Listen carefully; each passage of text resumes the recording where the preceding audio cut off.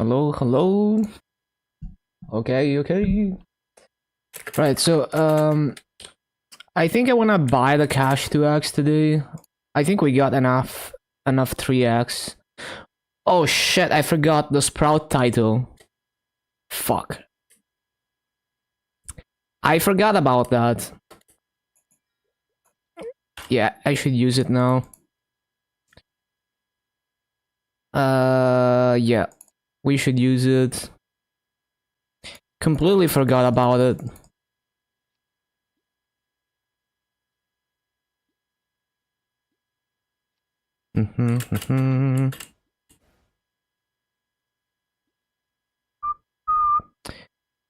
Right, so how much 3x do I have? 5 hours and a half. Is there any 3x? Oh, there is 3x. Okay. Good shit. So that gives me another hour. So that's like 6 hours and a half. And there's another 2 hours here. So that is 8 hours and a half. Yes.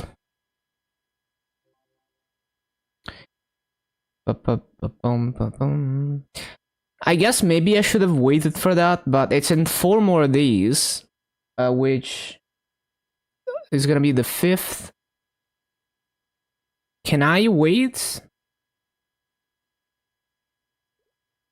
I guess we can wait for that, so we have 10 hours of 3x. I guess. Yeah, I guess we're gonna wait then. Well, shouldn't have claimed that, but it's okay. It's not gonna expire. Yeah. So basically, tomorrow, so September 2nd, 3rd, 4th. Yeah, we're good. Hello, Cursed. So yeah, on the 4th, I buy the cash 2x then. Sounds good.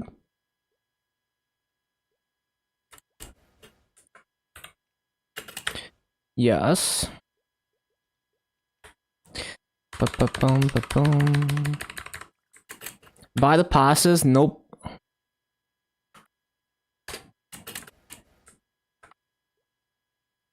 Okay. Time to grind.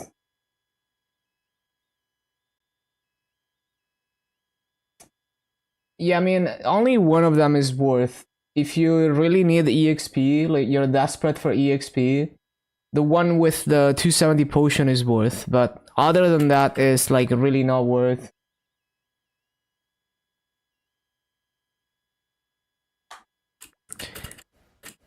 I mean, I guess if you already have a legendary familiar, maybe it's worth to reroll it. But it's not even that many rerolls for like 50k Maple points. That's well 5 bill. It's very expensive, over 5 bill now because the rates are shit, right? Like you're spending like what's 8 bill. Like you're probably spending like 8 bill for that shit. Yeah, on reboot, it's like only the few people who are lucky enough to have a legendary fam from Princess Snow are gonna find that useful.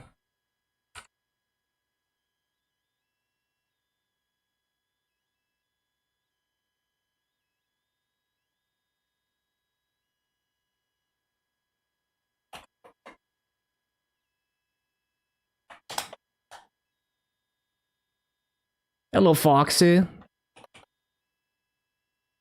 What up? What up? Okay, so we're starting at 70.258. Made 1 unique fam and it turned to be 30 boss. Damn, that's really nice. Really lucky too if it was your first unique. Okay, let's go. Chadyata.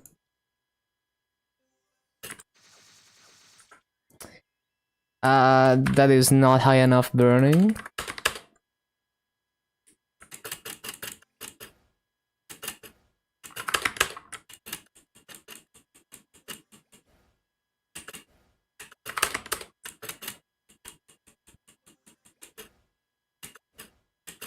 Okay, never mind. Maybe that was a high enough burning, because everything else is shit. Burn reset in advance. They could just make an event like maybe during events they could change it so everything is always 10 burning. They could make an event like that. I'm sure people would love it. Got the bug cat weapon on your first style box. Damn, that's really lucky. Huge. Okay, WAP. There was an event, level 15 burning. What the? We need that shit.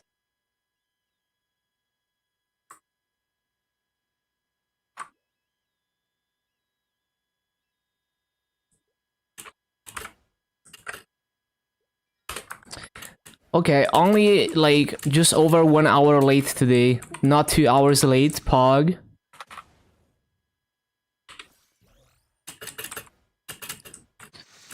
Chat buff bugcat to Roo.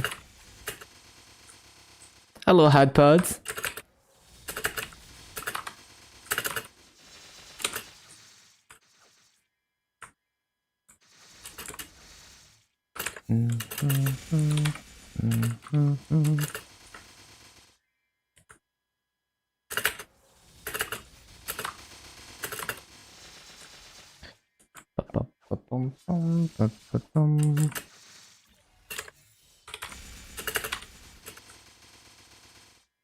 What's the vibe in Morris? It's pretty good actually. I was expecting worse, but I found a way to rotate this map that doesn't require any energy management. Like, I don't have to use the iframe or the summon at all, because I only use one phantom blade per spawn cycle if I do this. Like, not the easiest, but it's pretty average. So yeah, this map is comfy on Hayato for sure.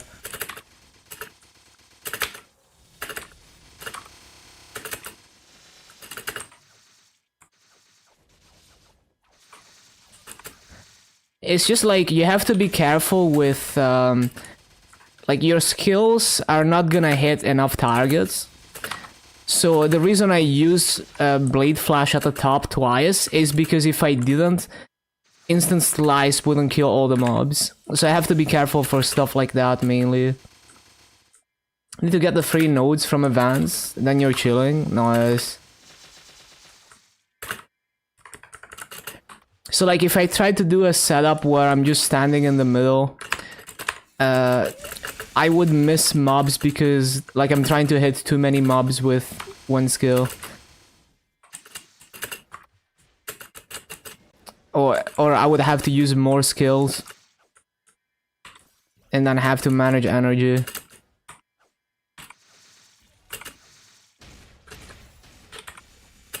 No skill can hit more than 15 mobs. The thing is, for example, the Dual Blades Blaze of Destiny has multiple hits, and each hit can hit 15 mobs, or whatever. So it has 2 hits, and you can, like, they have a delay, so you can move as you use it to hit more mobs. I feel like they should change Hayato's cooldowns to work like that, if it's gonna be a entirely cooldown based class. It would make a lot of sense.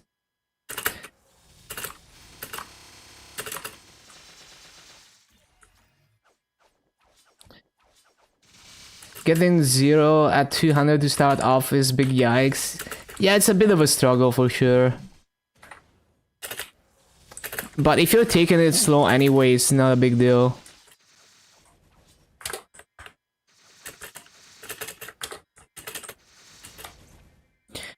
Yo, did you notice, like yesterday I noticed that the Hayato up jump falls faster than gravity? Like, look. It falls super fast. Like it defies gravity. But then if you jump down normally, yeah, that's the terminal velocity, right? That's the gravity. But if you up jump, you just fall down super fast. So weird. It's very cursed. What happened to the Maple points rates? Yeah, I don't know. It sucks. I think it's just that we need more Maso sinks. Now that people are actually motivated to farm, you know, like there's an oversupply of Maso because of frenzy rates. So we kind of need more Maso sinks to balance that out. Like maybe we could have like the Maso cubing or something. I don't know.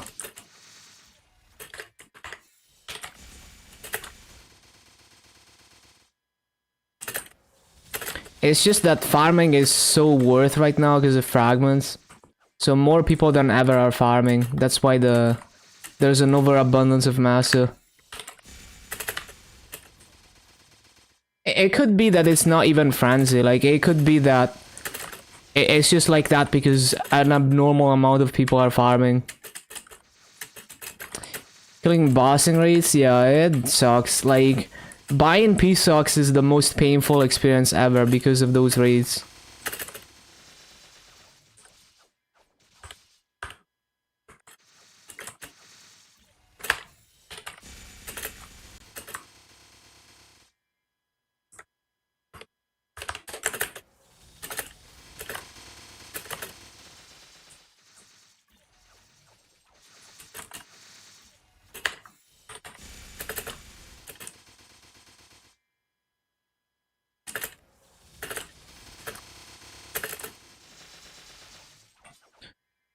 Was chilling on 14 bill thinking it's gonna be enough for reboot back plus 2 months, but I guess not. Yeah, it sucks.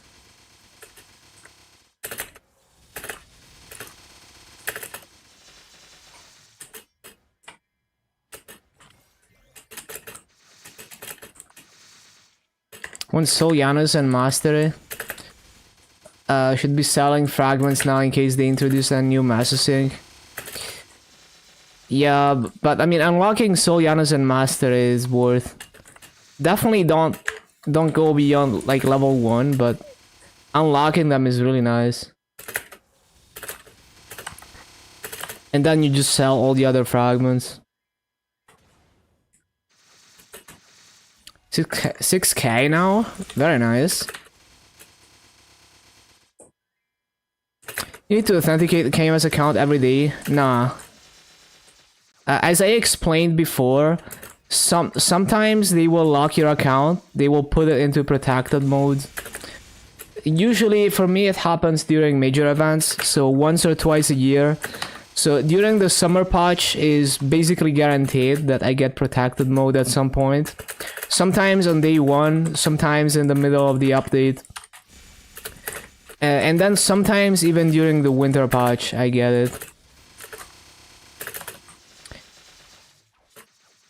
And it's not always a simple phone verification. Like actually, the protected mode I get on my account could not be verified with a simple phone verification. The account owner has to send a credit card check to Nexon to verify the account. Yeah, major updates, they ramp up, they become more aggressive with the security. And they just lock a lot of accounts.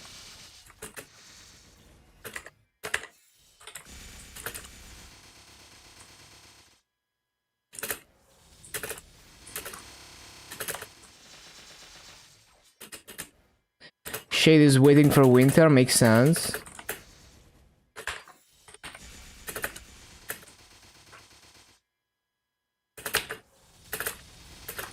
It's actually so crazy that we get 2 hyperburns per milestone.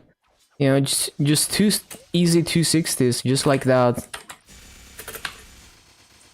How old do you need to be to make an account on KMS? No idea.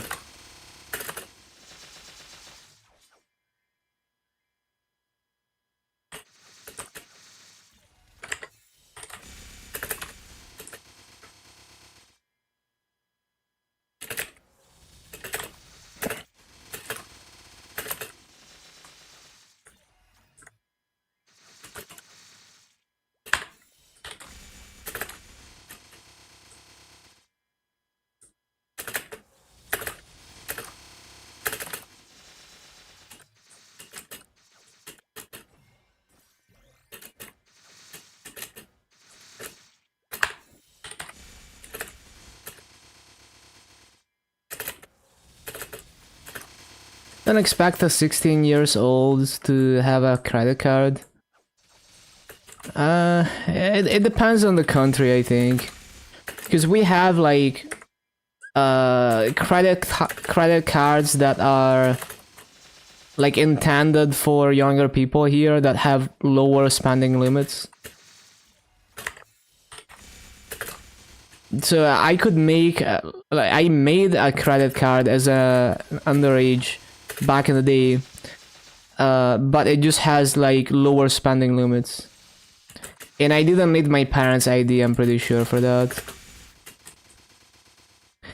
But yeah, I mean, if you're like, if they don't allow underage people to sign up for KMS, you could probably just get your parents to make an account for you and then use the Maple ID. Like, you don't even need to log in with an Nexon ID. I just log in with a Maple ID.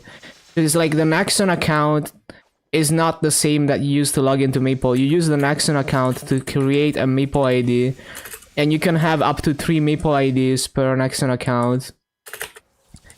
And the only thing that's shared is like the mileage. Everything else is like separate. And then you have like a username and password for the Maple ID.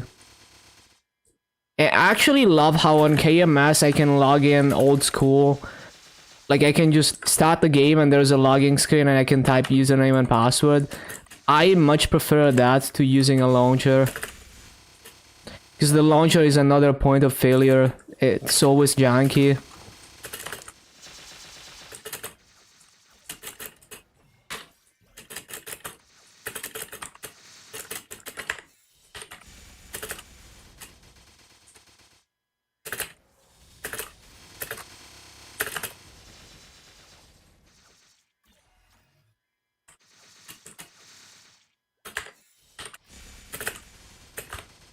$17.60.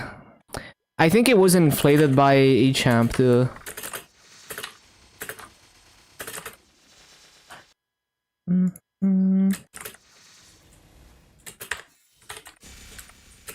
Like how you can instantly get into character selection. Well, it's just like the price to pay is that maybe the launcher is really janky with updates and stuff like that. And like maybe like it doesn't let you log in, or you know how janky the Nexon launcher is. Like the game crashes and it thinks it's still running, and then you have to restart it to restart the game. All kinds of annoying stuff like that. And then they add stream embeds on the Nexon launcher, so they force you to use bandwidth to watch a stream in the background. And I mean, the launcher, having the launcher open is using resources in general. If your IP changed, you have to make a new password. Yeah, it's so annoying. View botters in the Nexon launcher. Got banned on stream for memeing on them. That's funny. You stopped at GMS, went to JMS. Damn. JMS Giga Chud.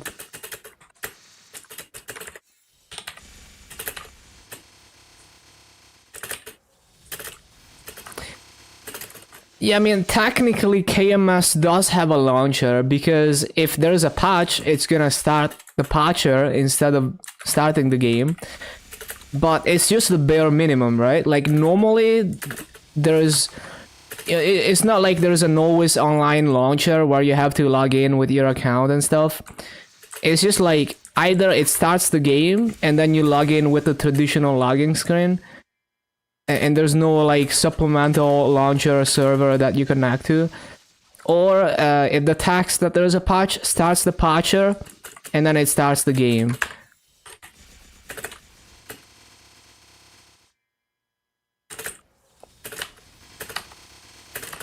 It would be so nice if it was like that on GMS too, right?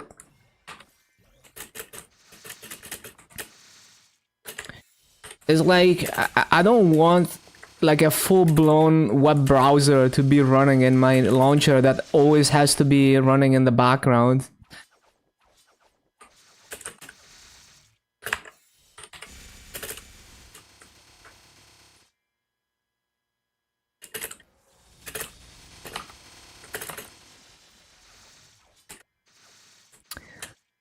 Yeah, I mean, like, I can see why they have a universal launcher like that, but it's just fucking annoying. Like, it's less work if you have a universal launcher than if you make like a game-specific patcher and launcher for every game. But at the same time, it's like Maple KMS already has that, so you don't even need to. You just need to set it up to work for GMS.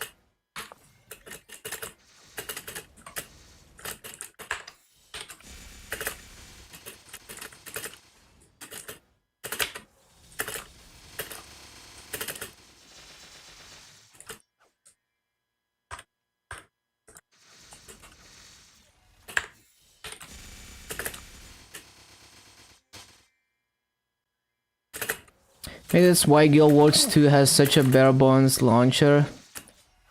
ANET only has like 2 games. Yeah, I guess that's why.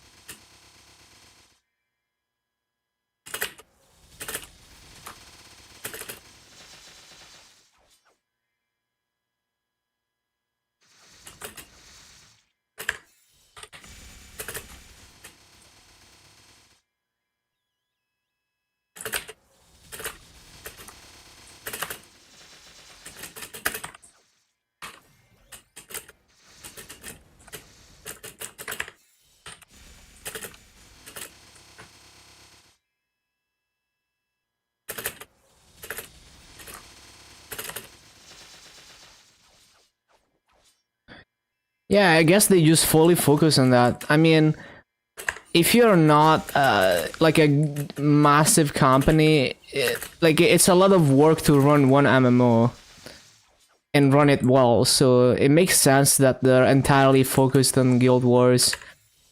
It must take so many resources to keep it running well.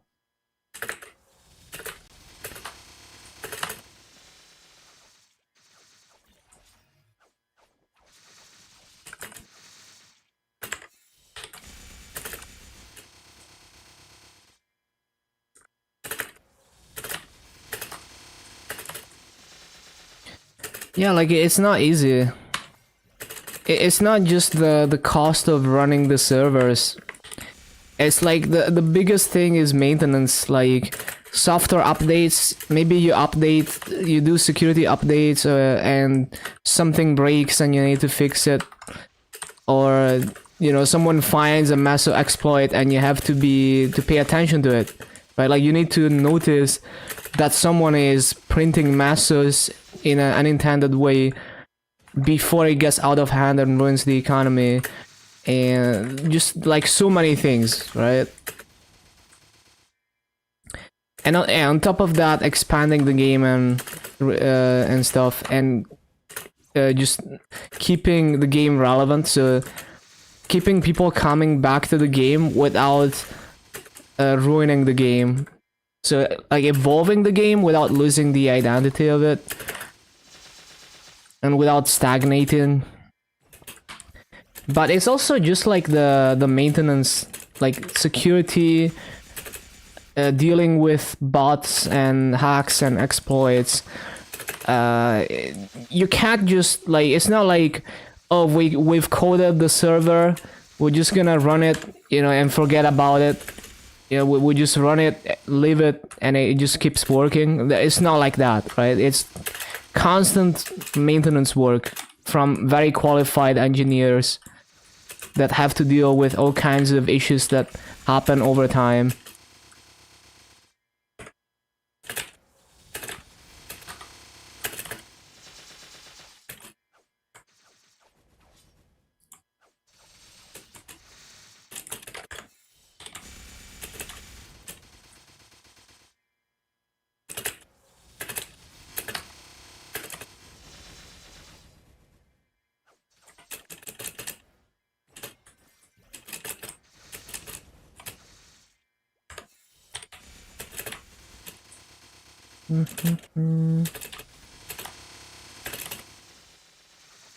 Technically, ArenaNet is a subsidiary sub. Oh my god, how do you say that word? Okay, let me put it into Google. Subsidiary? That how you say it? But yeah, they're probably just the publisher. Like NCSoft is probably just publisher, right? Subsidiary. Oh, I see. Makes sense.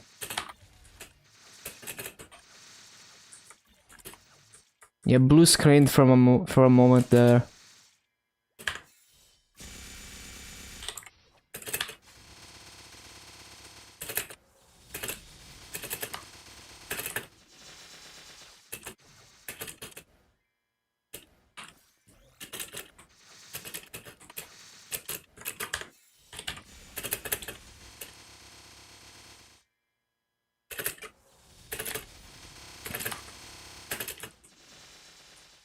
NCSoft just owns Arena, yeah.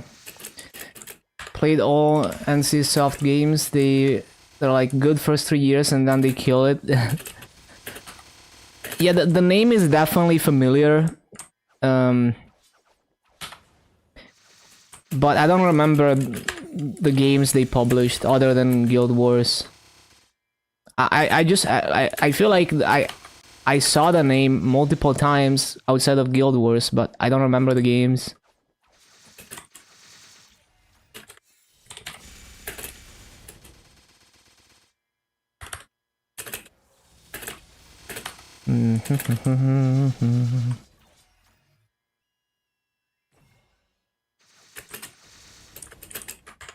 Oh yeah, Ion. I remember that.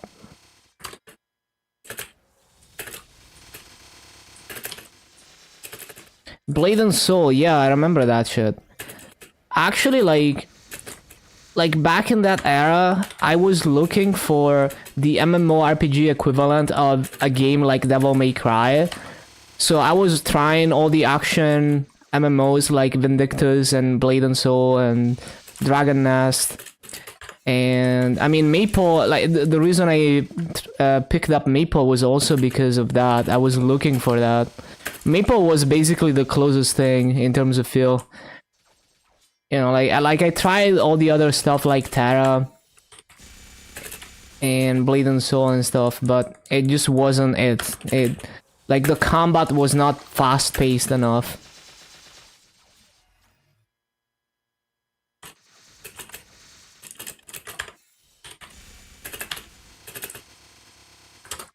So that's why Maple became my go-to MMORPG.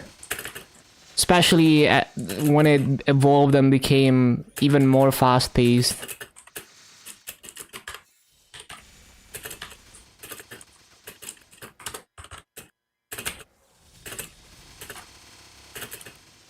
I think the second closest thing to achieving that feel was Ragnarok Online. Ragnarok Online combat was interesting because even though it was a point-and-click game, and you auto-attack mobs and stuff, it was very fast-paced the way that the combat worked. And obviously, like, you could micromanage skills and stuff, but it just felt, you know, flashy compared to, like, imagine something like RuneScape.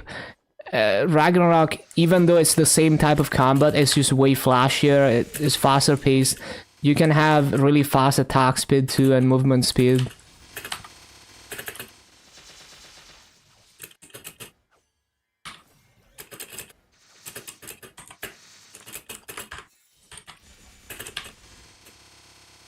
Guild Wars 2, not familiar enough with it.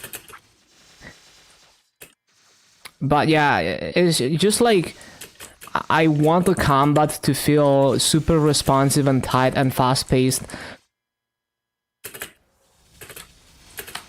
Martial art MMO? Yeah, true.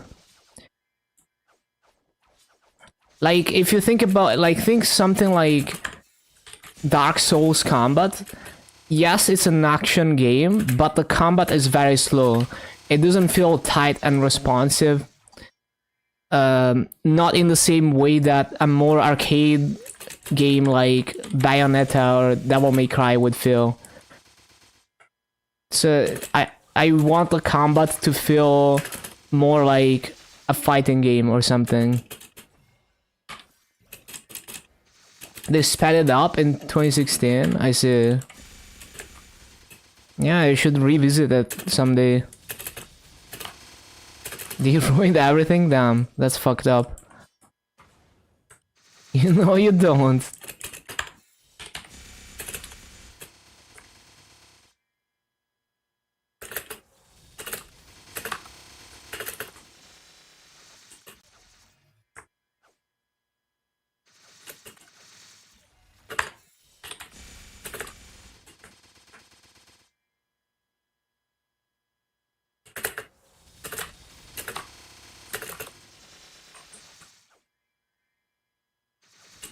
Blade's Worm was made to be slow, I see. Yeah, it's just like it's hard to nail that feel. To have like a very arcade-ish combat. It's just like even if you try to code it yourself, to make a combat system feel responsive and flashy and all of that, like you don't realize how difficult it is to get it right until you try. Because like game studios will, they will have the artist make these very detailed animations, but then you realize, well shit, this animation has too many frames, so it's gonna take like a half a second between when you press the key and when the animation actually hits the mob, and that feels like shit. But if you look at MapleStory animations, you see that like the start of the animation is almost instantaneous. There's almost no wind up to most skills between when you press the key and when you actually hit the mobs. It's like abnormally fast, right? There's no wind up or anything. And that's key to making it feel good. That's part of just what you have to think about. There's many things, but that is part of it. So you have to intentionally make it unrealistic to make it feel good to play.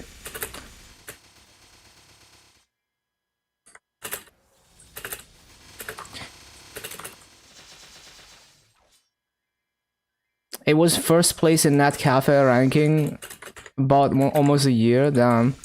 But the Surface Pro 11 pretty recently, the frames just died recently. Hope the laptop is not bricked. The frames just died. So you mean like it works but it's like laggy or what?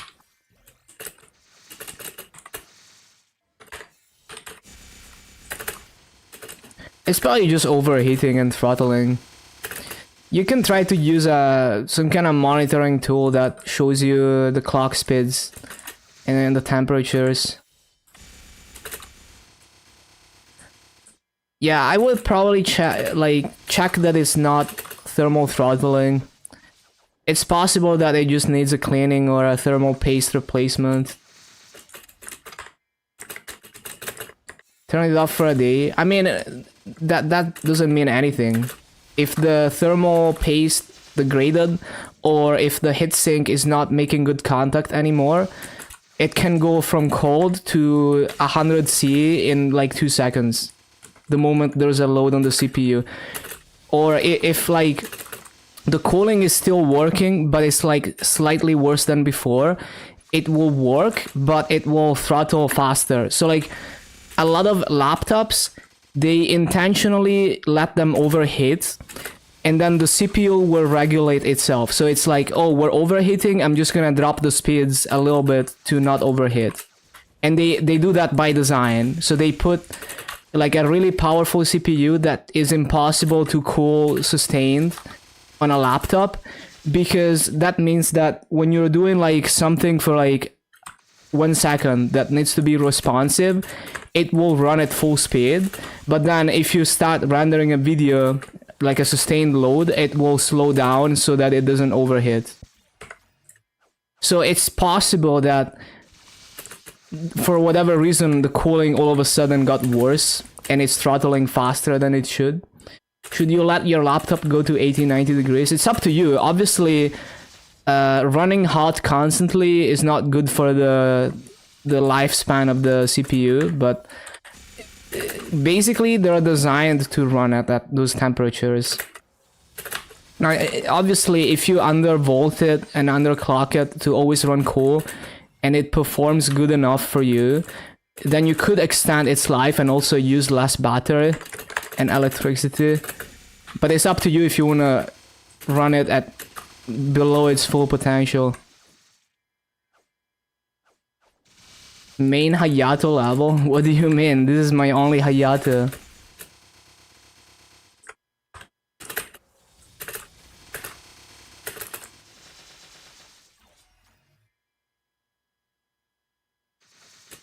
If it's not TAMS, what do you do? I mean, surely it's under warranty. You know, just... You can Google around for similar issues, or you can just get in contact with Microsoft. See if they can help fixing it.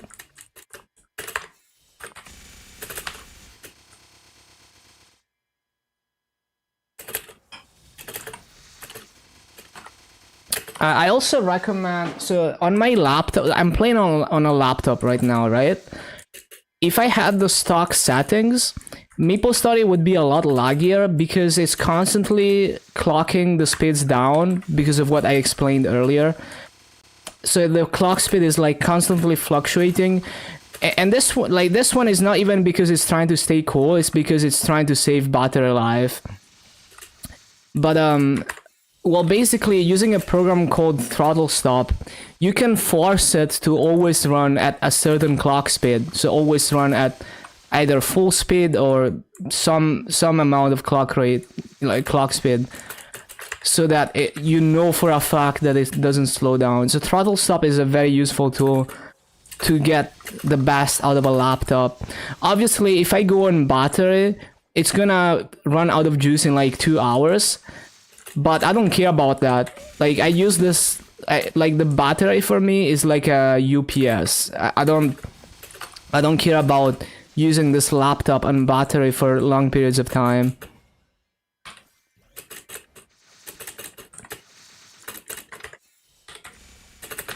So it's like you can look at your temperatures. If they don't look bad, you can try throttle stop, and there's tutorials on YouTube on how to use it. There's a lot of tutorials on throttle stop. You don't necessarily care about all the undervolting stuff. The only thing you should look out for is how to lock the frequency at full speed. And then if it's overheating, you can try to get into undervolting to get it to not overheat, but like you don't need to go that far. Like on this laptop, I didn't undervolt. I simply locked the frequency.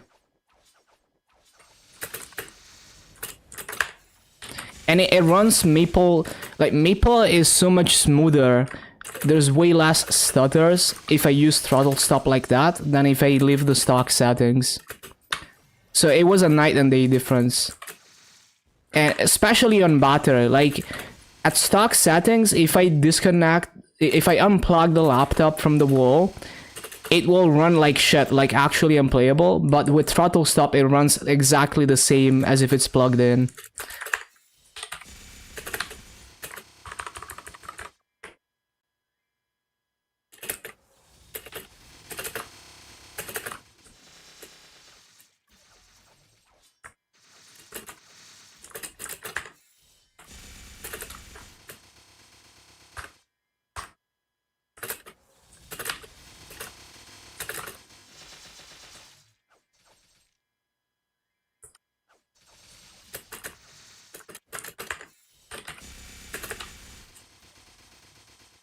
You get more dashes and lower cooldown on Shadow Assault? Yes. So when Shadow Assault, like Hexacore is maxed, you can use it every spawn cycle instead of every other spawn cycle. But even when it's not maxed, it means that when you do the resummon cycle, you can use an extra Shadow Assault to replace a summon faster, and it's not gonna be a problem. So for that one cycle every 1 minute, you can use 2 Shadow Assaults and be fine. Obviously, if you try to continue using it like multiple times, then you're gonna run out, but unless you've maxed it, and then you can use it every spawn cycle. But yeah, it helps a lot even when it's not maxed. If you look at my Shadowware rotations that I posted on the Shadowware Discord, in the recent ones I do use Shadow Assault a lot when I resummon, like 2 or 3 times in one spawn cycle sometimes, to make it easier to replace summons.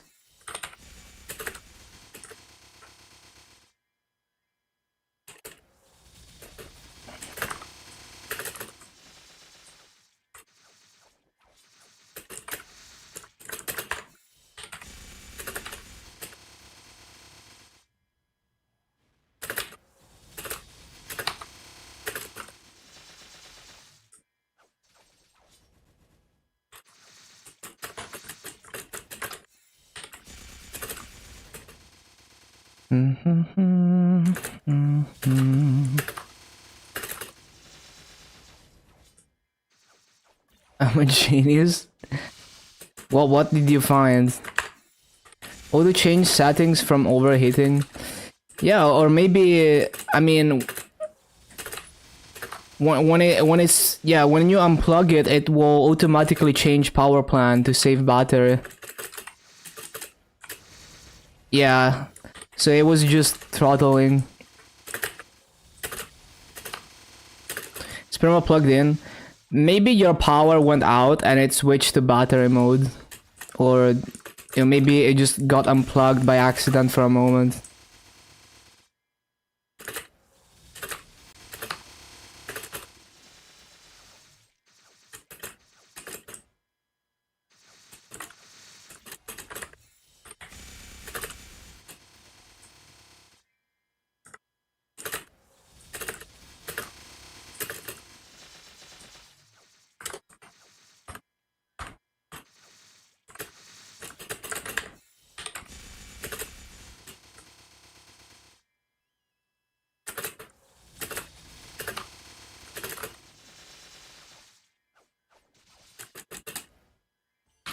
But you break that 1K laptop. I mean, if you did, it wouldn't even be your fault, right? Like, you didn't do anything wrong. You would just send it back and they would replace it.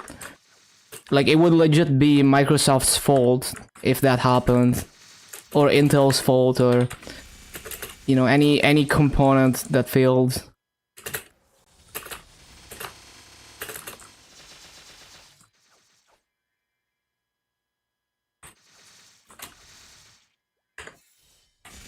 Because Microsoft wanted like that. I mean, if you bought a brand new thing from a reputable shop, it will have a pretty long warranty.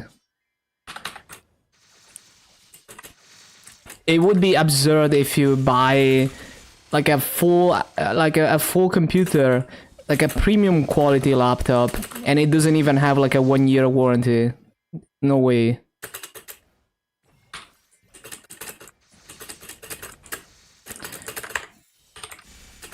Like, I think when you buy an Intel or AMD CPU, you have like at least 1 year of warranty, if not more.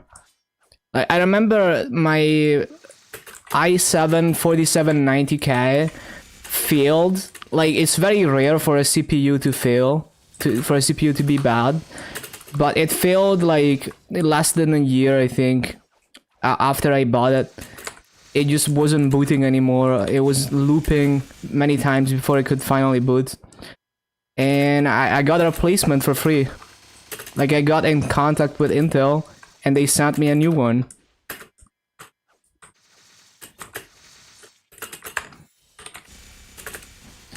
And that actually drove me crazy because you can never expect the CPU to fail. Like, it's exceedingly rare for the CPU to be bad.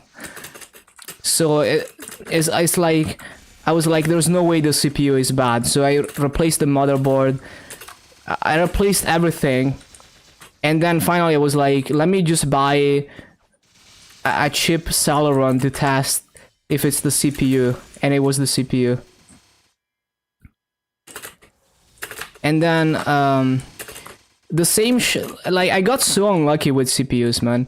When I bought my 5800X, it was broken out of the box. Like it worked for like half an hour, and then it shut down and it wasn't working anymore. It wasn't booting anymore. And then I was like, well, maybe the motherboard failed, so I got another motherboard, and it still was doing the same shit. So the CPU was that, and I got it replaced. Like, I sent it back to Amazon. Like, I don't understand. Like, the probability of, in your lifetime, getting 2 bad CPUs brand new is so low, and I somehow managed to do that.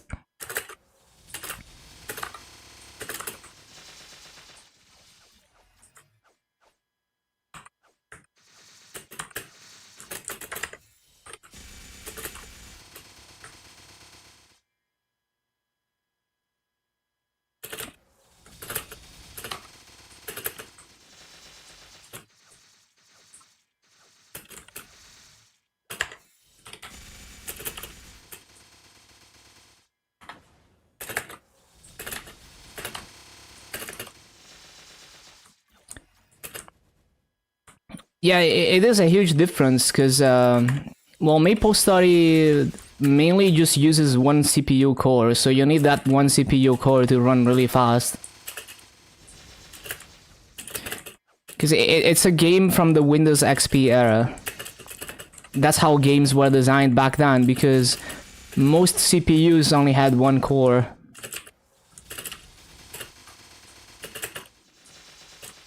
Like, the most you would see is like one core with hyper-threading. Well, not even like...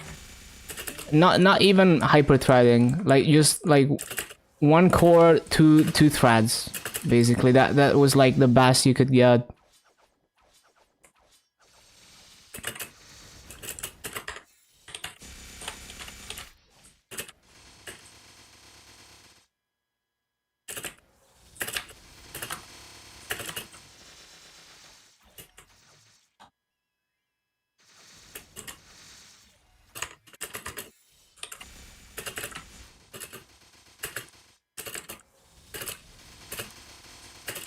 Does ARM make Maple run worse?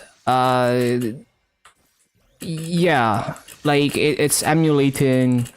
Like if you have an ARM CPU and Windows is the ARM version, Maple is running through some kind of emulator to emulate x86. I'm pretty sure Maple doesn't have an ARM build. So there is some performance overhead from that.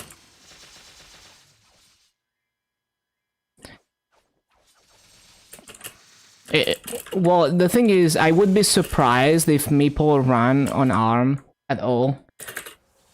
Because I wouldn't expect the anti-cheat to work properly if it's emulating. So I don't know, maybe you're not on ARM.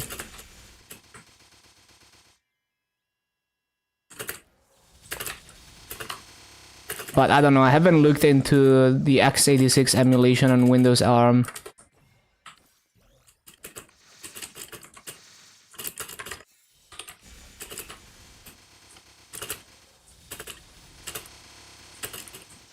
You're not gonna play Maple on Linux? Well, in theory, it runs perfectly fine. Like, if you play the private server that uses the current version of MapleStory on Linux, or on your Steam Deck through SteamOS, which is Linux, it will run absolutely fine. But if you play the official server, the anti-cheat will not load. You get to character selection, and then it's gonna be like, oh, let me check in with the anti-cheat, see if it's working. And then it's gonna crash because it's like, well, I don't see the anti-cheat. Guess someone is trying to hack, so we're just gonna close the game. That's what it's gonna do.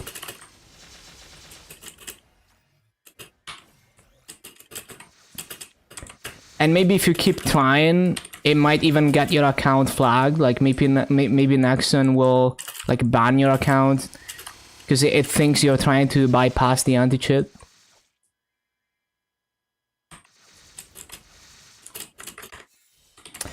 Yeah, maybe it is running under emulation, and it's, well, if it's running under emulated x86, then that's pretty impressive that it runs at all, especially with all the anti-cheat shit.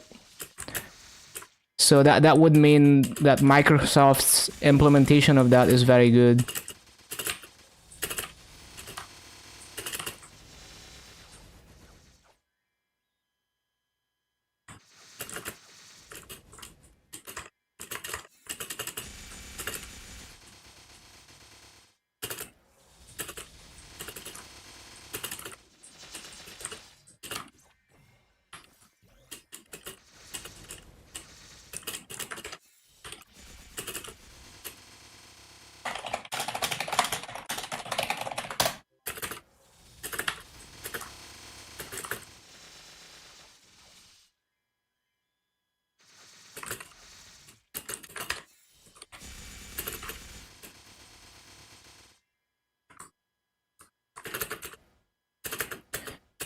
But yeah, you're basically running it's almost as if you're running a virtual machine, but it's a lot less overhead than running like a full-blown virtual machine. Server is just Luna. Right there, Luna on GMS.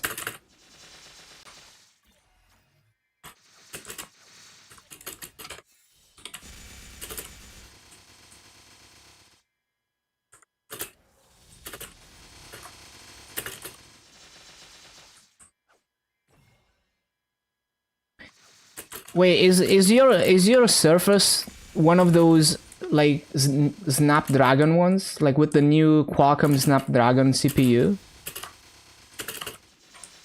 Because I guess maybe it's using the newest Prism technology to emulate x86. Yeah, okay. European tried any reboot feels so laggy. Yeah, that's just the way it is. But yeah, pretty impressive that it can run Maple even. Like, yeah, it's pretty impressive that the anti-cheat doesn't have a problem with that. So yeah, I must say I'm impressed that you're able to run Maple on that at all without the anti-cheat complaining. But yeah, you just have to deal with the ping if you wanna play on NA. And so some people use exit lag or mudfish. I've used mudfish before and it improves ping a lot. But I wouldn't recommend it because, well, what if someone else uses the same VPN, the same node on exit lag or mudfish, and then they hack and then you get banned as well? There's always a risk even if it's very low, so I personally wouldn't, like, even though I've used it before, after what happened to Kobe and Steve on KMS using VPN, I wouldn't recommend, like, I don't even use it anymore because I don't want to, even though the risk is very small, I don't want to risk it. I just deal with playing with really high ping. Like when I play on KMS, I have insanely high ping, like 300 plus ping. I can still farm at optimal rates, and I can still do bosses just fine. You get used to it, but it does feel a bit worse for sure.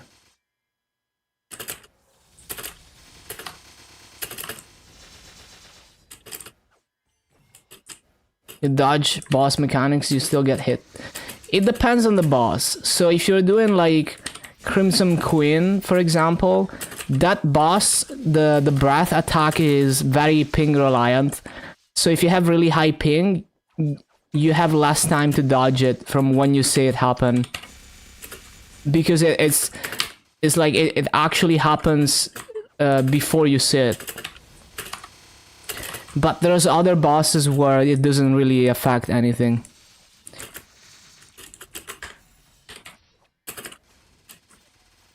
But you do get used to it. Like, do remember that, like if you think about, for example, Kobe, he's I mean, I don't know if you know the Kobe like Ice Lingons, but he's really good at bossing. But I'm pretty sure most of his bossing is done on really high ping. Because I remember he said he was playing without a VPN on KMS for the longest time until he was forced to use a VPN because of the IP lock on his account, and then he got banned and then unbanned. But yeah, so like he did a lot of like really try hard bossing on really high ping, to the point where in Will Phase 3 you have to intentionally dodge late and adjust your dodging to the ping.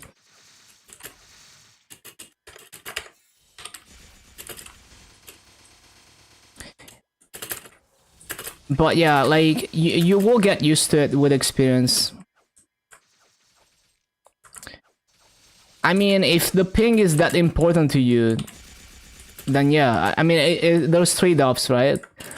It's like, especially if you play on Heroic, aka Reboot, you don't necessarily need a lot of people to be playing the game to enjoy the game, right? Especially if you don't care about party bossing that much. I personally don't care about that. But it is important, like for me, it would be good if a lot of people play the game, because I play on interactive worlds and I need the economy to be good.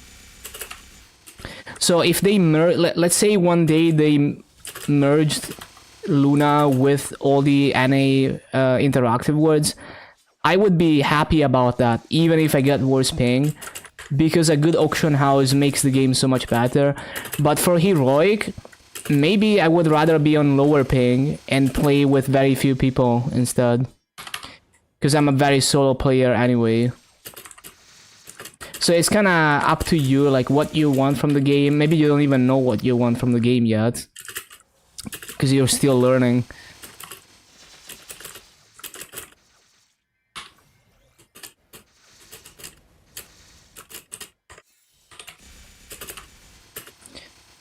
So yeah, just give it a try, and as you figure out what you want to do in the game, you will figure out whether it's worth playing on high ping or not.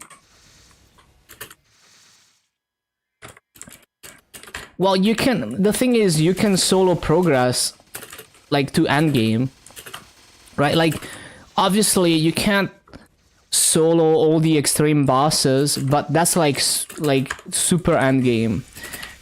And eventually, you get strong enough, like, eventually there's enough power creep that you can solo them. But you can purely solo progress all the way to, like, you know, like, easy Kaling, easy Kalos solo. I mean, you could probably solo progress all the way to, so I mean, yeah, you can solo progress to all the way to soloing the hardest boss that is possible to solo, right? And that's basically everything, other than extreme difficulty bosses. And the strongest people in Heroic can also solo extreme Lotus. So you can get that strong with pure solo progression. It's just that maybe you don't want to do that. Like, maybe you're not that try hard about solo bossing, or maybe you enjoy doing party bossing and getting the clears earlier than if you soloed. I'm personally a very solo player, so I would never want to get into a bossing party and have to deal with logistics and scheduling and all of that. I would rather not clear the boss until I can solo it. You're like me? Well, then you don't really need to play on the highest population server, right? Like, as long as you, like, if you want a community to chat to, you can probably still find an active guild, even on Solis. What's Meso Market in Luna? It's bad. Like, it used to be 1 bill equals 10k maple points, but right now it's like 1 bill equals 7.3k maple points. Because, probably because a lot of people are farming because of fragments. And we don't have enough Meso sinks, especially with Frenzy Meso rates. So I'm hoping they will introduce more massive sinks to kind of offset that. Yeah, beta is even worse. Fragments, last I checked, they were 6.5 mil in the auction house. Many frenzy sellers? I don't know. I don't buy frenzy service. I don't think there's many. But I don't know exactly. Because selling frenzy service is so much work too that most frenzy owners wouldn't want to bother with that.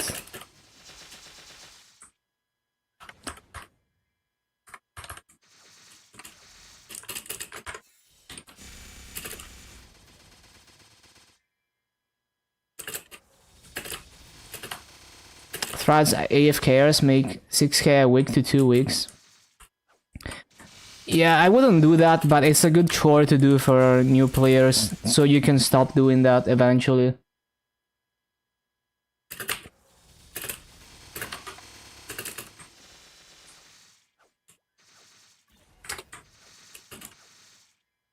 More botters? It doesn't necessarily mean that there's more botters. It could simply be a case of there's more people than ever farming, right? Like, why did the price go down in both NA and EU? Because when they made fragments tradable, a lot of people came back to interactive worlds, and a lot of people that were not farming before started farming, or people who were farming before started farming more. So more people farming, there's a oversupply of Maso in the Maso market, and not enough demand to offset it. So it's like the number of people who are farming Maso has increased, the number of people who put Maso on the Maso market has increased, but the amount of people who are buying Maso from the Maso market has not increased accordingly. So you end up with a lower price.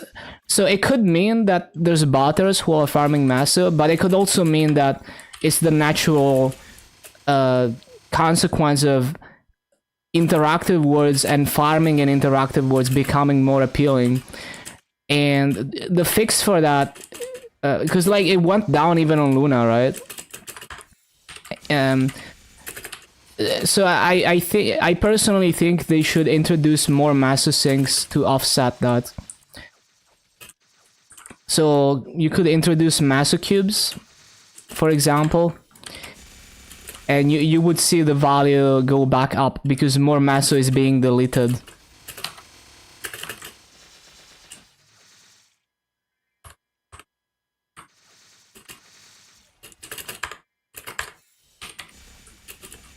You need to start over, yeah. Like the way I play MMOs is I play it almost like a single player game, but the fact that it's multiplayer is still important to me. So like I remember I was watching Togain's video about old Korean MMOs, like charming Korean MMOs like Maple. And he also talks about how he plays MMORPGs as a single player game and never does things with other people. He just wants to like explore the game and stuff. That's exactly my mindset too. I just want to like play at my own pace on my own, explore as much as possible about the game, and just kind of discover it on my own. But it's still important to me that it's multiplayer because it makes it feel alive. It like the game evolves. There's a mini society inside the game that affects how the game works, especially when you have trading and the auction house. So even though I'm the least social player in existence and I play it like a single player game, it's still very important for it to be multiplayer, at least for interactive worlds.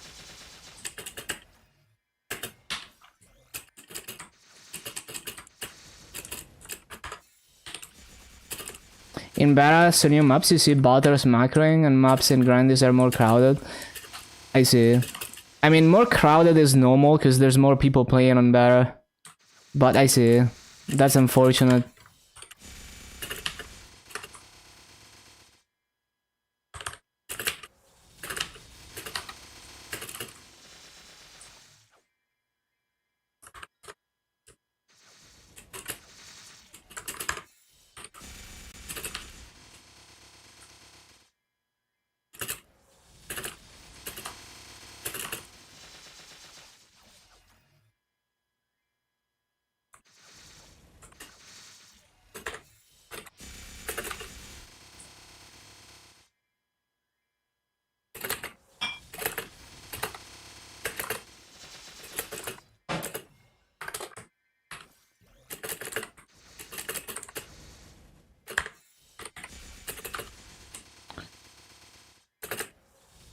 Try hard wheel again after dailies and style forcing. Yeah, I think all you need is practice. Like you have the damage to do it. Like it's not even gonna be a minimum damage clear, right? You have more than enough damage. So really, it's all gonna be about practicing, and that's, I mean, that's kind of the whole reason why, you know, like if you're into bossing, that's what you're playing for, right? Like the whole reason why you grind and level and like work on your gear is because you're looking forward to enjoying bossing and learning bosses and clearing them. I mean, at least for people who are into bossing and do things mainly for bossing. So it's like, well, you can do that now. Like you've grinded enough, you got enough gear, more than enough. Now it's just a matter of, well, having fun with the game, practicing the boss, and eventually you will get good enough to clear it.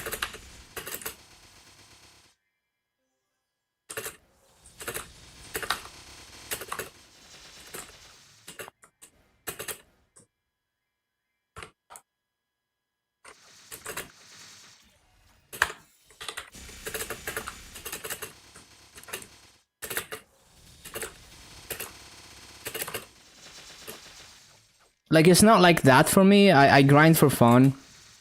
But yeah. Like if you're bossing focused, that's kinda what it comes down to.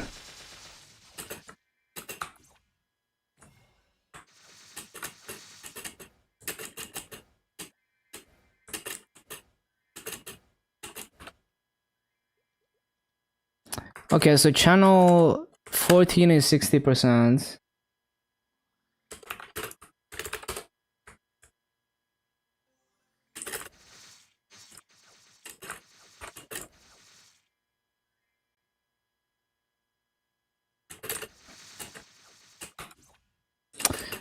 Ba-da-ba-dum. Ba-ba-bum.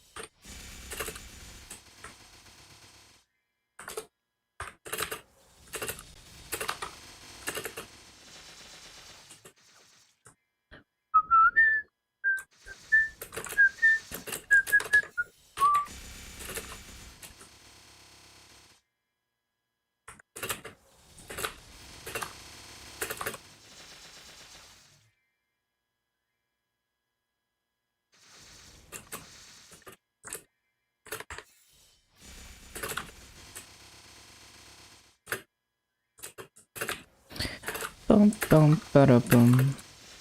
Ba-da-ba-dum. Ba-ba-bum. Bum bum bum bum ba-da-bum.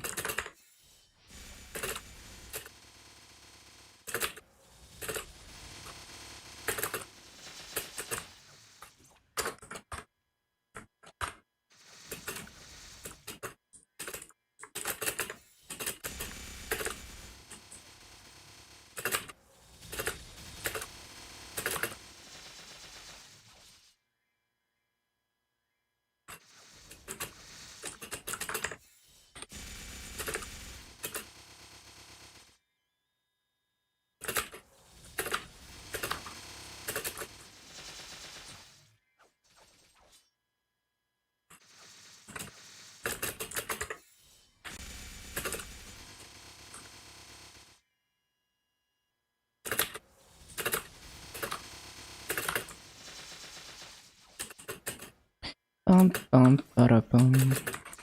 Ba-da-ba-dum.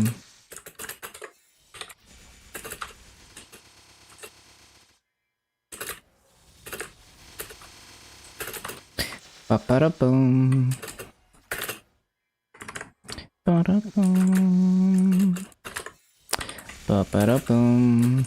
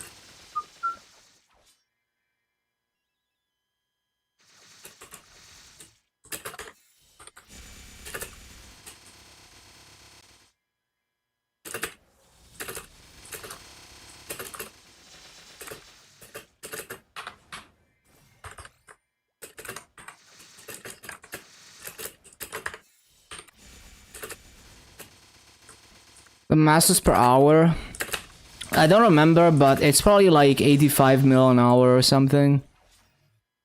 Like 80 to 85 mil an hour if I had to guess. With no wealth coupons, just wealth potion.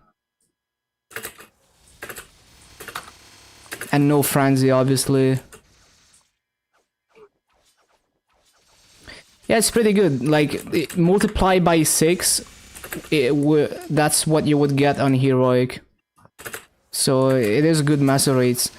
I get 17.4 to 17.6k kills an hour, so it's close to perfect rates in this map. It's not perfect, but it's close to perfect rates.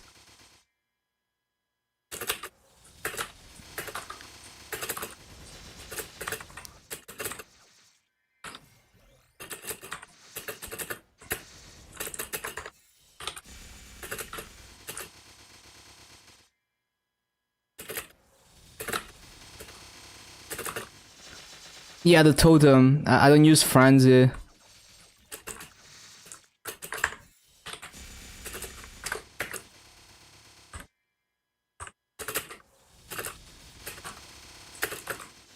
On frenzy, you would do triple the rates.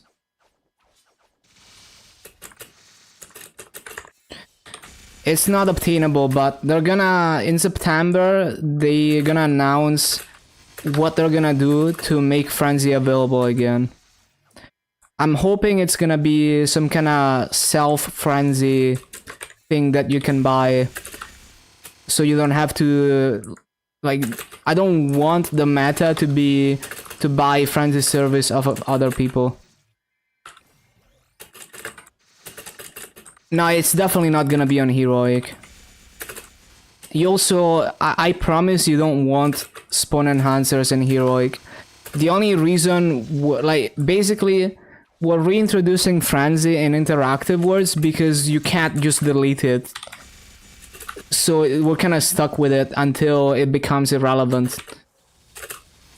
It was a mistake to introduce it. I promise you don't want any spawn enhancers on heroic. The kishing era was so bad.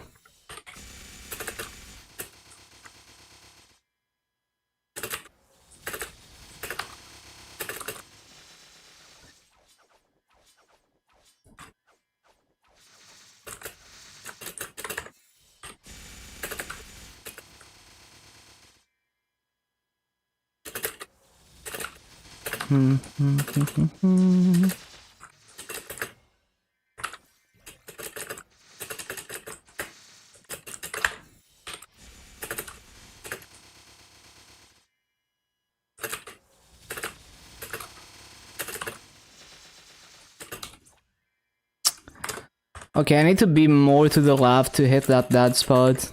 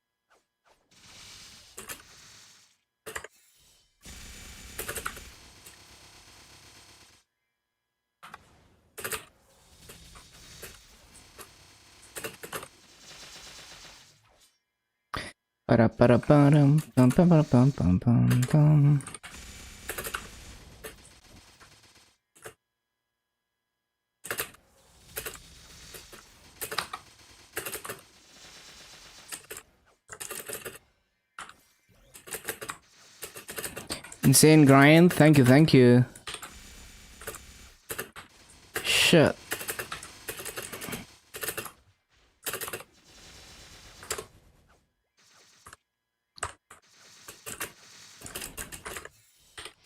I'm trying to min-max this rotation. There's many small things that make me miss mobs, so I'm trying to find ways to counteract that, to never miss mobs. Just small adjustments to the way that I execute this.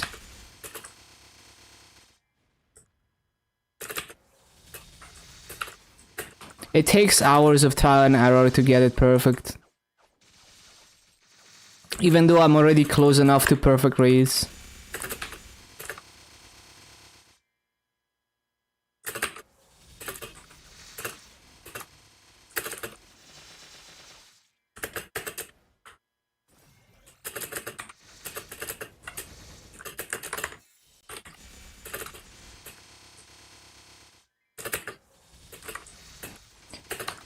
Yeah, it's just very satisfying to have really clean execution when I'm farming.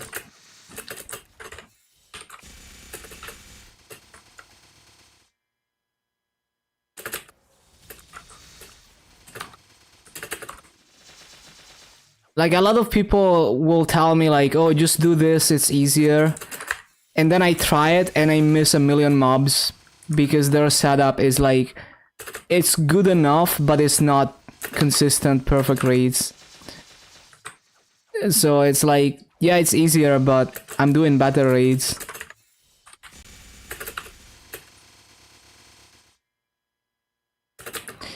Yeah, you find your own way also.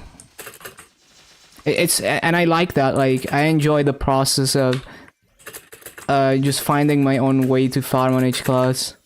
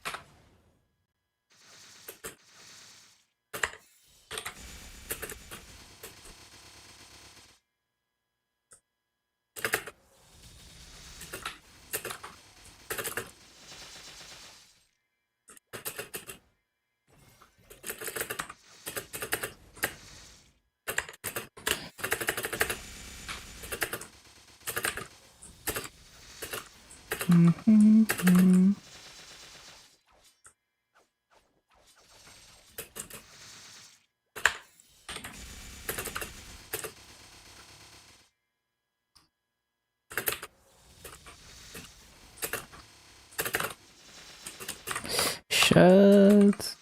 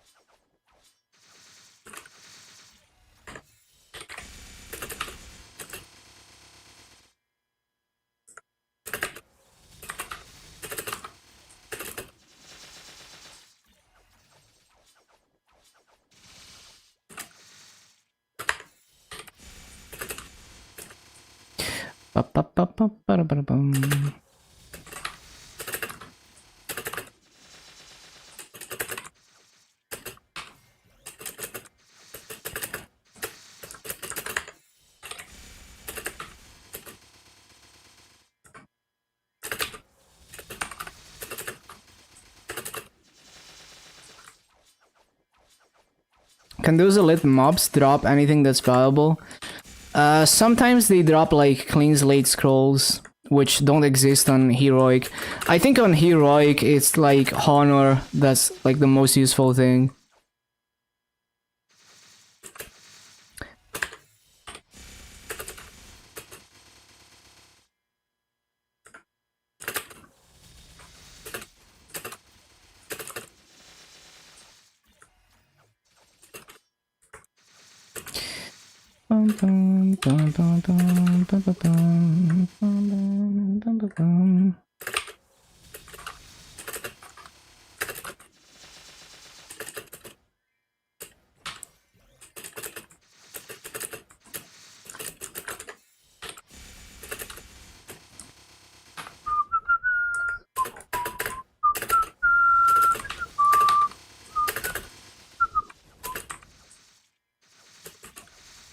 Oh shit, I forgot to stop the BA.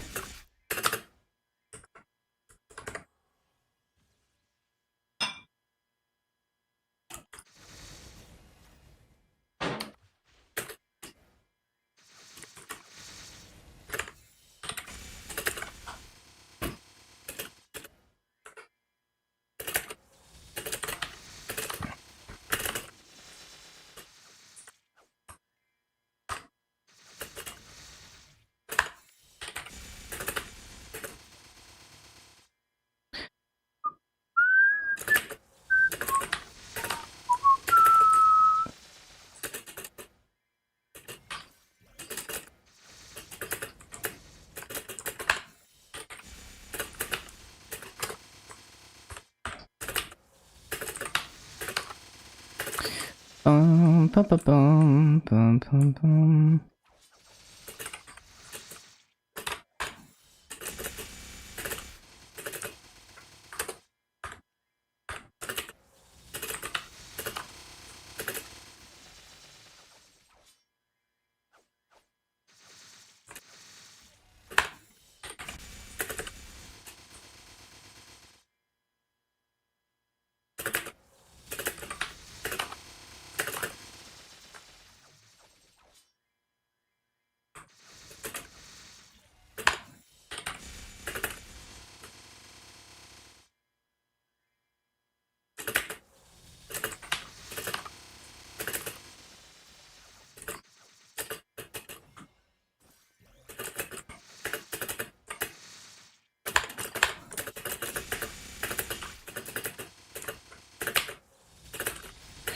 Ba-ba-bum, ba-da-dum, bum.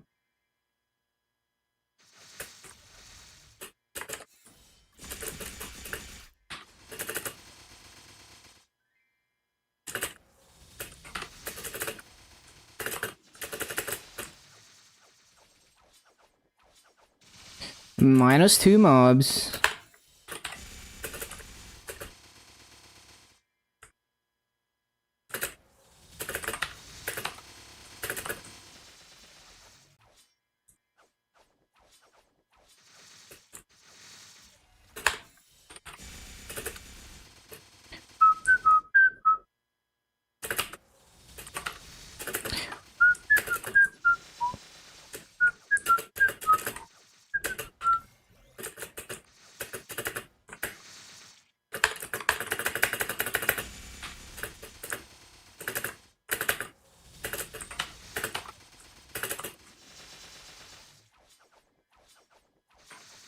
-4 mobs.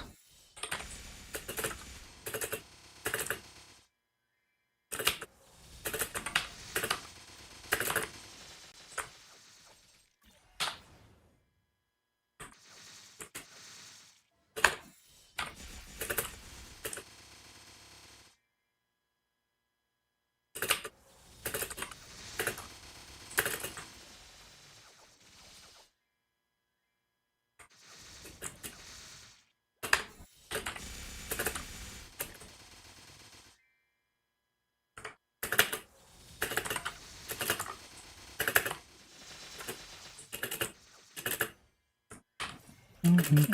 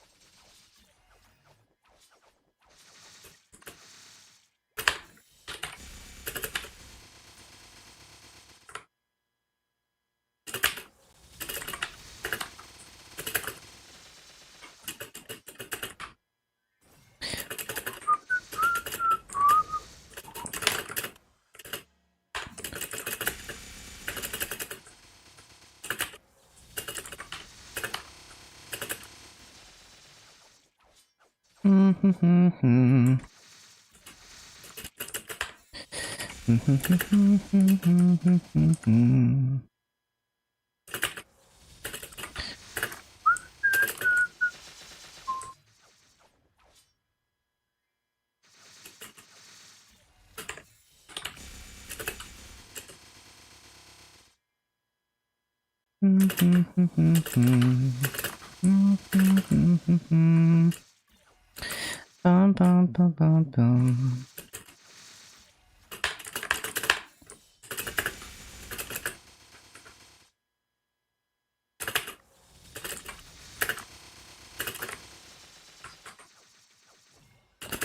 Show.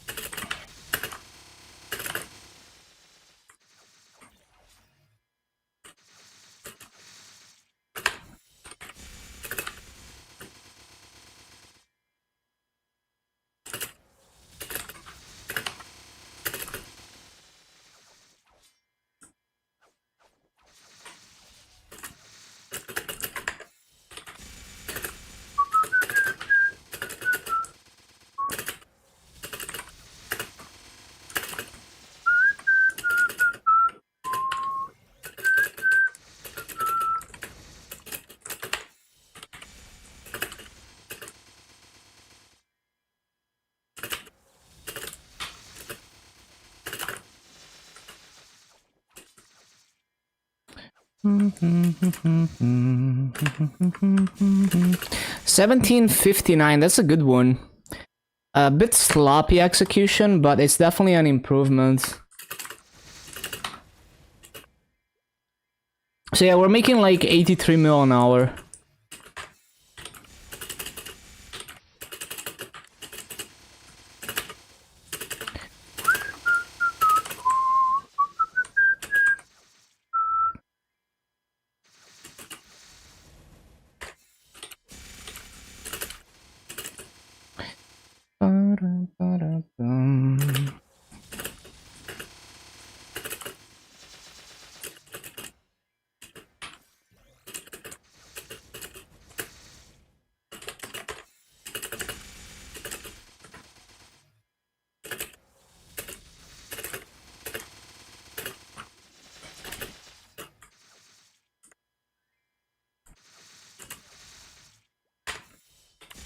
Wait, I'm dropping frames, what?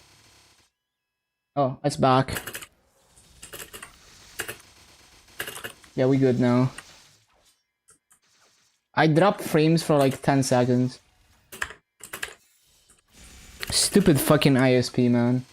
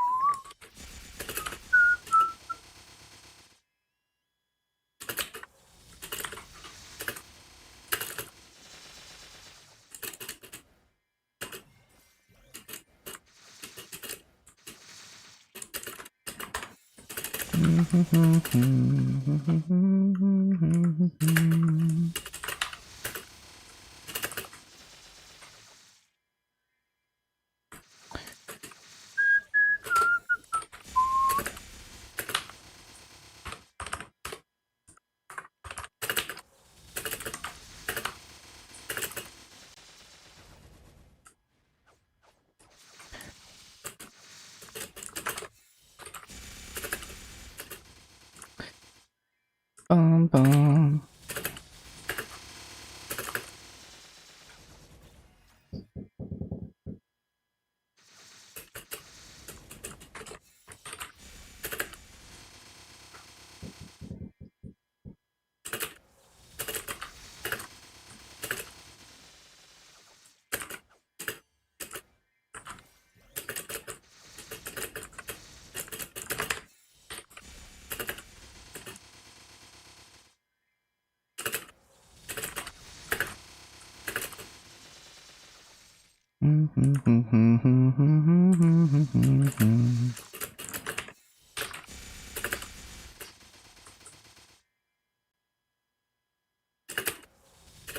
Hello, the man.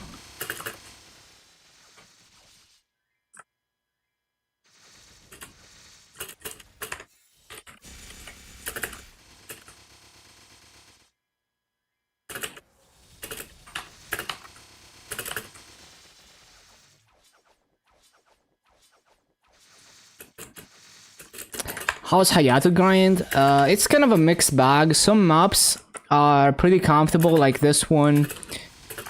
Some maps are a disaster, like Lachlan. Basically, if you can't clear everything using one Phantom Blade and either Instant Slice or Falcon's Honor, if you have to use more Phantom Blades than that, then it's a disaster because you have to pay attention to energy. Make sure you use the iframe and the summon off cooldown to upkeep energy, and you kinda really have to pay attention to it. But in this case, I managed to come up with a rotation that doesn't require any energy management, and then it's easy. So if you do have to manage energy, then it's very difficult. So in bigger maps, we're gonna have problems.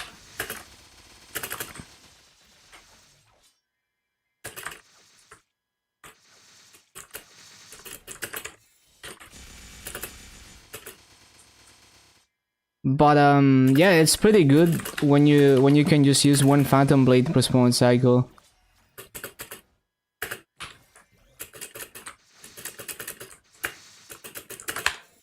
It also has some of the most satisfying skill animations and sounds. It was ahead of its time, right? Like, it was flashier than any other class at the time that 5th Job was released.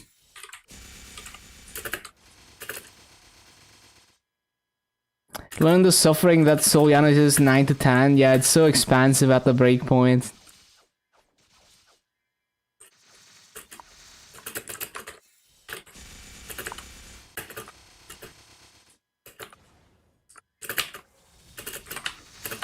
Yep, giga expansive.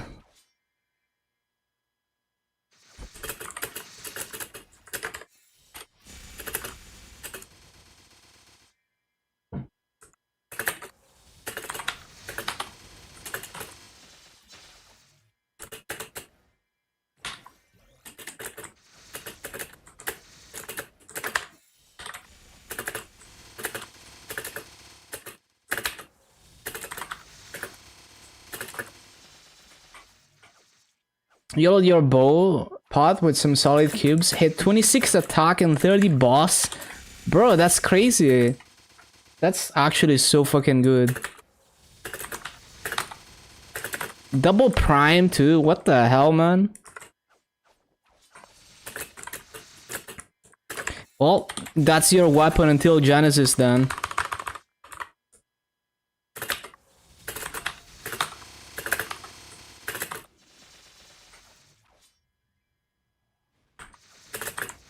The solid cube luck is insane.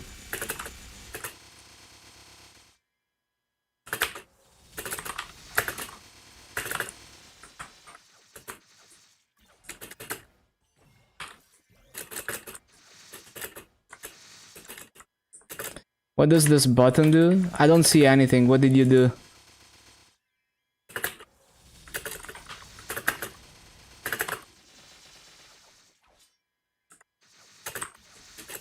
Went wrong.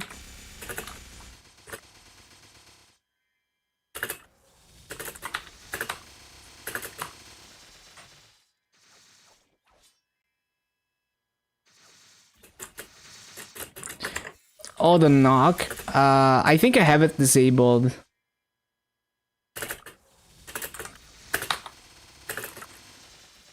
But yeah, I do wonder how it works. Does it... Like, I feel like it's just a way to DM the person about a collab. Probably nothing special. Hello, Sawi. Yeah, I'm doing great.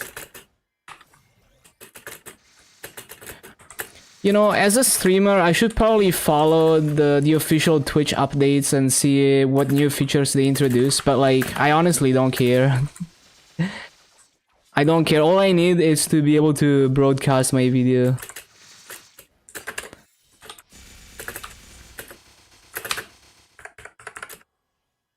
Hayato looks pog. It's very fun and satisfying. But it depends, cause if you get into bigger maps, like if you have to use more than one Phantom Blade per spawn cycle, then it becomes difficult because you have to manage energy and pay attention to it. Ice Lightning to 260 next? Wow, that's a comfortable one.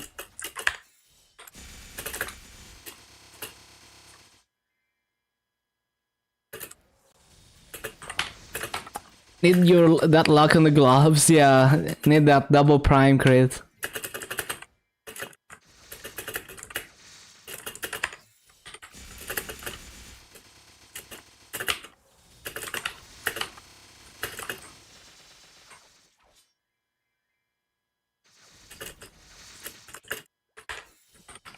What? Okay, I should not do that.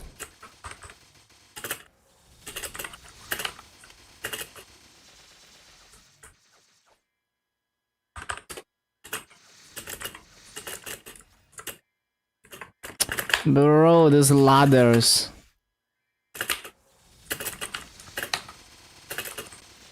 Only 215 feels kind of meh in maps. The hill map.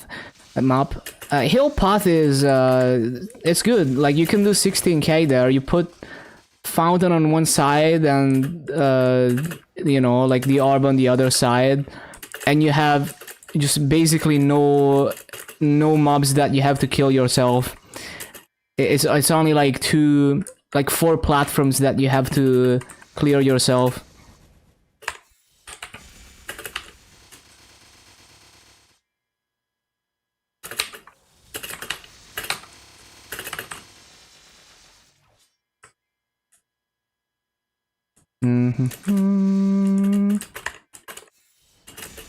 Press down on the key. Yeah, you can also, I think you can right click it to lock it so that it does that by default.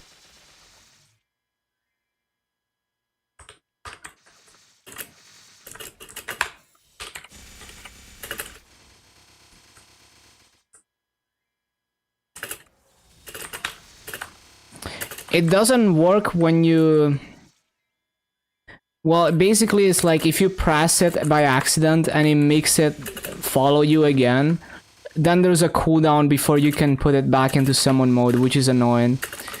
So just right click it, put it into, like, make it so that it always installs it.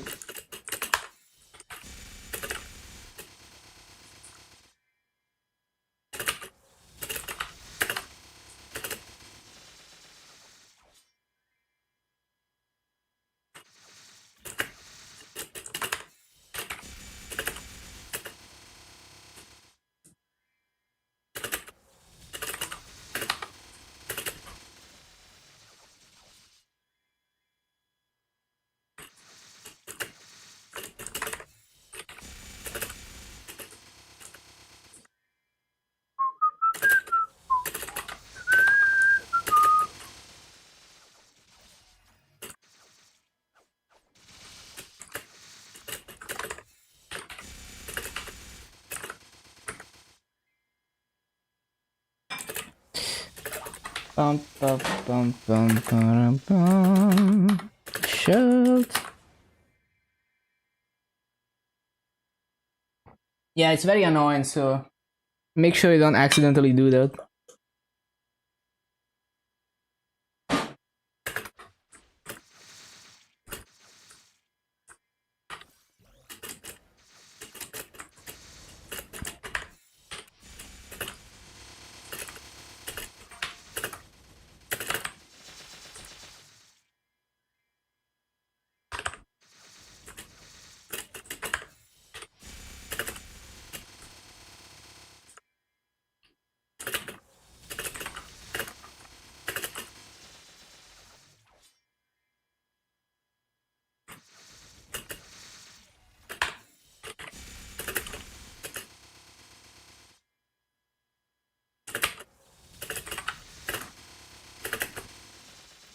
Ba-da-da-bum, ba-da-da-da.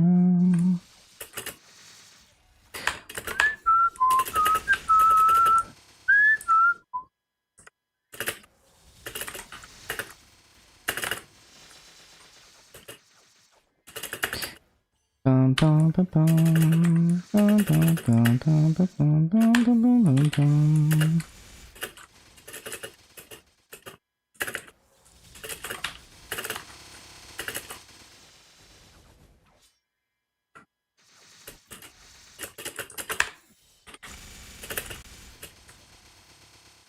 Ba-dum, ba-da-da-da.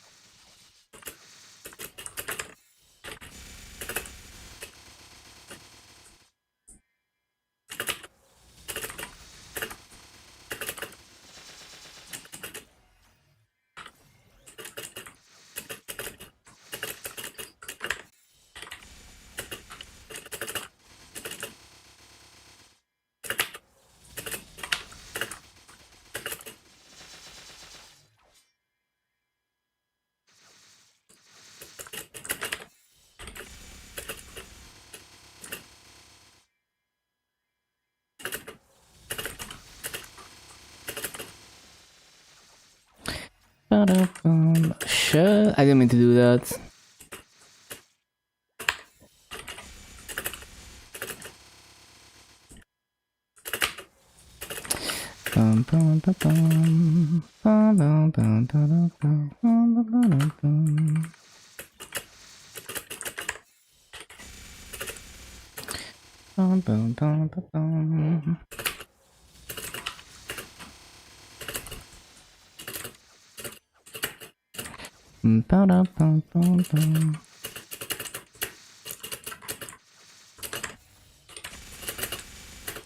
Shit. Fucking missed so many mobs. Fuck.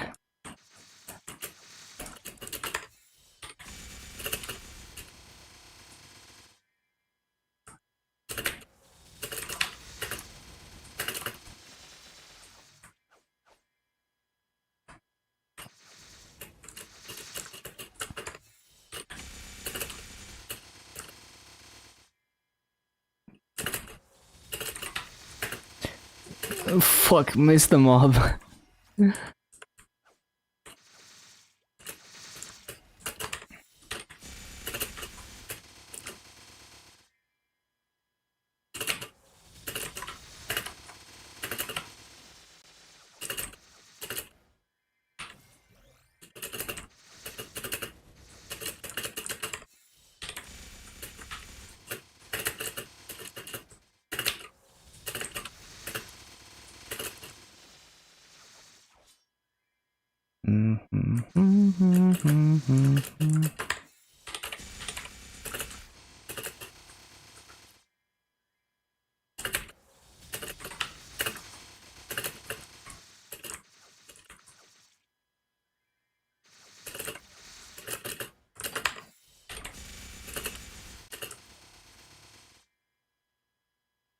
I confirm window to send that message, damn.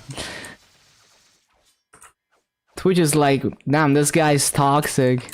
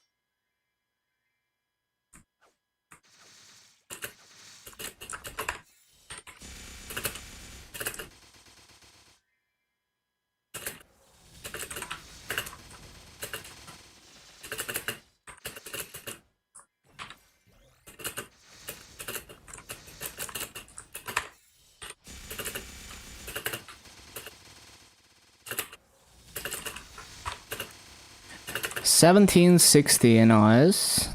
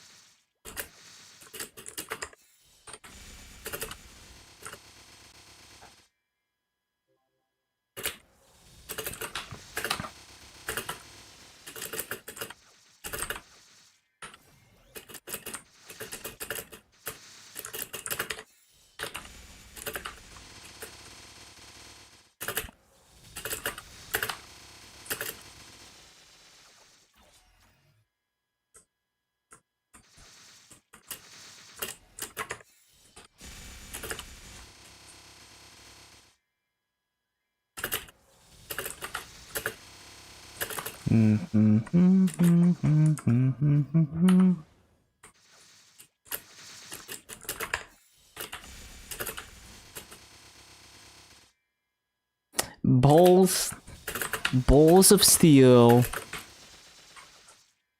Hello, Barsaviak.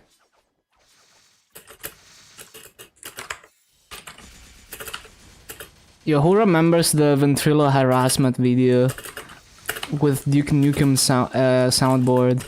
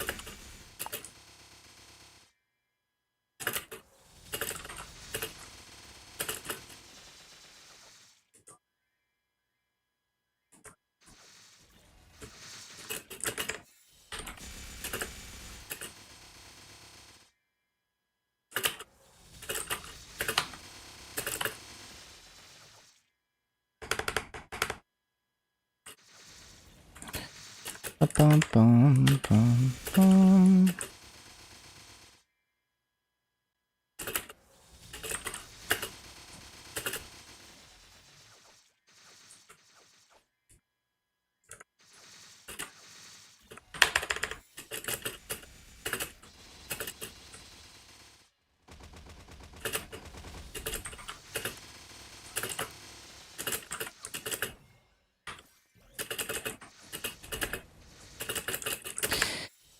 Bum, bum, bum, bum, bum.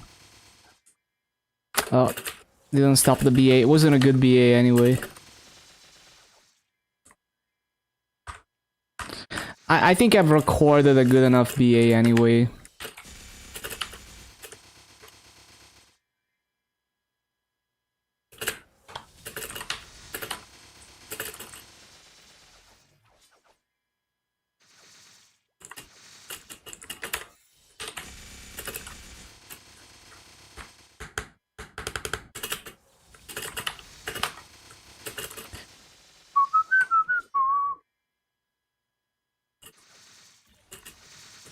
Bum, bum, bum, bum, bum, bum.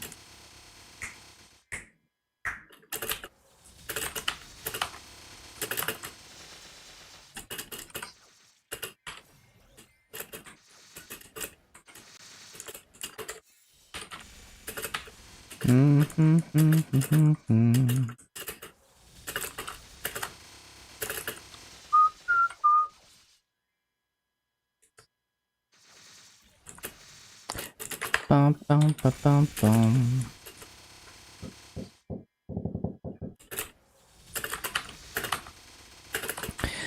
You know, I'm gonna have to... I might have to do the next hour without wealth pot. Let me think about it. Because, like, wealth potions are 20 mil right now. So, basically... I have to grind almost all of it for it to be worth using. So, like, for example, 1 hour in this map... if I use a wealth potion for 1 hour, I get... let me think... So 83, hold on. 83 divided by 1.2 minus 83. So yeah, so I make almost 14 mil more than if I don't use the wealth potion, but the wealth potion is 20 mil. So even if I use 1 hour of wealth potion, it's still a net loss in Masu. So shit. Wealth pot prices are so shit right now. So I'm only allowed to use a wealth potion if I'm gonna grind the entirety of it. Or at least like, I don't know, like 1 hour and a half. Right? Almost all of it.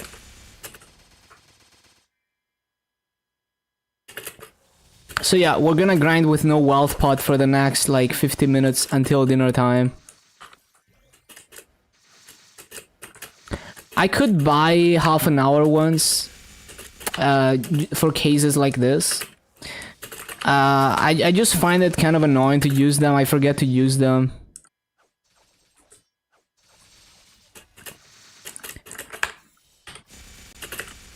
I guess I could buy a few just for this particular situation where it's like, oh, I need to grind 50 minutes, I can use a half an hour one.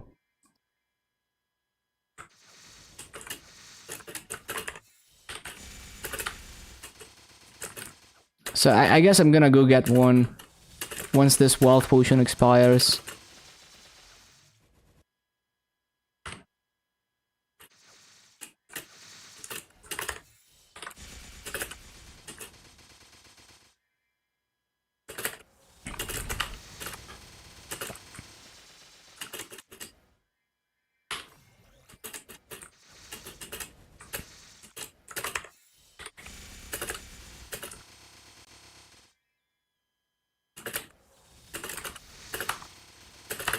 Wonder what map I'm gonna do in Salas. I feel like PD3, Final Age of Light 6 and Stats Wall in C1 They're all gonna be bad for Hayato, but we will see.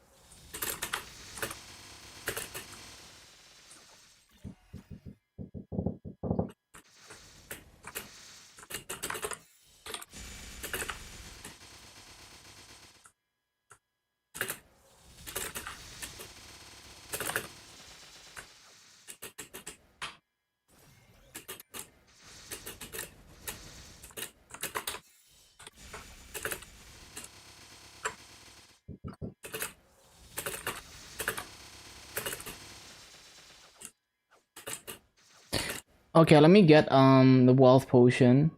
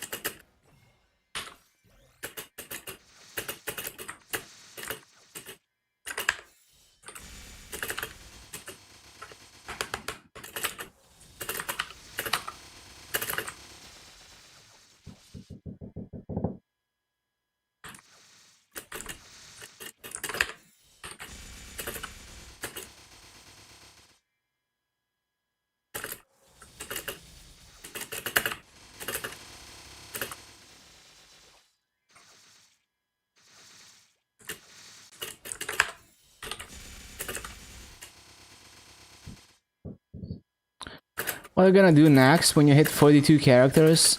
No, I'm just gonna continue pushing Legion. Also, I wanna get every class to 250, even beyond what counts to for Legion.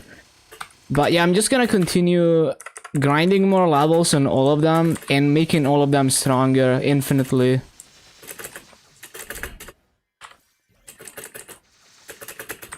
Hello, Seepits.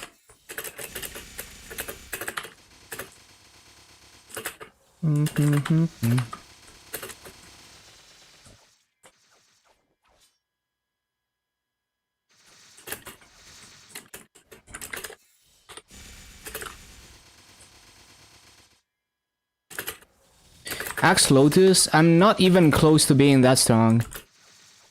My Dark Knight is very weak. I've never even done Black Mage. I don't even have a Genesis weapon. I'm probably strong enough to do like a almost a minimum damage clear for like Black Mage solo.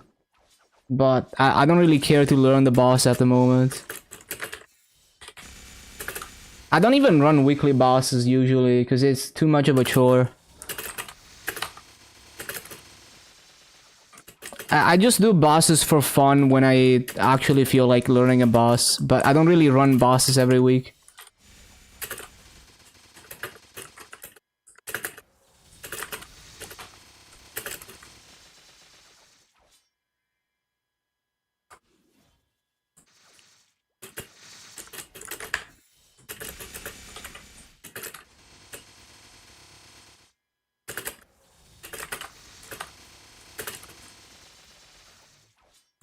I don't really find the end game content that exciting to actually participate in. Gear upgrading I find pretty boring too. Especially once you get closer to end game.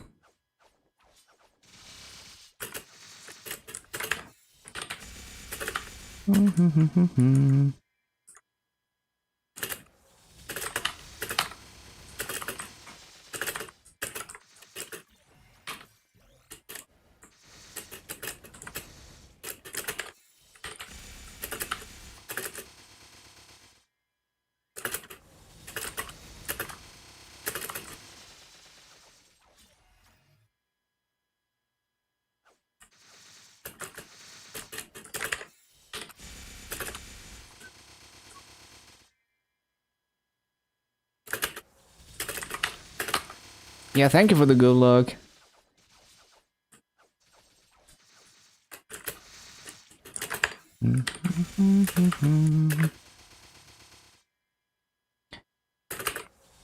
So basically I'm maining every class and I'm progressing every class at the same time, very slowly. And I want to continue making them stronger and having as high of a Legion raid power as possible. I also want to max arcane symbols on every class, so we're gonna start working on that soon.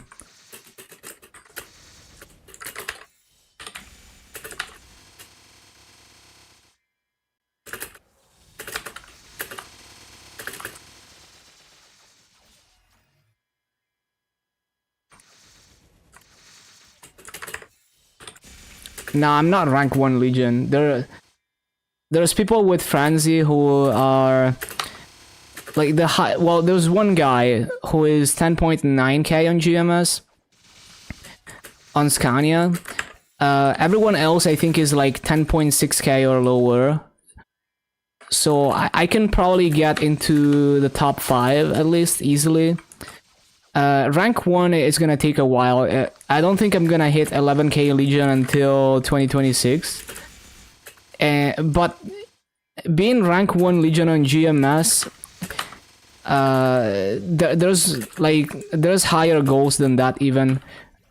Like KMS is almost 11k Legion already. So there's one guy who's like 1 level away from 11k on KMS with no frenzy. So I'm not really competitive, but like if I'm competing against someone, I would be competing against that one Legion guy in KMS. I would only consider myself rank 1 if I can beat that guy.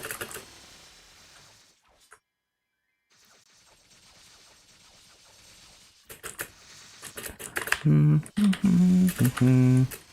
actually, let me see if they hit 11k now, because they were 2 levels away.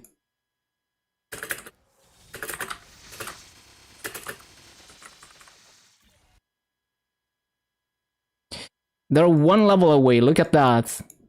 Soon TM.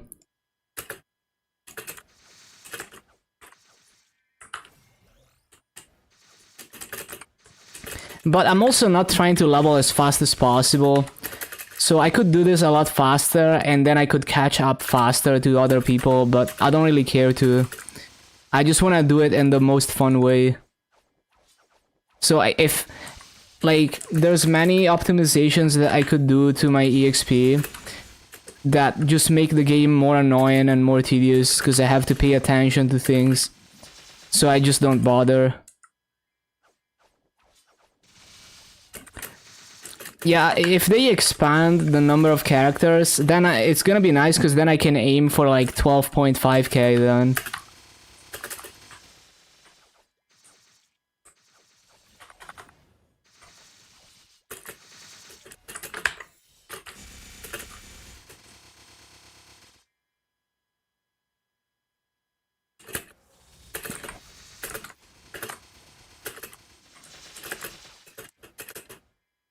My Legion board?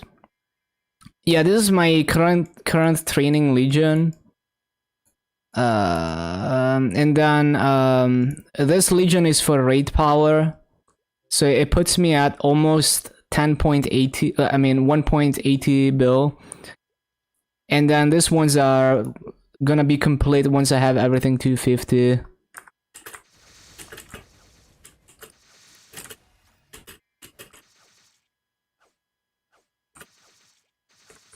Yeah, it's pretty nice.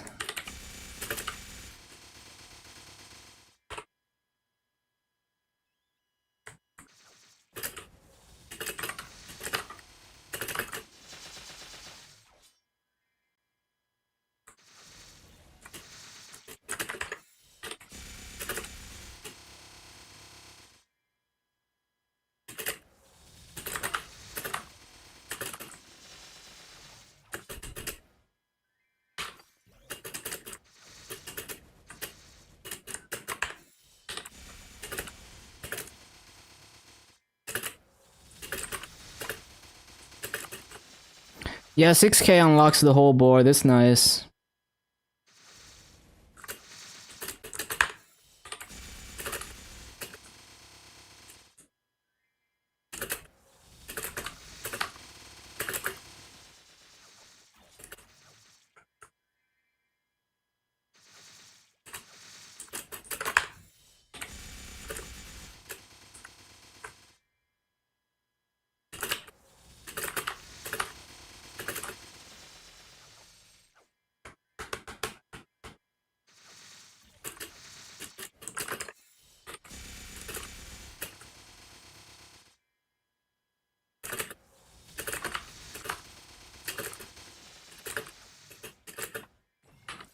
You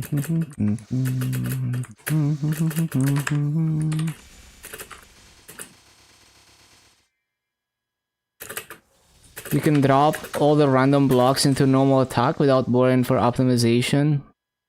Yeah, I guess.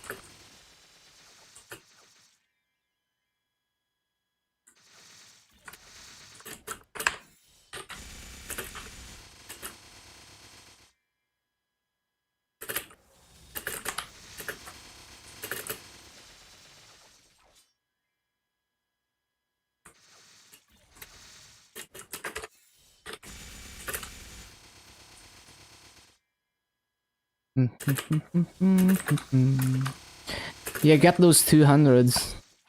So you get that board coverage.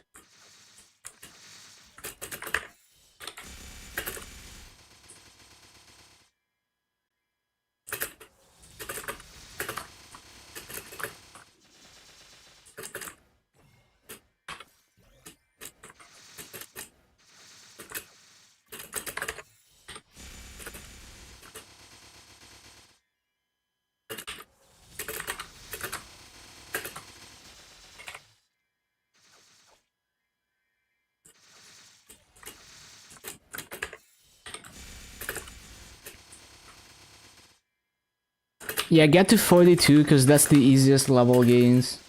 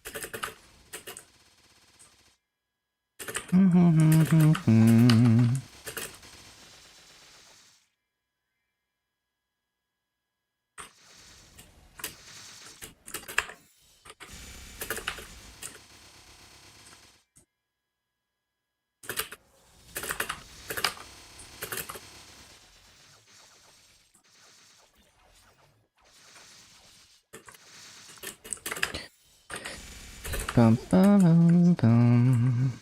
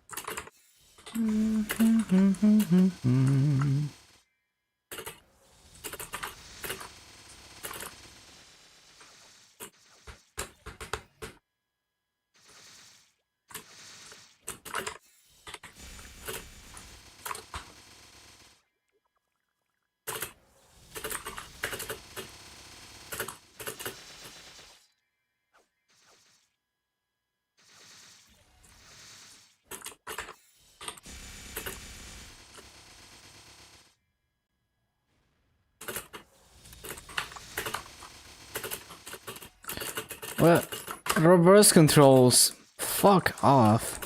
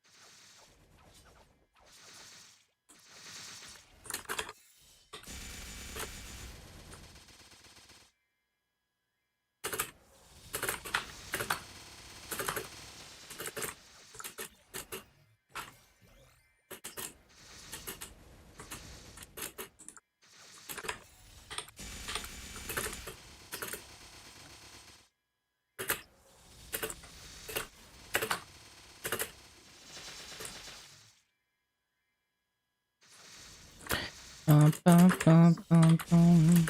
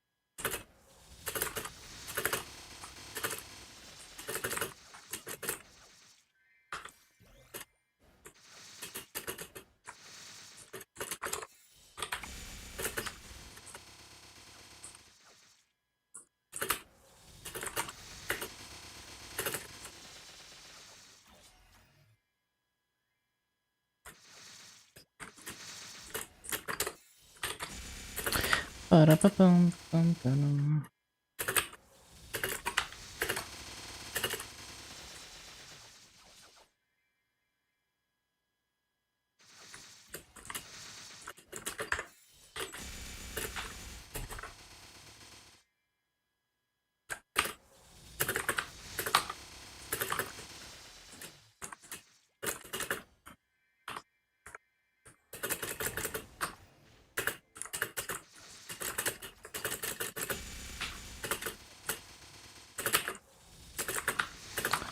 Ba-da-ba-da-bum, bum, bum.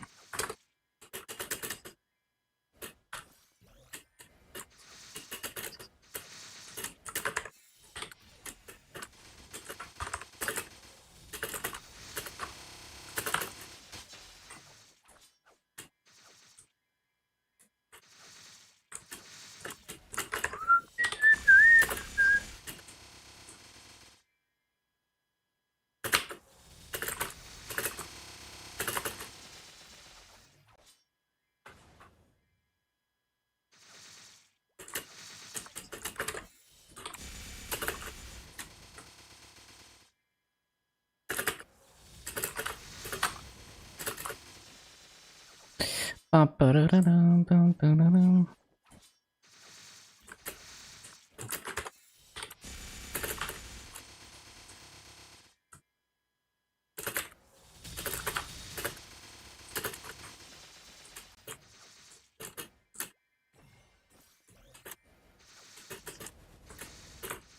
Bum, bum, bum, bum.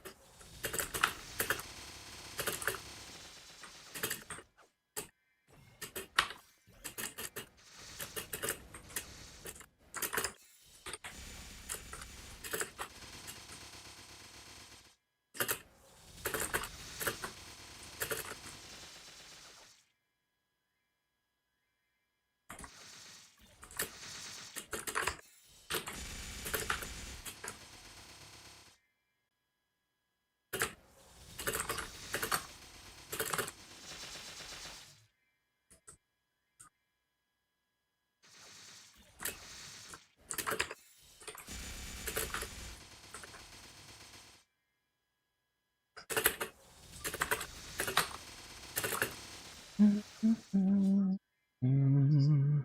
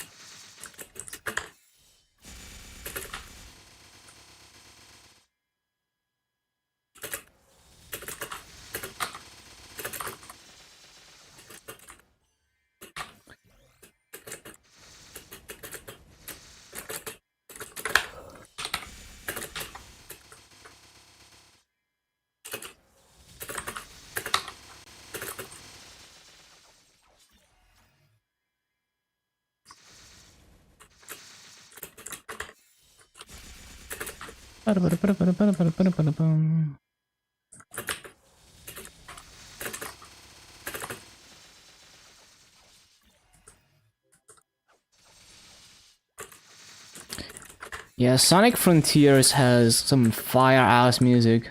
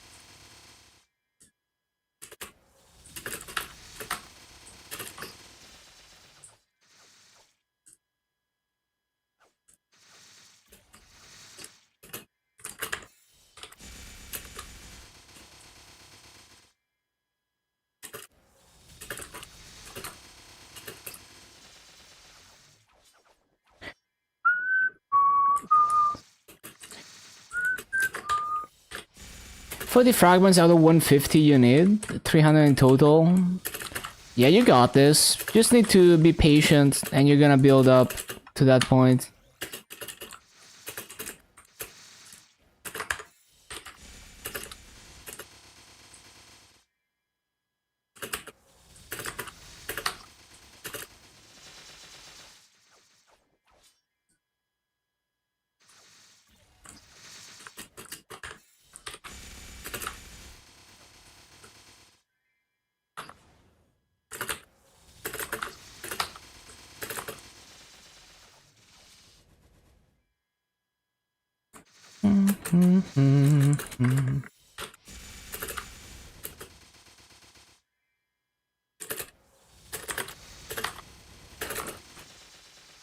Takes 20 minutes to get the 3k kills. Yeah, but it's like, it's good value.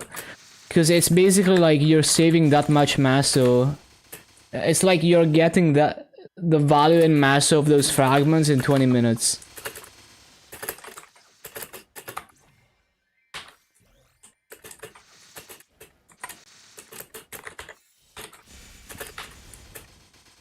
So it's like you're farming, you know, like 200 plus mil an hour.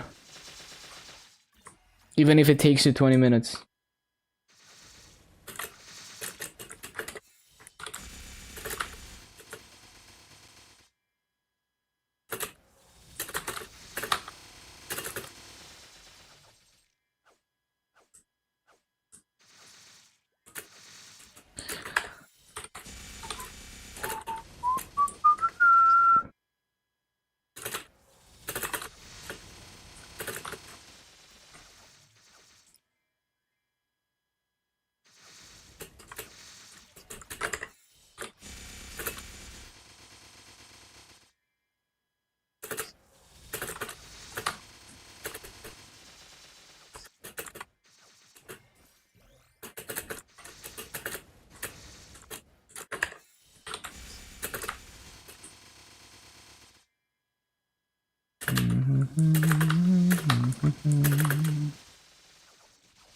Oh, I think it's dinner time. Yeah, dinner time for me. I'm gonna finish this BA just in case it's any good.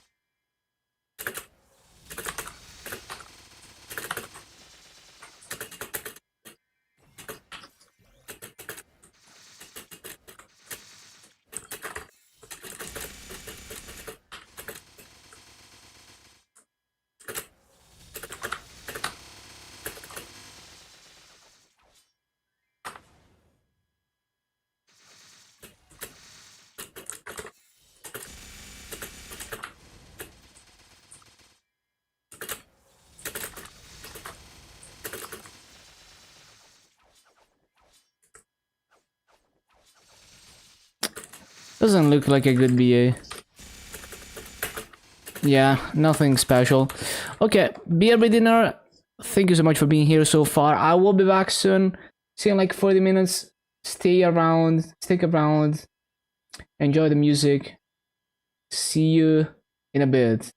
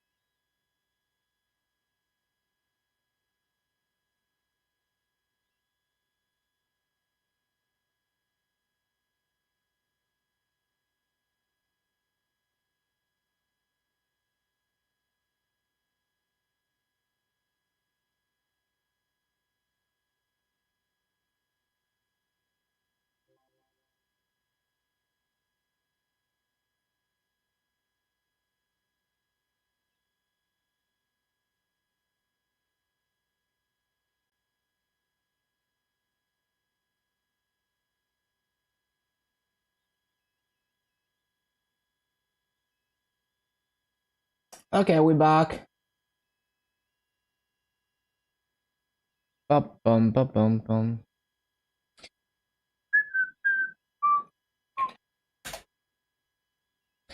Bum bum bum bum. Bum bum bum. Ba ba ba ba.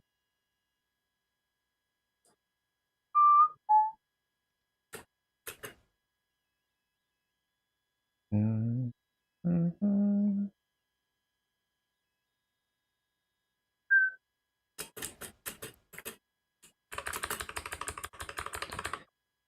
Bum bum bum bum bum bum bum. Okay, let's go.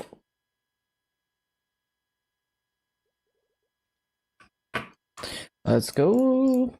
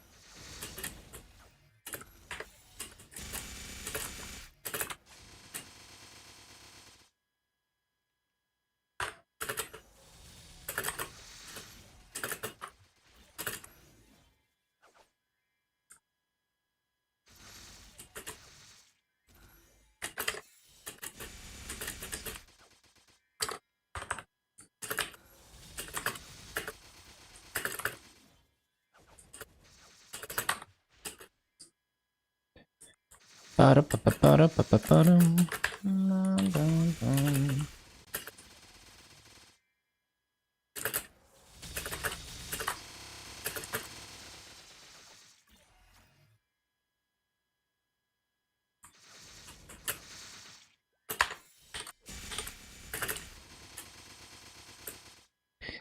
Ba da da bum bum.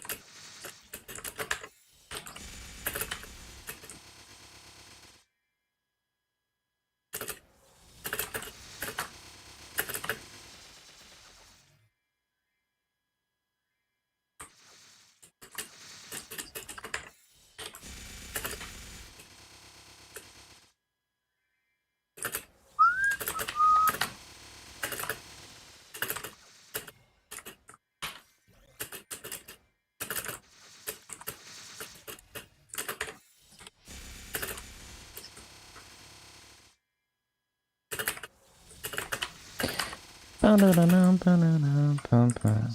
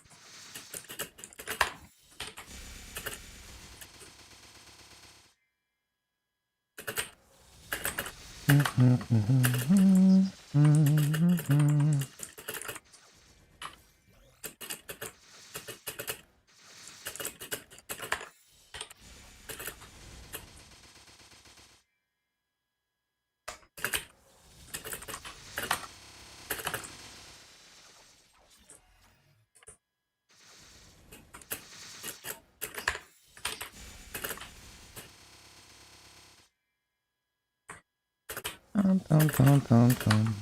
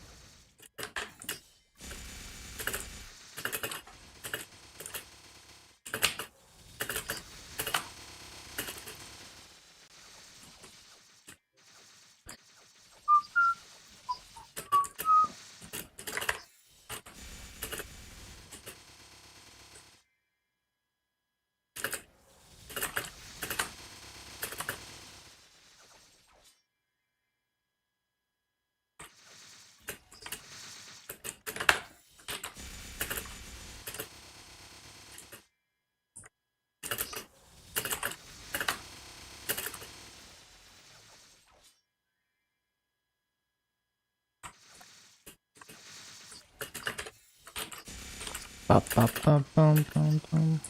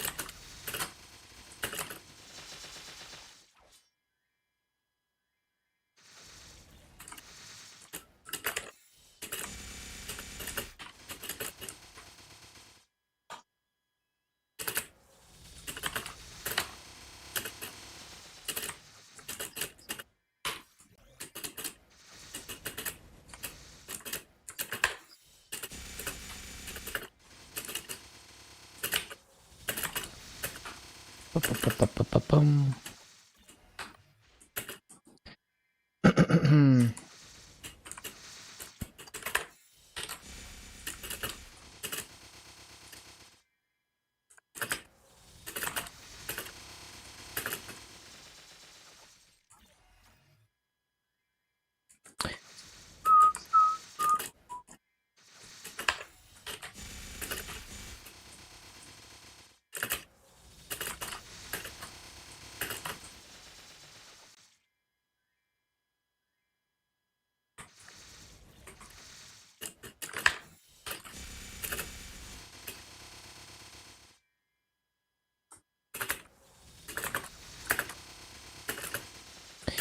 Ba-dum, ba-dum, ba-dum.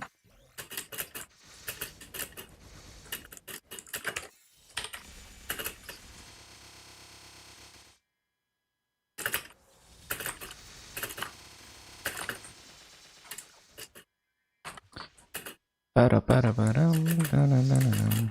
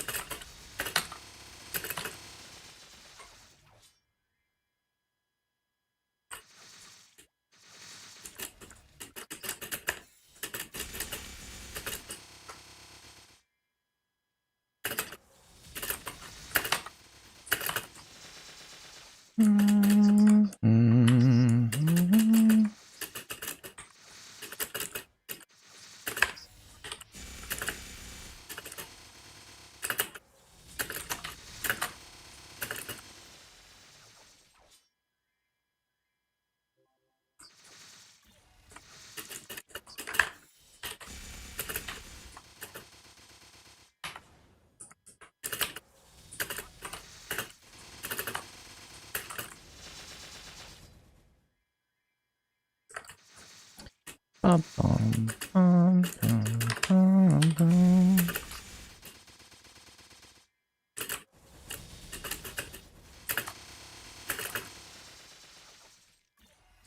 Did KMS have this Choo-Choo's Lopri event? Yes, they did.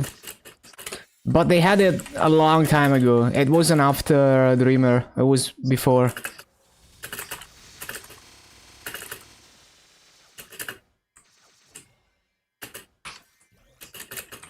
It was just a scuffed filler event. Like, the RNG stats reroll system is so poorly coded. Like, the last roll, if you... Like, normally if you click yes, it rerolls. And it doesn't overwrite the stats. But the very last roll, if you click yes, it overwrites your stats.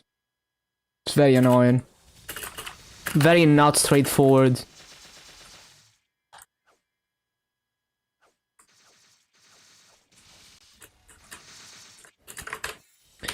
The tree doesn't transfer over. I don't think that's that uncommon, but yeah, I see what you mean.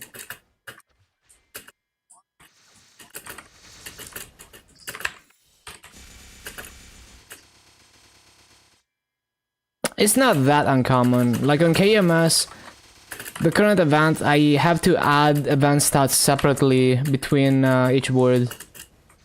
In each word, I have the stat points, but I have to add the stats separately.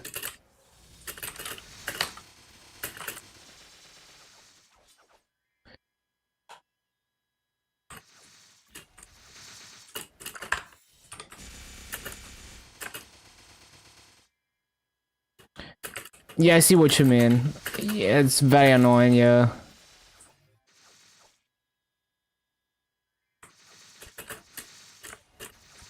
Yeah, just a scuffed filler event. It's pretty old too. It's before Dreamer.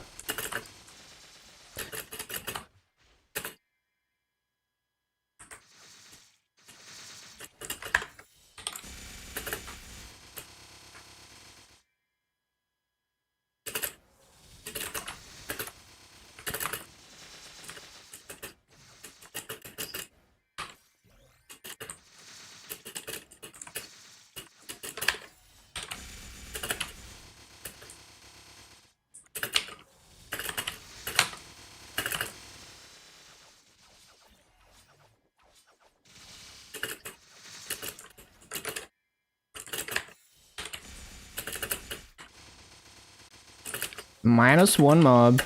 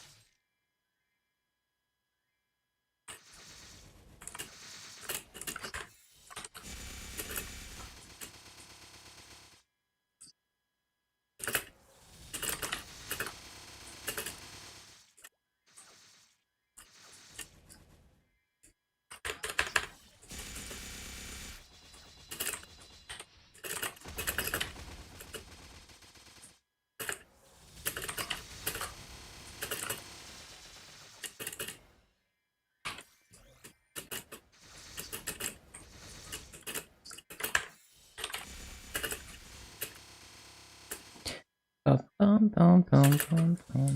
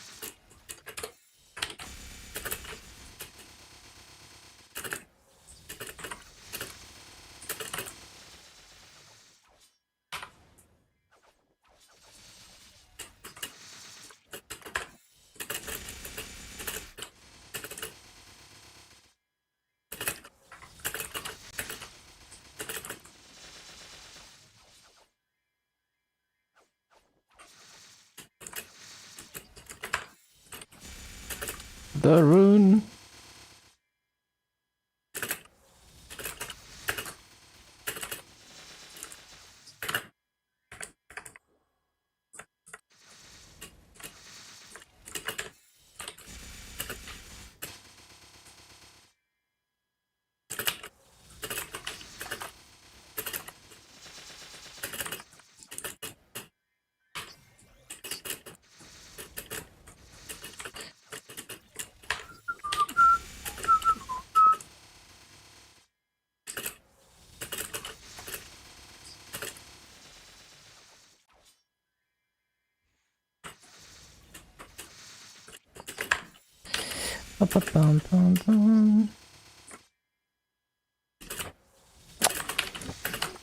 So far, so good. Well, it's not that amazing actually. It's kind of low, I would say.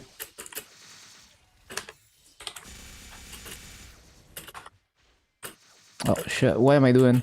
There we go.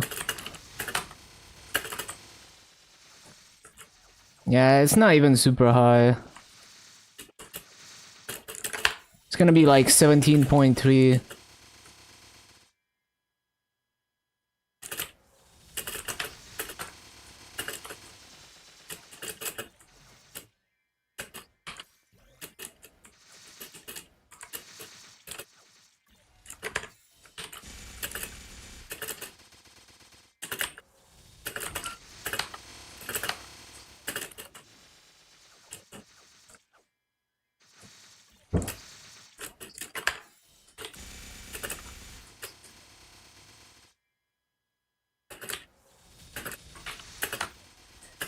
Up, up, up, bum, bum, bum, bum.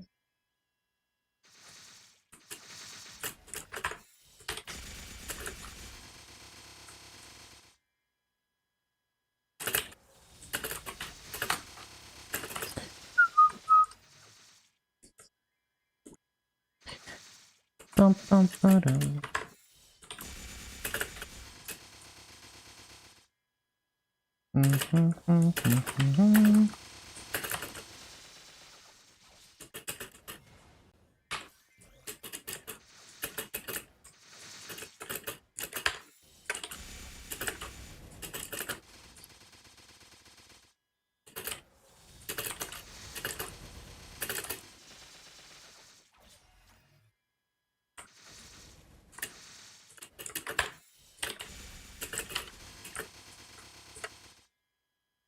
Up, up, up, up, bum, bum, bum.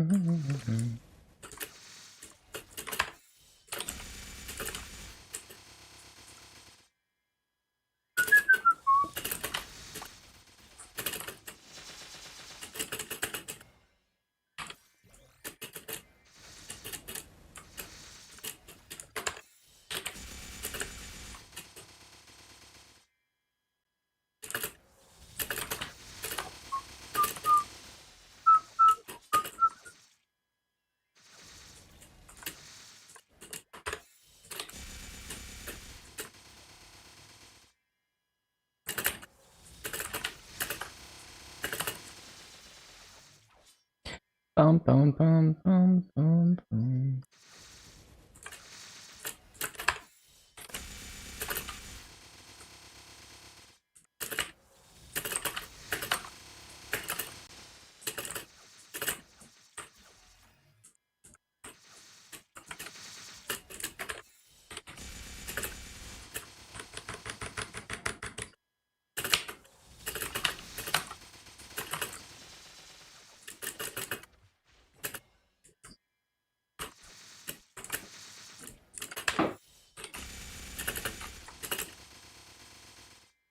Shit, I didn't resummon.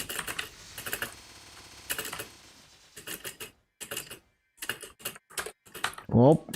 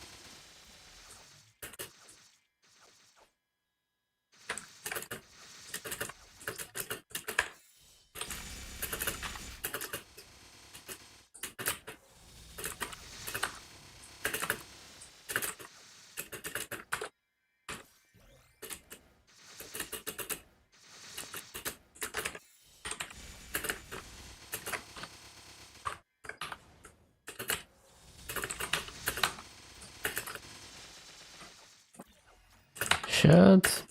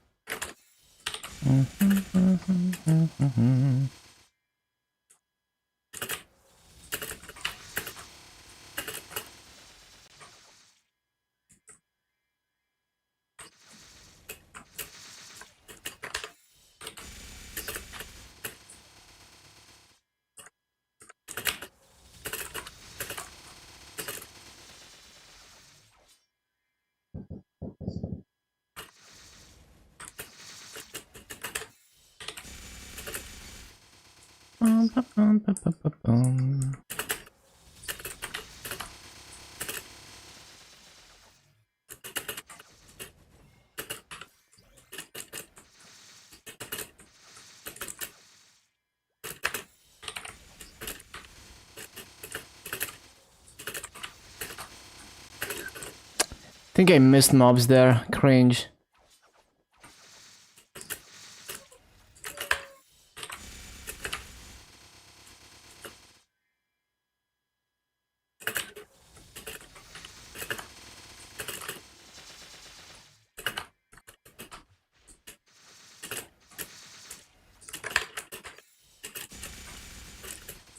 Bum bum bum bum bum. Hello, Kappa Incorporated.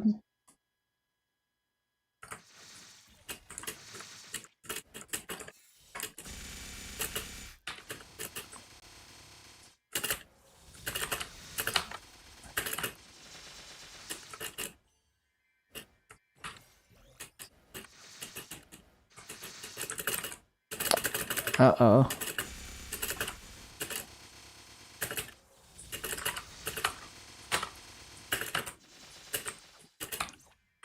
Shit.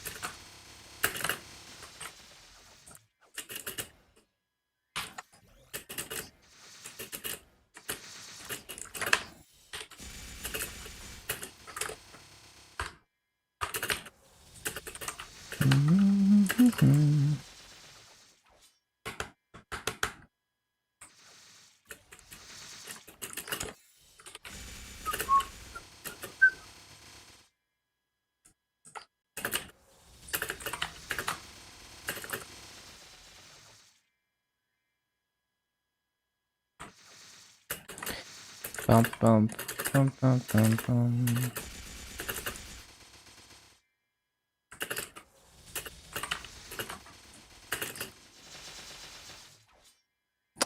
Bum bum bum bum.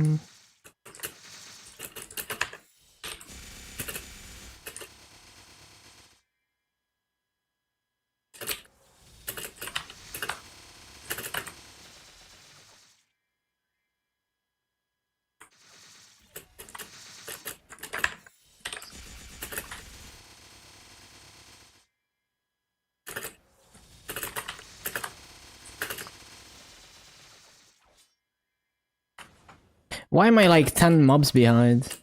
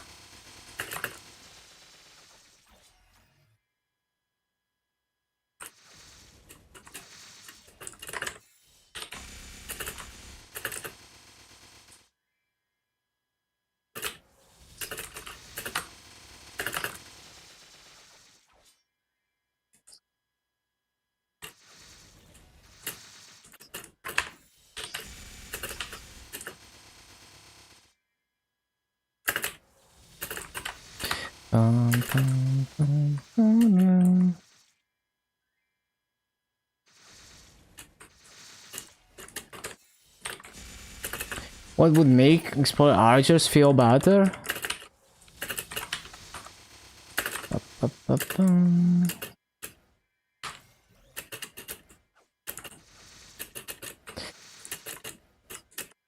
2023 jump and speed.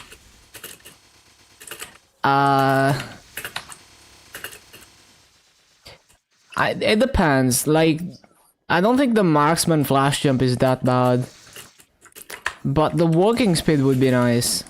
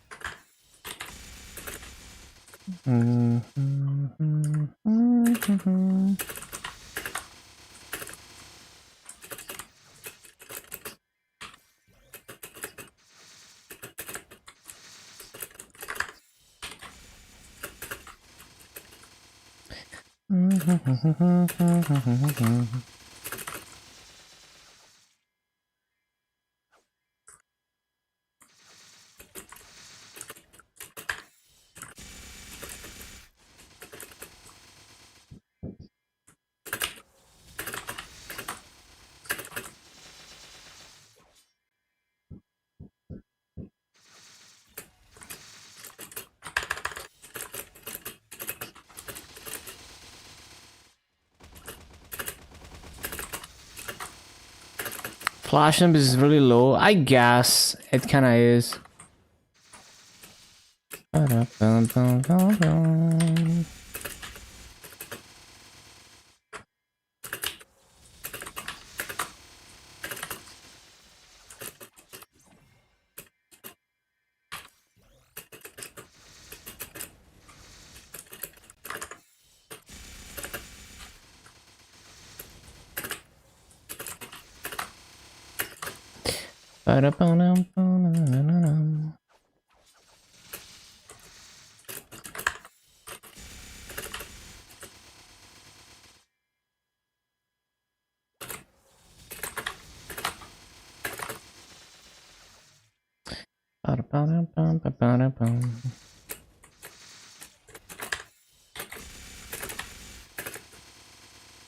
Having 23 jump speed would help massively with the feel of the movement.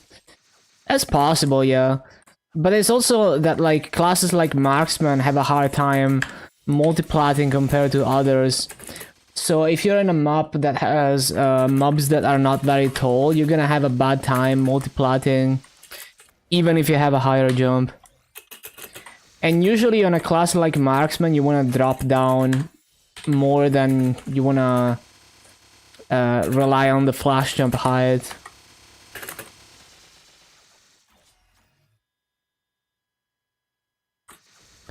Same for Bowmaster. Like Bowmaster, the best mobbing is dropping down with Hurricane.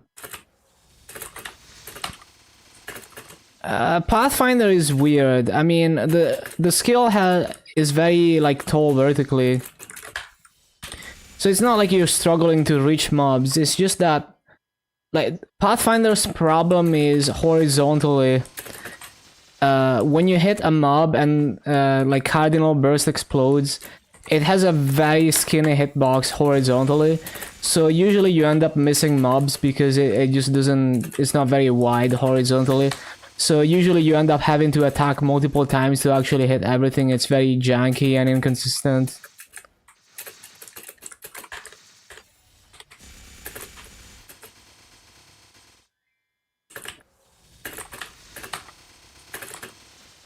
So one isolated mob can grief you hitting a bunch of mobs.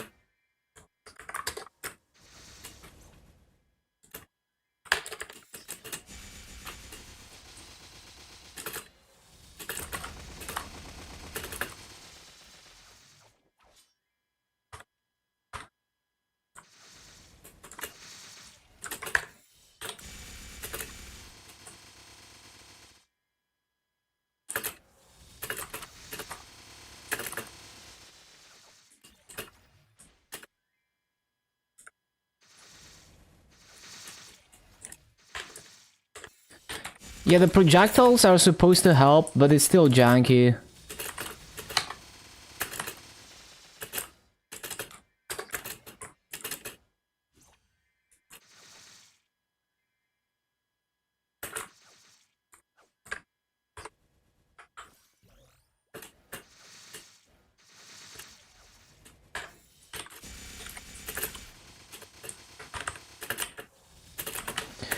Yeah, over time you get used to it and it's not so bad anymore. It's just the main mobbing skill is just janky.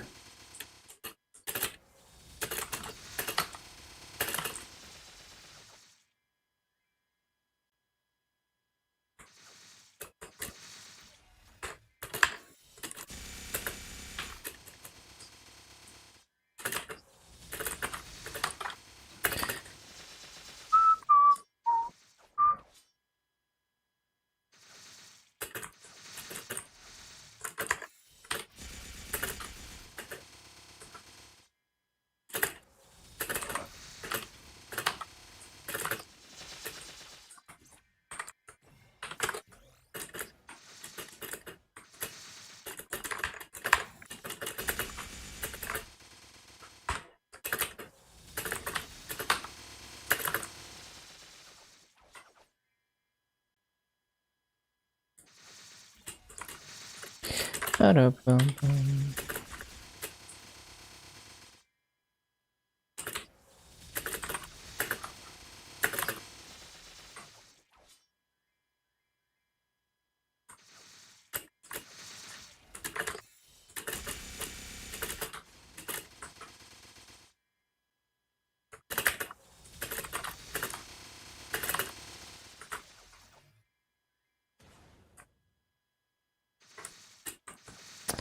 Ba-da-bum-bum-bum-bum-bum.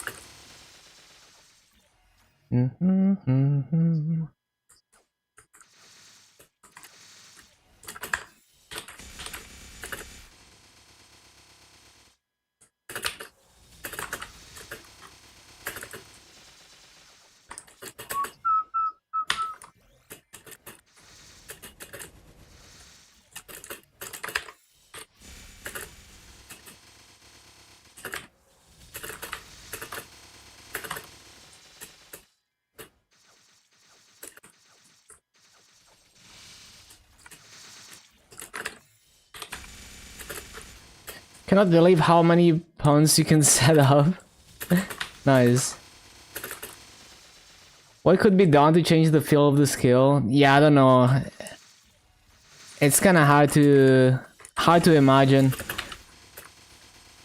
I think if you just make the hitbox on like burst wider, make it more like a circle, or even like even wider than that, it would be a lot better.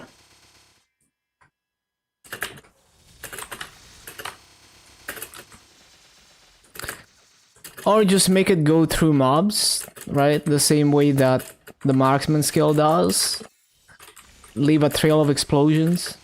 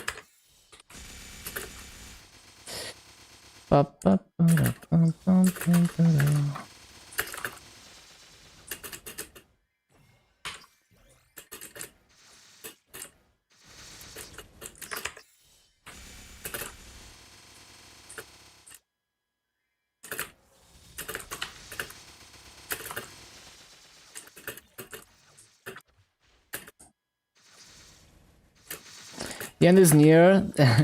Did you max nodes on Hayato? I got max boost nodes, not max everything.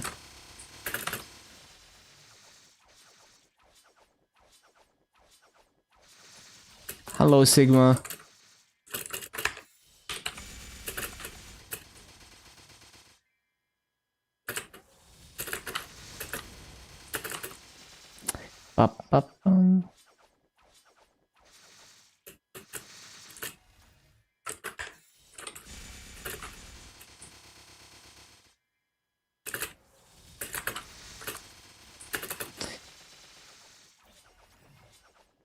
Yeah, I did max Phantom Blade. I did max that.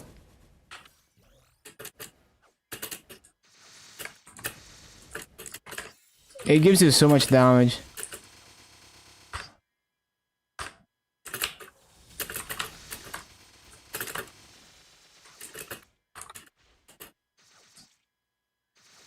Shit.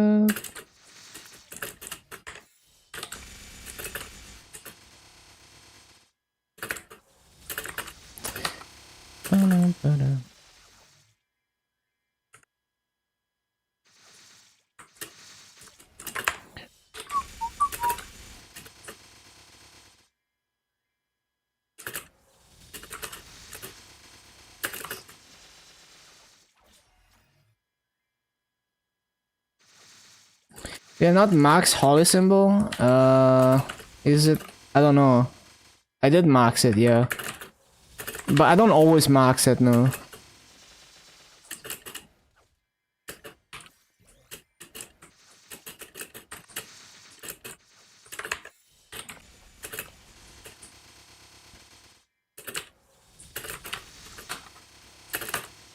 I just open however many nodes it takes to get max boost nodes. If I can max holy symbol doing that, that's fine. And I equally split between holy symbol and fountain for the shards.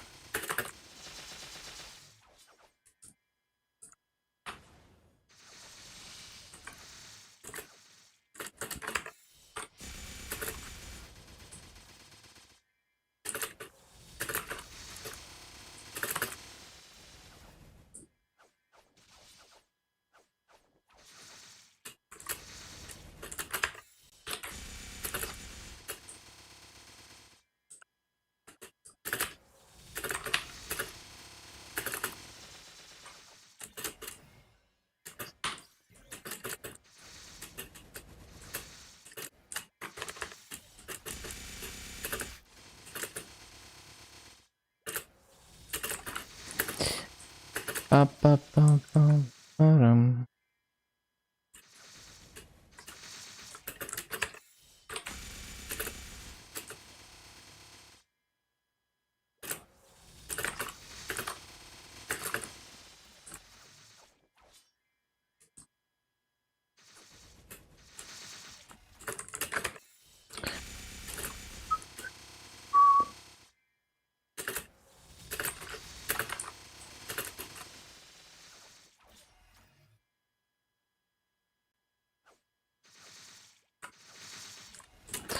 Ba-ba-ba-ba-dum.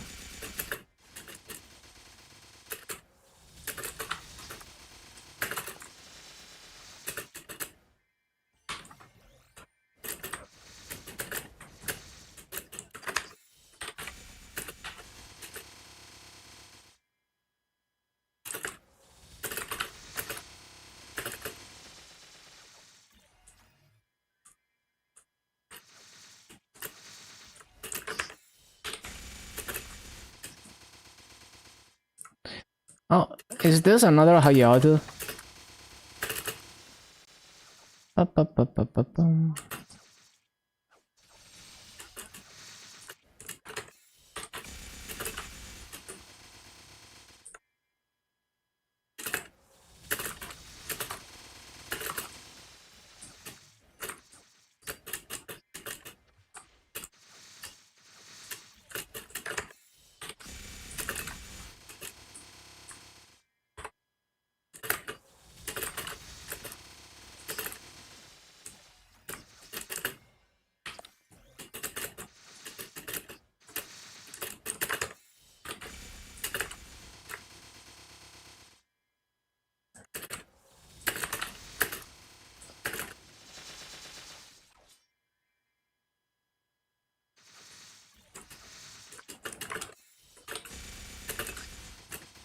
Ba-da-ba-ba-da-da-ba-ba-dum.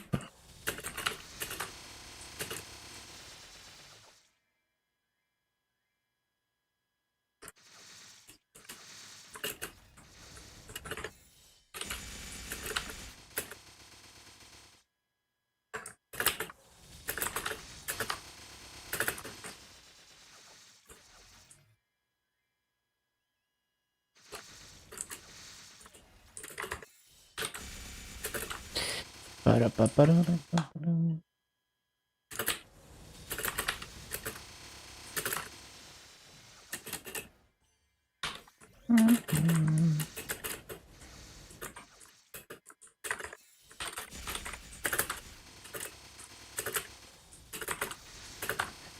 Missed a bunch of mobs.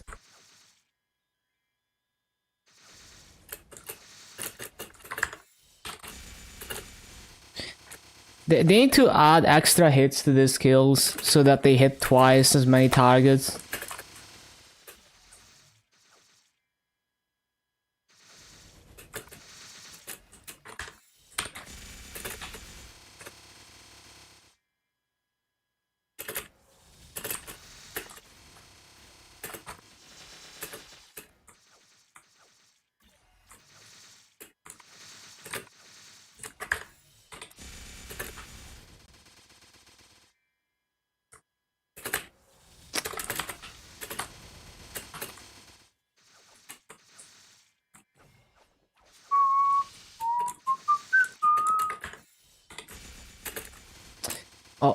Fountain.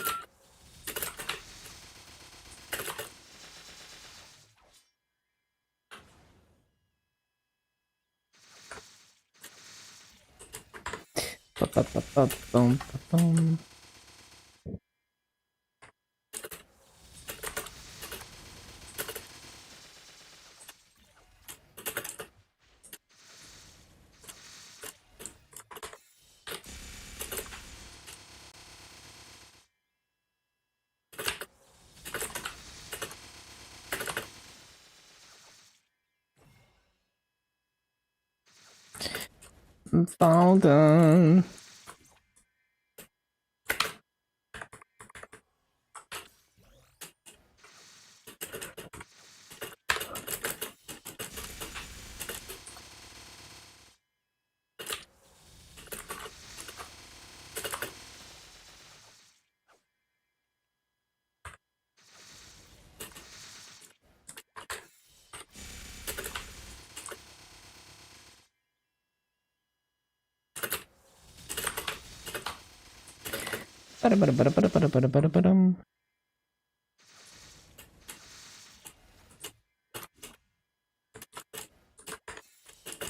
Oh, that sucks.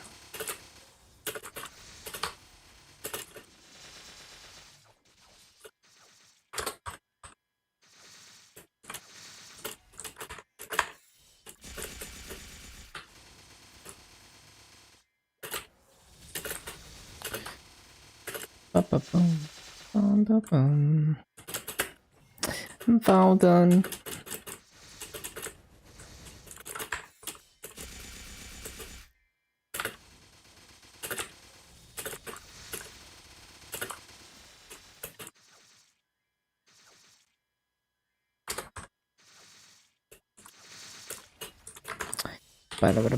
Boom.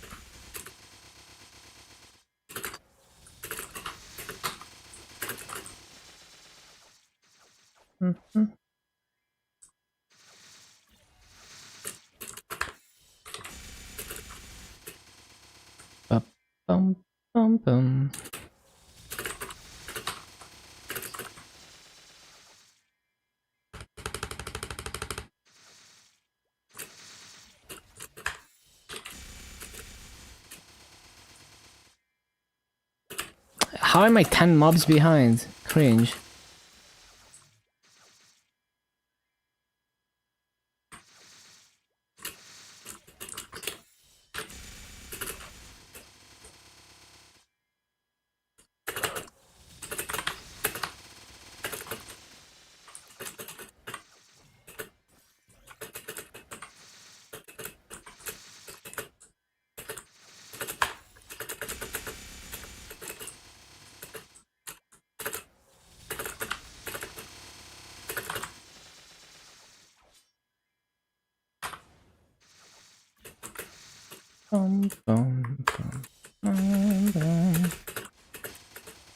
A warning.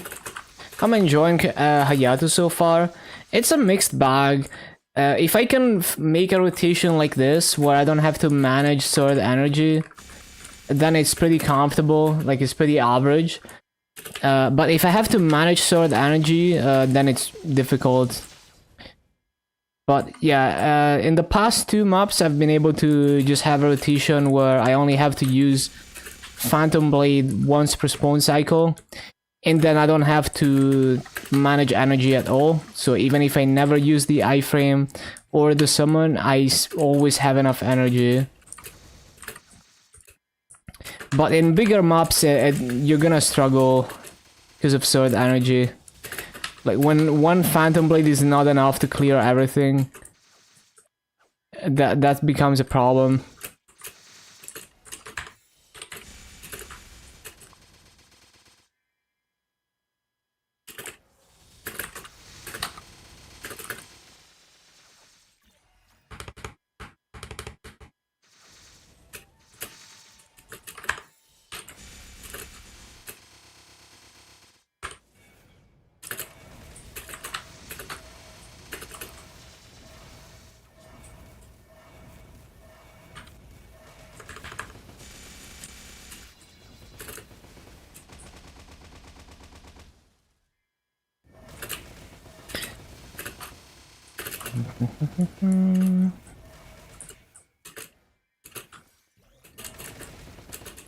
Trying to get perfect rates is also kind of annoying because, like, you run into target limits.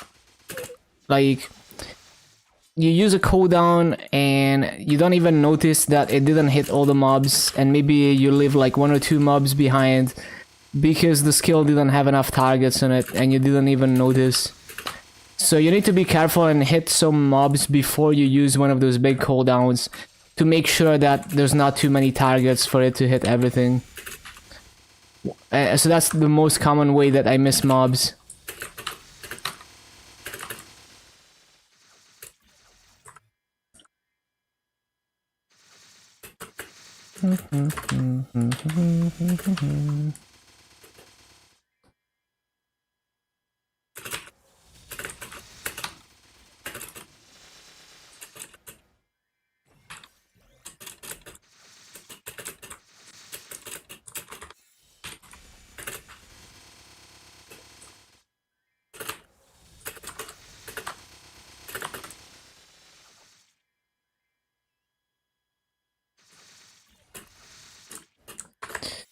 Ba-bum, ba-bum.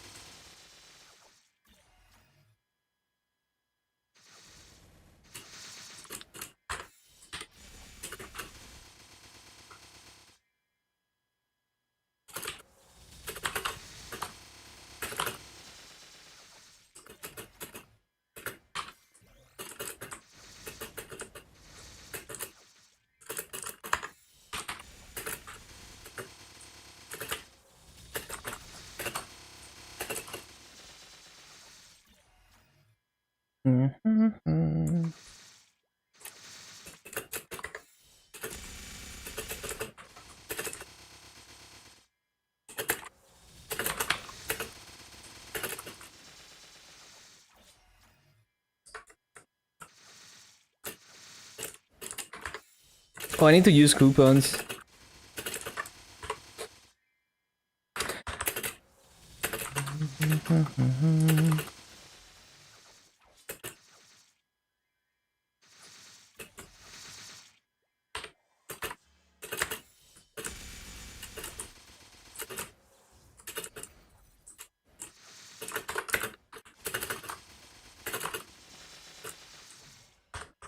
Oh shit, I didn't resummon. Oh, I need to CC.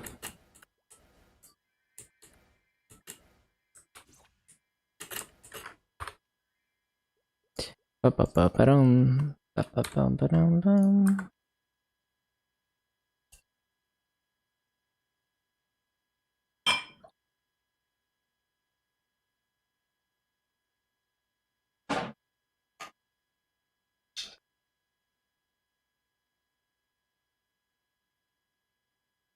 Mm-hmm.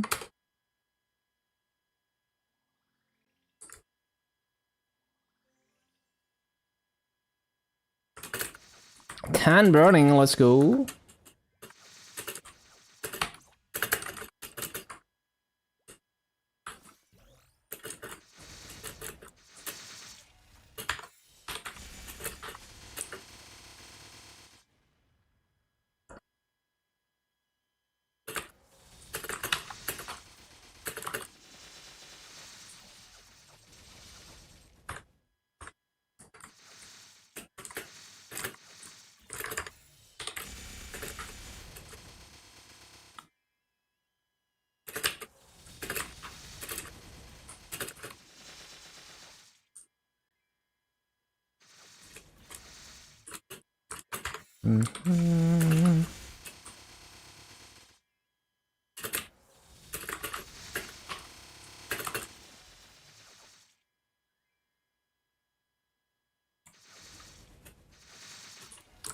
Ba-da-ba-ba-bum.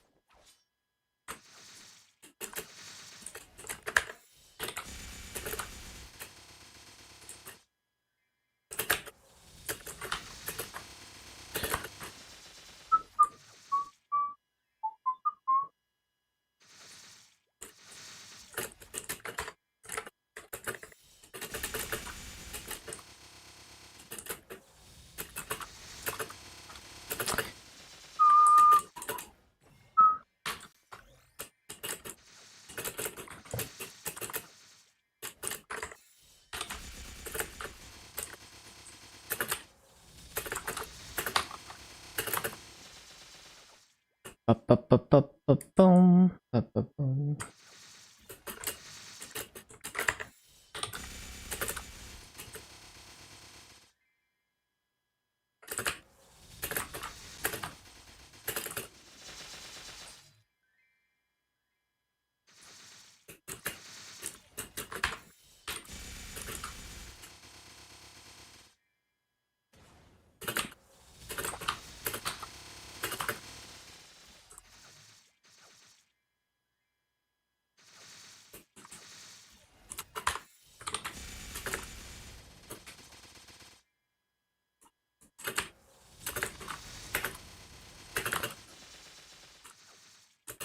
I found them.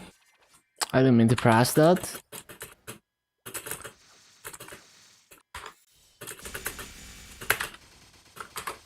Shit.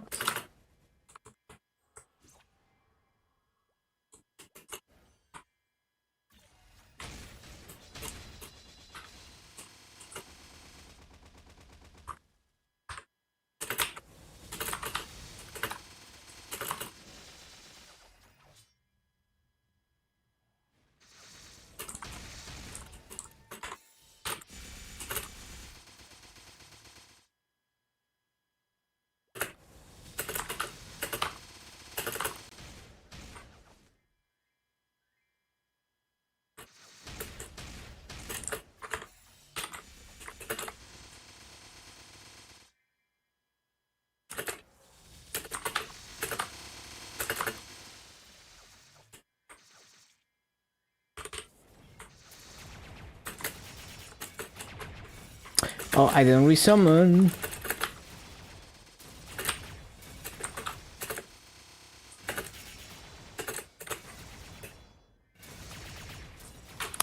I remember playing this on Oz at some point. It's a very cool song.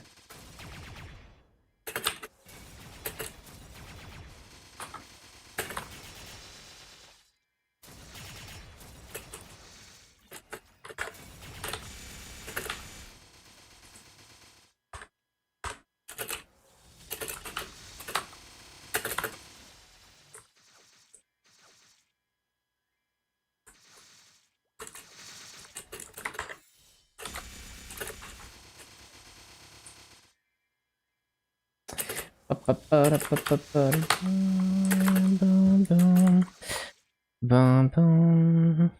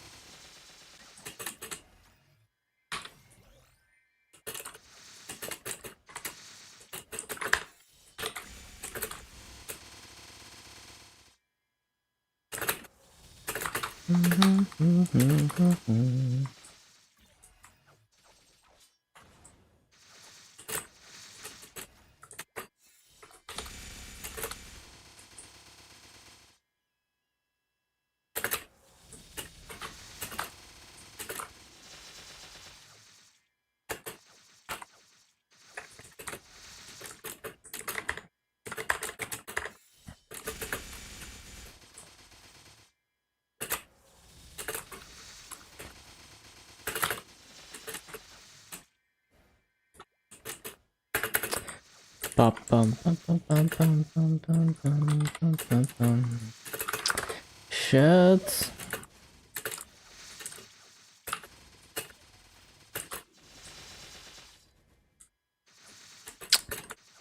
Stupid mistakes.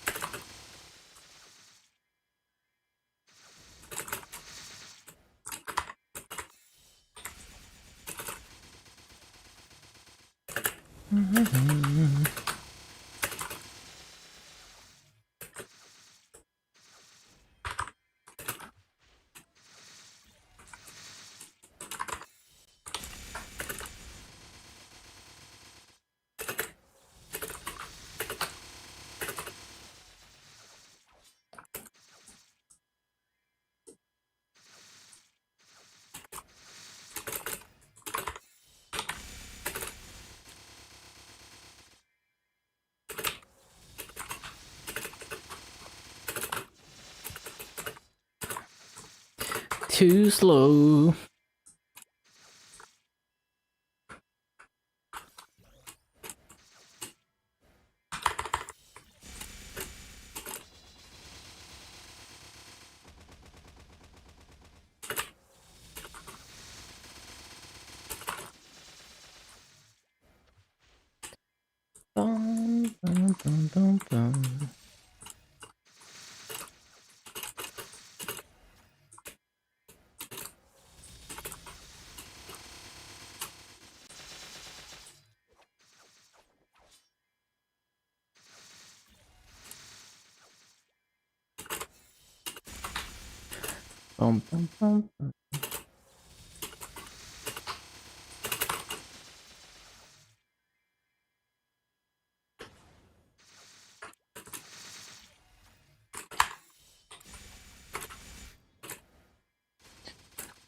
Stupid mistakes.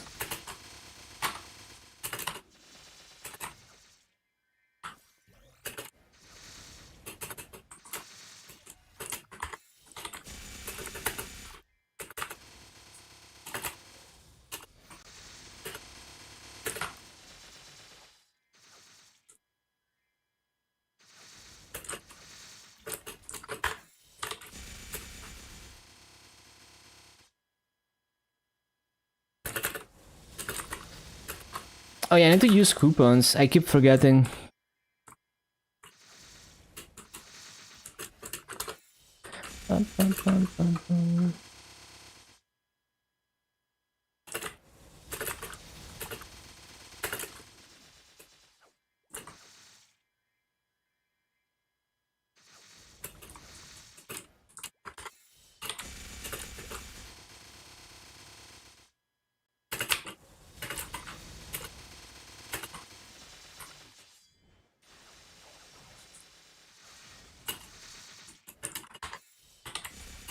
I didn't resummon.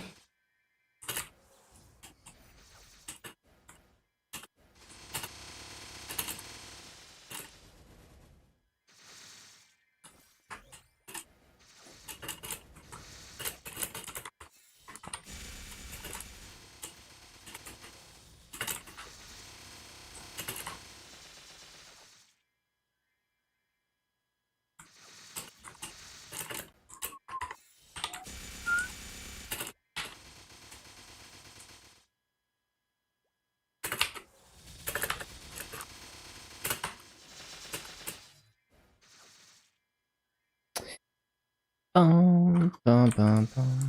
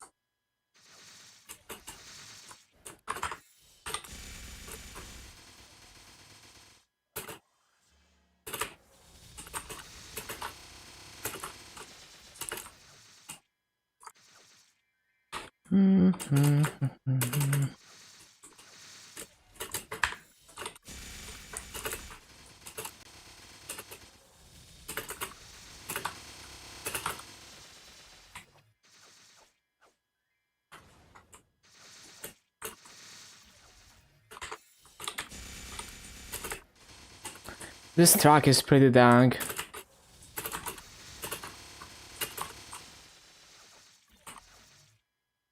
Shit. Always forget.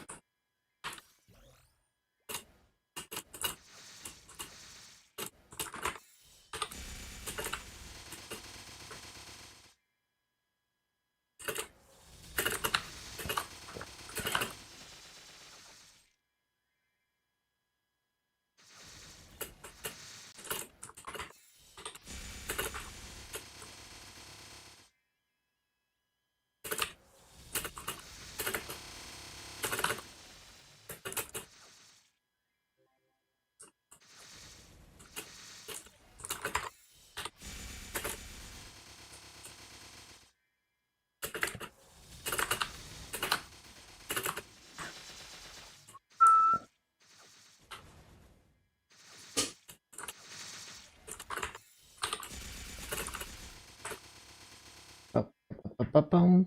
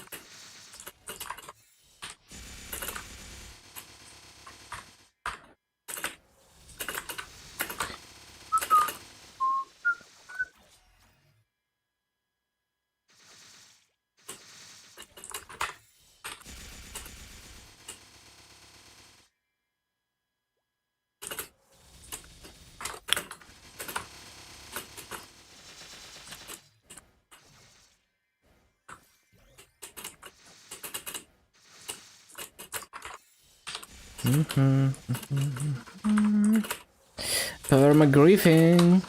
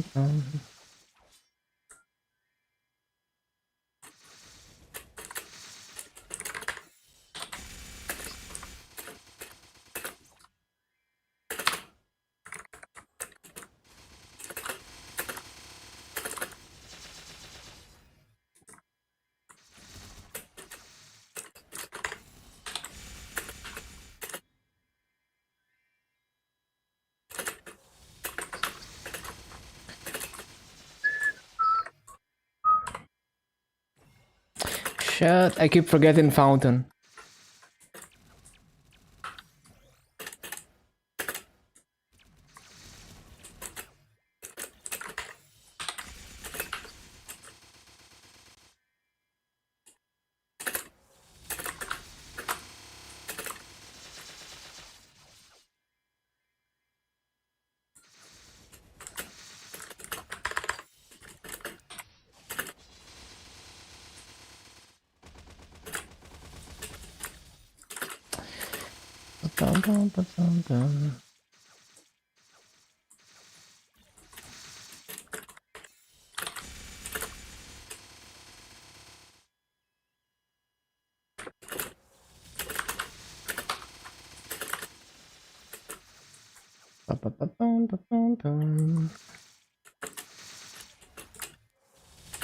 Not supposed to use that.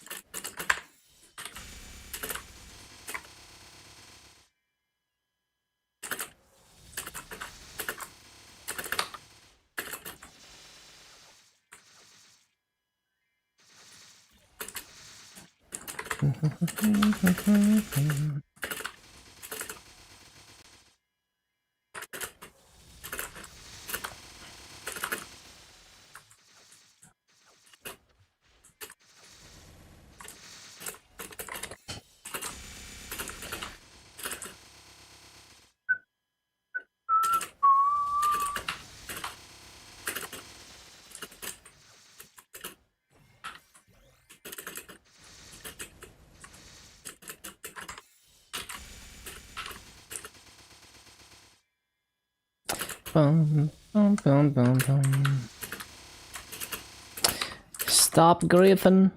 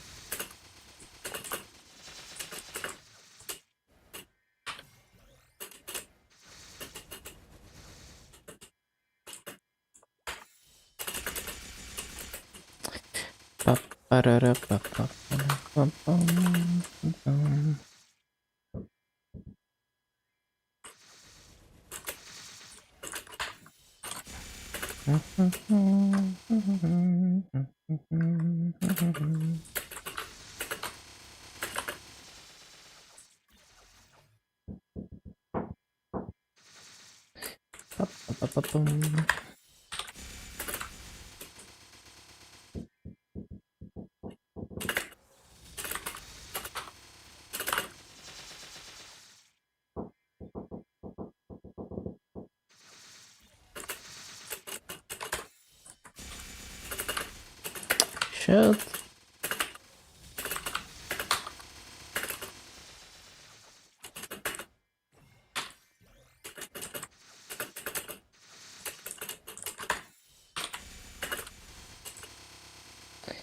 Ba-da-ba-ba-ba-ba-da-ba-dum.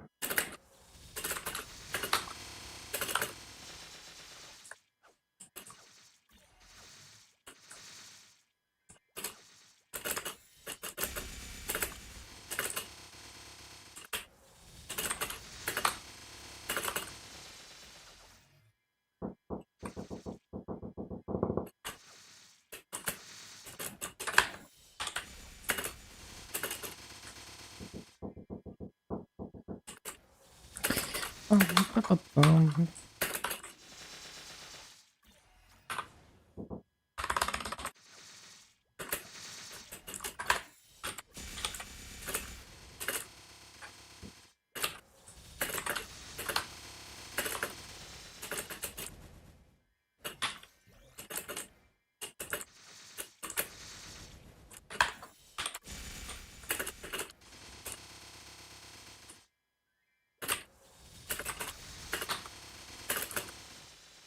Bum, bum, bum, bum, bum, bum, bum.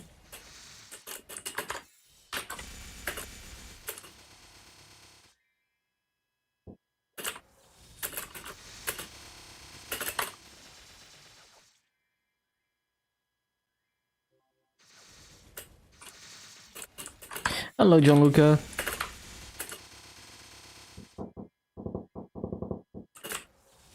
Bum, bum, bum.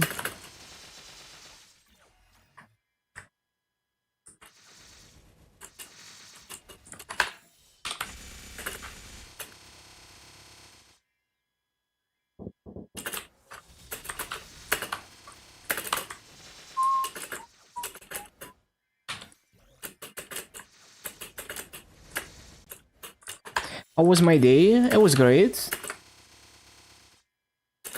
Good progress so far.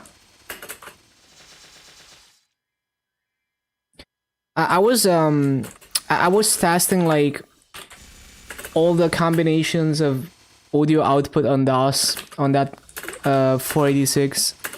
So I got the Pico Gus working, which is basically like a modern card that emulates the Gravis ultrasound, which is like a very rare DOS sound card. And yeah, it works great. Seems pretty accurate to how it's supposed to sound. And like some games have much higher quality sound effects using that card only for the sound effects. And then I have so basically it's like it's a Raspberry Pi that's emulating the functionality of the card.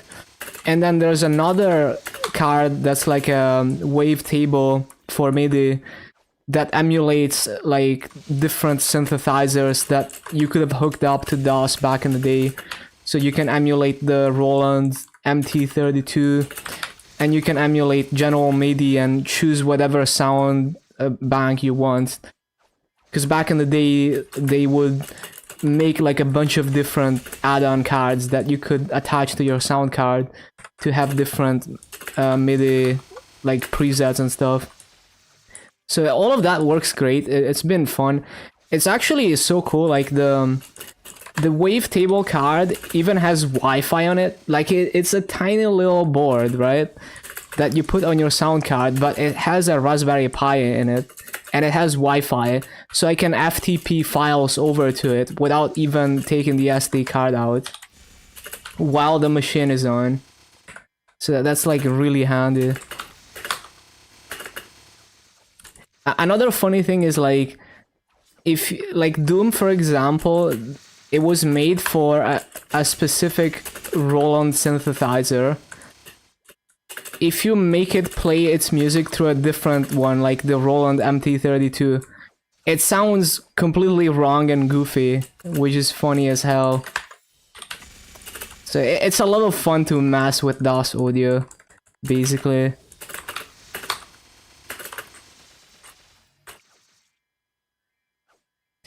It's kind of crazy, like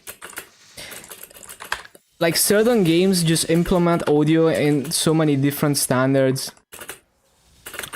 Like we don't do that anymore. You know, we don't have completely different formats for the music and the sound effects for different sound cards. We don't have that. So it's like you can experience the same game in multiple different ways, because it's not just like an audio quality thing. It's like the music is completely remade in a different system, right? So you got MIDI, but you can also have like something other than MIDI, you know, like a PCM and stuff like that. So it just sounds completely different. So that's what I did today before stream. It was fun.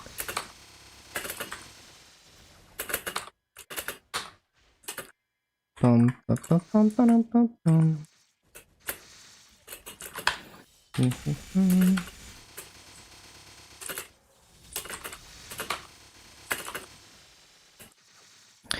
And it's also interesting that because you had all this different audio cards working together, basically every sound card on like every Sound Blaster and similar cards for DOS have a built-in mixer, so that you can hook up the other sound cards to it and play everything through the same jack without having a physical mixer. So you would, like, maybe you have like a MIDI thing, you hook up the output to the Sound Blaster input, and then you can have, you know, like maybe you have the sound effects playing through the Sound Blaster and the music playing through the MIDI, and they get mixed together. So there's also like many combinations you can do, because some games let you choose like different standards for sound and music. I honestly had no idea there was so much depth to the DOS audio.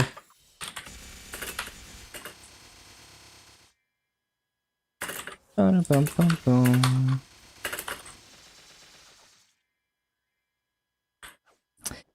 Ba-da-ba-ba-ba-da-bum.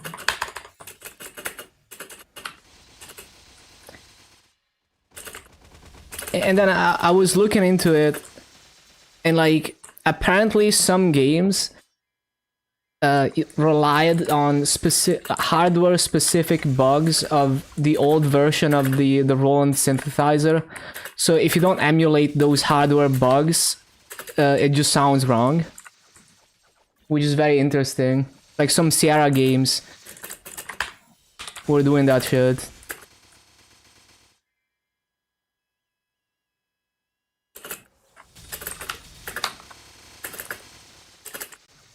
Ba-da-da-ba-bum, ba-da-da-ba-bum.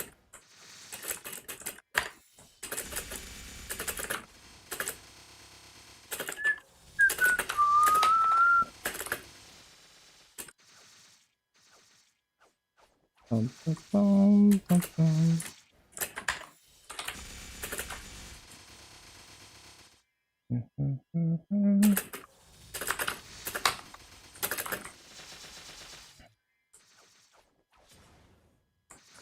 And the coolest thing is, like, I basically have a fully open source hardware audio stack for those. The Pico Gus and the MT32 Pi, which are both powered by Raspberry Pis.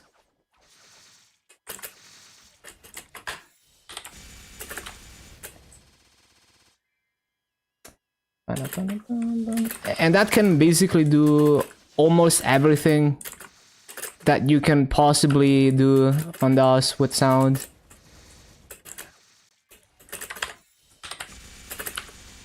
Obviously it's like emulated, but it's pretty close. Like I listened to some real hardware examples and it's pretty close.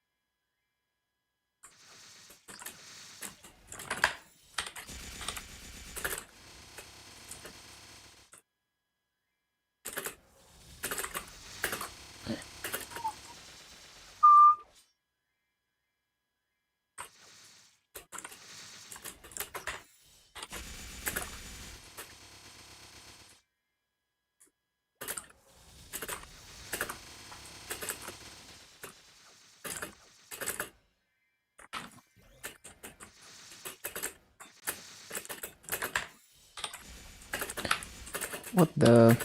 How did I miss those mobs?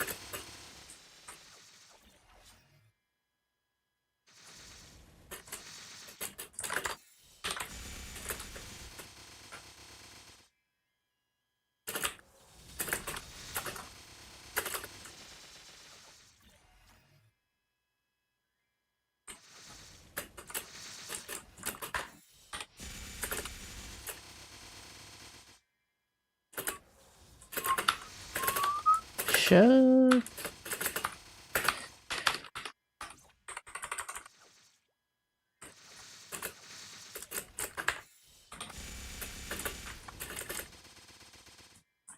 Whatever, I'm gonna CC for burning.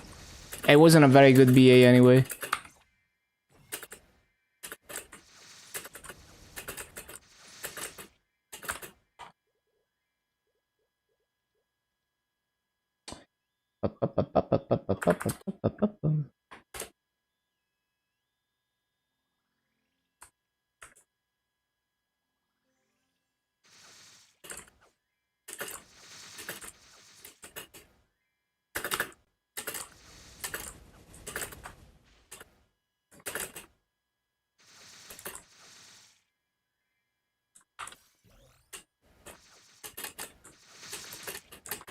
How important is airflow from 1 to 10?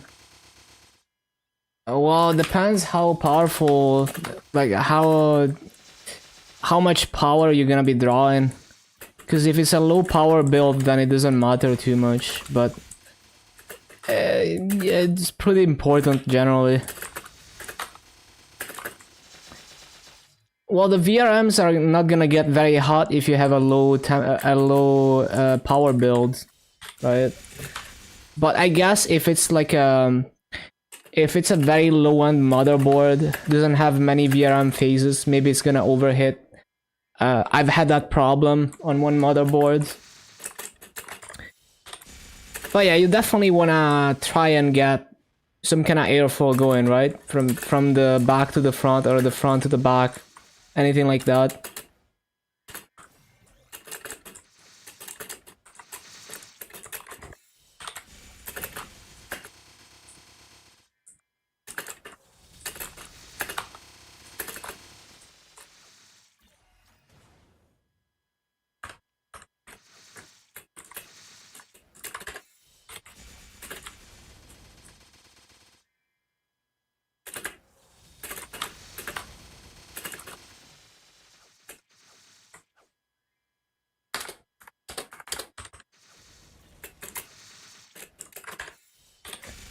Got 2 fans. It's probably enough. You have to remember that there's also the CPU fan.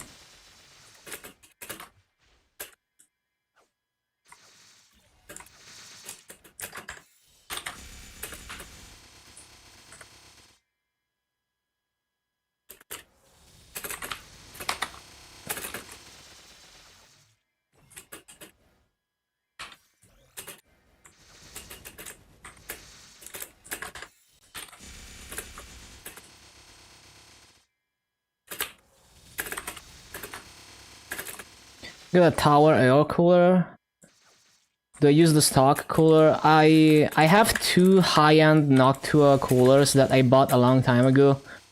I just wanted like an air cooler, like an endgame air cooler that I would reuse for many years to come. And to this day, the NH15 or whatever it's called, it is just really good to this day. So ended up doing what I I wanted it to do. And then so I have one machine with the stock cooler. So my home server just has a stock cooler, because it's just like a 5600G. And then yeah, that's it. That's about it.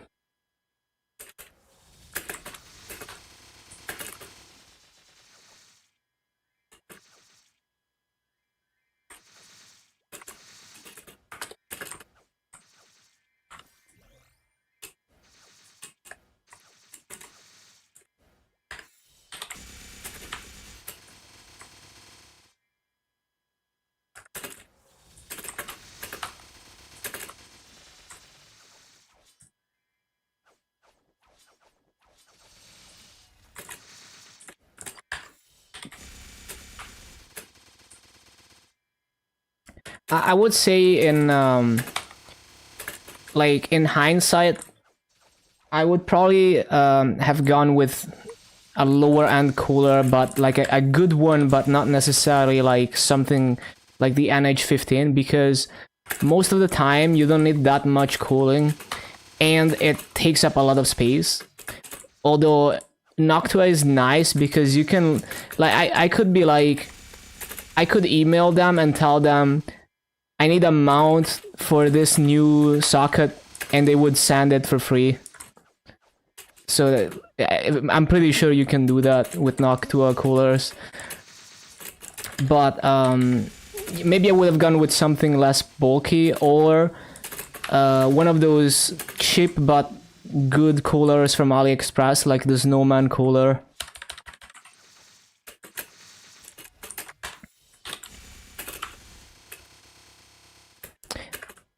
But I do think what I have is like a really good cooler that will probably last me forever, as long as they keep releasing new mounts for it.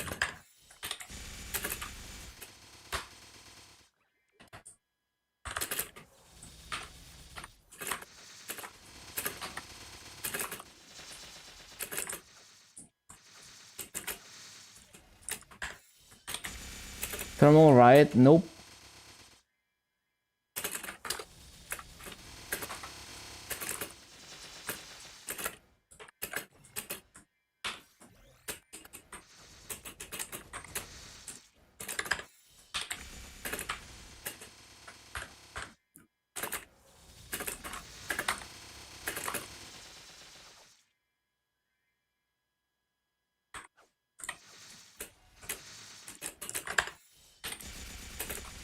Taiwanese brands, their colors are pretty good and affordable. Sounds like the Snowman cooler. But yeah, tower cooler is good. It helps with the, like, if you want to have like a front to back airflow, helps a lot with that.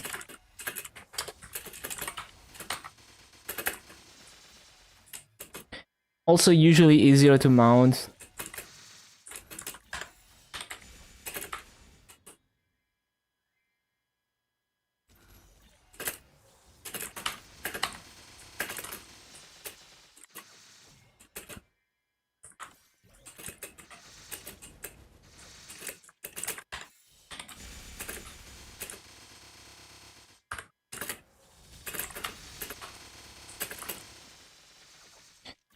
The motherboard was heating up, yeah, makes sense, because there's no circulation over it. And maybe it's not a problem, because like, VRMs are designed to get hot, but there is a point where it's too much.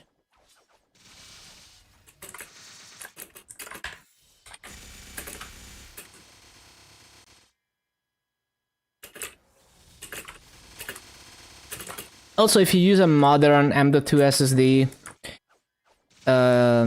you know, especially Gen 4 and beyond, they're gonna get very hot.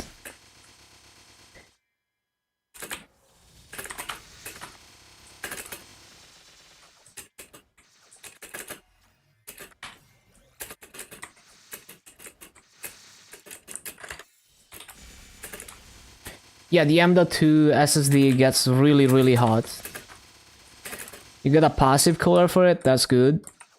But yeah, the air circulation helps with that because it gets very hot.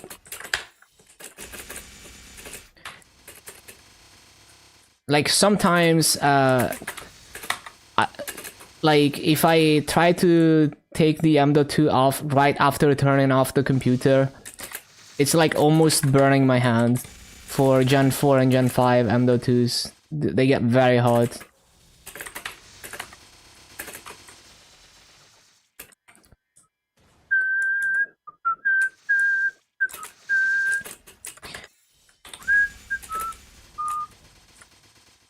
Although most motherboards come with a beefy heatsink if they have like Gen 4 M.2.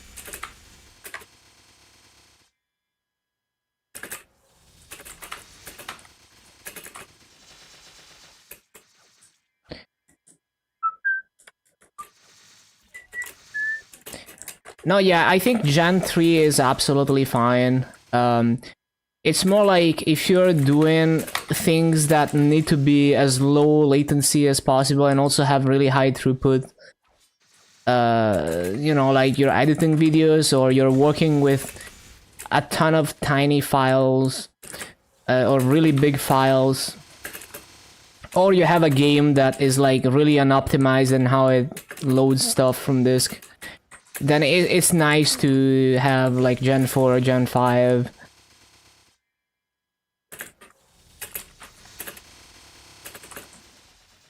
But yeah, for general desktop usage, normal games, you're fine with a Gen 3. Like, you're not gonna notice the difference.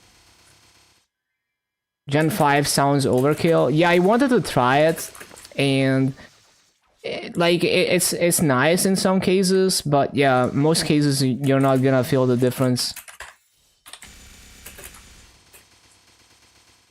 For the price, there's Gen 5 SSDs that are reasonably affordable, but yeah, they're more expensive.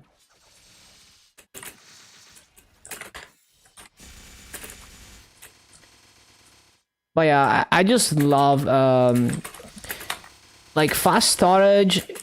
It's the kind of thing that it's like most of the time you don't need it, but it's convenient when you do need it.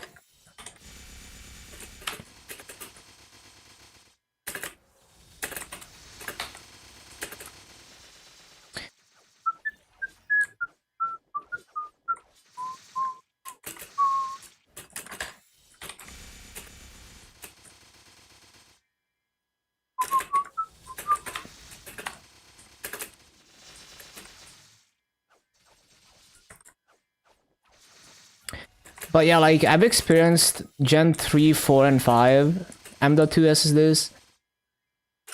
I would say for like after having that experience for myself, for experiencing it firsthand, for a new build, I would probably just go with Gen 3 just because it doesn't overheat as much as Gen 4 and 5 SSDs, and it's still good enough.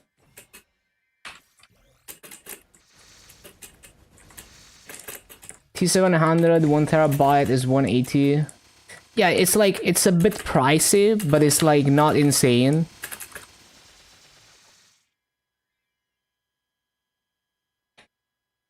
Like an Gen 4 1TB is gonna be like $100 maybe at best. Gen 3, I don't know. So yeah, I mean it's pricey, but it's not like insane. 95, oh, they dropped. I remember them being like 120. Yeah, they dropped.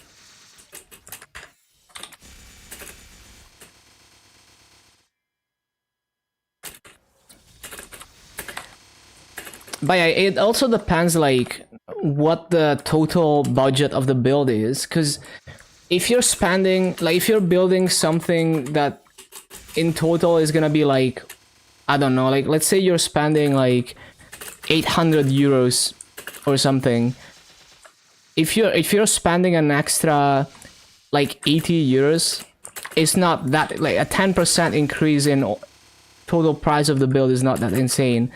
But if you're building like a 400 500 euros machine, then or if you're not, like, if you already have most of the parts and you're just buying a new motherboard and a new CPU, then the markup on the SSD hurts a lot more on that budget.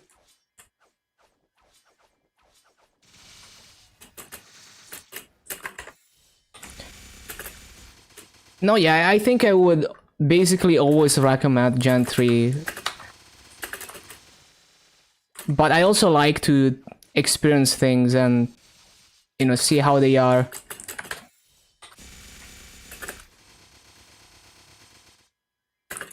Like, I don't trust what people say about anything. I have to test it for myself.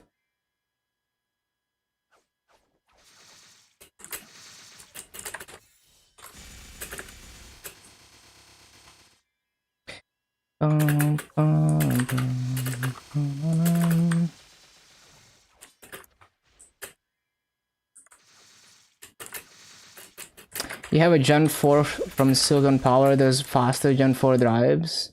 Yeah. Basically, you just have to look at what you are doing with the computer and whether it's realistically gonna benefit from it. And sometimes you don't know until you try it, and maybe you try and, you know, now you know that it didn't really benefit from your workload.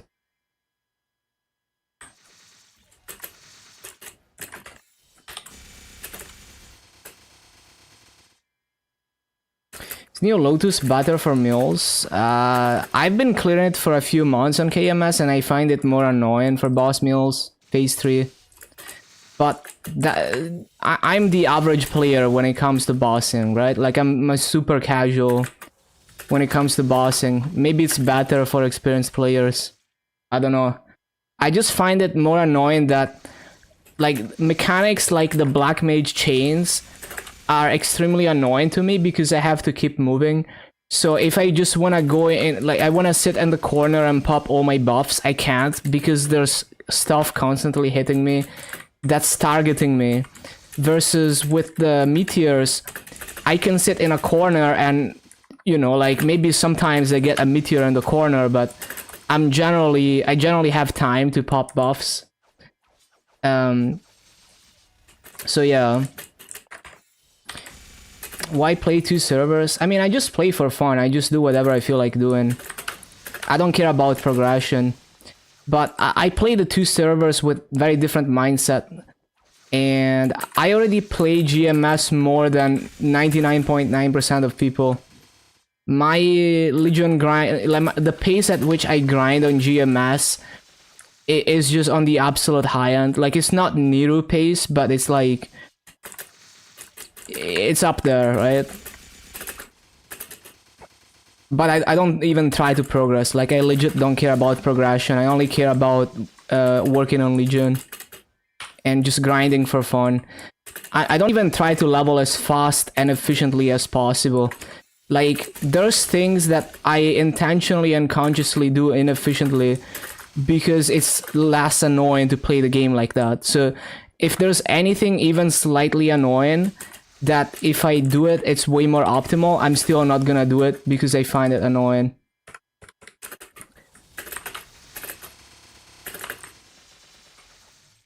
Because the point is, I'm playing the game for fun. If there's anything that I feel like I'm forcing myself to do something that's not enjoyable, then I should not be doing that, even if it's optimal to do it.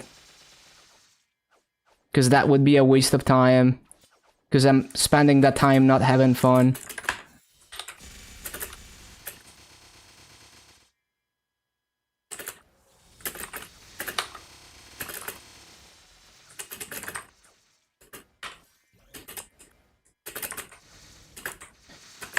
So I'm almost never willing to do any kind of chore unless it's like, oh, if I do this chore for like a month, then I get huge convenience benefits forever, for years to come.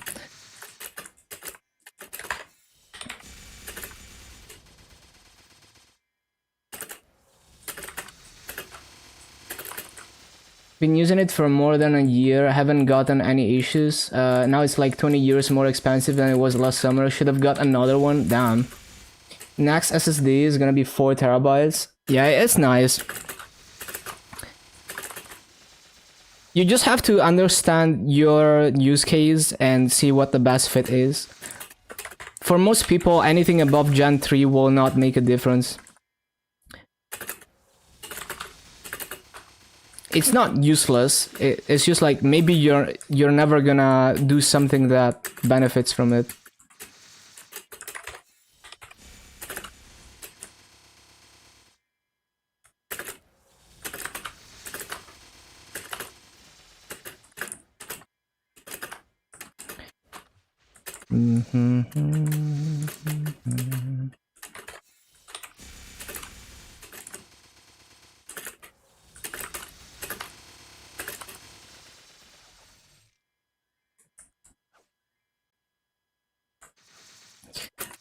Bum, bum, bum, bum, bum.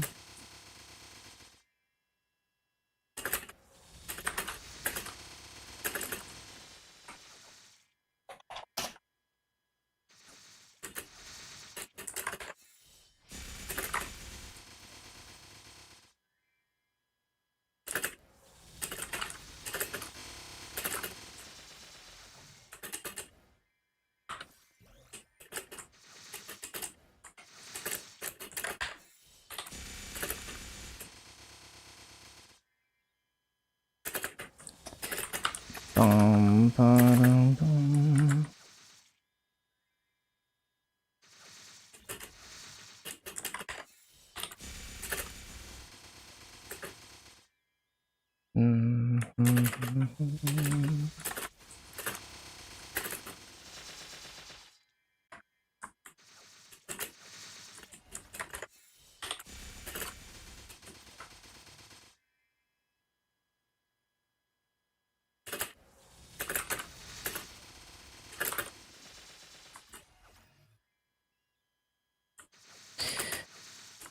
Bum, bum, bum, bum, bum, bum.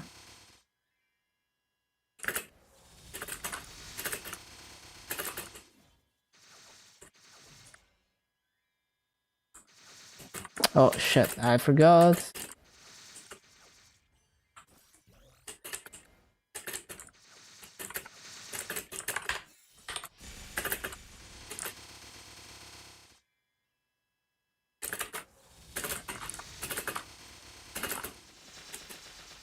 But yeah, basically you also have to consider the total budget of the build. It's kind of like power supplies. It's like if you're building a 2000 euros computer, if you pay double for the PSU than a cheap PSU, it barely makes a difference. For example. So if you're building something super high-end, then why not splurge on the PSU even though it's not really necessary, so that it's potentially more future-proof, or maybe it's gonna run slightly more efficient because it's at half load and all that kind of stuff. And you can see every other part the same way. So if you're on an extremely low budget, then yeah, like always go for the bare minimum.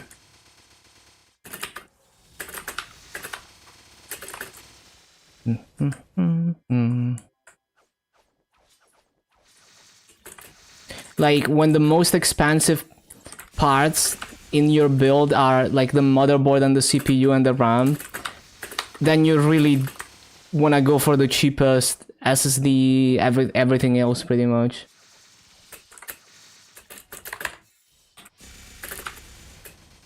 How many PSUs do I have? I think I have like, well, my better PSUs, I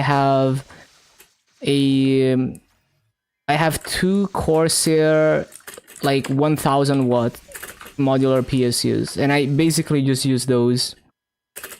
And I move them between builds sometimes. And then I have a bunch of old low-end Corsair PSUs that are not modular, like 430 and 600 watts, that I use for like random builds or like temporary builds or for testing.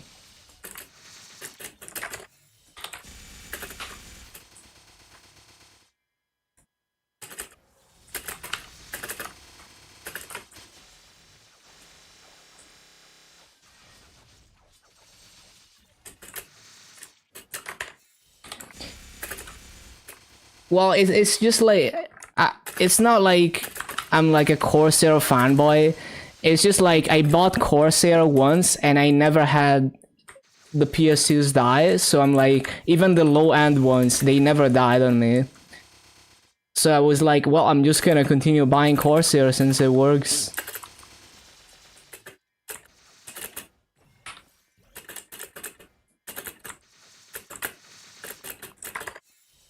I think PSU brands are also very wait, why do I not have a wealth potion on?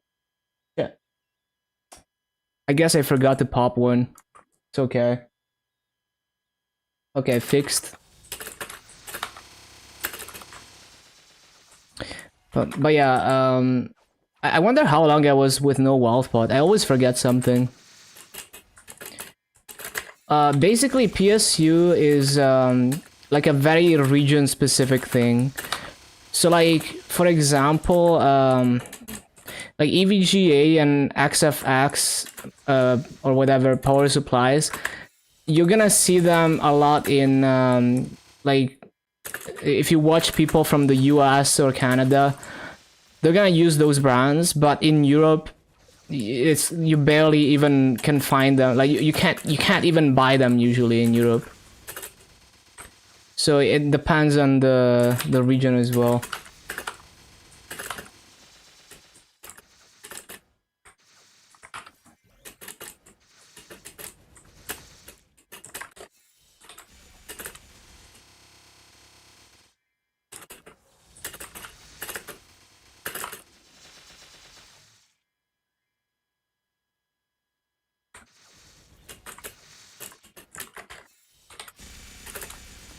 Sometimes there are good products like unpopular brands, by unpopular brands. Yeah, like and I wish I knew all of those, right? Because it's cool when you can find a cheap no-name brand that actually makes a good product and you save money, and it's just really cool to use it.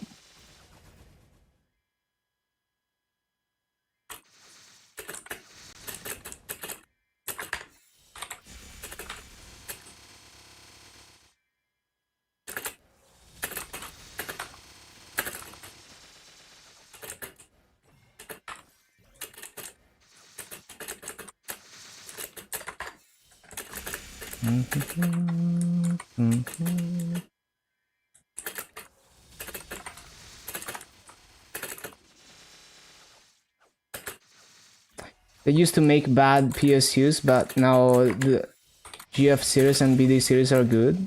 Yeah, that's cool. Good to know. What kind of prices are you looking at? Like, let's say you buy like a 600 watt PSU from that series.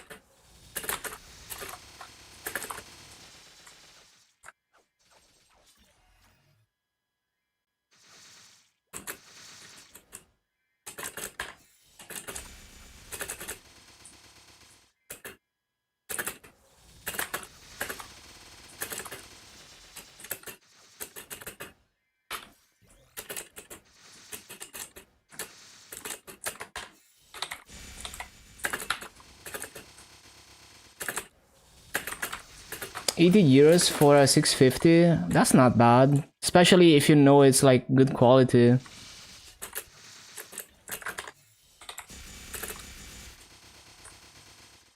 I think the really low-end Corsair ones are maybe cheaper than that, but maybe not as good.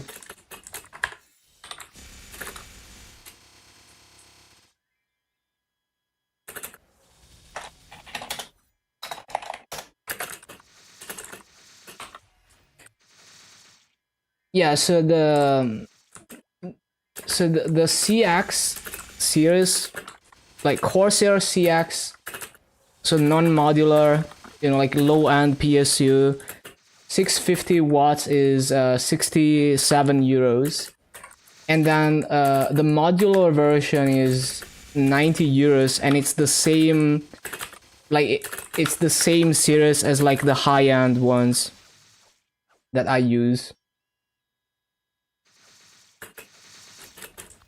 700 watts. Yeah, that's nice. But I don't know how it compares to the one that you're talking about, right? Like, maybe it's worse. It's very possible that it's worse.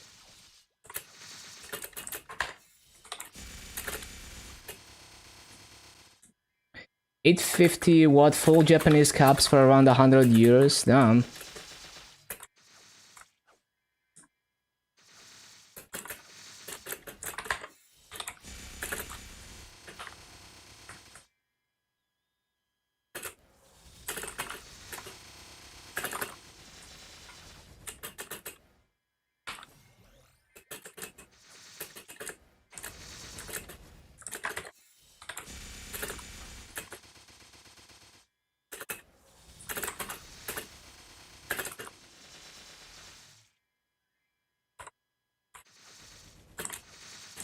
Oh yeah, I need to set up a timer for the wealth potion before I forget again.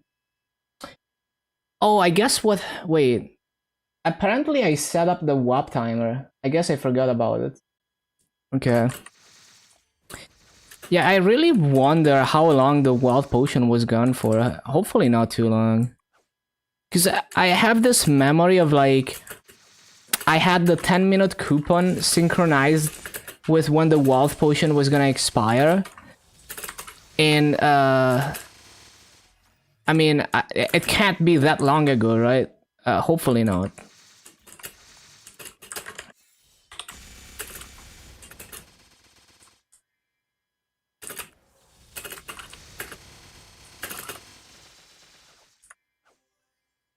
I mean, if I look at the Maso gains, we already gained over 400 mil in 5 hours, just over 5 hours. So there's no way I was missing wealth potion for very long, right? Because there's no way I would have this much Maso gained otherwise. Yeah.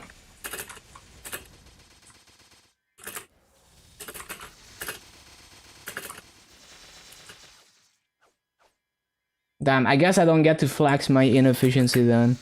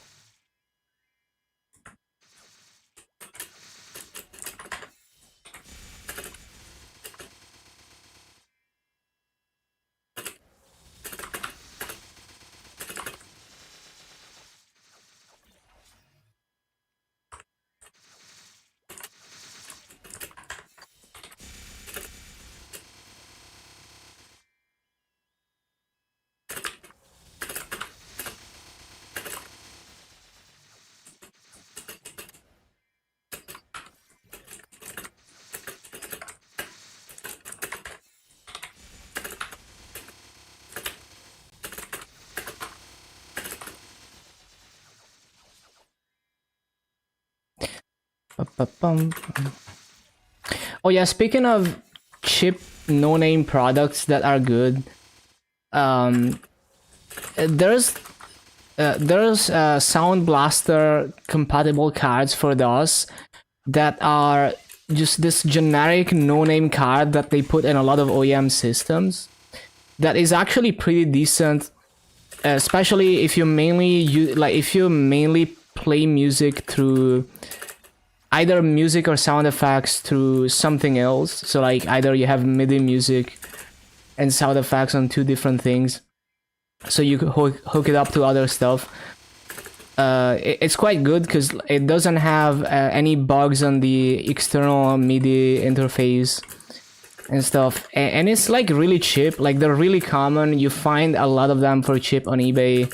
People just basically throw them almost as e-waste. And yeah, they're good, and the drivers are still. I was still able to find the drivers and configure it, make it work.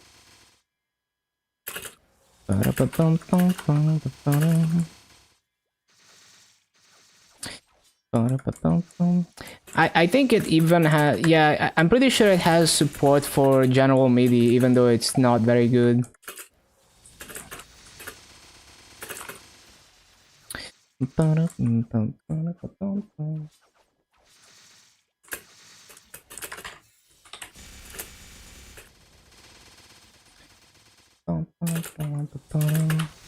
Like everyone is, because like if you look, if you get into the Sound Blaster rabbit hole, there's like most models of Sound Blaster cards for DOS, they have hardware bugs that can affect the quality of music in certain cases, like hanging note bug and stuff like that. So there's like a table, there's a spreadsheet that has a list of all the best to worst Sound Blasters. If you search for any of the ones that don't have any issues, either you don't find them or they're insanely expensive. So everyone is like, you know, just like going crazy with this really rare, really expensive early Sound Blaster models. But really, if you take one of these cheap OEM ones and you combine it with like a MIDI, like a wavetable board or just any external MIDI thing, you can get like very good coverage for DOS games for very cheap in terms of having decent enough audio.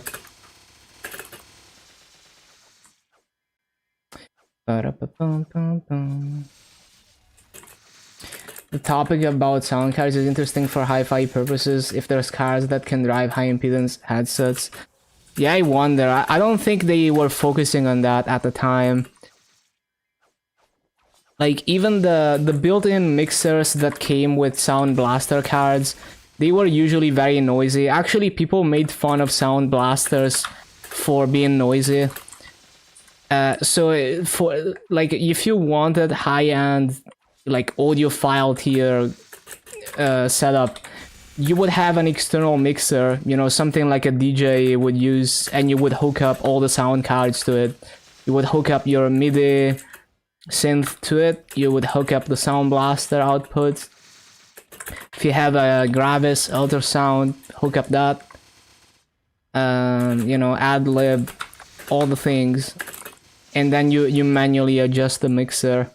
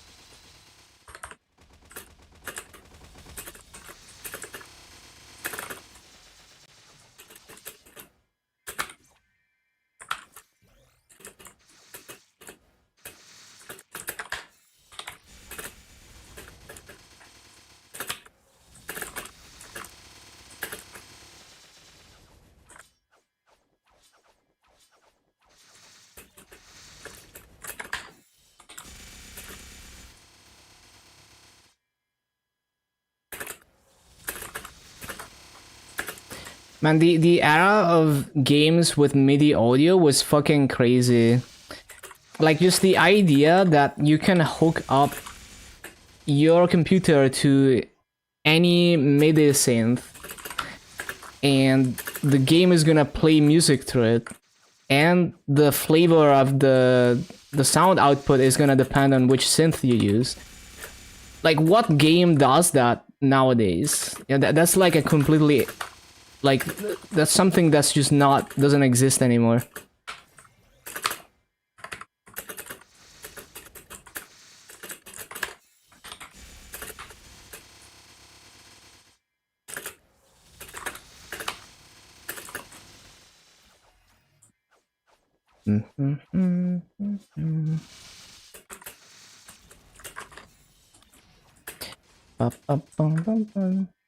Like, legit, the high-end synth, like the Roland ones that you could use for DOS games, they were this like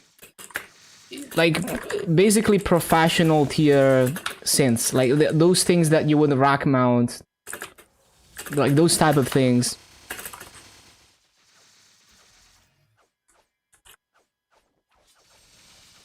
Like, if you look up like Roland MT32, you can see that.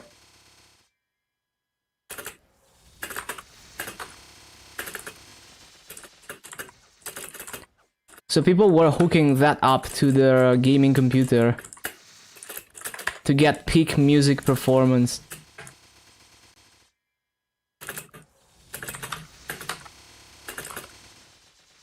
Ba-bum, ba-ba-bum, bum-bum-bum, bum-bum.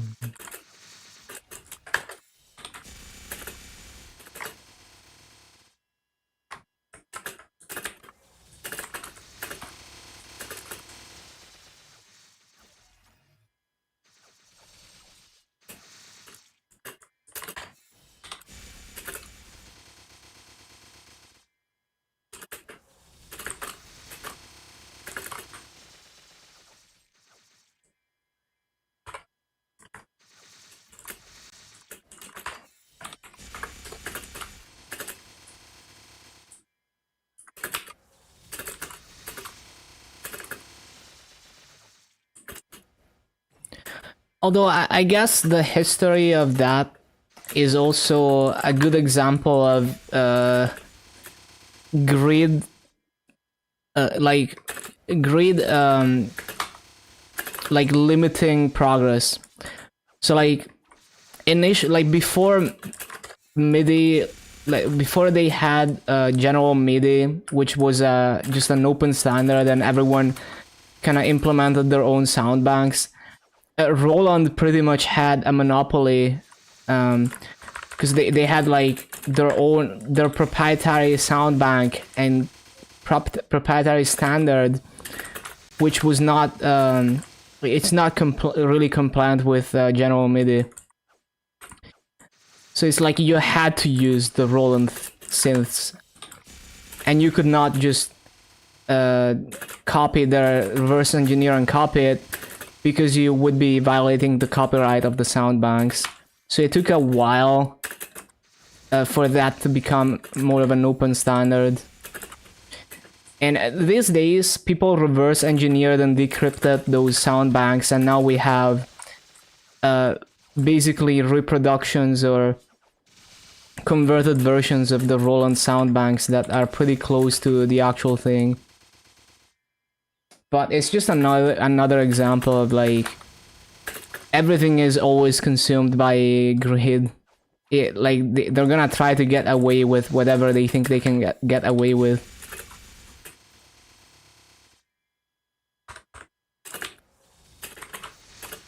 Inconveniencing everyone else, basically.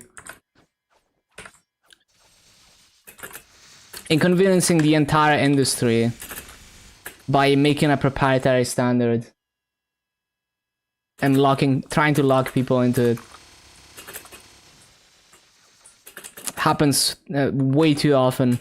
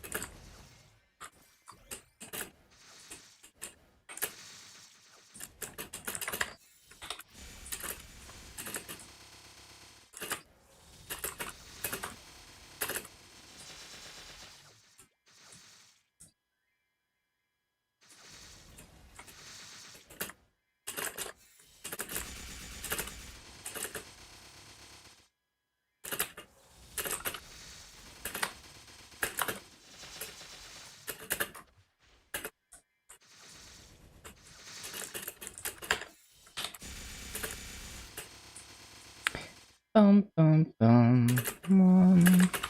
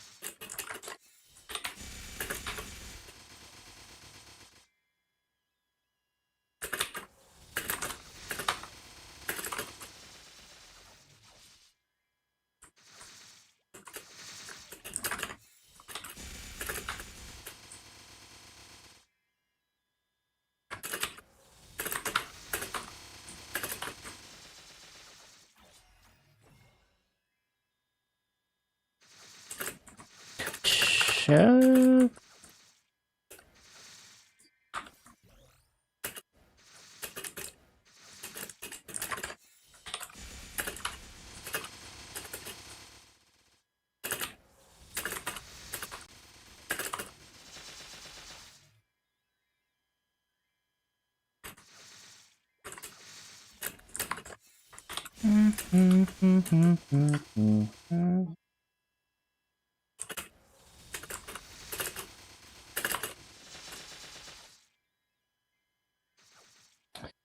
Bum, bum, bum.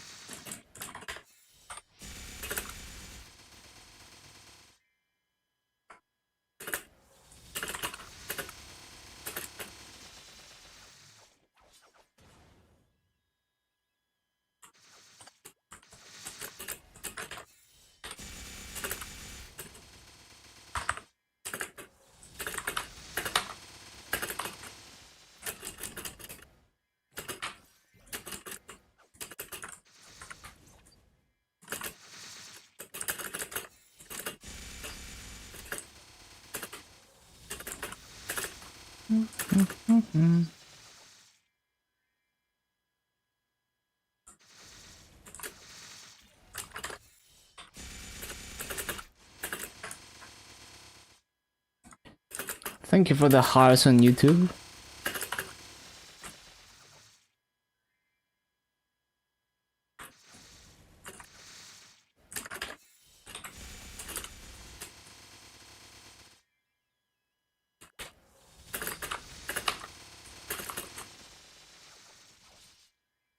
Hello, Jay.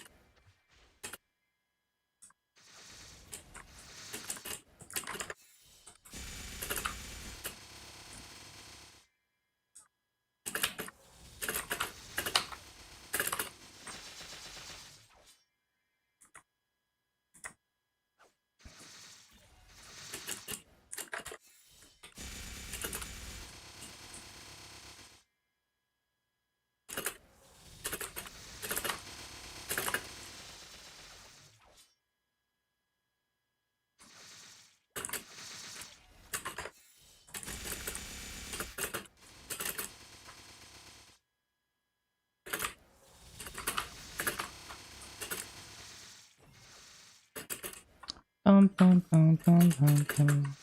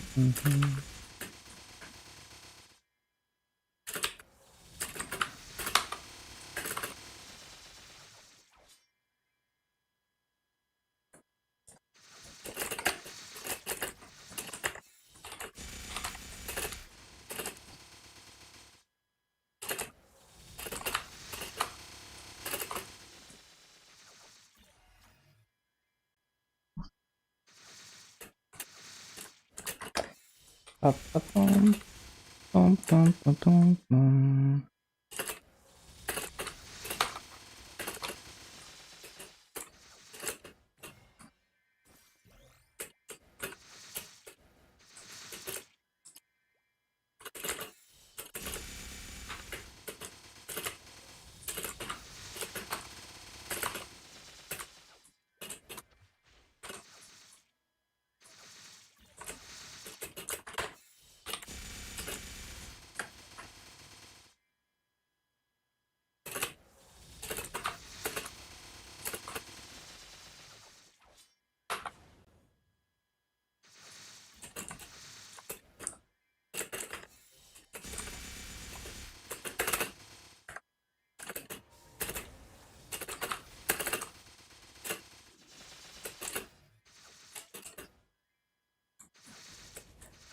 Bum.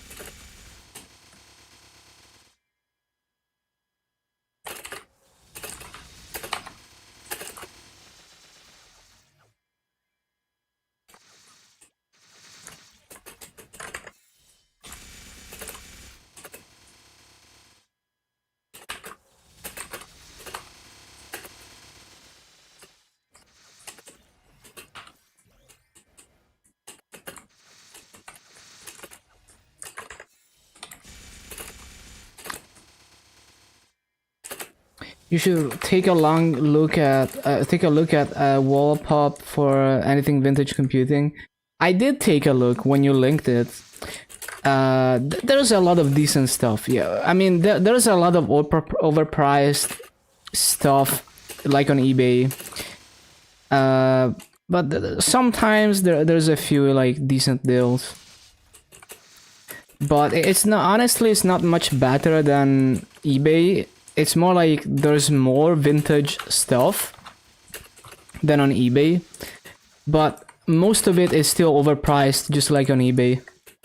Hello, Lazy.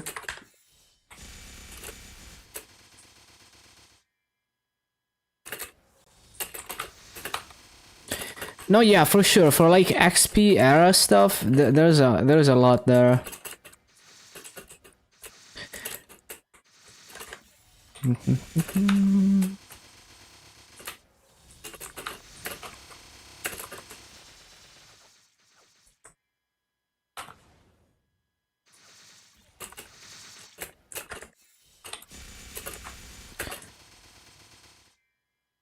But I think if you really want the deals, you have to go out and get them. Like anything, like if you're getting anything shipped to you, it will most likely not be the best deal that you could have gotten on it.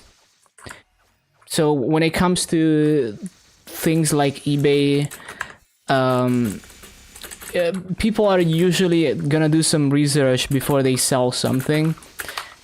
It's not like if you go to Facebook Marketplace and you just pick up something in person, or if you go to like a yard sale, like whatever they call them, you know, like those just random people selling stuff that they want to get rid of. Just in real life, you're more likely to find people that have no idea what they have and don't care, and they just want to get rid of it. Yeah, a flea market, essentially. Or just straight up go to the scrapyard and try to find something that's actually, you know, low-key good. yeah, basically, if you want the best possible deal, you have to take the gamble. But it's also like, if you're well, basically, if your mindset is like, I'm not gonna spend more than $10 on this, so I'm only ever gonna get this if it's like something that they're literally giving away, then that would be the only way to get a truly good deal.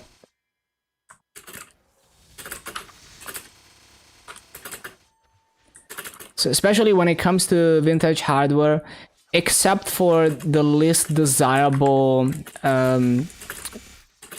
like the XP era stuff, especially like the things like Haswell, where you can run XP on it, but it's also not really vintage hardware. Those are like some of the least desirable things, so you're more likely to find them cheap. But anything that's like actually vintage, you're usually gonna pay like a premium for it, unless it's untested. And even when it's untested, the seller probably knows what they have. They probably know that it's probably not gonna work, or maybe they know it doesn't work and they say it's untested. But yeah, basically, yeah, Pentium 4 is like, it's really not desirable, so that's why it's so cheap. So there's, unless you're going for like the least desirable stuff, you're probably gonna pay a premium on it if you're buying stuff off eBay or any similar site.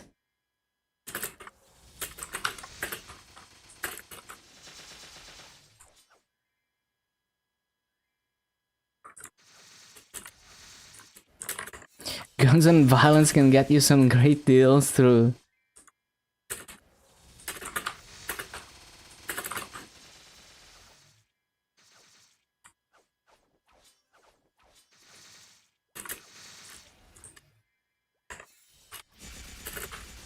But yeah, it's just like, it depends. It depends on what you're looking for and how premium vintage it's considered.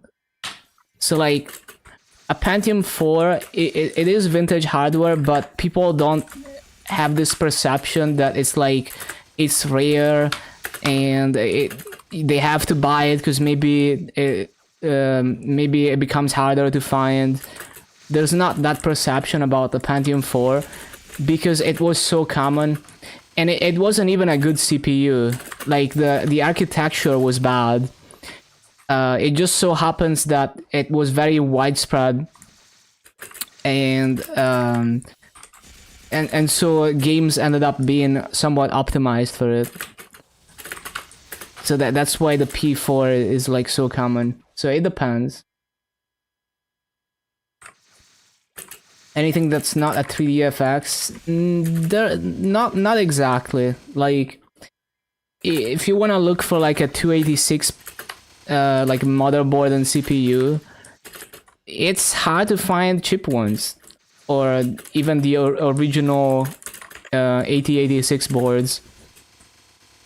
486 can also get quite expensive. They're always gonna try to charge a premium, especially if you get something that is known to be working.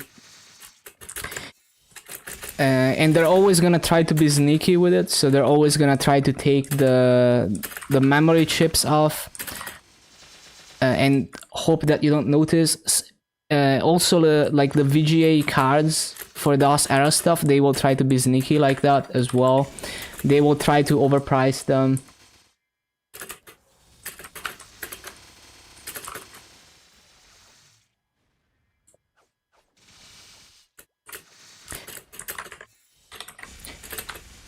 So I think it just depends on what perception people have of it, and also how widespread it was back in the day. So Pentium 4s were so widespread that even though it's vintage hardware, there's not really any scarcity of it.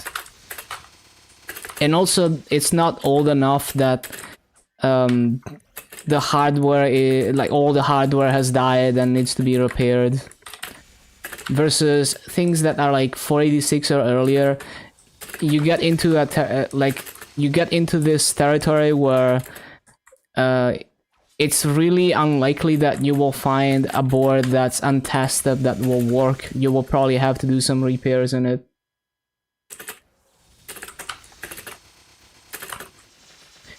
Problem is, the core series was a game changing and destroyed everything else.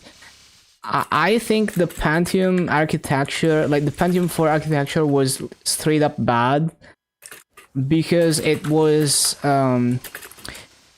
basically, if anything fucks up the pipeline, so if there's a branch in the code, the CPU is gonna stall for ages because it's just so heavily pipelined. And that problem was solved much later with branch prediction and speculative execution in modern CPUs, but yeah. Like, there were huge problems with optimizing for the Pentium 4. And I mean, a skilled programmer could make it run really good, and it was really good when you could write code that was perfectly engineered for it. But sometimes it's kind of hard to make it like that. Like, sometimes it's hard to avoid branching.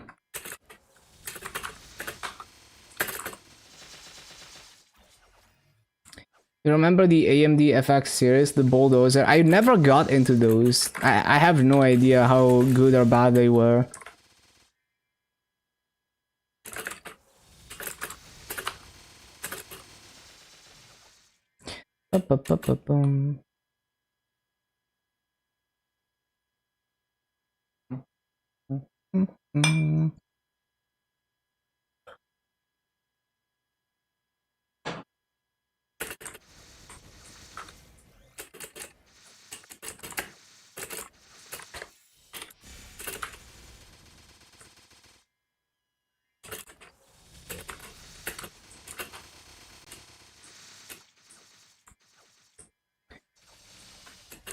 Another thing with ordering like really cheap stuff from eBay or Wallapop is that the shipping, even if you're just paying like €5 for shipping, that's a significant chunk of the price.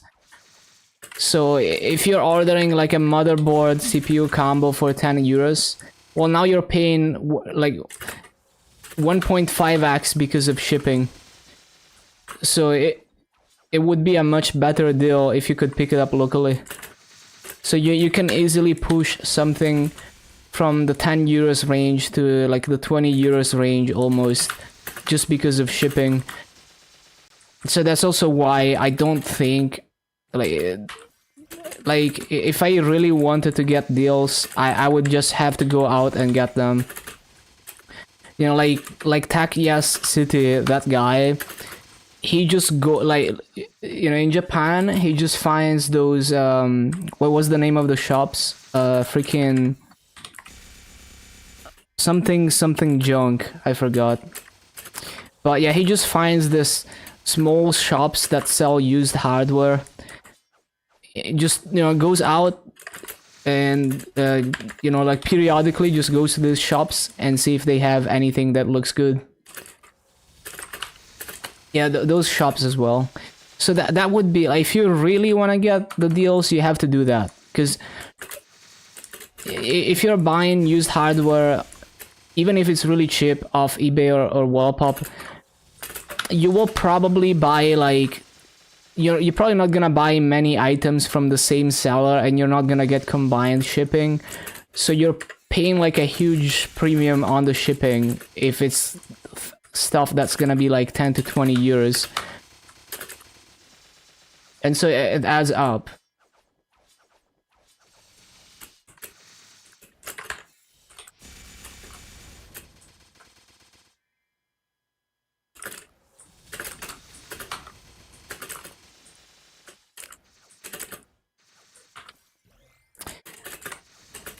But for me, I'm okay with paying for shipping for the convenience, because and also like most of those deals, especially on Wallapop, are from Spanish people, not from from local people. I mean, even in Italy, most of them are not gonna be anywhere near me. But even then, it's like I'm okay with paying for shipping. But I definitely don't feel like I got insane deals or anything.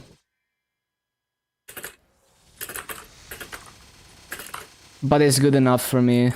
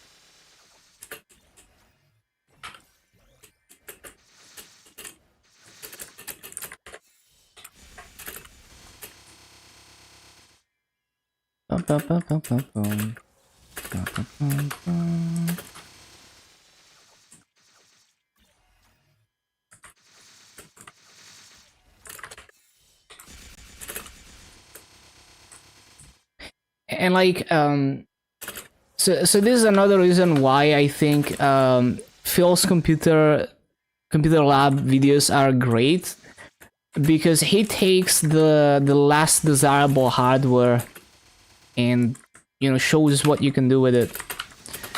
So he's always doing this this builds with hardware that's like just really common and no one really wants it for the most part, rather than going for the premium vintage stuff that's like period accurate.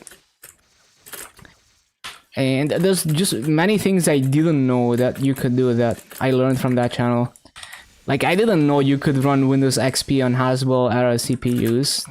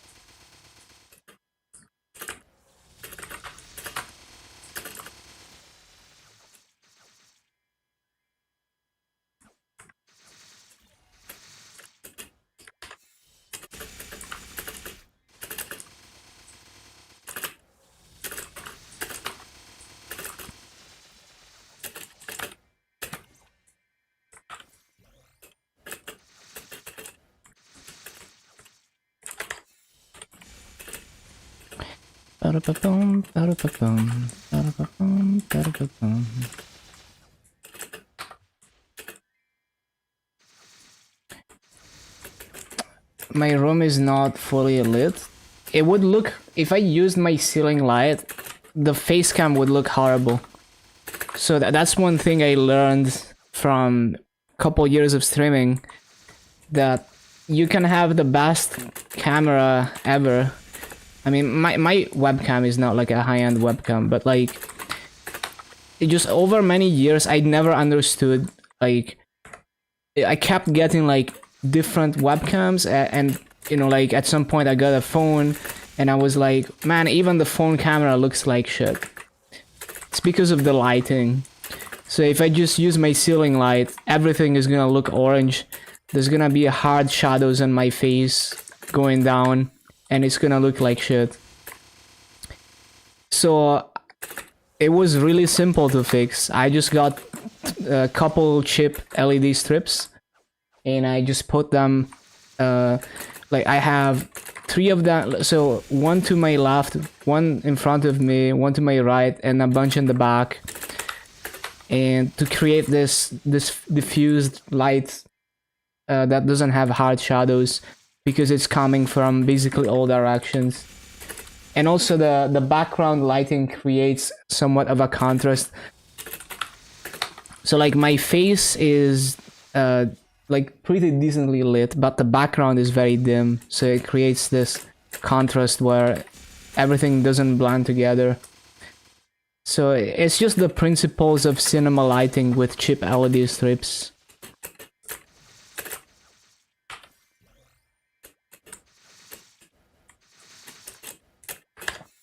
People who have top tier streaming gear, they don't fully utilize half of the potential of it because they're lazy. Well, it's also the, like, human psychology is funny. There's this syndrome where when you wanna learn, when you wanna get started learning something, for some reason you meme yourself into perpetually buying equipment and just making a fancy setup before you even start doing anything. So you know, some people, I mean, I think everyone has it to some extent, but some people fall deeper into the meme than others. So they will spend thousands and make this fancy setup before they even streamed once, and then maybe they stream for like 1 week and then they realize it's not for them and they just spend a fuck ton of money.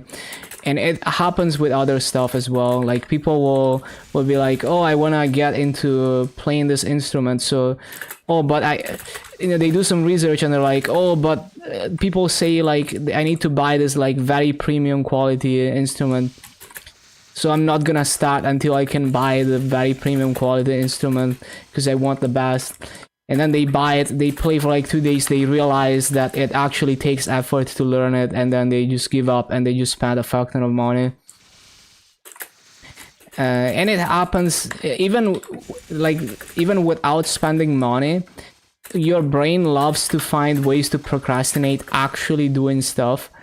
So like people who want to get into coding, they will spend months learning how to customize their editor and customizing it, and falling for different memes. Like some people will fall into the Vim meme, some people will go for Emacs, some people will go for Visual Studio, and then they go crazy with like customizing plugins and all of that, when they could have literally used Notepad to learn the basics, or like a default editor, just whatever you can install in like 5 minutes. And maybe they never even get good at it. Maybe they never learn anything significant.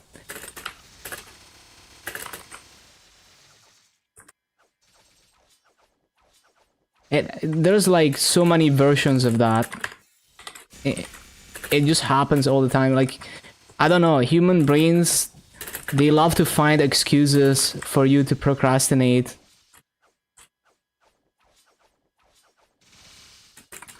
Or your brain also loves to find excuses for why you're not performing good. So you're gonna be like, oh, maybe if I buy this expensive mouse, all of a sudden I'm gonna aim better.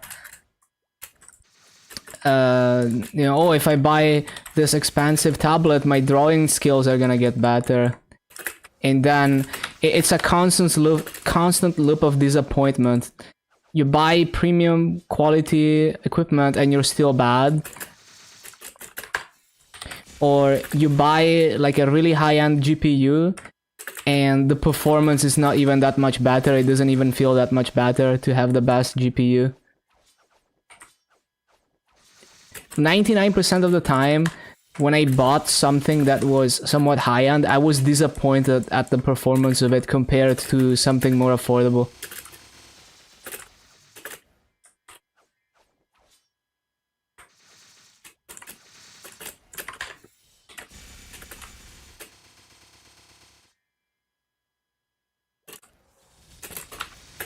Or maybe what the thing that it's good at is not relevant to to what I'm doing with it.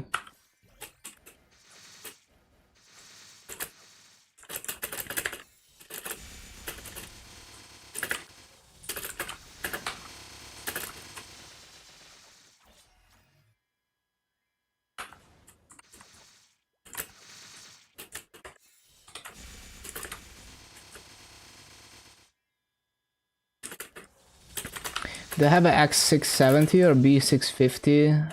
It's a B650, I think.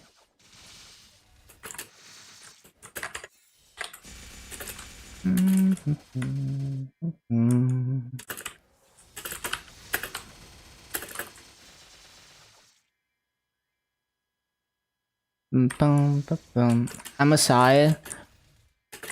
I don't remember. I think it's an MSI board, but I wouldn't recommend this motherboard. I just didn't have a good experience with it.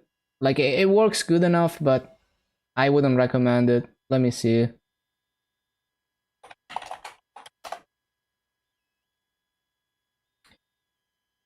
I can't find it right now, but it was probably an MSI board.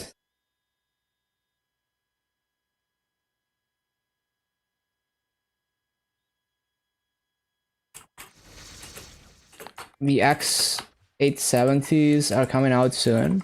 I see. Actually, I think it was like an Asus board. Yeah, maybe it was an Asus board.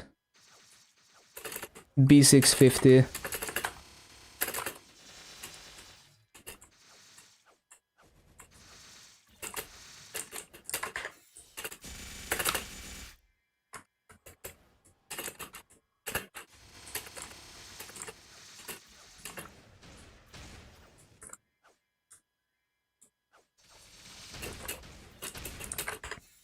Like legit, the only motherboards that I never had that I was happy with were Haswell era motherboards. So I have 2 GB boards from the Haswell era, the Z97X or whatever. Those were good motherboards. Never had an issue with them. They still work. They also have like a dual BIOS thing, so if you fuck up your BIOS settings, Asus used to be the worst a year ago. Yeah, so I probably got like the worst possible motherboard ever then, like my B650. That's probably what happened. I would definitely not recommend this board.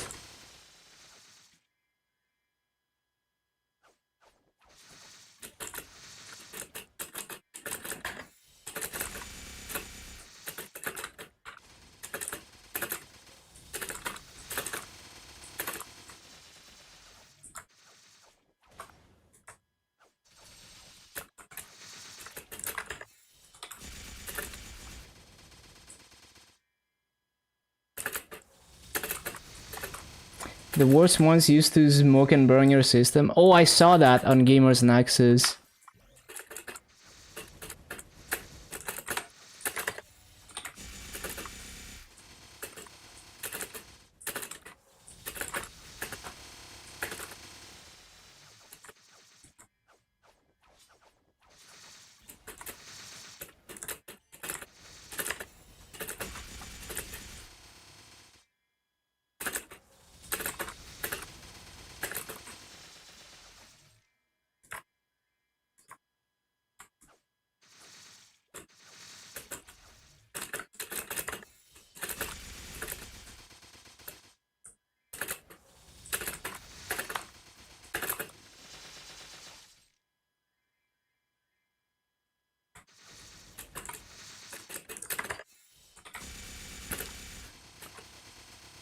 Yeah, I'm definitely gonna stay away from that.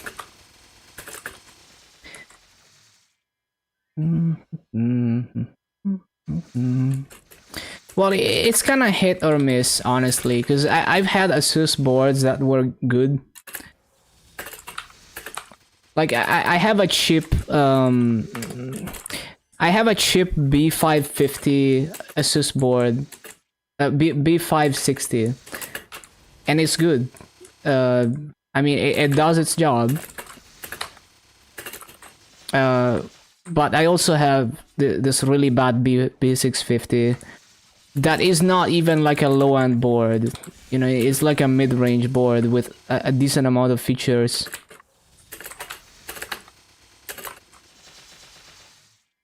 They create a different problem when you send them the broken product. I saw that.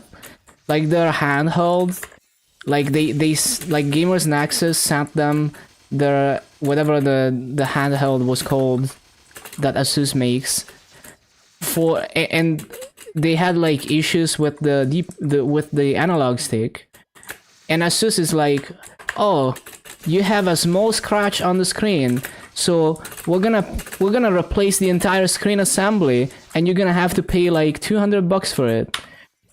And it's like, no, like it's just a small scratch, and they sent the thing in for the analog stick, not the screen.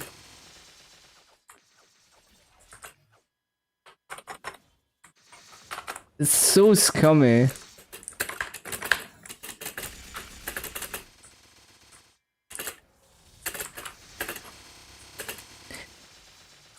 Yeah, I should probably avoid this, especially with this terrible motherboard experience that I had.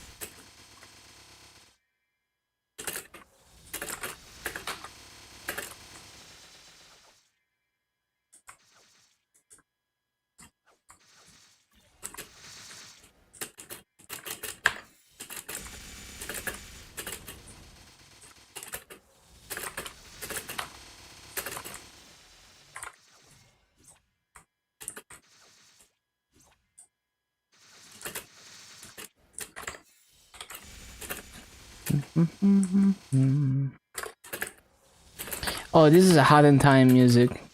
Good music.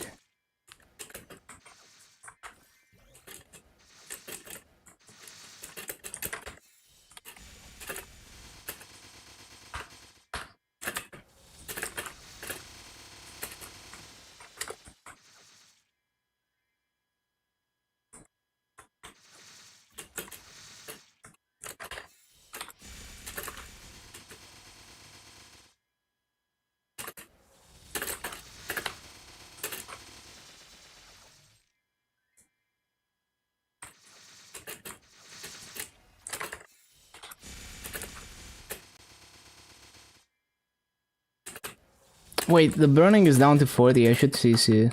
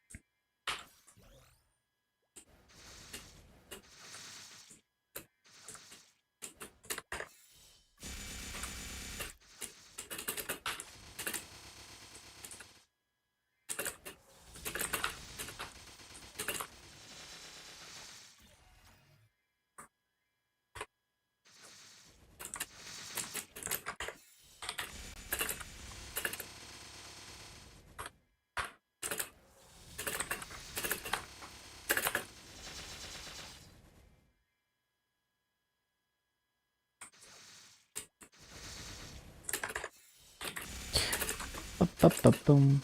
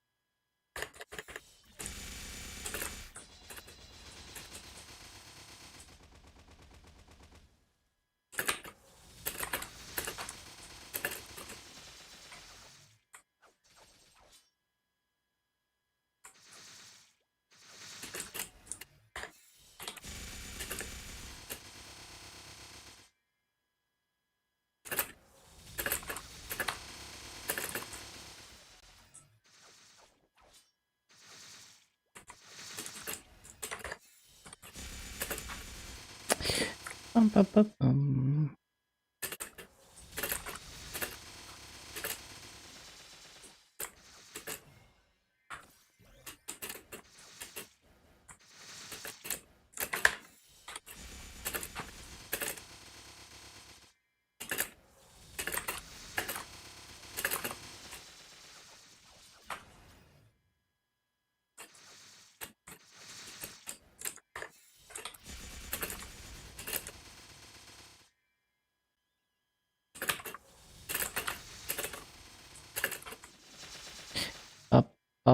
Bum.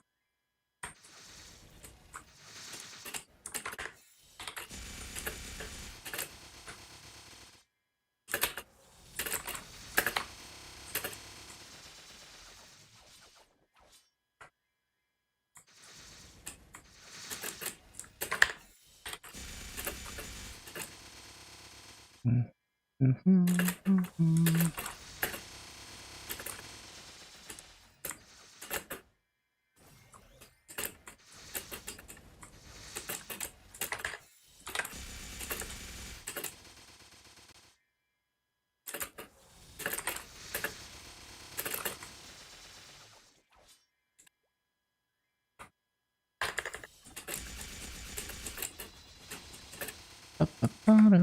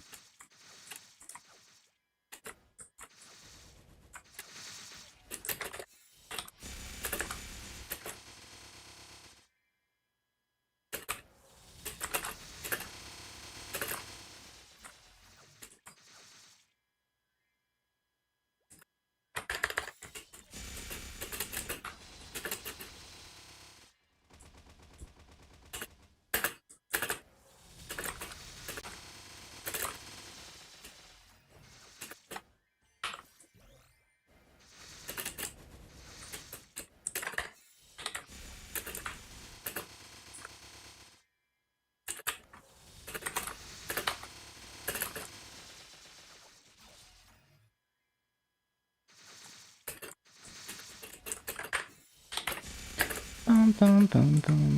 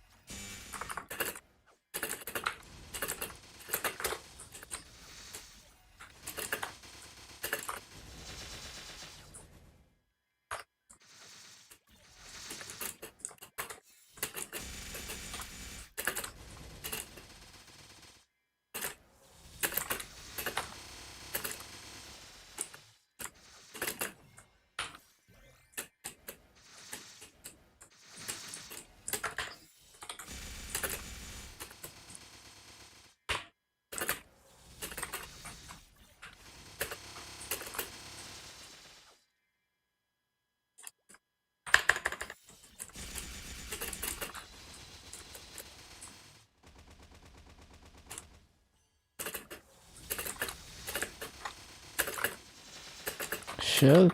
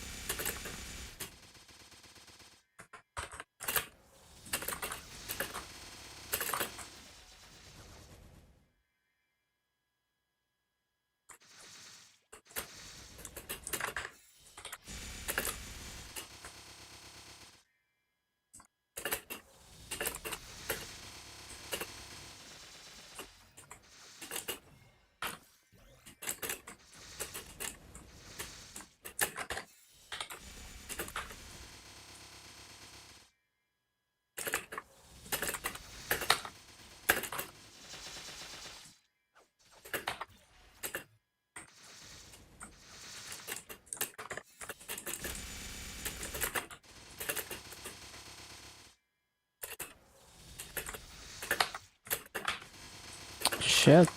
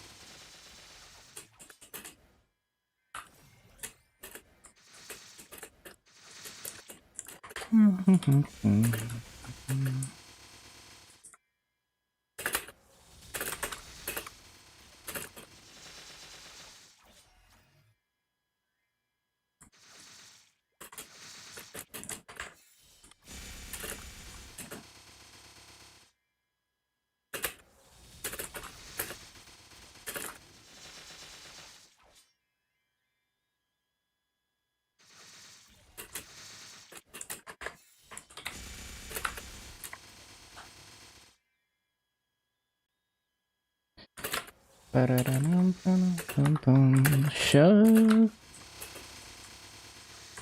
I'm stupid.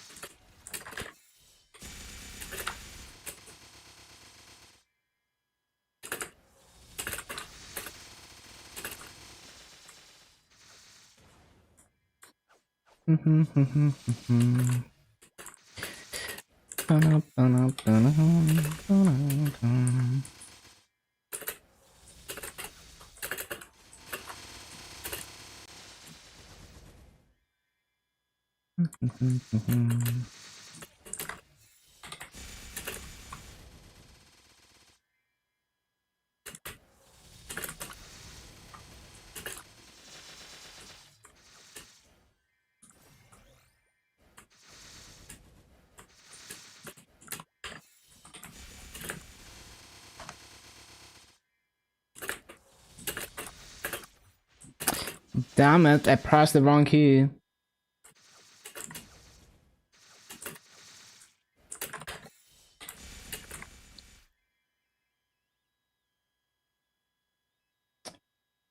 One moment.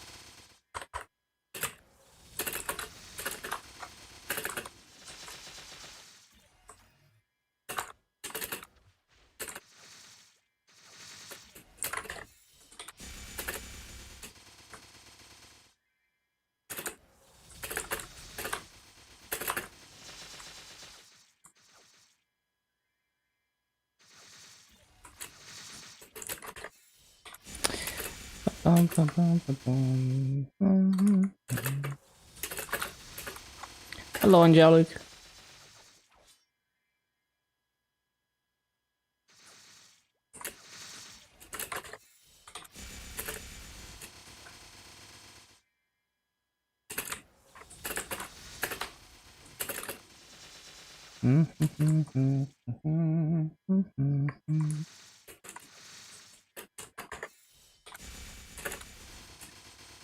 Remember to buy shit. Yep. Spend your event coins, everyone. Only a few hours left. Yup.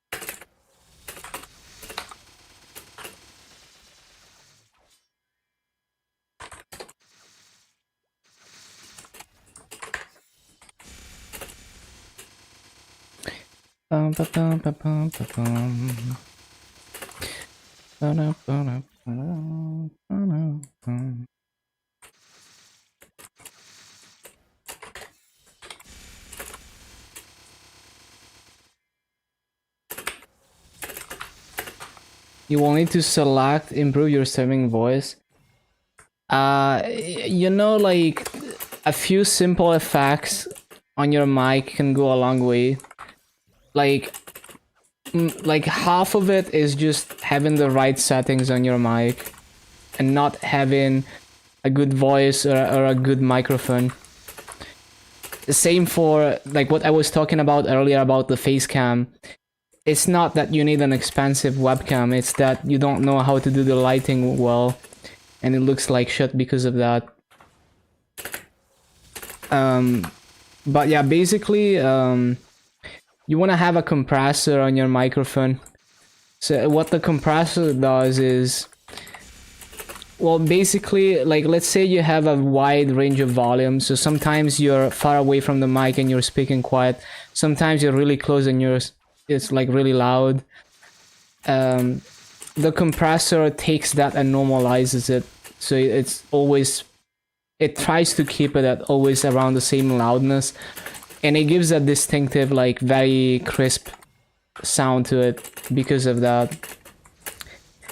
And then there's a few other things, like you're gonna have like a noise gate and maybe like a limiter in case you like hit the mic and it does like a really loud noise.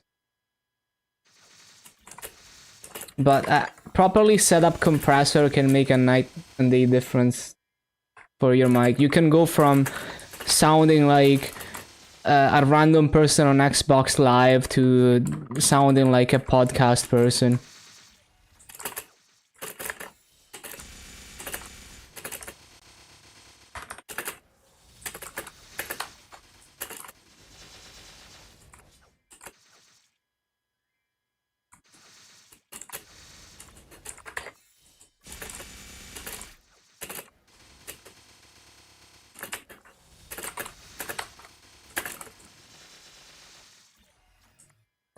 I also use a compressor for the music.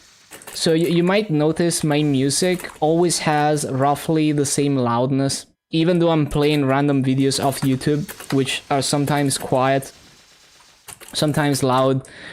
It's because I have a compressor, so all my music goes through a compressor that's, through trial and error, I set it up so that the music doesn't get distorted or anything. It doesn't sound too flat, but it also roughly always has the same perceived loudness. So I don't have to micromanage the volume if I run into a particularly loud or quiet video.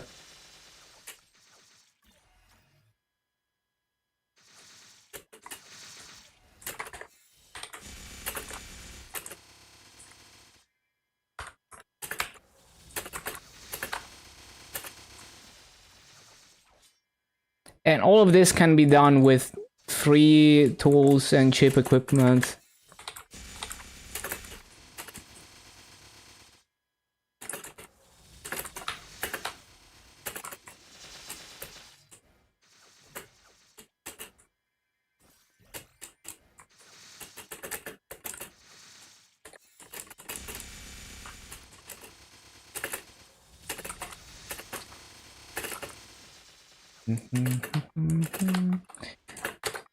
How hard do you think it would be to go from 0 to 1 single class massive farming on regular?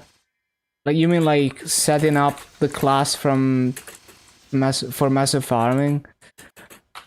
I don't know. Like, like the cheapest master gear is gonna be like what? Maybe like 2 bill per piece. Like, let's say like, I don't know. Let's say like 15 bill investment into gear. And let's say you start by massive farming with no massive gear. So you, well, I guess you would have to think about, like, maybe you would not want to farm until you have some massive gear, especially on Frenzy. Also, that might change when they re-release Frenzy in September. Maybe it's gonna be more accessible. But let me think. So that, like, the master rates when you have no master gear. Let me think. Yeah, you're gonna get like maybe 1/3. So like, let's say you're farming in like Moonbridge or Olimina or something on Frenzy. You're probably, like, with no master gear, you're probably getting like 100 mil an hour instead of 300 mil an hour on Frenzy. If you're like try hard about min-maxing farming. Maybe a bit more as a bishop because you have some built-in drop rate. Half of that is gonna go into Frenzy service, maybe. So basically, building up to, like, if you're doing this purely by farming, obviously at the very beginning, most of your massa would probably be from bossing and doing chores like Threads of Fate. But let's just think about the farming aspect. So let's say you're profiting like 50 mil an hour with no massa gear, grinding on Frenzy. Maybe your first piece of massa gear will take a while, right? It's probably gonna take you weeks to even save up enough for your first piece of massa gear, depending on how hard you farm. I guess you would have to do some calculations, because I haven't really done the math. You would have to take a look at how much, how quickly does the massa per hour ramp up from farming as you get more pieces of massa gear.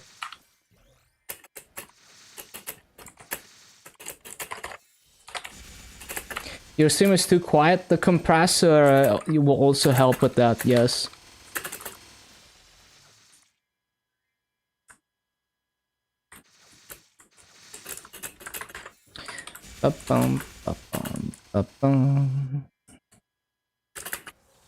Yeah, it would be interesting to do the math.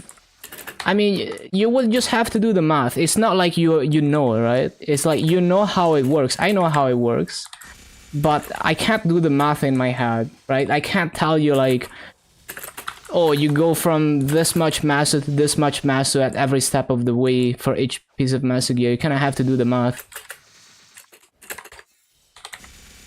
It's pretty simple to do the math. Right? Like, I don't know if you understand the math, but massa bags drop rate is 60%. So if you have 0 massa gear and 0 drop rate, you get 60% of the massa that you would get if you had 67% drop rate. And you get, and your massa multiplier is 1x or 1.2x if you use a wealth potion, instead of you know, like 2.3x if you had inner ability and massa gear and everything.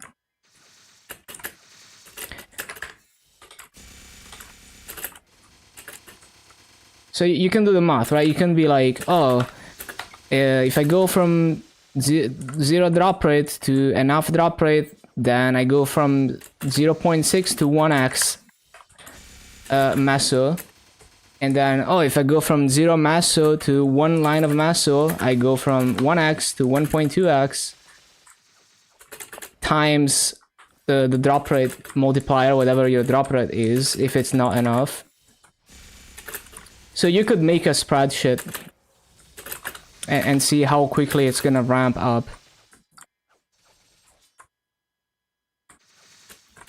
But if I had to guess, let's say like a rough estimate, like let's say you're lazy and all you do is farming, you're not willing to do any chores for Maso, and you're not willing to try hard weekly bosses progression, maybe it would take you like 100 to 150 hours to build it up purely from farming. And then if you do chores, it's gonna be a lot faster. Like if you're willing to do Threads of Fate, sell the Junipers, do weekly bosses every week, whatever chores that get you Maso more efficiently than farming, then it's a lot faster.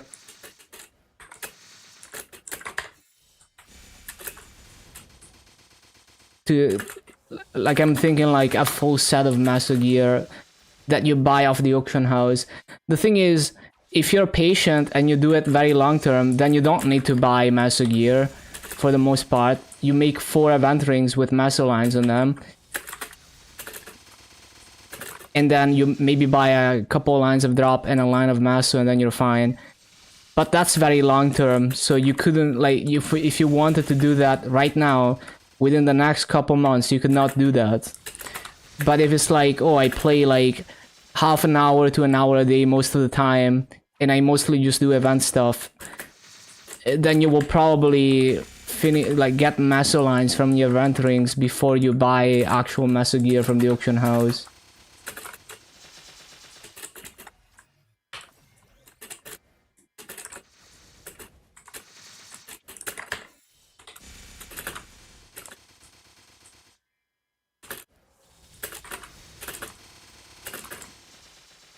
I don't even know if Frenzy's service is 50 mil an hour on Barra. Maybe it's more expensive.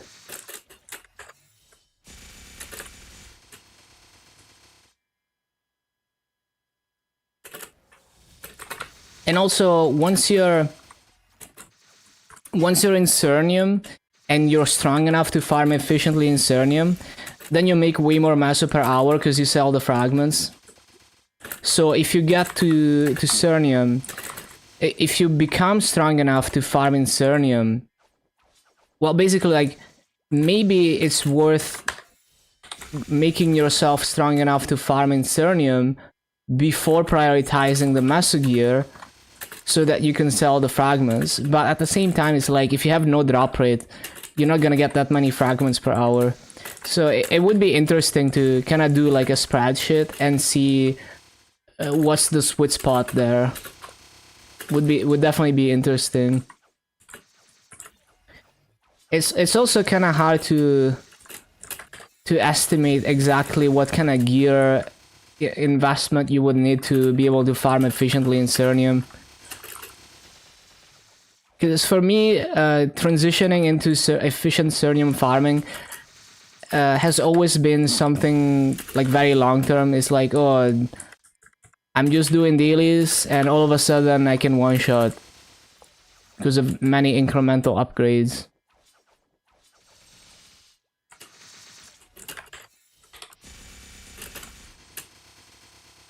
The first time you hear about 60 Maso drop rate, yeah, and so if you have 67% drop rate, that guarantees that you always get Maso bags, and it doesn't increase Maso rates beyond that.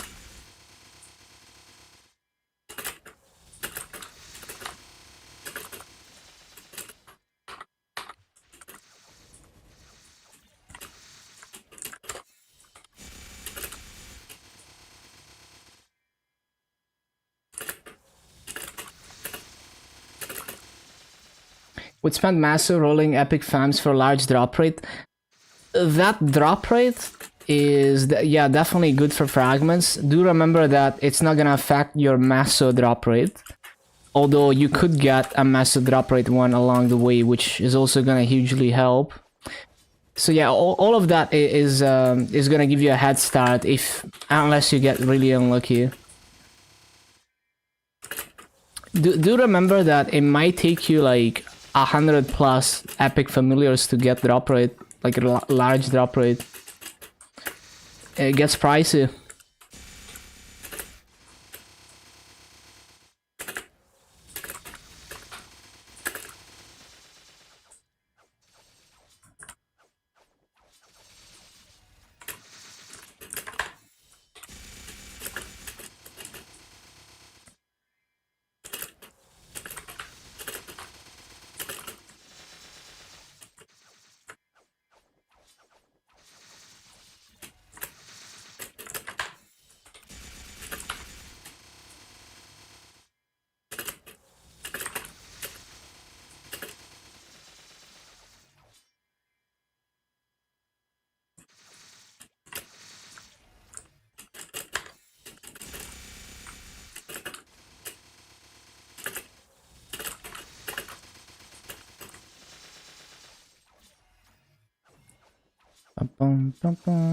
Shit, I keep forgetting fountain.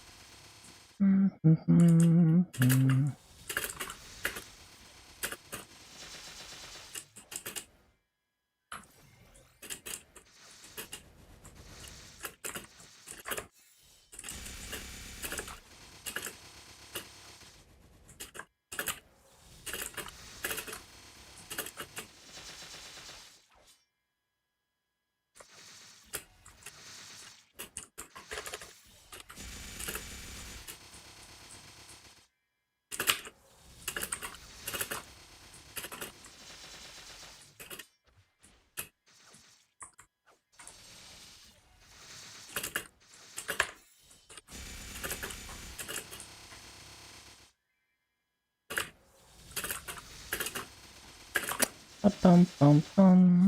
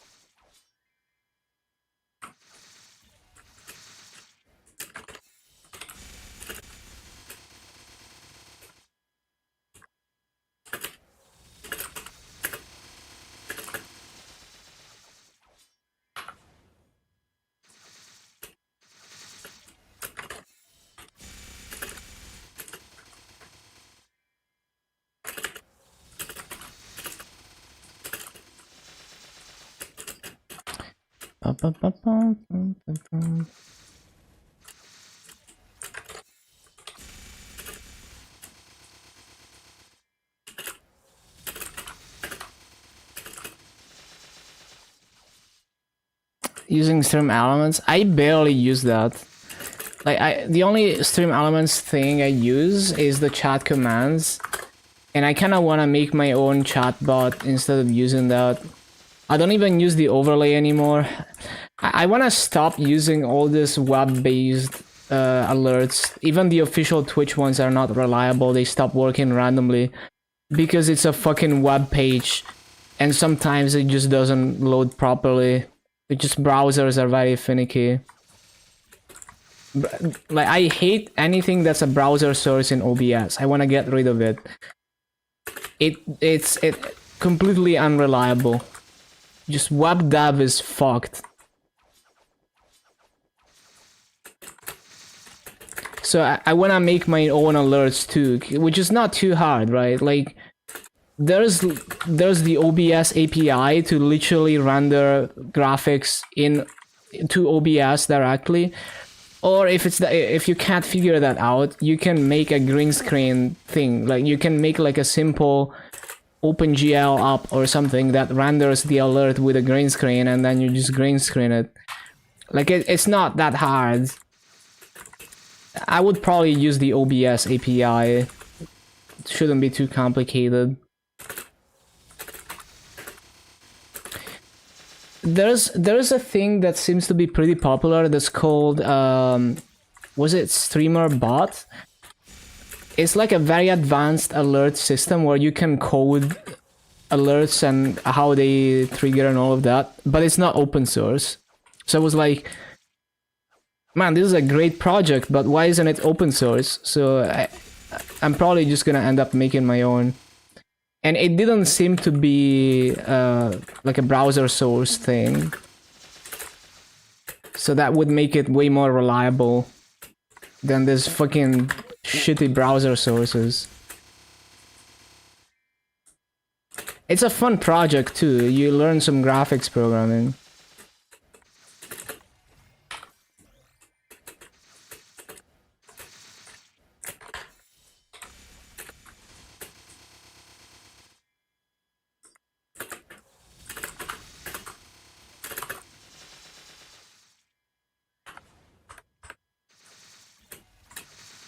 After we finish the course, damn.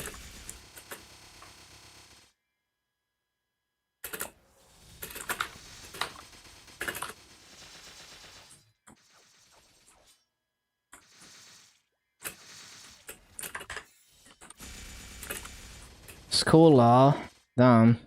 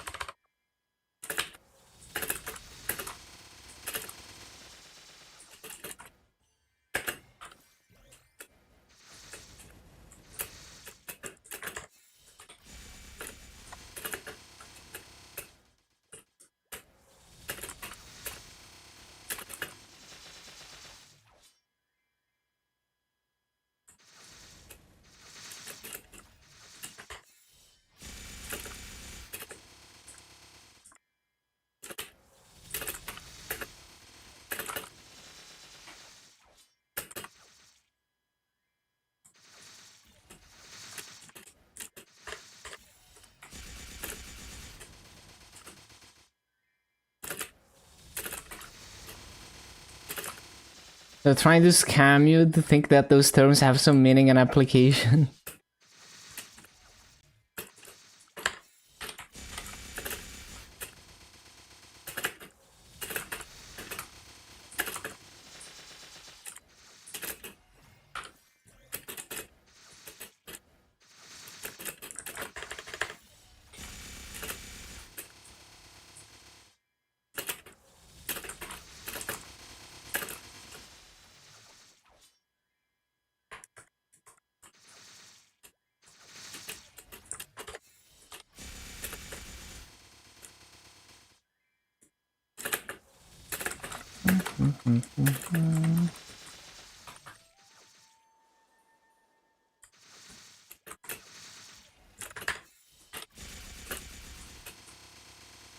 Ba-da-bum-bum-bum.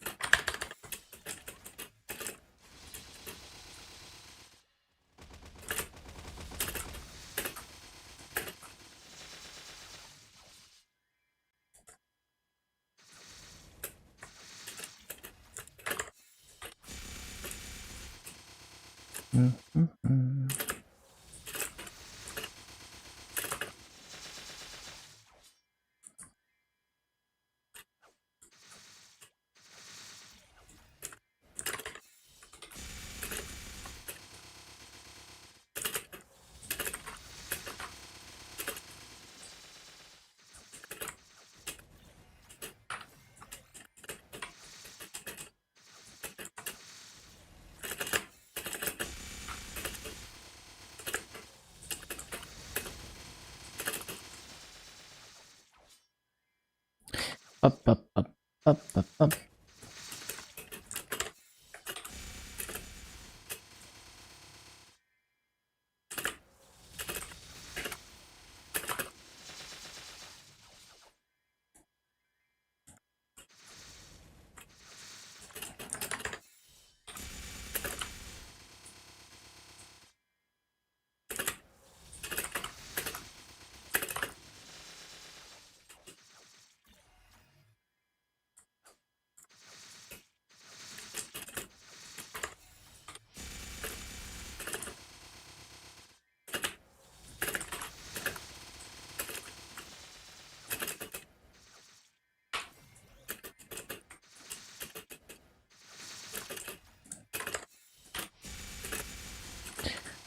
Ba-da-bum-bum-bum.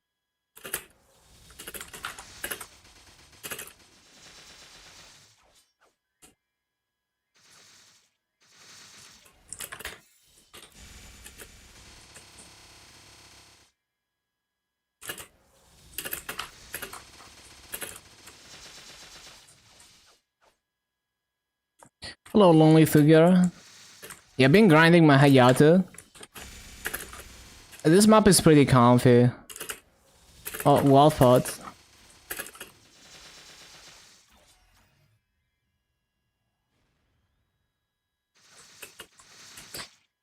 Okay, what wealth pot are we using here? Another 2 hour.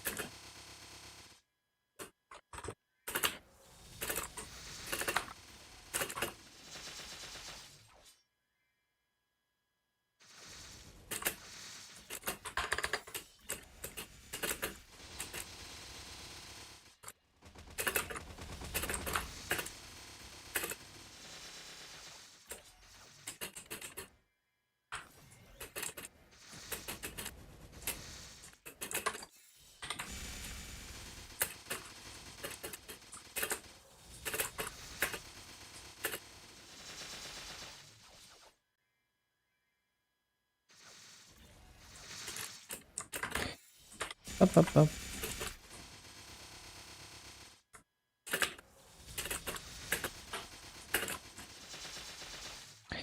Waste 100 mil today, tapping 13 to 15 on Absa.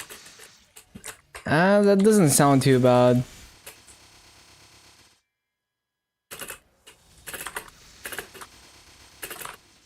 For 100 mil, that's probably average.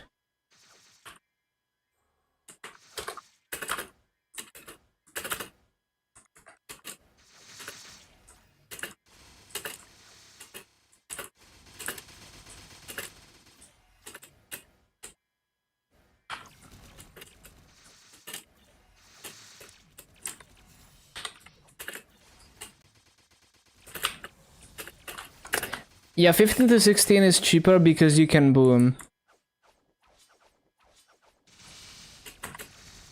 Wait for 5, 10, 15? Yes. Wait for 5, 10, 15 to go to 17.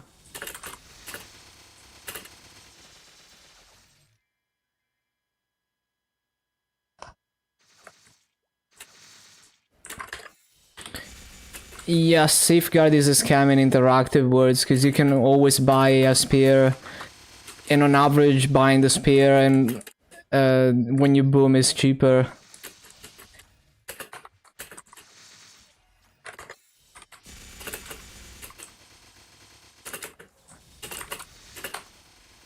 You can do the math, right? Like there's a Star Force calculator that's been analytically solved. So like going to 17, right? 0.07 booms, right? 245 mil. If you safeguard, it's like 1.5x the price, right? So you're spending like more than 100 mil more. But on average, you boom 0.07 times 15 to 17 if you don't safeguard on 5, 10, 15. So 0.07, it would take you an average of like what? Star forcing like 15 items or something before you see a boom. 16 to 17, right? So, I mean, unless the item is like insanely expensive, it would not be worth. It would have to be insanely expensive for it to be worth safeguarding on average.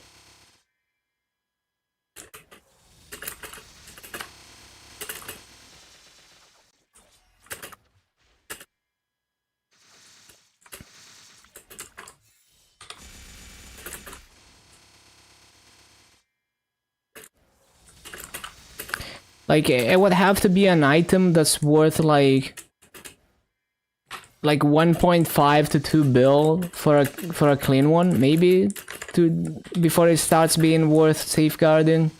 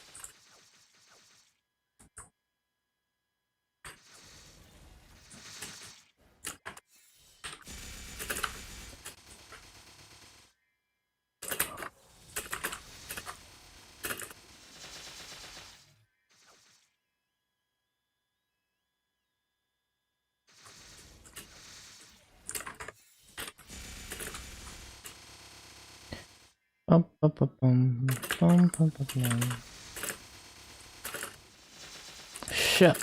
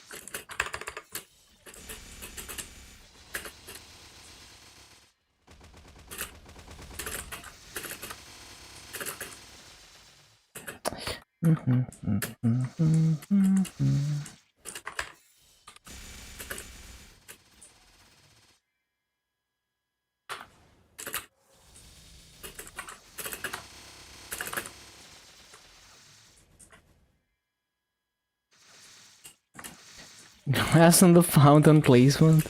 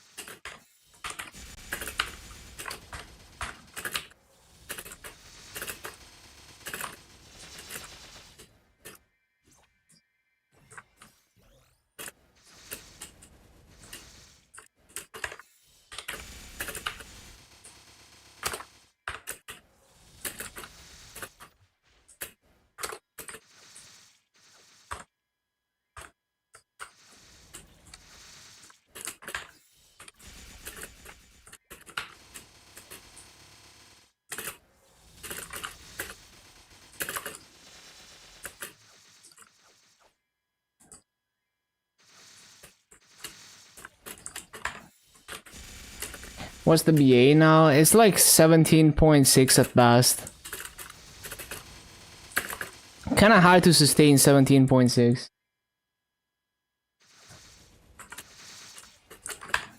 So probably more like 17.4.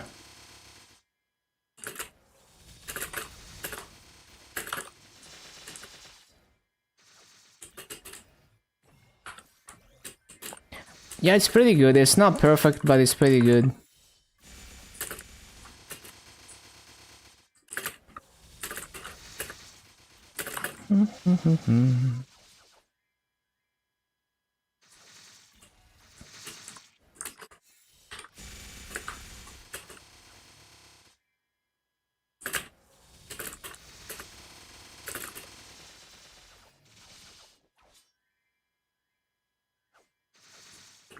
Ba-ba-da-bum.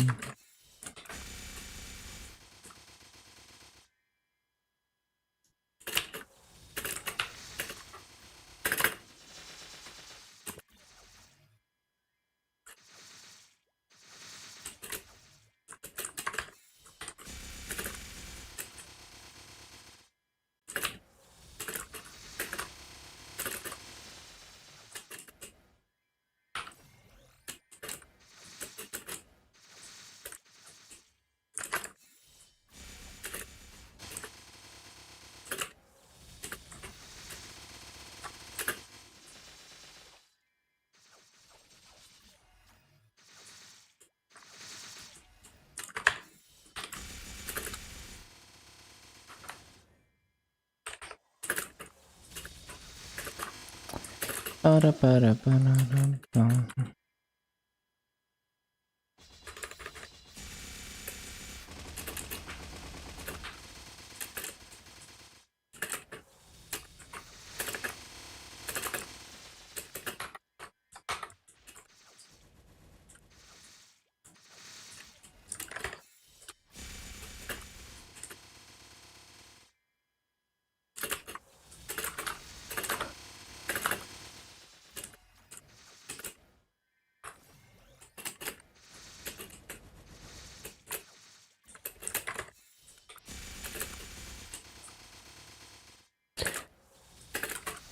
Ba-ba-ba-bum.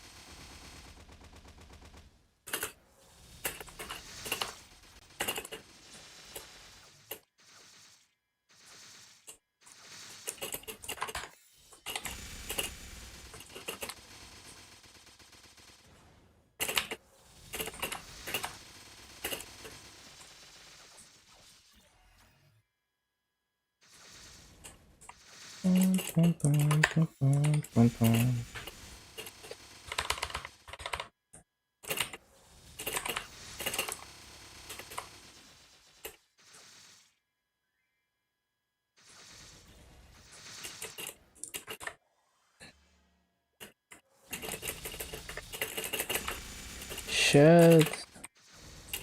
Giga griefing. Forget my keybinds randomly.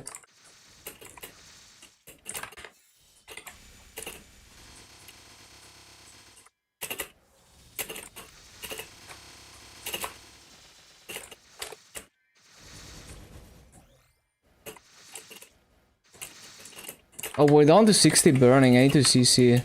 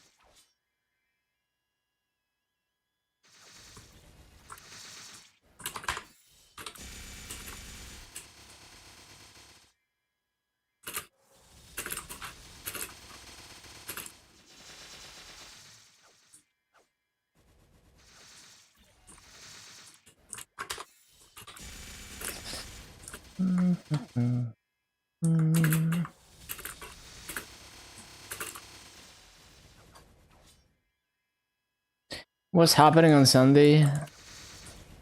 Nodestone is 300k. I don't know.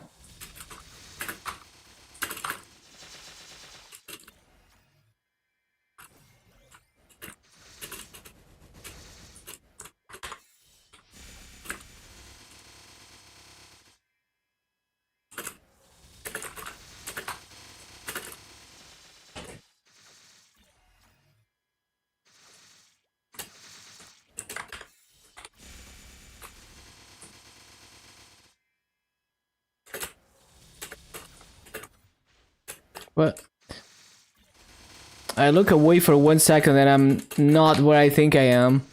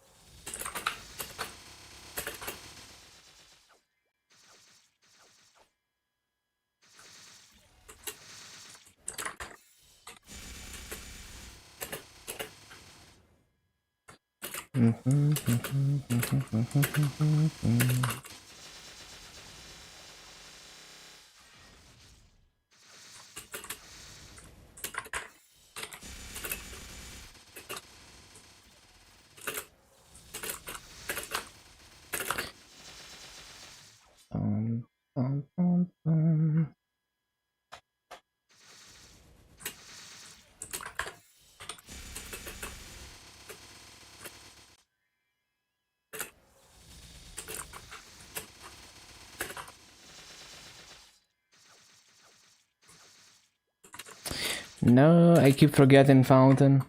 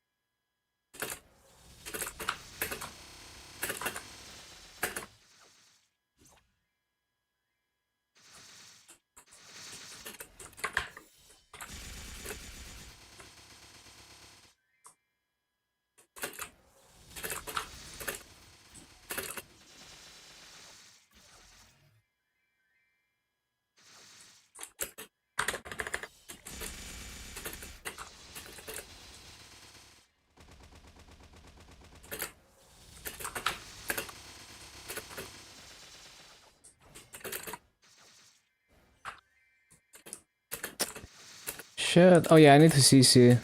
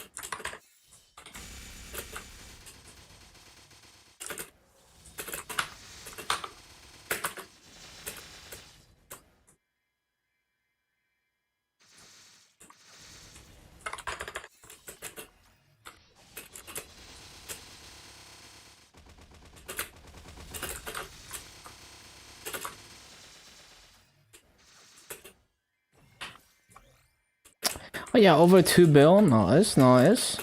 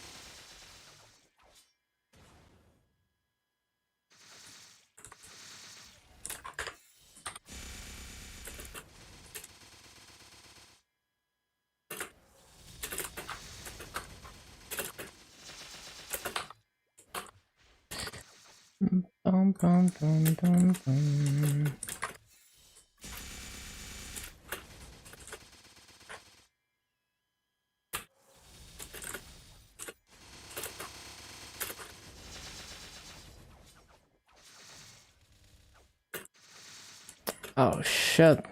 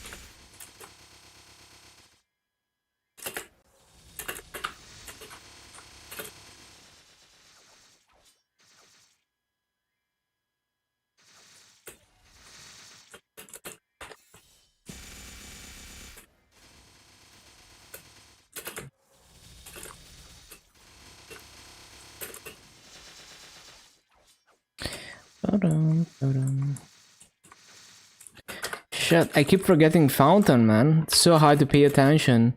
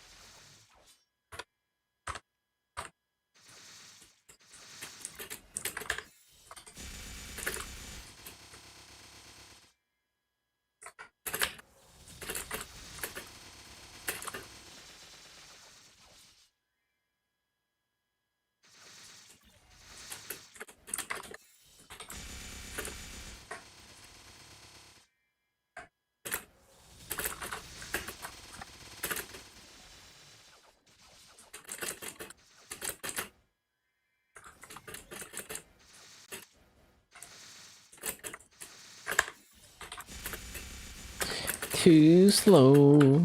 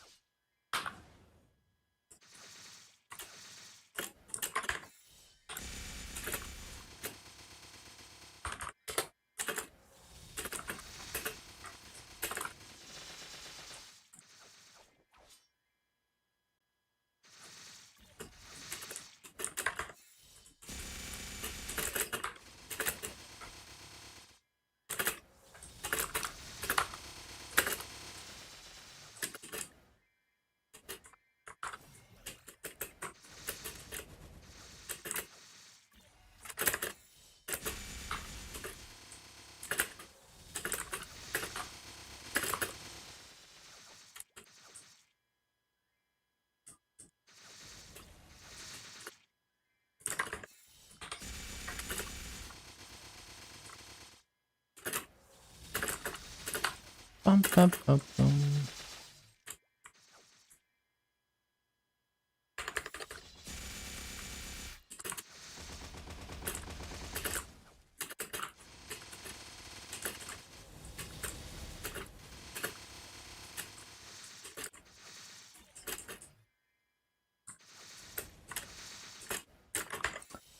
Bum, bum, bum, bum. Shit.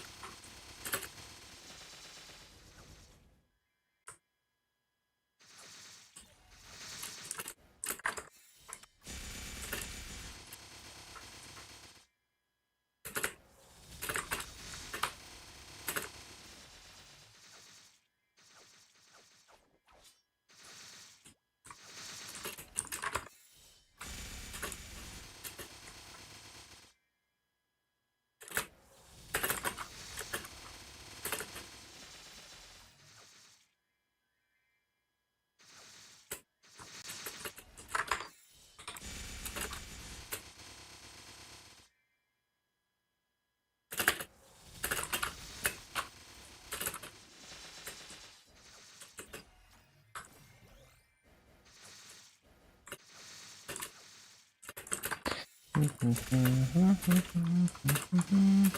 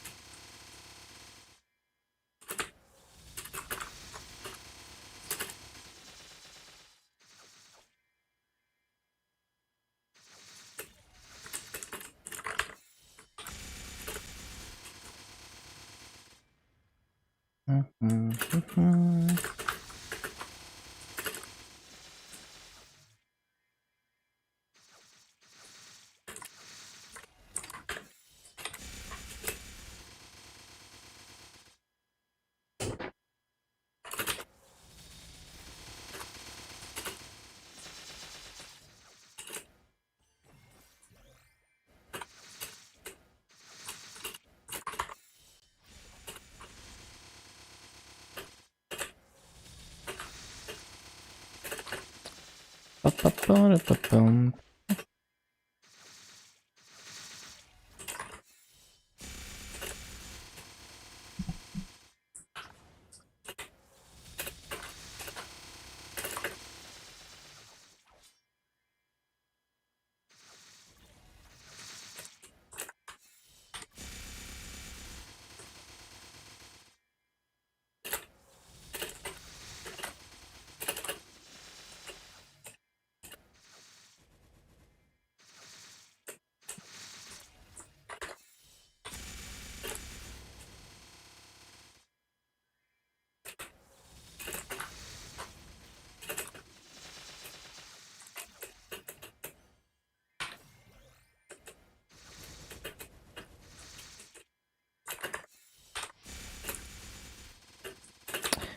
Shit.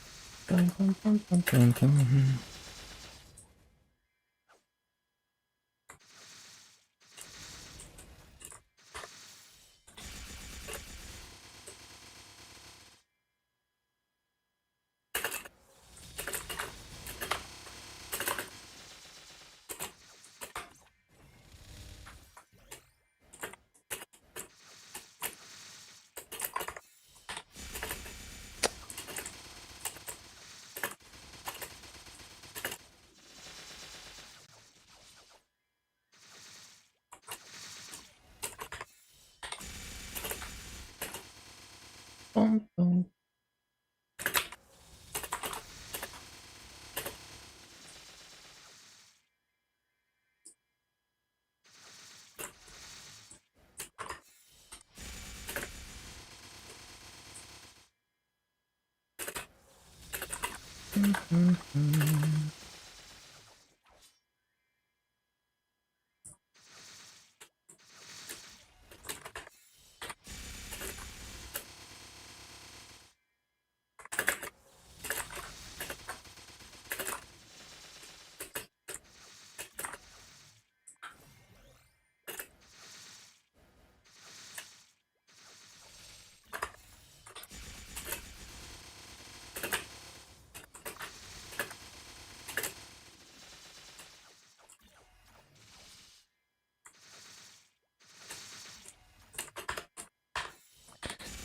Bum, bum, bum.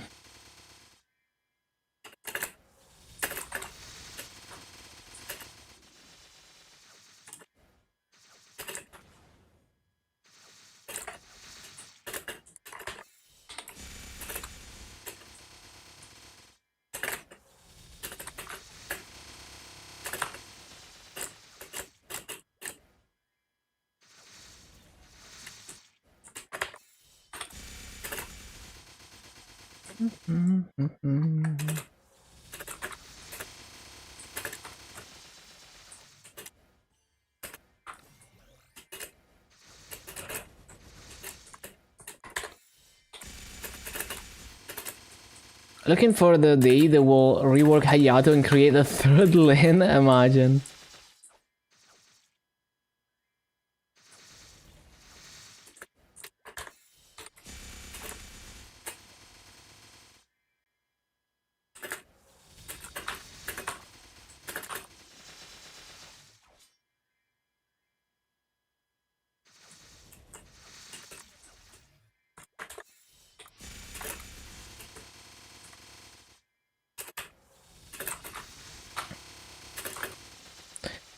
Some flashy animals instead of cool cooldowns, imagine.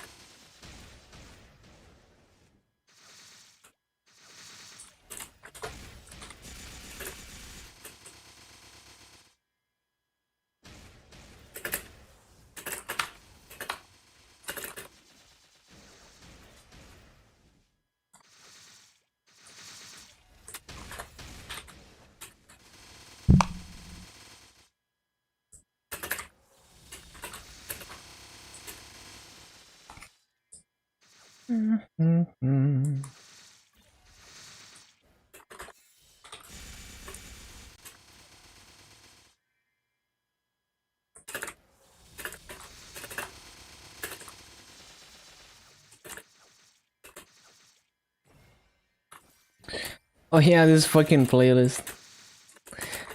It's like whoever was recording this, they were like, nope, I don't want to play that song, let's do another one. And there's multiple instances of that.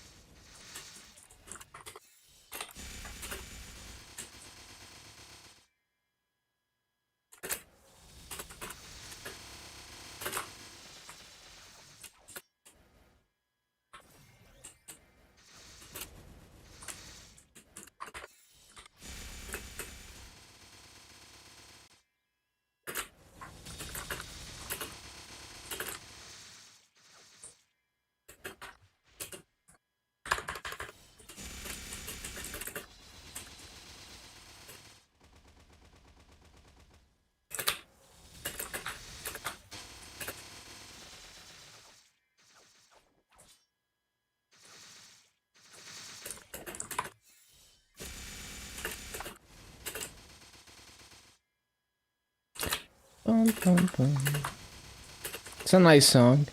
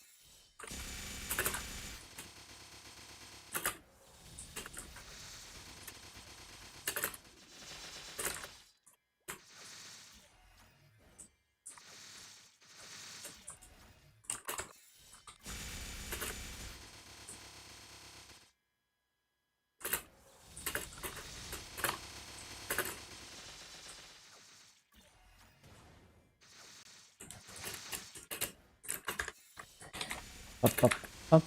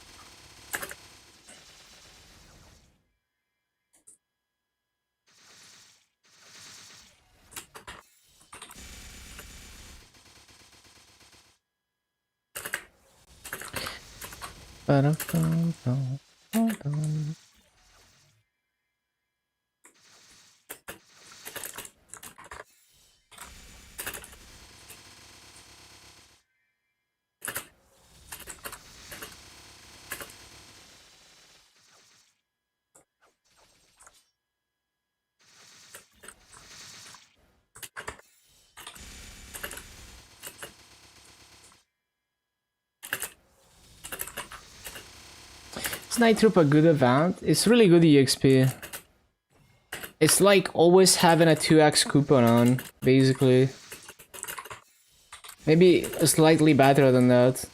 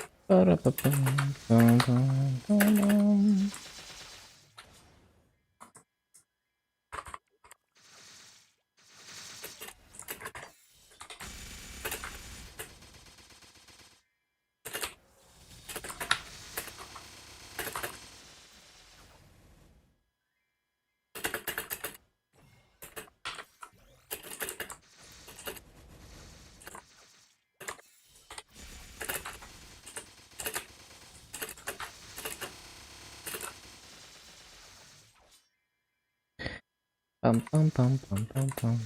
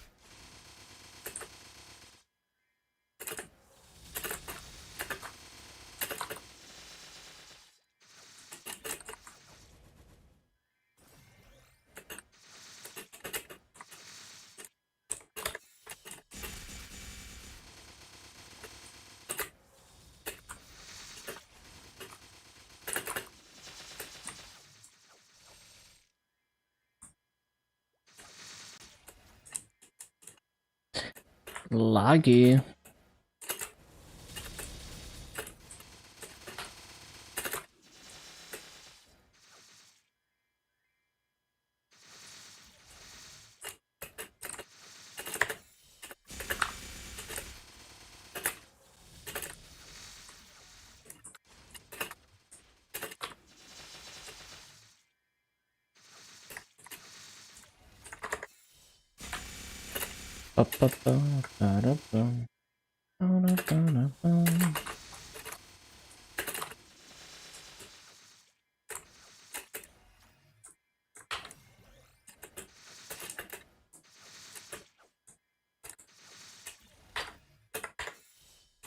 No, man.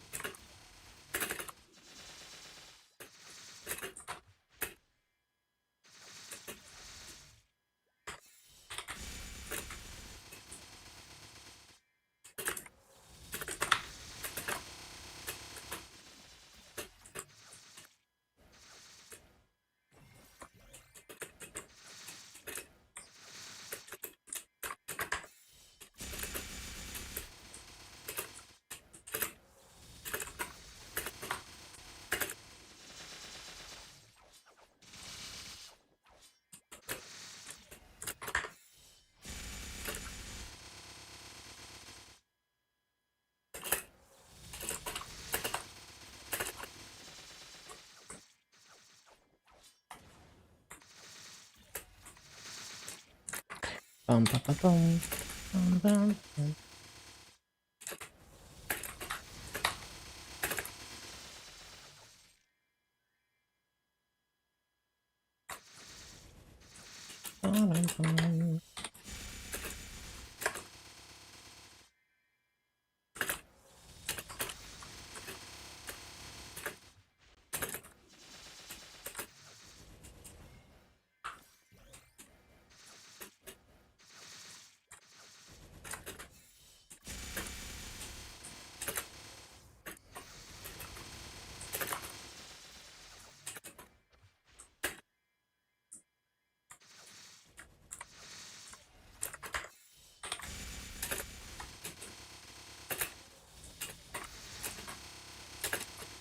Bum, bum, bum.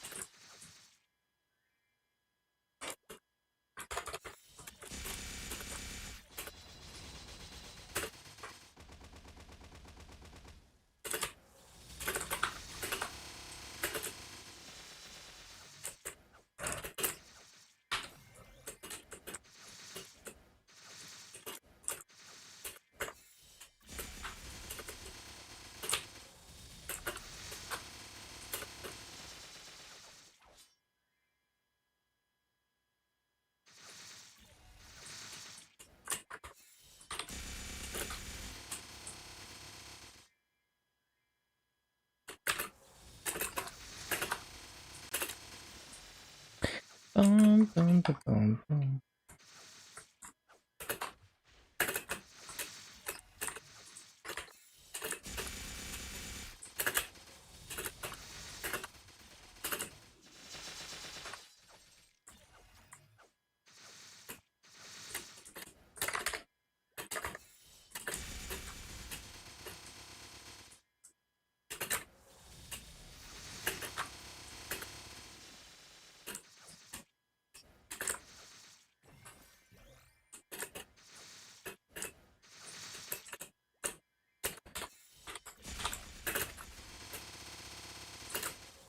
Nope, too slow.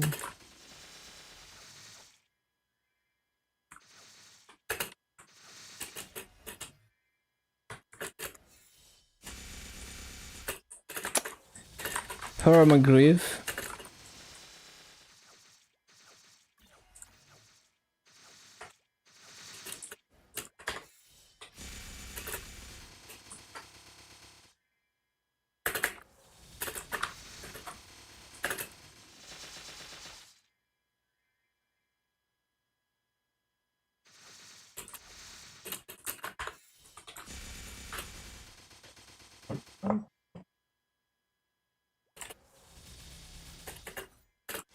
No.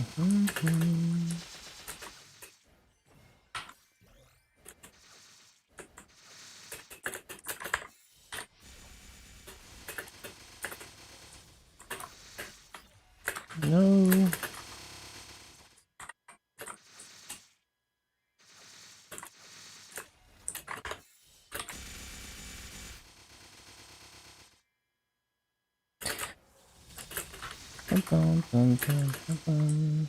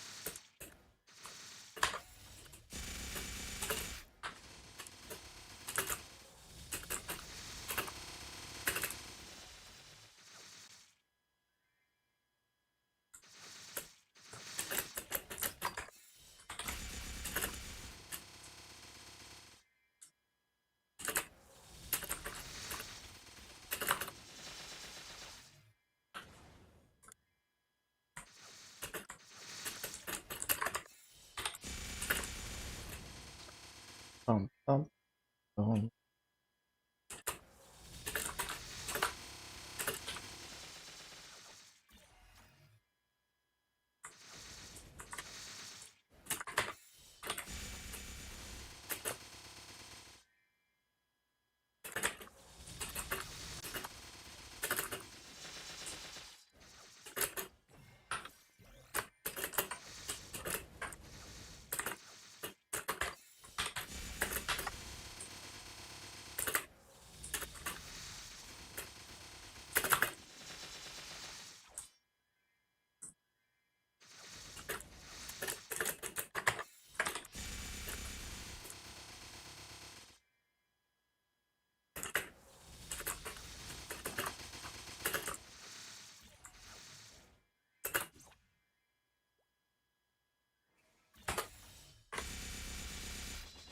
What?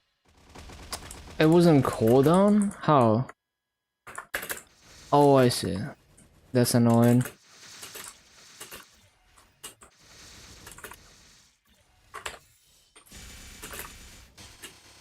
Warning.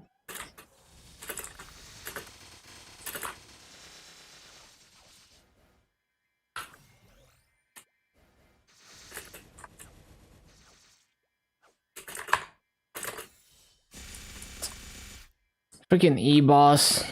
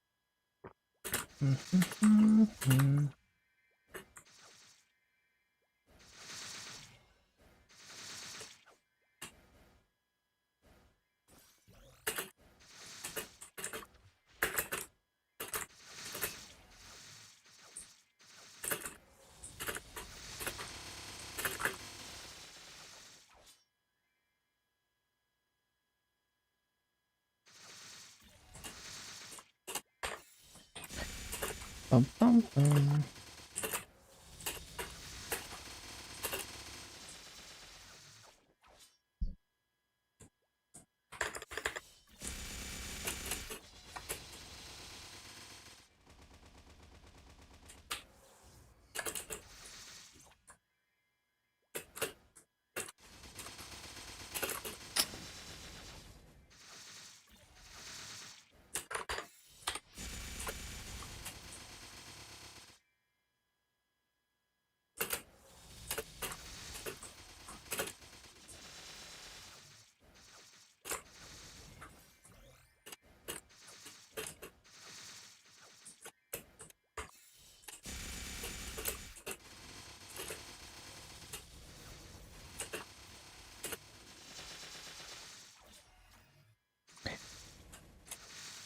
Learned why you grind Legion, why you should to snap your laptop in half, start forcing your sub 20 mil combat power character. Damn, chill, man. The gains will come when it's time. Sometimes you win, sometimes you lose.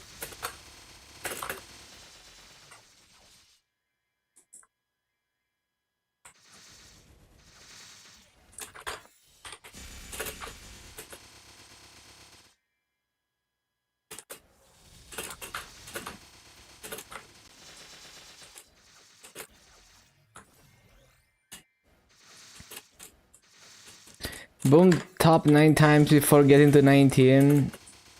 Yeah, that's very unlucky. There's a lot of variance to Star Force, unfortunately.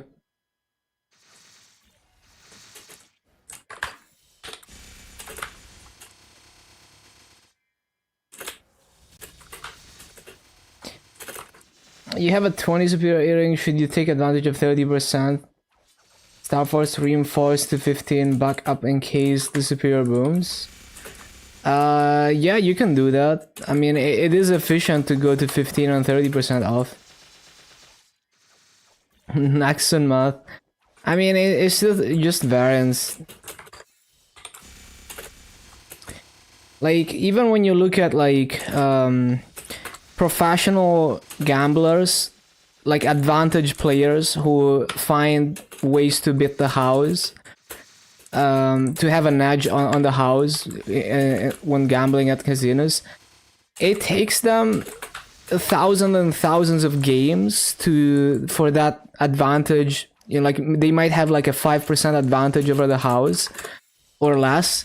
It takes them thousands of games to even average out to like a net positive, right? Like you have to play so many times for that advantage to materialize in the statistics, because there's so much variance.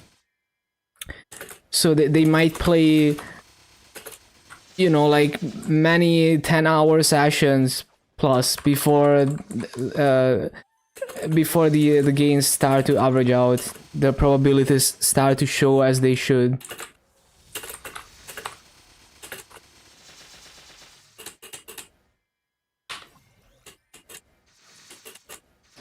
No longer going past 17, officially moving on to another character. Yeah, I mean, that's fair. Like, you don't enjoy Star Forcing, why Star Force? Just do other things.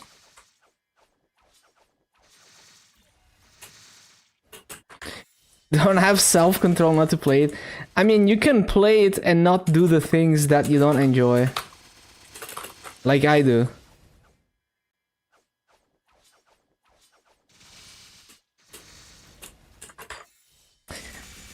Yeah, it's like every Star Force event, there's a post on the Maple subreddit of someone who got unlucky with Star Force and is really upset about it. It's every Star Force event.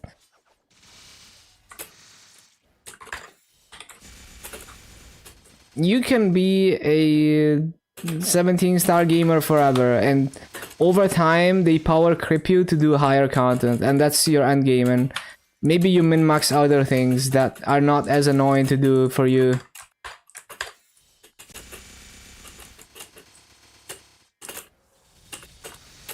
You got peer pressure to type your stuff and it went 22. Damn. Well, congrats on that.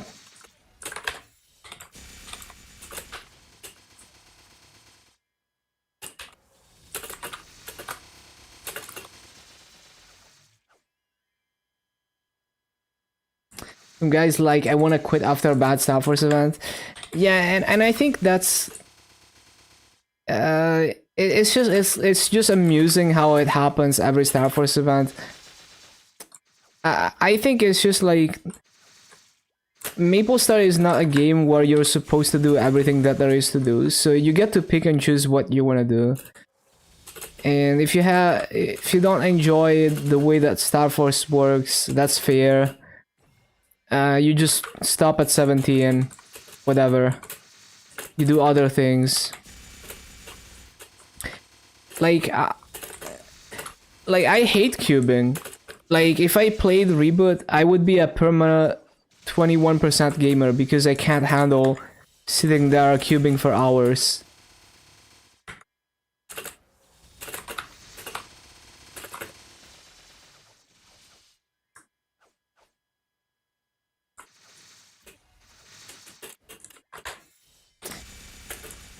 You quit years ago when your 360% scrolls for attack two-handed sword failed. Yeah, and that's like nothing, yeah. So I just think you can have a much better mindset about the game. Even if it's true that they could have a system that's less toxic, you can still enjoy the game and have a good mindset about it. Because you can never please everyone, and you can never have a system that has no flaws, that has no downsides. Because like if nothing was RNG, then it would be very boring. But the moment there's some RNG, you can get unlucky, and then you're gonna be mad about it.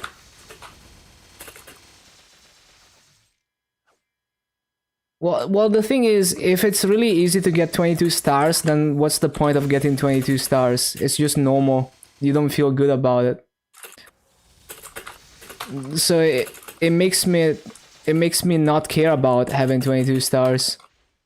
There's no journey to getting the 22-star item. It doesn't mean anything when you have a 22-star item if you're in a private server where it's really easy.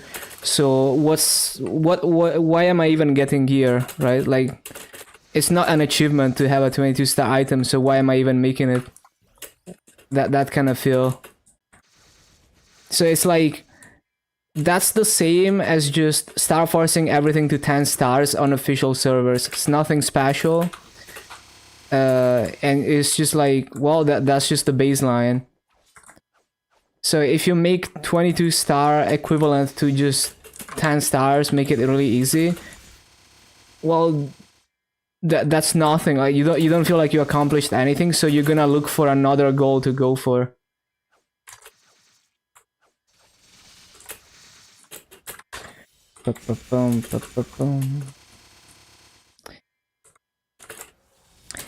I mean, yeah, if you mean like same difficulty of obtaining the maso, but you take away the process of sitting there and clicking, then I can somewhat agree, but at the same time, it's hard to fully agree with that, because it's just like, it's supposed to be like a gambling moment that's like exciting and all of that. But I definitely agree on like potentially thinking of some way to change it that is not so tedious to sit there and do the clicking. But I'm also maybe not 100% on board with like, you click one button and it immediately goes to, immediately does all the RNG calculations for until you run out of masso in one click. Maybe not like that. I don't know how I would make it. But basically, I think that is not thinking outside the box. That thinking is stuck in the way that the Star Force system works now, and that's not thinking in terms of let's make a better system. So it's not, it's like a band-aid solution. It's not a good solution. A better solution would be to redesign the entire game and the entire gear enhancement to feel good and feel like a journey, and feel exciting when you upgrade your gear, but at the same time to make the process not tedious.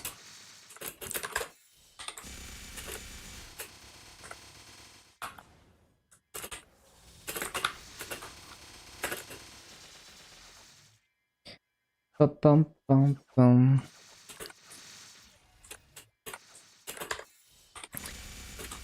Like, private server developers are usually not good at game design, so like they might make some quality of life improvements, but they're usually stuck thinking in the box of the way that the official game is, or they struggle to introduce, like, if they introduce custom content, they struggle to make it balanced, or if they increase the rates, they don't do it in a way that makes the game more fun to play.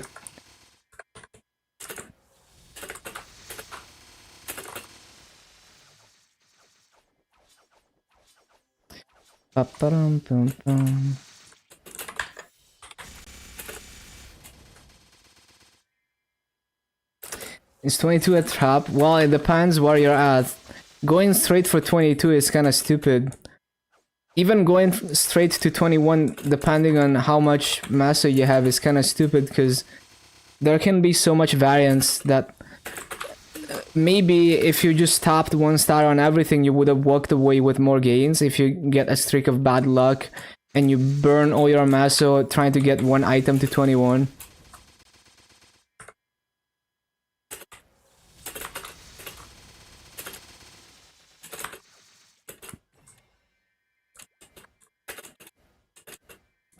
Like, I 100% agree that I hate sitting there and clicking cubes. I hate sitting there and clicking Star Force. But I think a good solution would be to fundamentally restructure both cubing and Star Force. And rather than, like cubing, oh, you select what stats you want and it automatically rolls cubes instantly until you run out of masso. I think that's a solution that is not, it's stuck thinking in the same box. But I do think I do wish the system was different and wouldn't require as much clicking, wouldn't require clicking cubes for hours. But I also see why they do it. They do it because a big part of a big part of MapleStory is watching whales gamble a ton of money to try and roll insane potentials and insane Star Force, and it's entertaining to, like, it's like you're hypnotized watching someone click the Star Force button over and over. So it's designed for that. It's designed for big streamers who do hype stuff.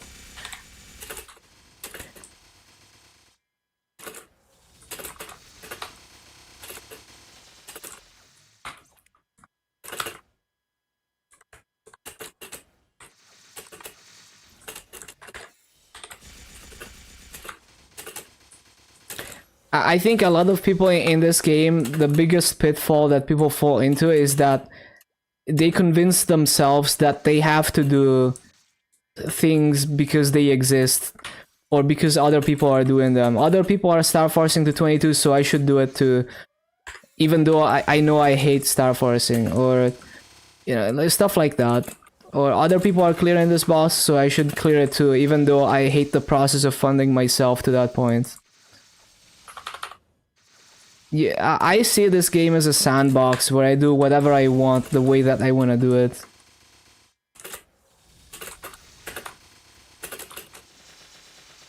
Because by that logic, you should do every single quest line in the game just because it's there, or you should do every single achievement in the game just because it's there, and then you should complain that there's an achievement where you have to kill 100 million mobs, and you can't possibly do that unless you're someone like me. It's just a nonsensical way of thinking. Oh, you can go to 25 stars, so I should go for 25 stars, right? Look at whole music, it's a cover. Wish you could adopt a mindset like that. Yeah, I mean that should be the way you approach MMOs. But in recent times, partially because the way they design these games is they intentionally manipulate you psychologically to either spend money or play regularly. It's like, in a way, it's like marketing. They convince you that you need to do those things, that you need to complete the event stuff and all of that.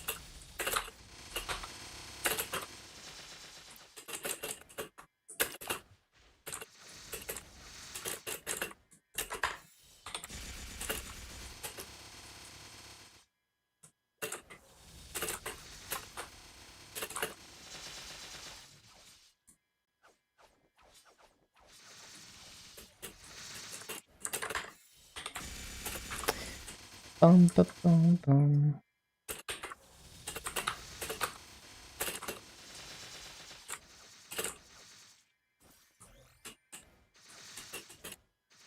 Bum, bum, bum, bum, bum, bum.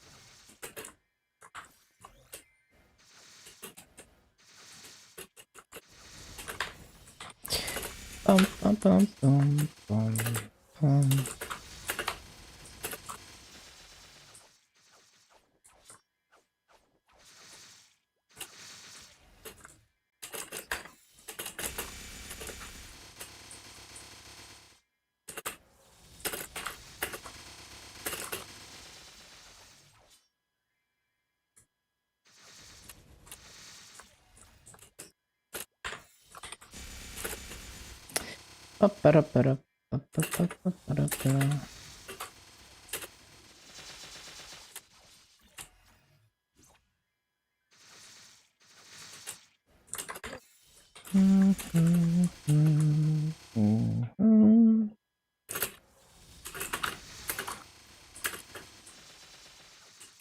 Ba-ba-ba-bum-bum-bum.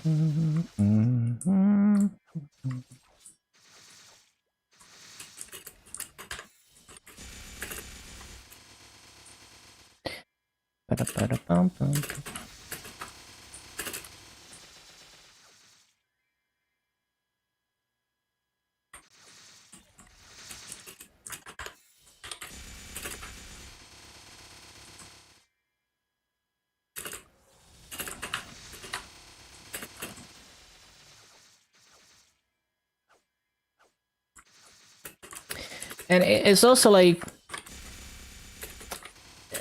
the idea of like, you know, people might argue like, oh, if I don't upgrade, if I don't get stronger, I'm just gonna be stuck doing up to this boss forever. You know, like let's say, oh, I'm stuck doing up to hard Lotus forever and I can't get any stronger because I don't want to go beyond 17 stars.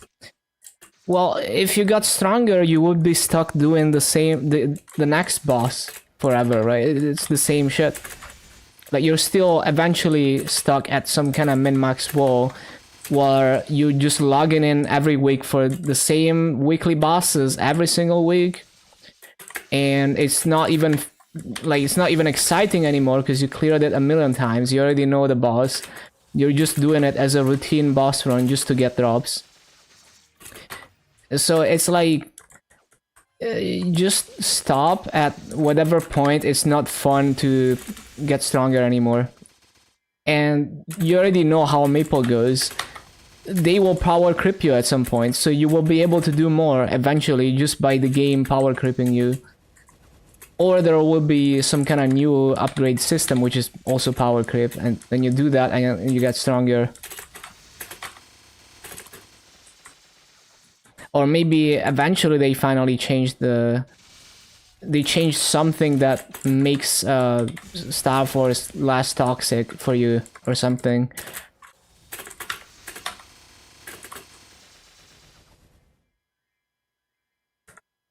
Because like imagine if getting to 22 stars was a lot easier.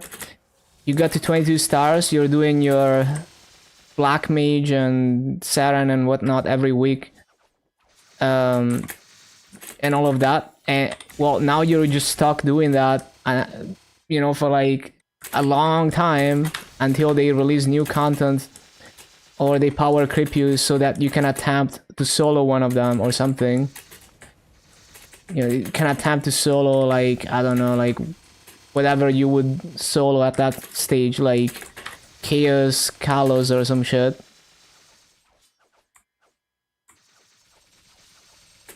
So it's like you choose your end game.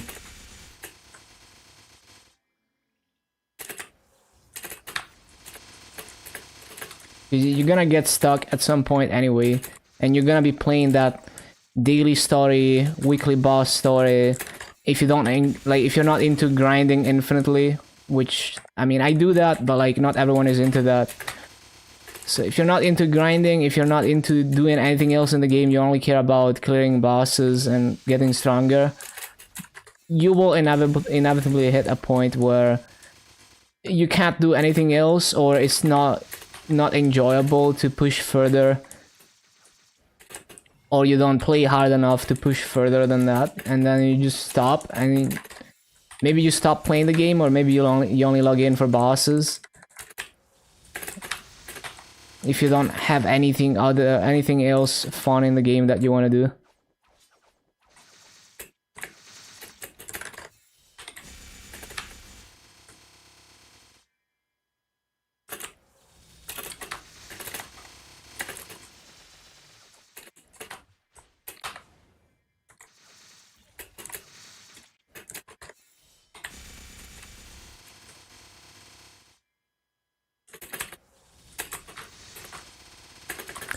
And like the funny thing is, even when you're full 22 stars, 3-line potentials, you're not even close to the strongest people in the game. Like, they're gonna have like double your combat power. And they got there through years and years of farming and min-maxing at every occasion possible, which is something that the vast majority of the population would not unironically enjoy doing. It's only for those people who are just weird and they like doing that.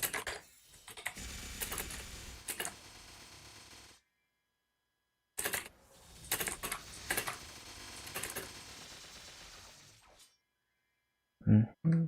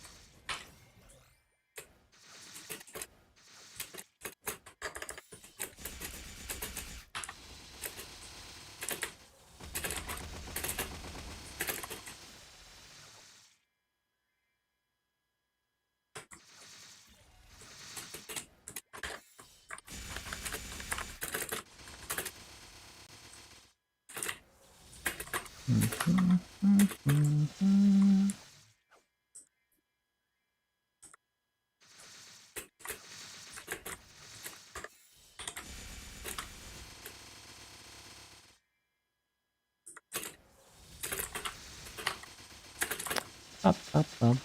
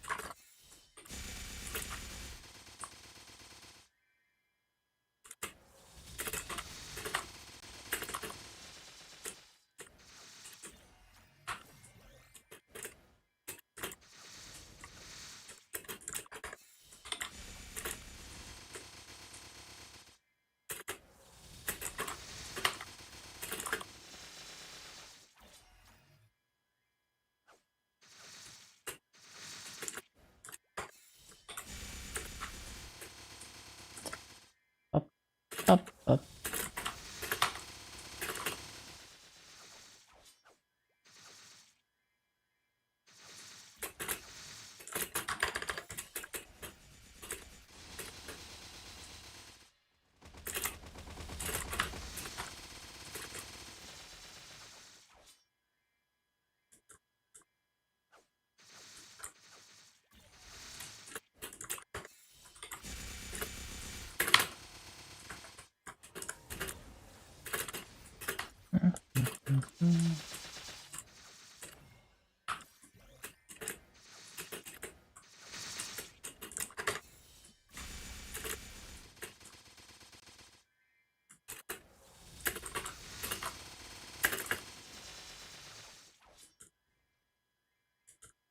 Oh yeah, I'm 235, I just noticed.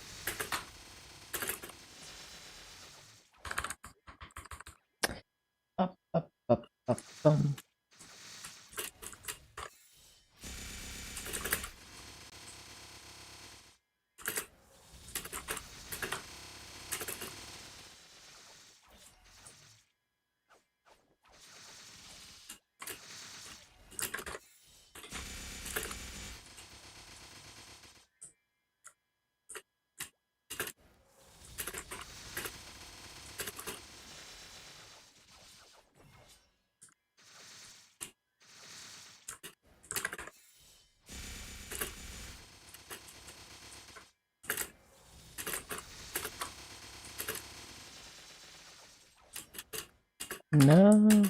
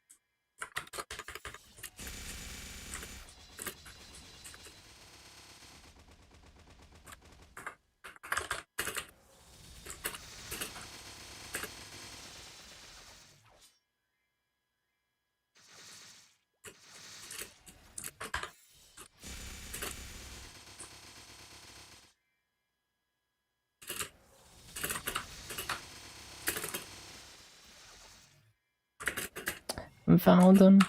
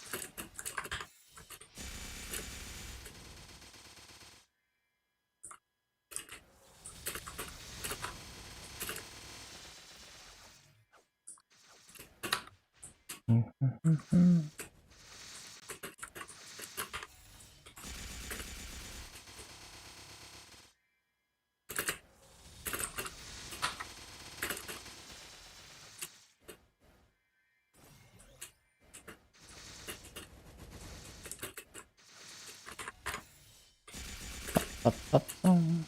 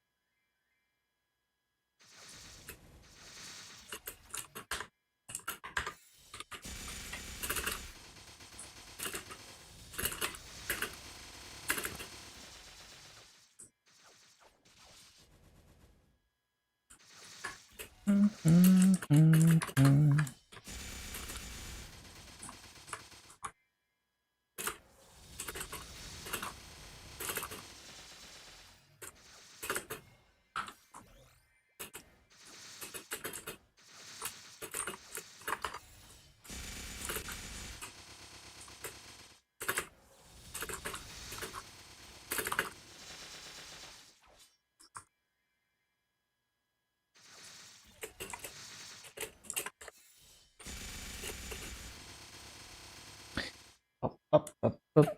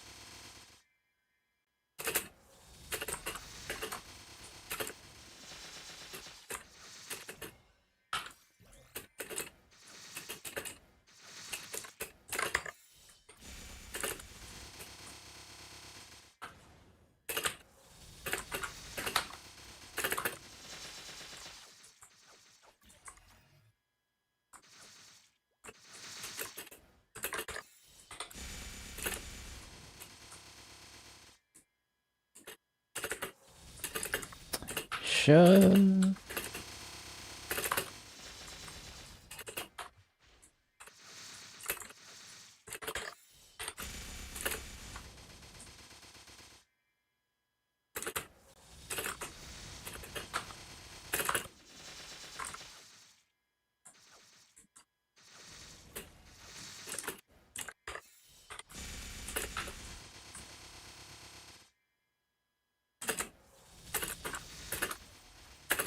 Ba-ba-ba-bum.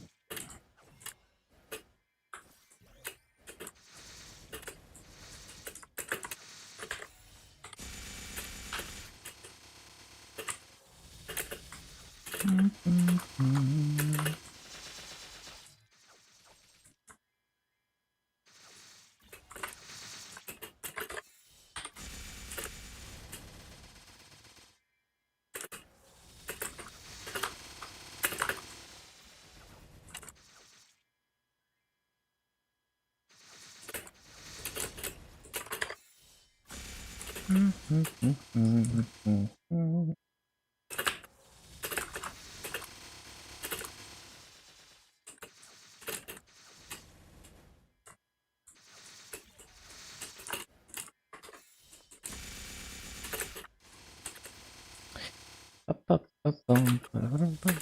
Ba-ba-ba-bum.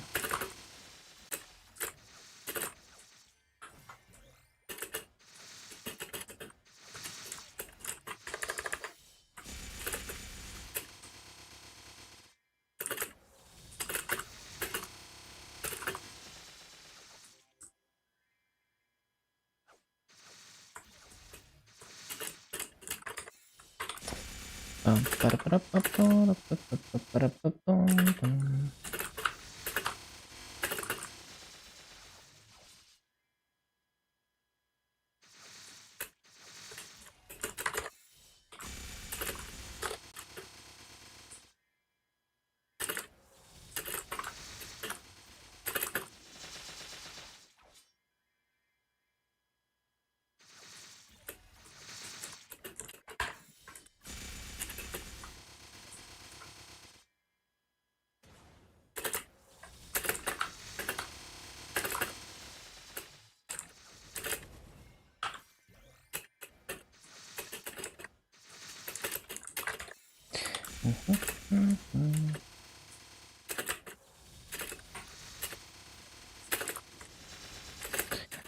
Shit.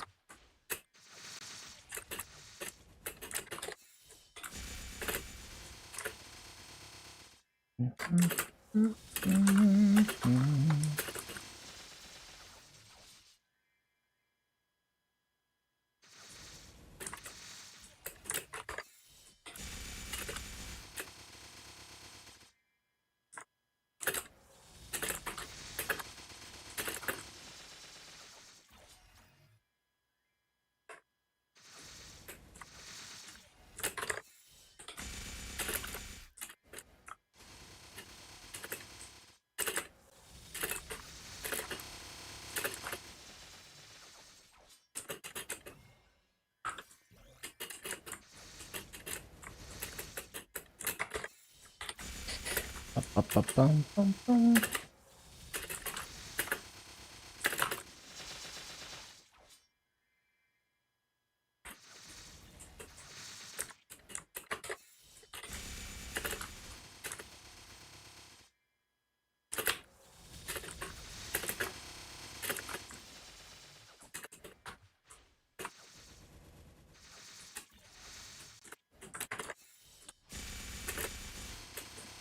Ba-da-ba-da-ba-bum. Ba-da-ba-da-ba-bum. Ba-ba-da-ba-bum.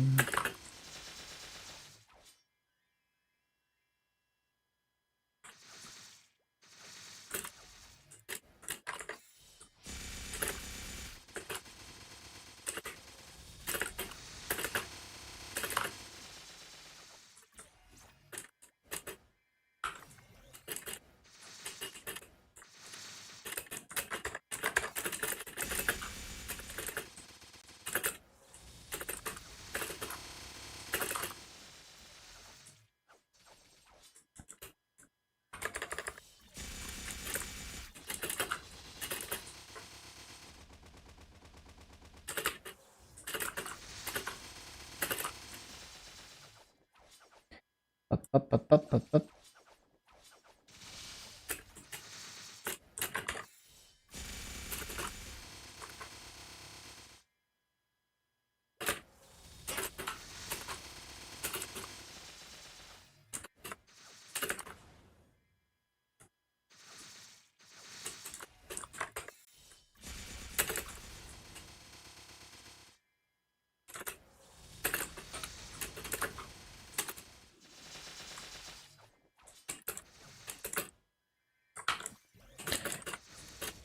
Ba-ba-bum, ba-ba-bum.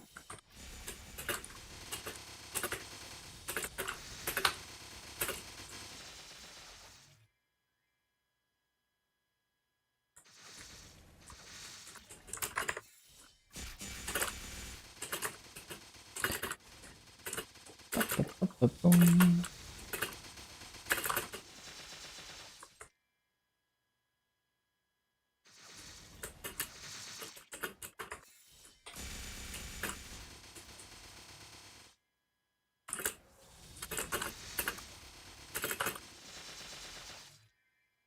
Mhm.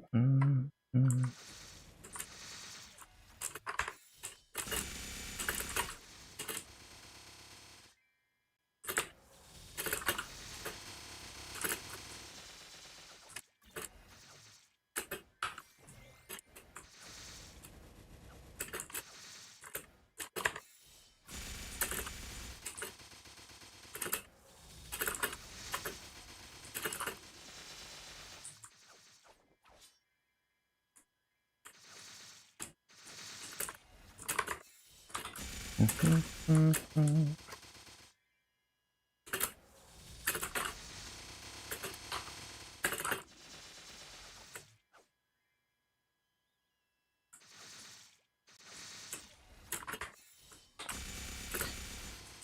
Ba-bum-bum-bum. Bum.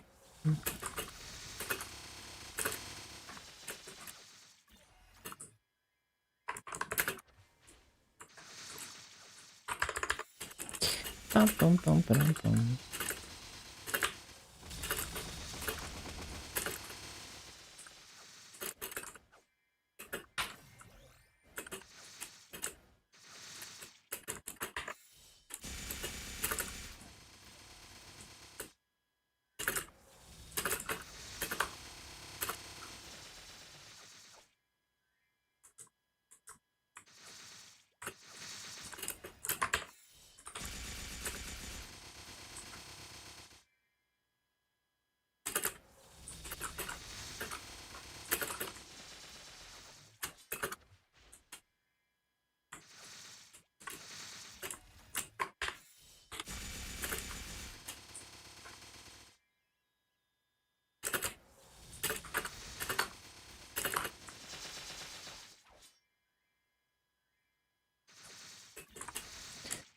Ba-da-ba-ba-ba-dum-bum.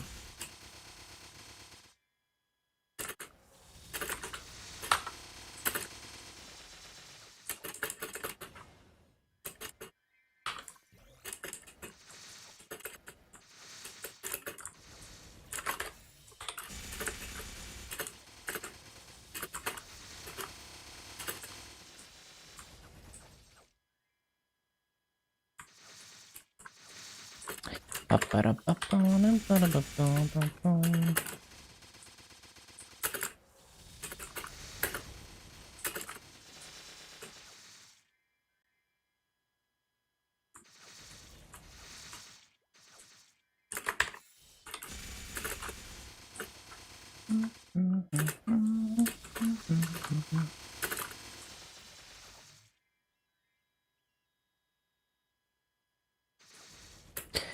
Ba-da-ba-ba-ba-da-bum-bum-bum-bum.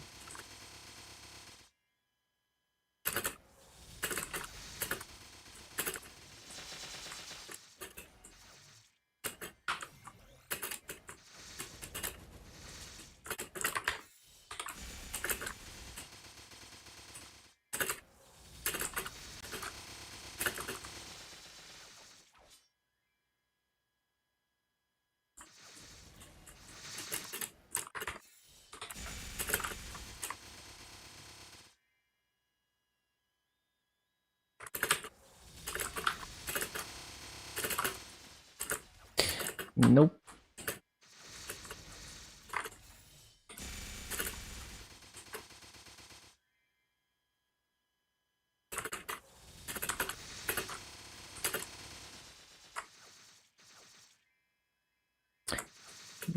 Ba-dum-bum-bum.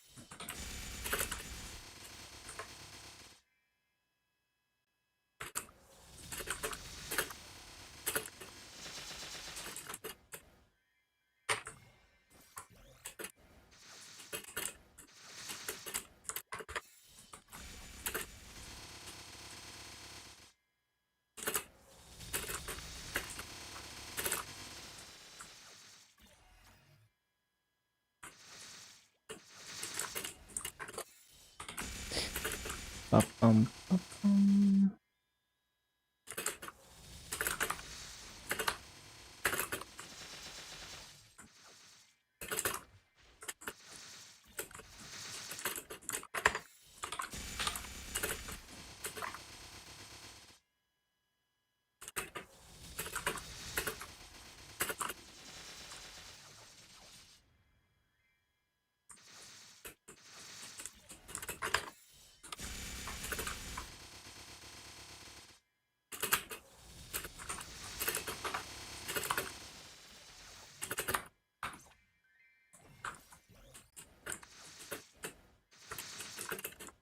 Ba-ba-ba-ba-ba-bum. Shit. Stop missing mobs.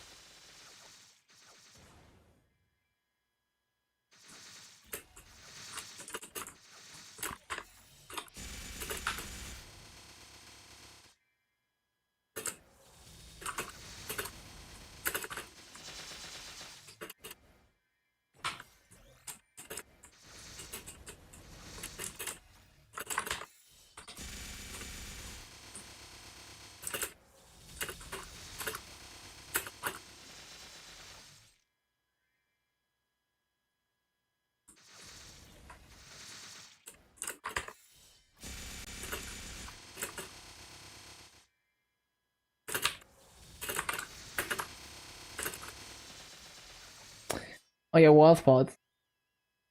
We're gonna use the half an hour ones from here.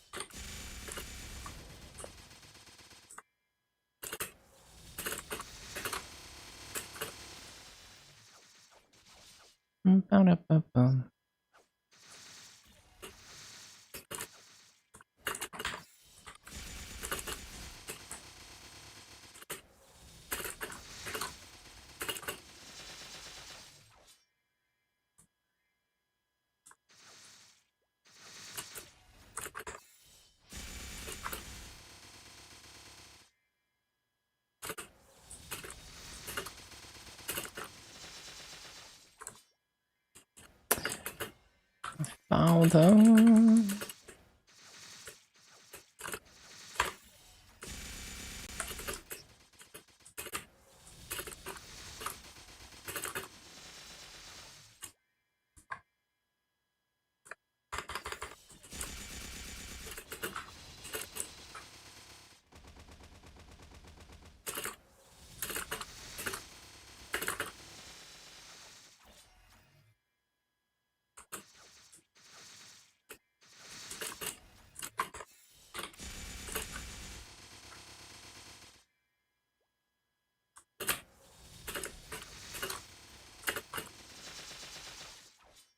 Up, up, up, up.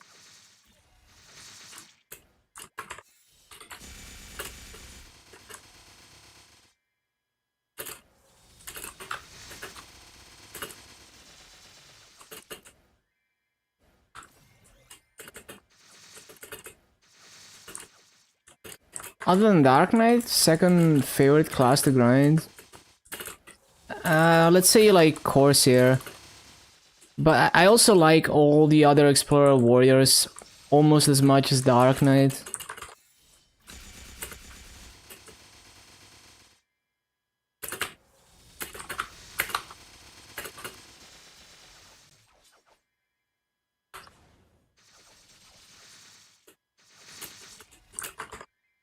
Kind of hard to pick because there's many classes that I enjoy mobbing on.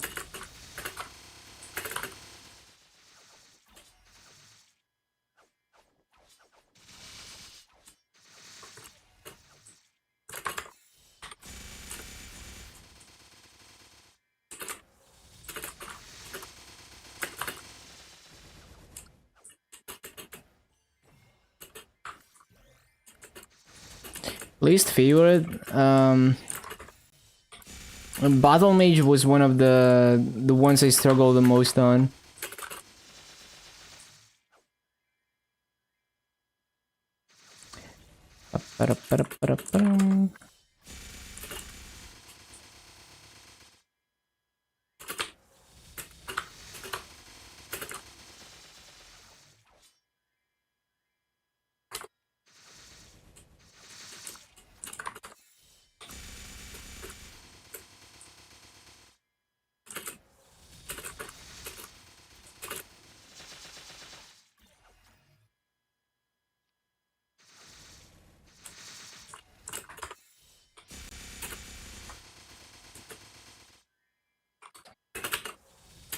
They were rough. No, I mean like to 250. Like Battle Mage to 250. Like even now, like it hasn't changed much. Like past 5th job mobbing.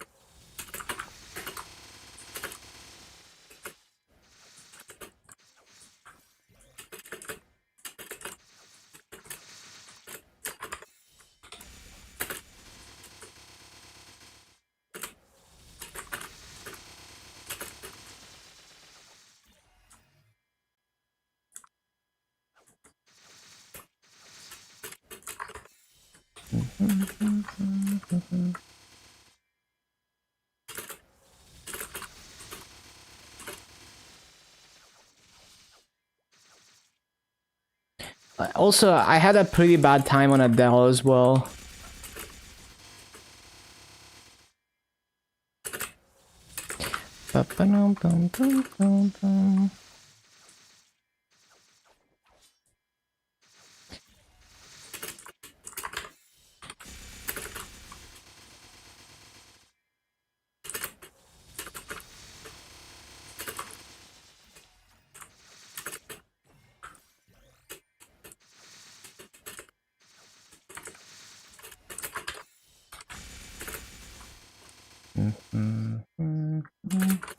Although, despite, like, the thing is, even though I had a bad time on those classes, I was still doing good raids. It was just a struggle to do good raids. So the difference in rates wasn't even that big from the bass classes.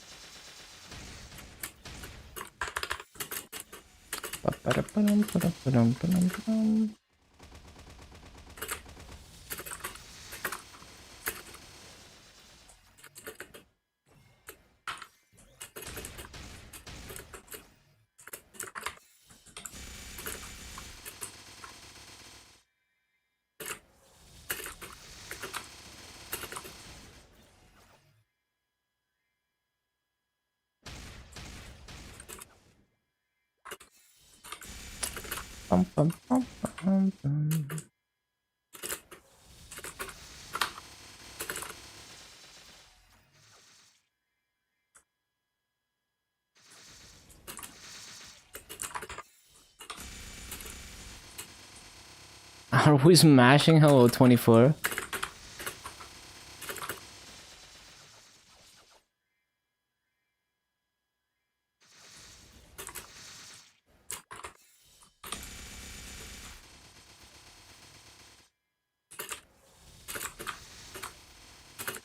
Hello, hello.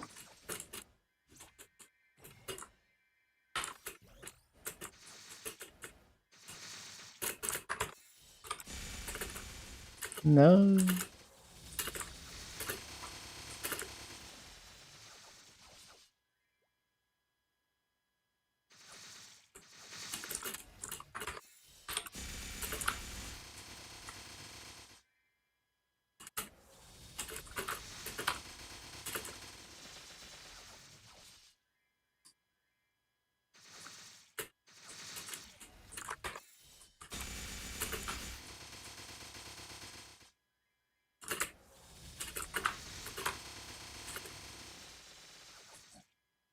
Ba-da-ba-bum, ba-dum-ba-ba-ba-bum.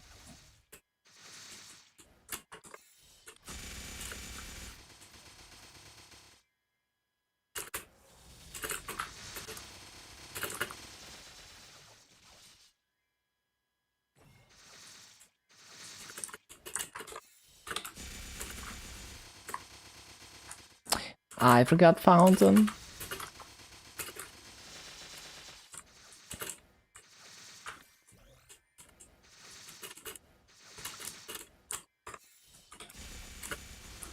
Watched first episode of Attack on Titan. I've never watched that anime. How was it?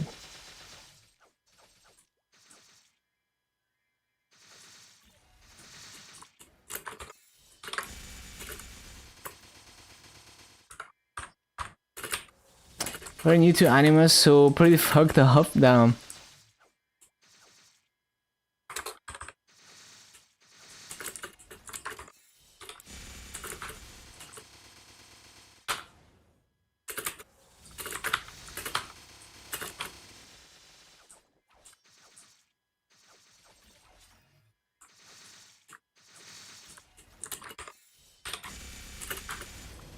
Only seen Goblin Slayer, Silver Fang, and Death Note.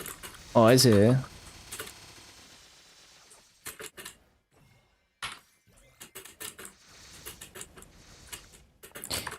Yeah, Death Note seems like even complete normies have seen Death Note somehow. Wonder why. I guess it's because like they localized it and it went on TV and all of that. It is a classic. Yeah, I enjoyed it back in the day.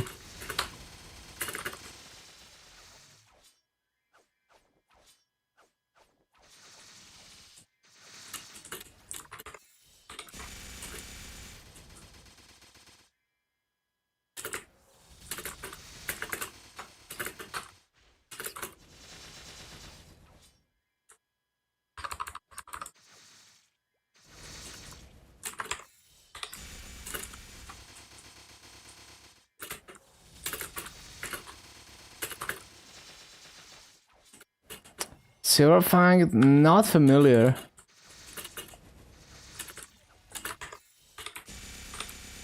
'86, huh?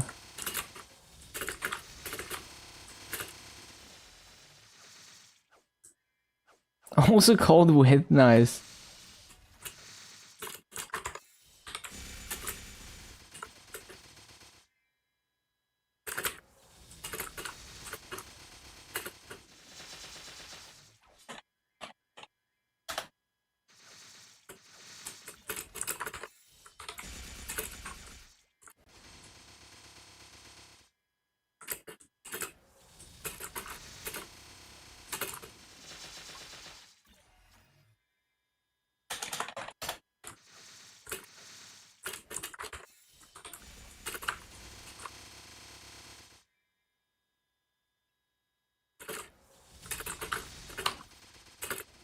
Dogs killing bears? Damn.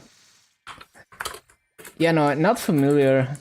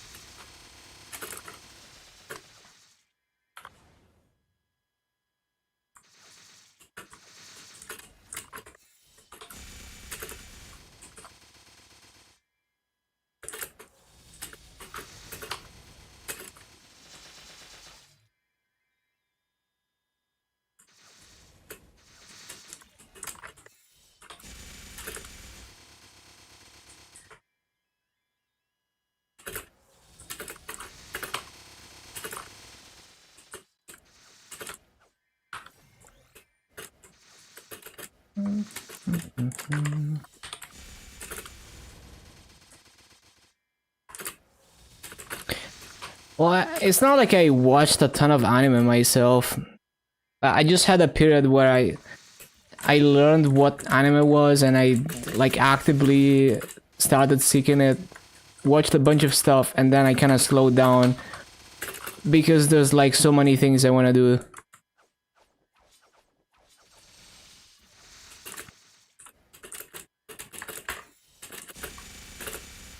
It's funny because a lot of the time I learn a lot about an anime through memes, even though I've never watched it. Because every season they're gonna meme something about each anime.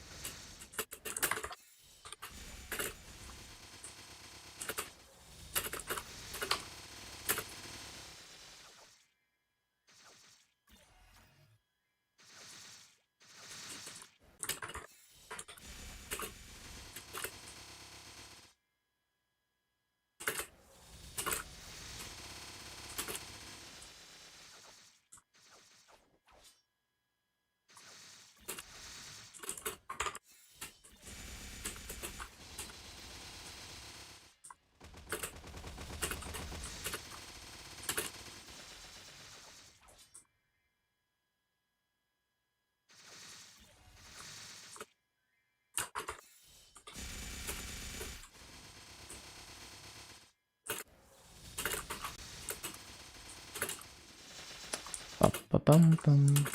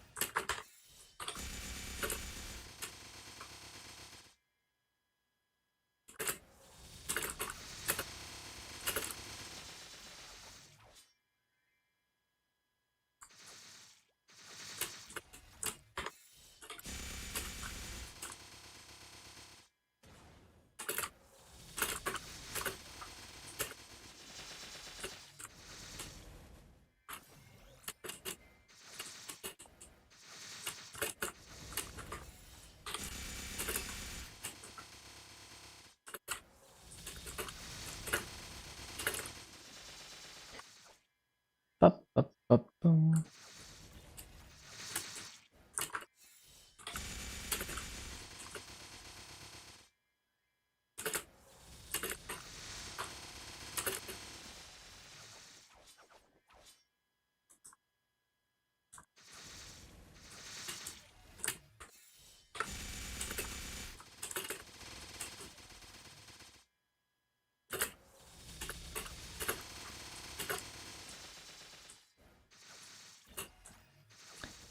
Ba-ba-bum.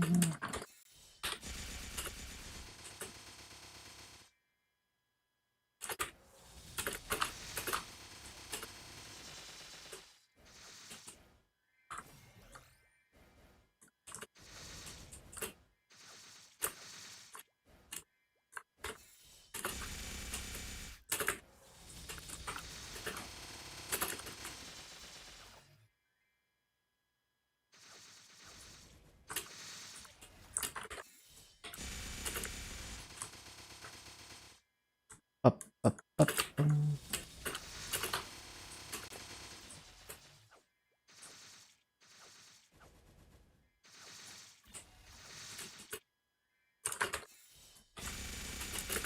Bum-bum-bum.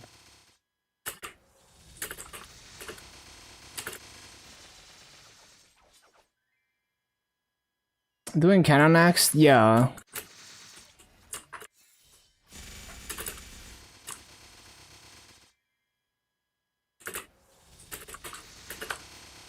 That is gonna be the next class with the free vac pad.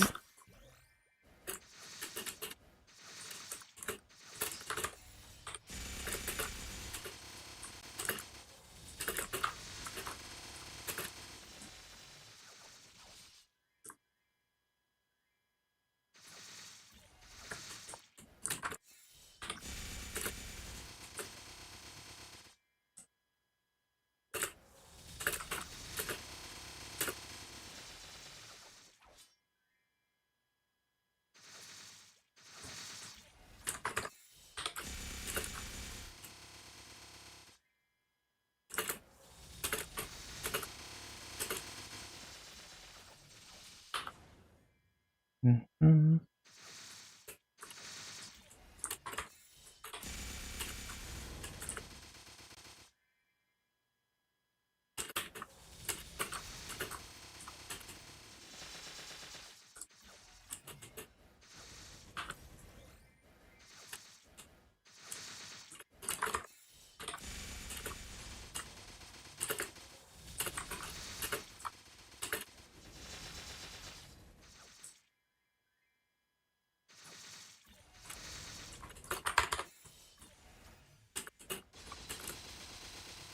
Ba-ba-ba-ba-bum.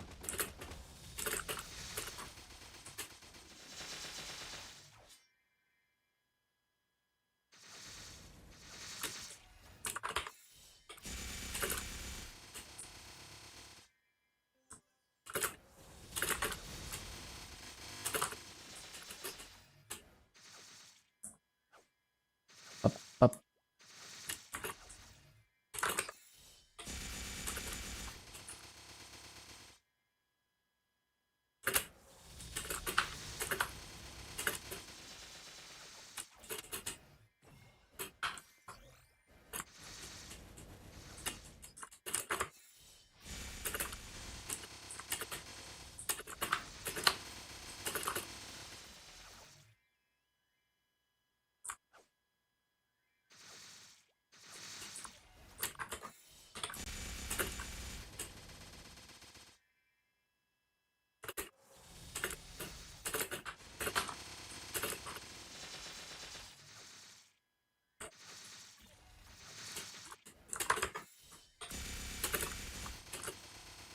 Mm-hmm.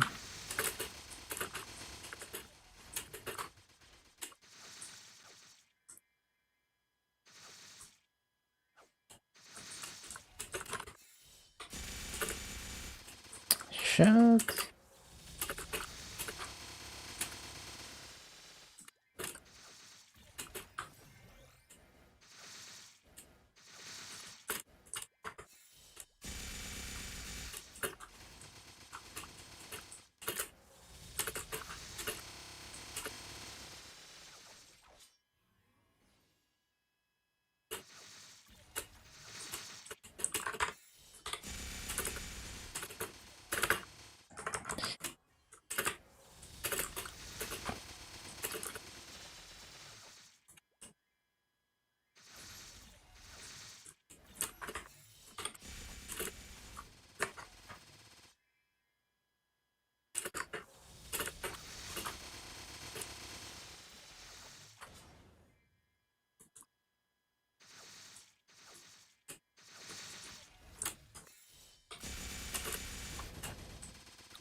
Ba-ba-bum-bum-bum.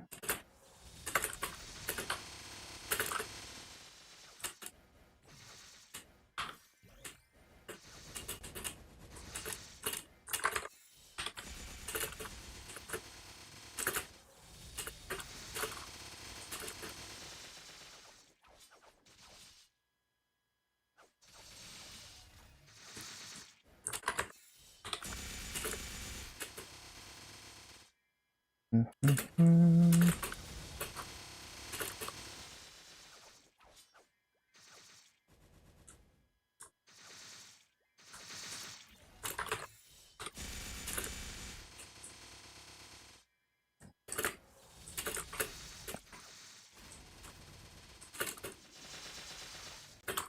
No.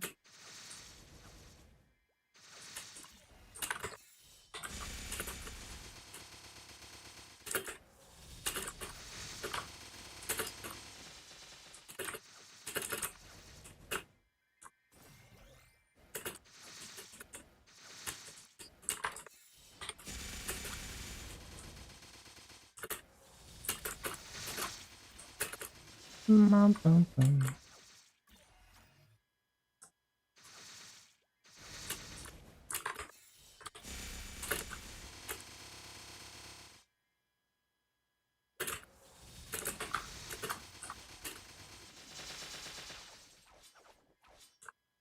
Bum-bum-bum.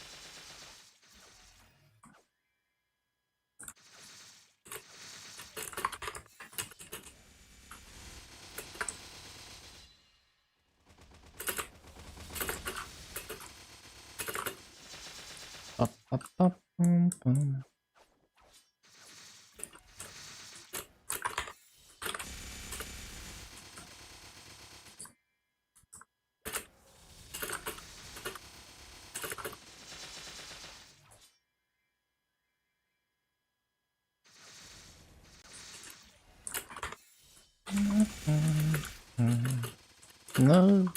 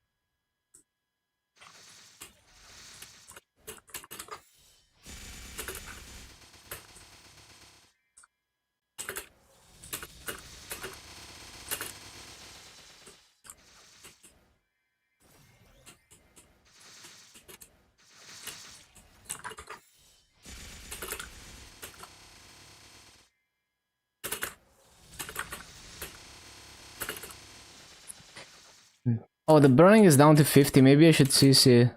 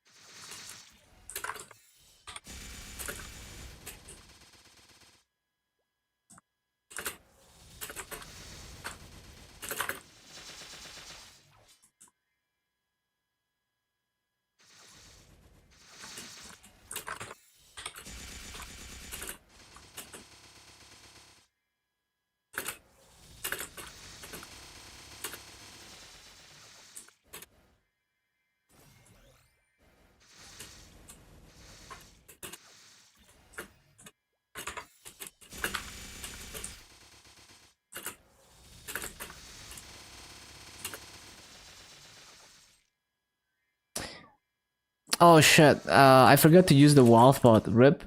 Well,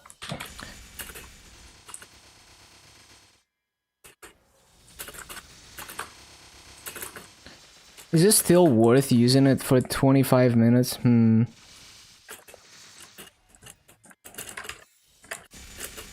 I don't think so. I have to use almost the entire wealth potion for it to be worth using in terms of massa.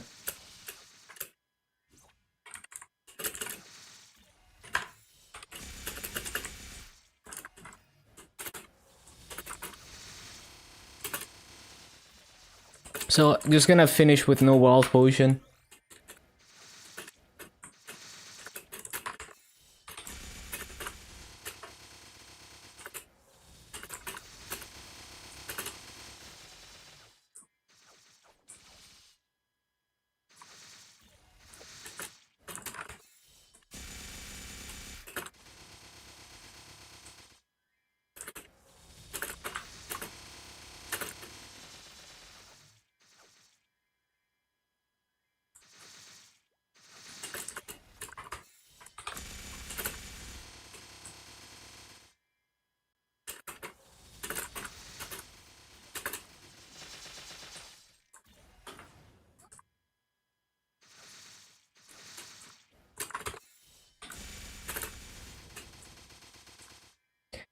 Bum, bum, bum, bum, bum.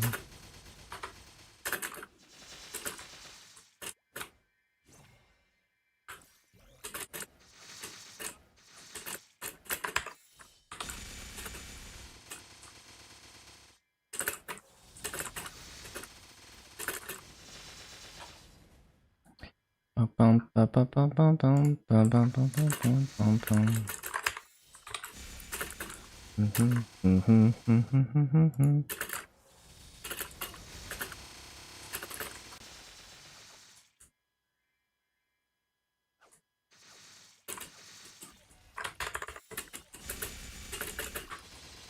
Oh yeah, I need to CC.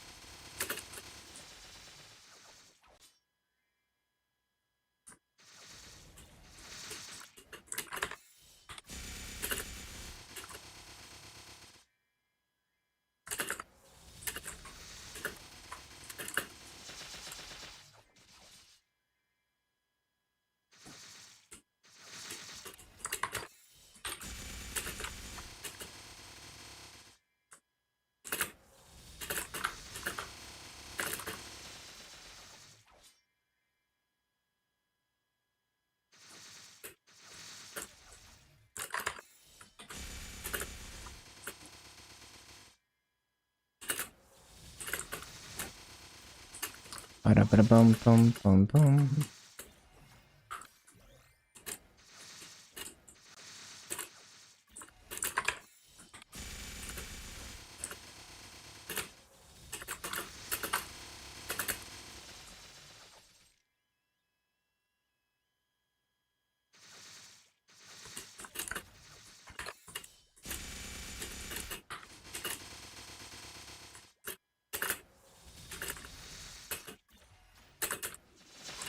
I forgot.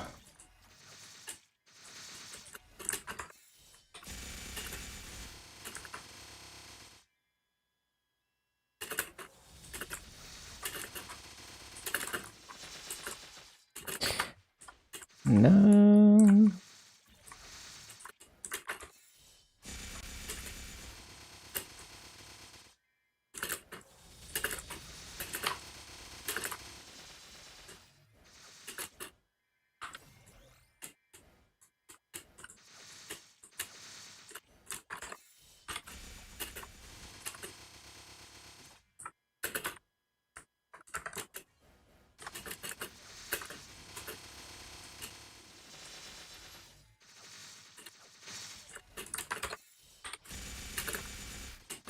Bum-bum-bum-bum-bum-bum.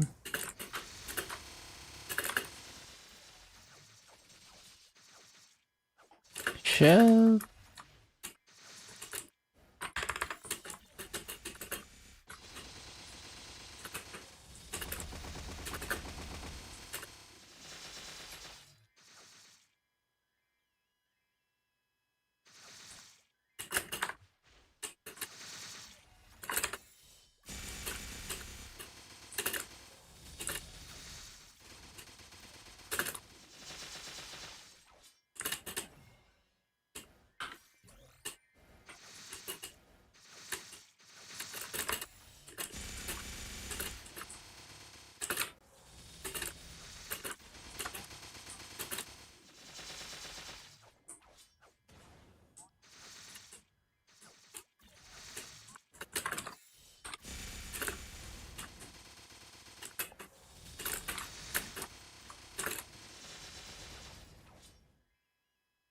Bum-bum-bum.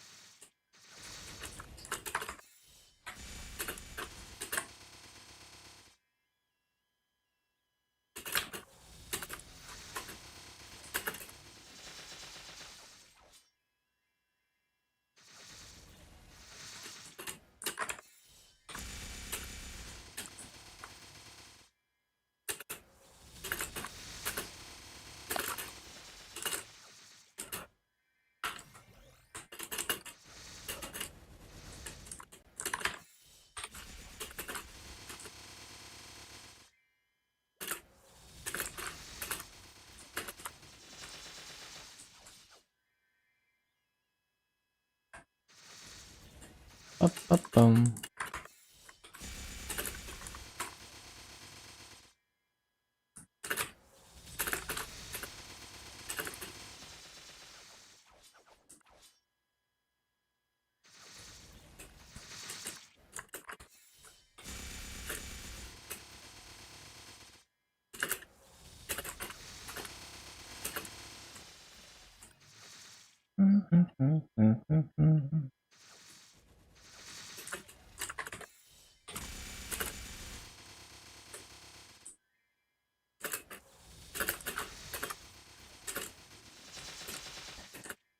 Bum, bum, bum, bum.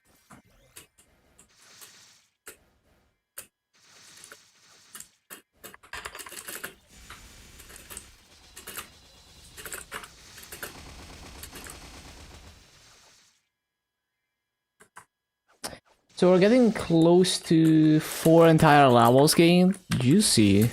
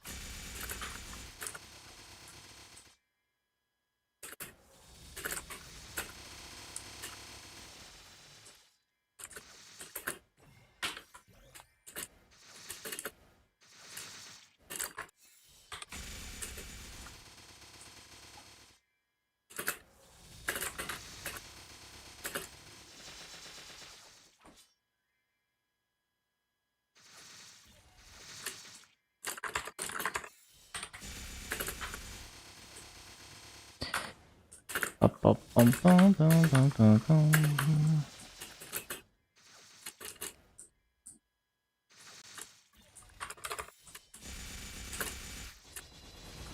All these E-bosses, man, what the...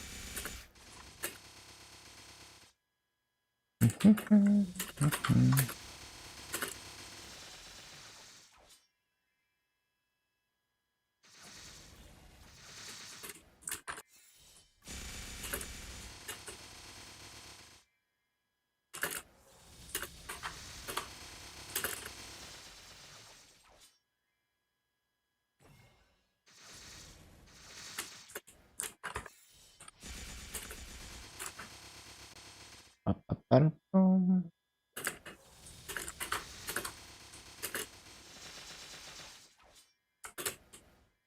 Shit. Fuck. Bum, bum, bum, bum, bum.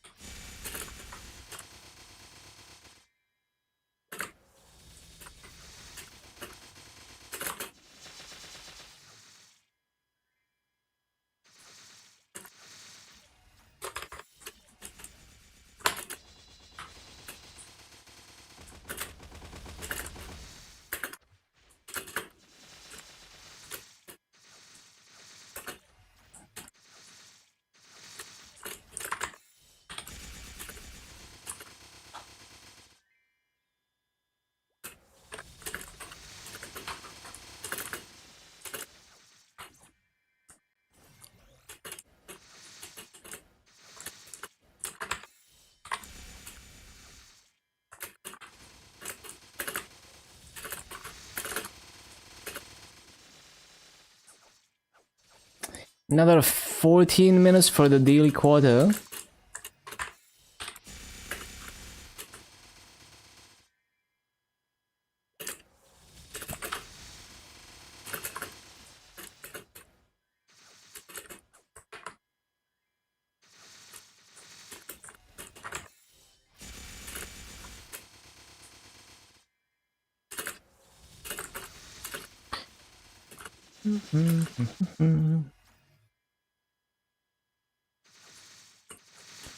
Bum, bum, ba, bum, ba, da, bum.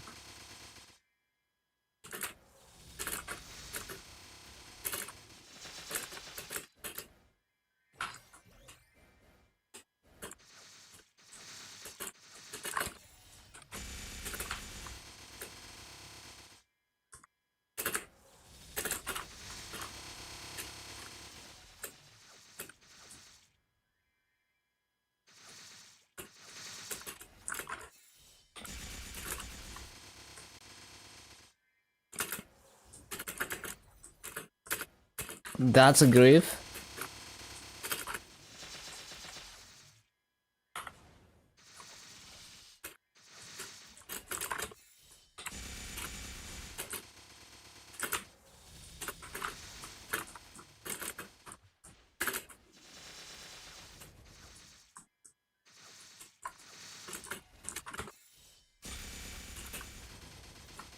Bum, bum, bum, ba, bum, ba, ba, bum.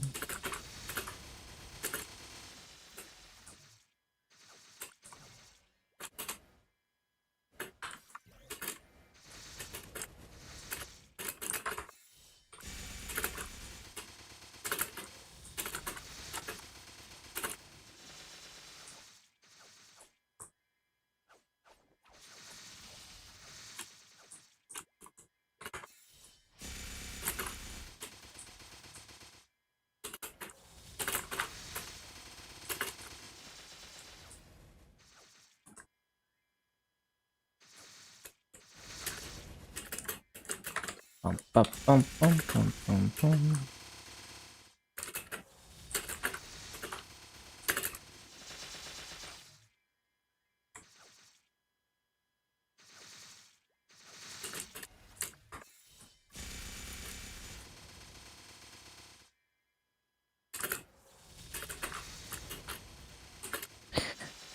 Ba, ba, ba, ba, bum, ba, bum, bum, bum, bum.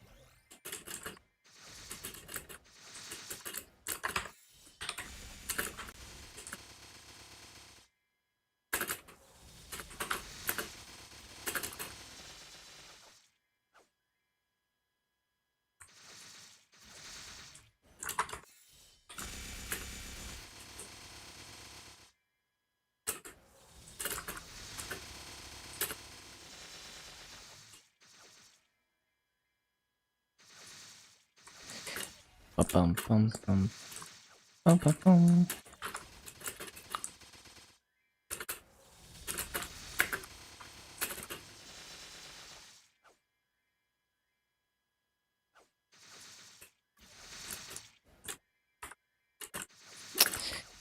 Forgot my keybinds for a moment.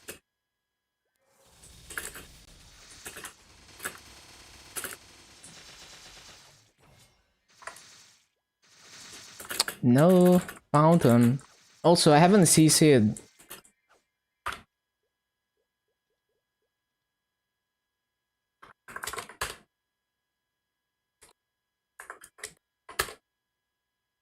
Actually, I need to use the bathroom. Give me 1 minute.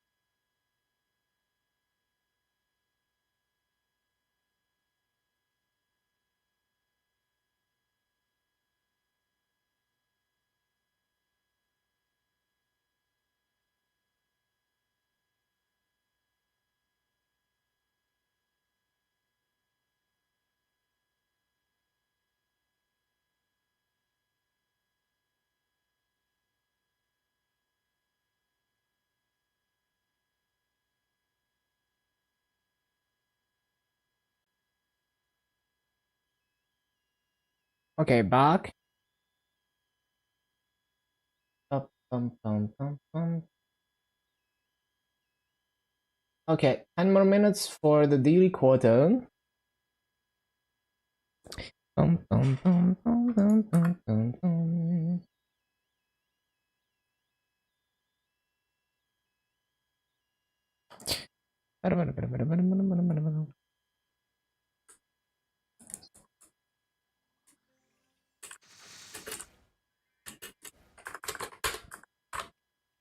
Whatever, I can't be bothered to surf for burning.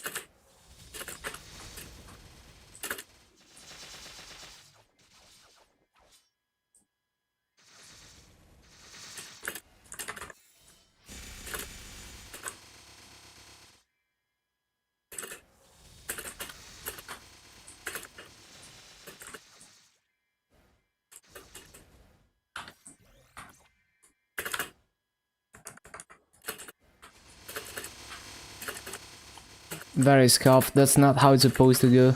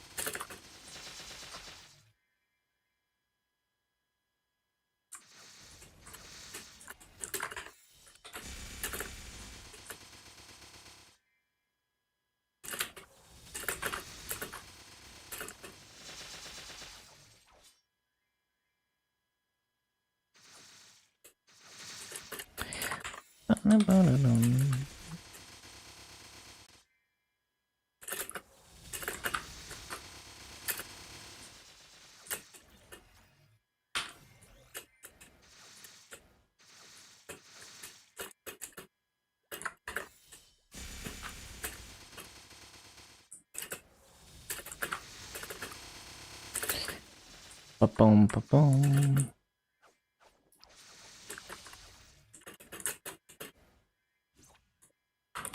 Grift.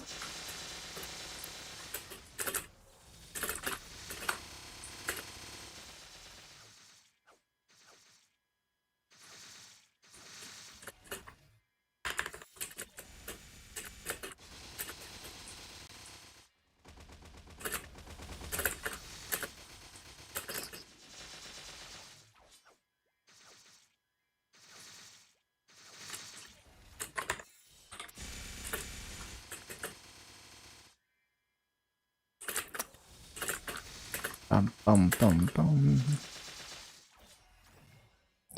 Ba-bum, ba-bum. Shucks.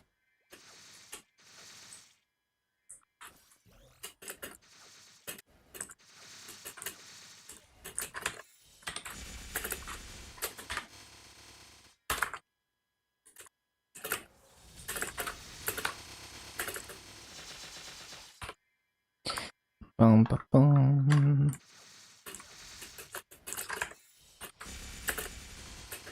Oh yeah, headset swap.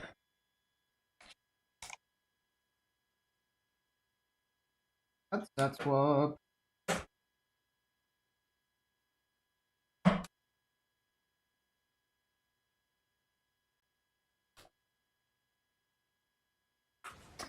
Bum, ba-bum.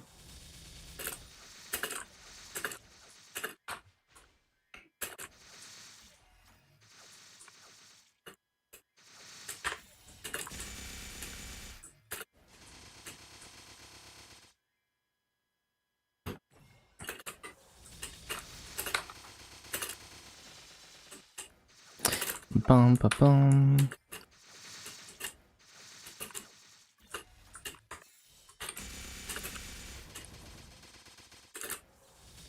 Bum ba bum.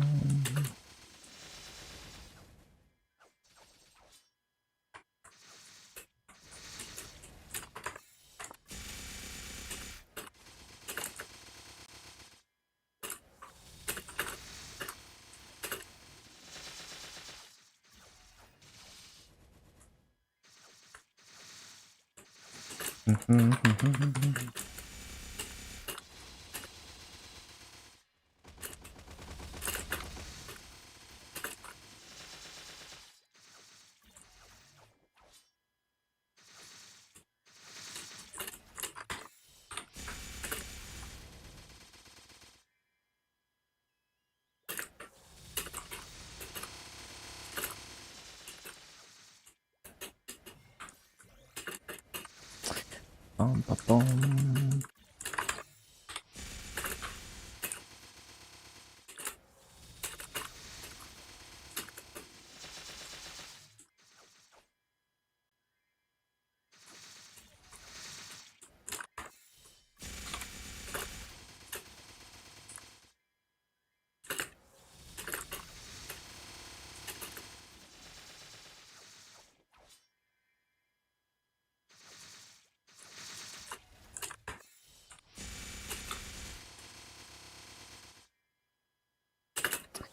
Ba bum ba bum.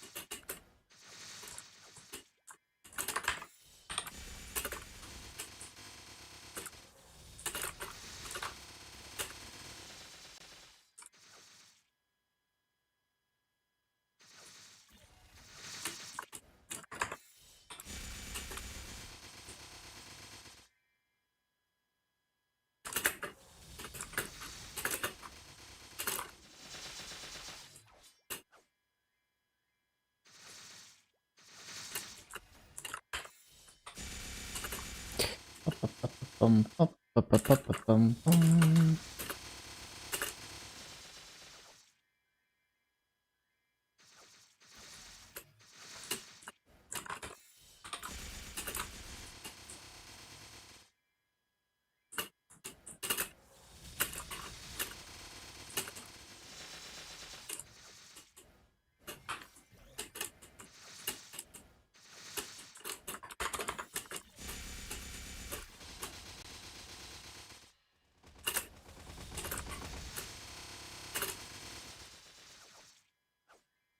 Ba bum ba bum.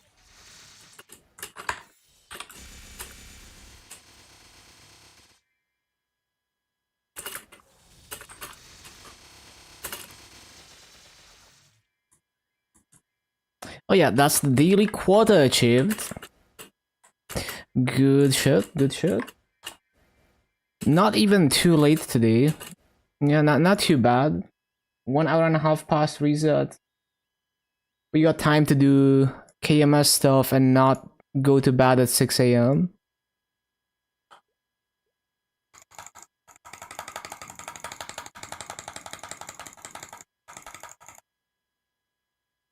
let's see the gains. Oh, don't NPC that. Uh-huh. Oh, I need to NPC the potions as well. Oh, I probably forgot to NPC potions yesterday even. Okay, so we started at... What? What did I do? We started at 231, 7258, and we ended at 235, 45, 711. Nodes 155, 222, 1425 to 2269. So 844 mil, 67 nodes. Nodes are kind of low, master is quite good. It's a bit inflated by the potions. 3.75 levels, yeah, that's pretty solid. Can't complain about that. That concludes day 3 of the Hayato. Good progress, good progress. And my legion is up to 10.581. That's cool, that's cool. Ba-ba-bum.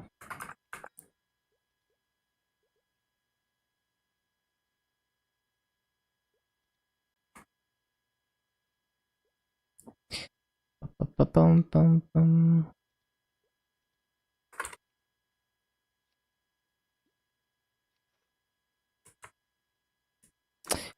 What is this weapon?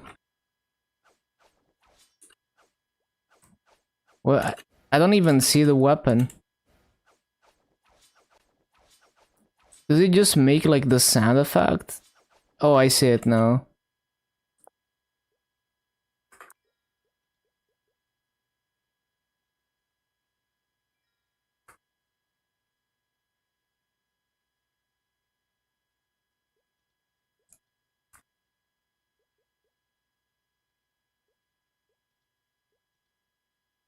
Okay, okay.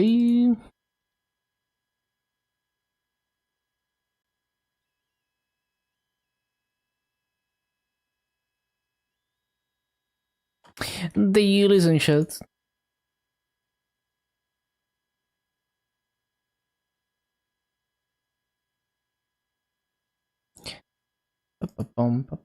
Not the Dark Knight. Well, I guess I can do Helix.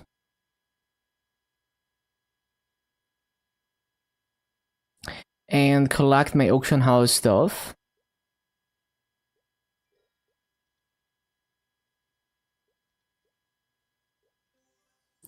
Whole lot of nothing.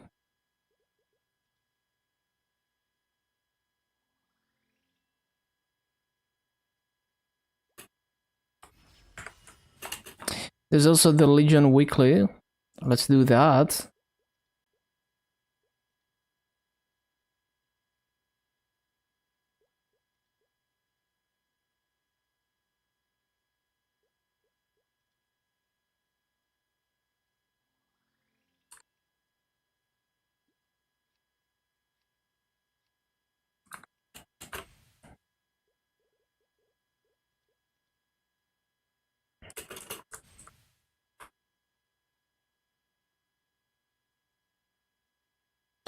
Bum, bum, bum, bum, bum, bum.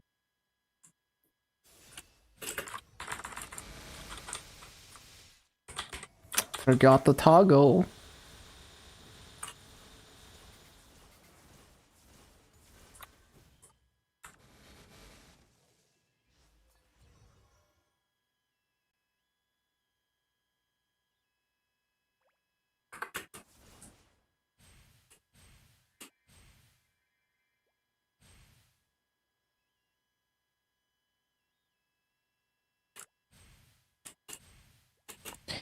I guess I should buy the scrolls as well, if I can.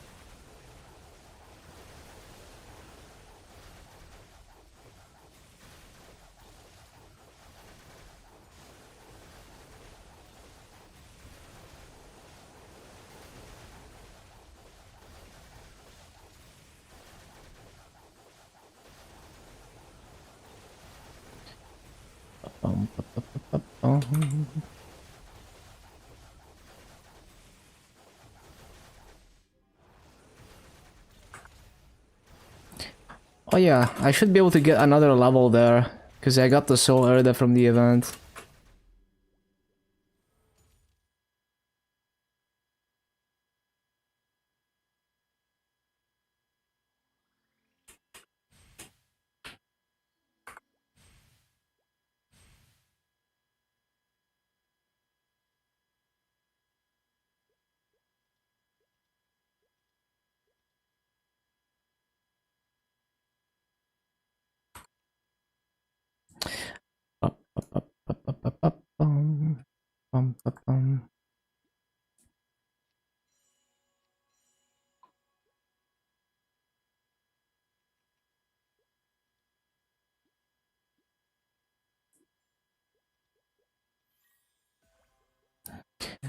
Okay, okay, you.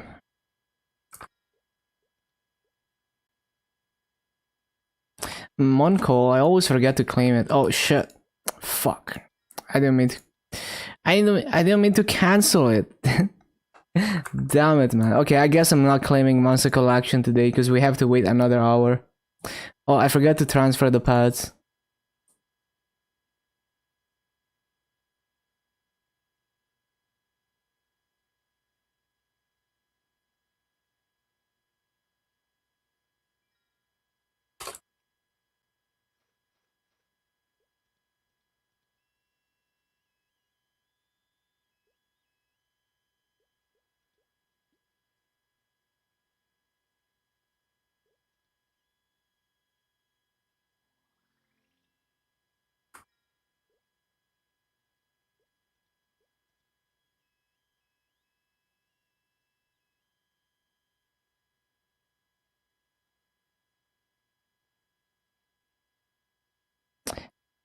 So dailies on this guy.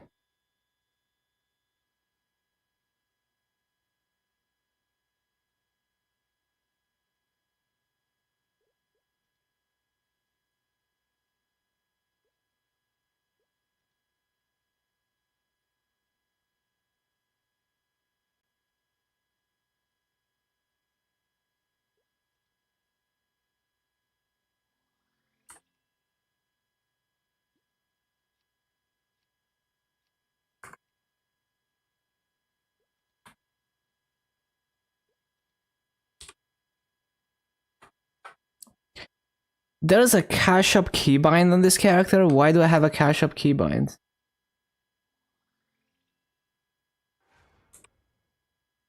Oh, it's on the other key preset.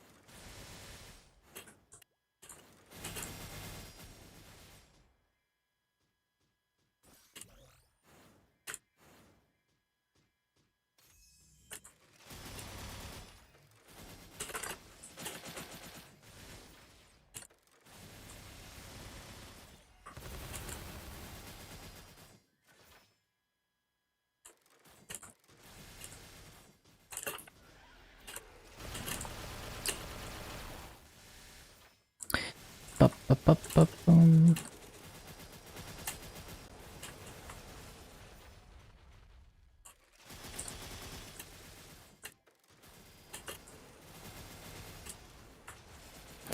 Okay.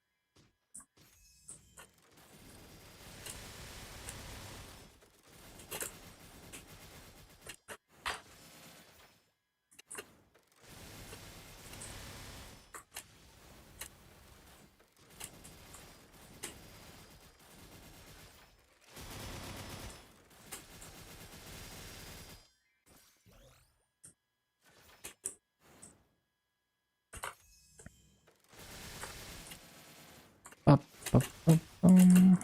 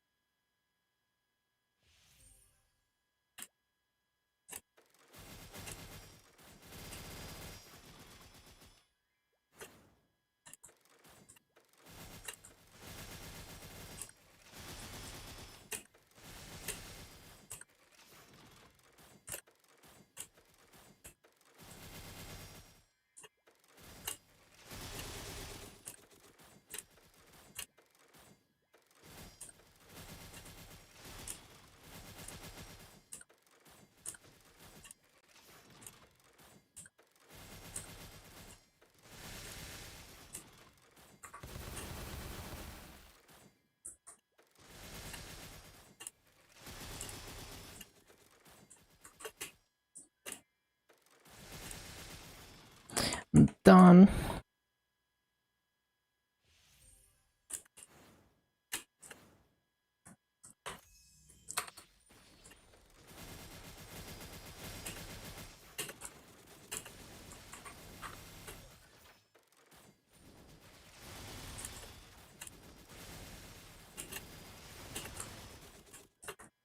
I didn't mean to take that.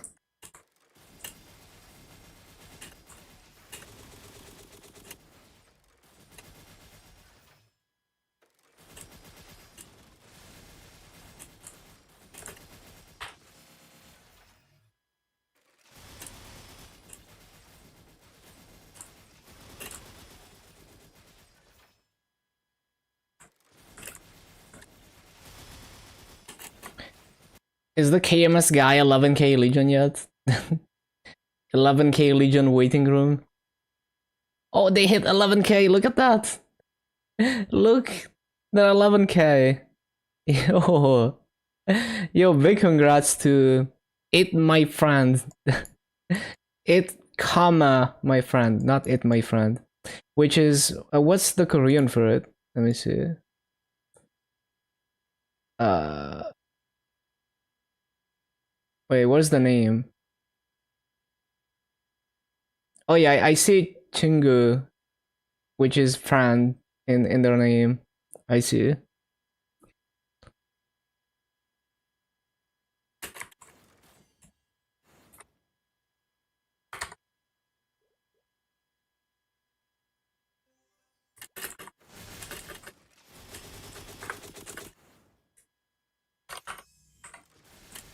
Ba-da-ba-ba-da-bum, bum, ba-da-bum.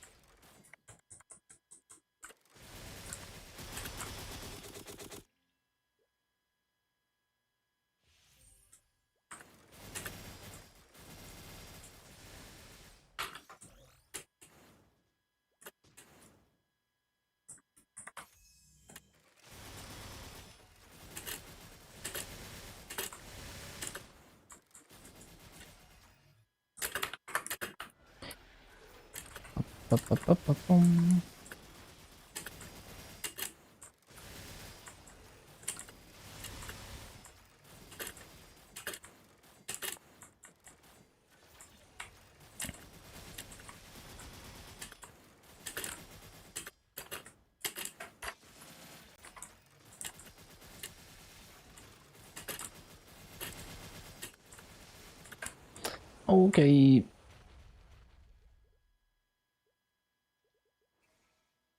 Oh yeah, let me know. I forgot. I forget every time.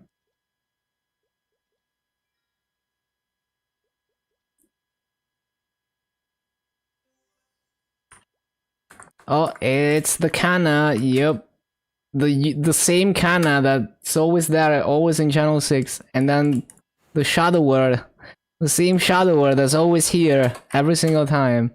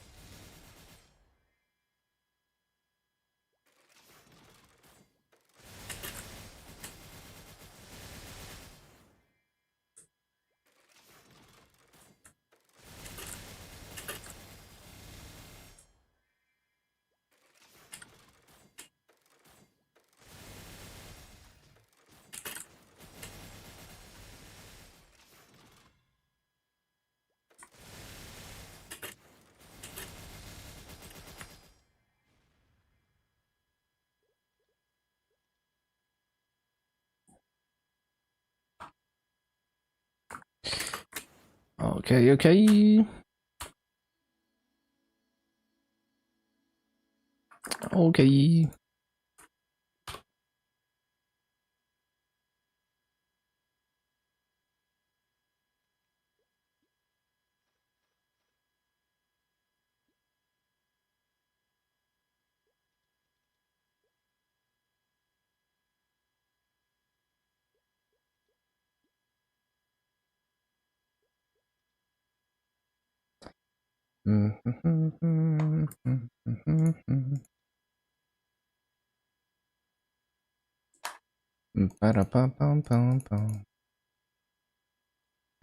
Okay, okay.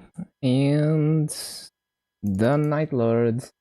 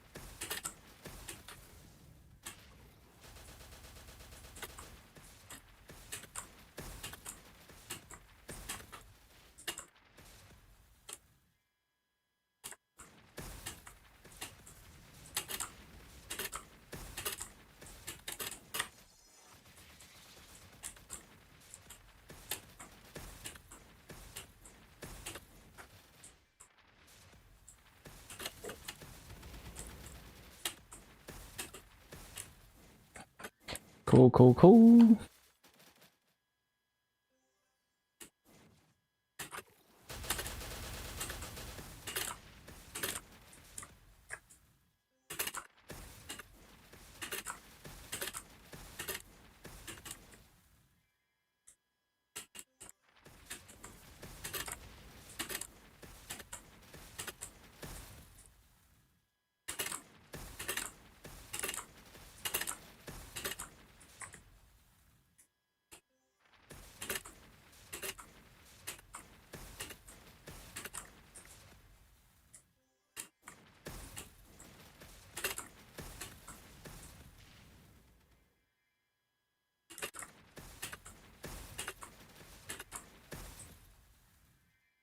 Okay.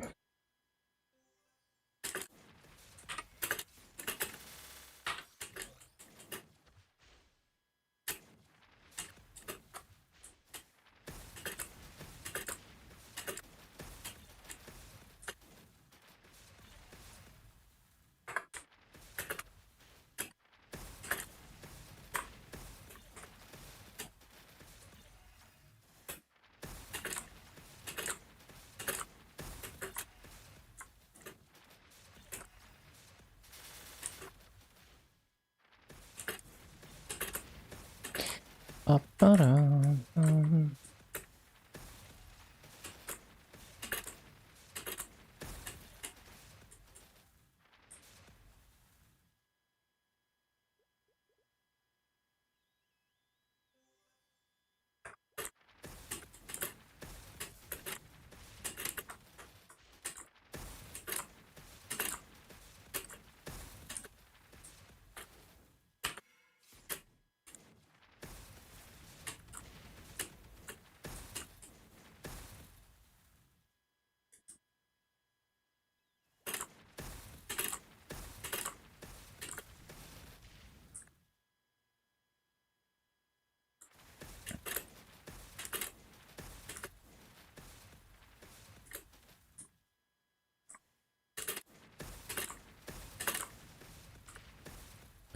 Ba-ba-bum, bum-ba-bum.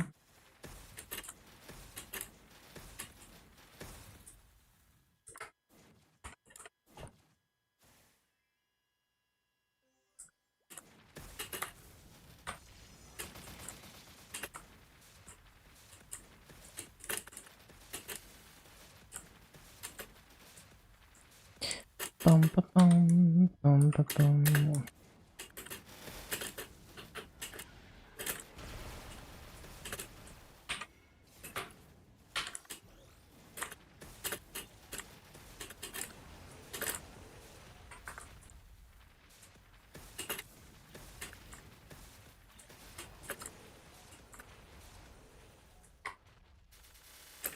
Ba-ba-bum, bum-ba-bum.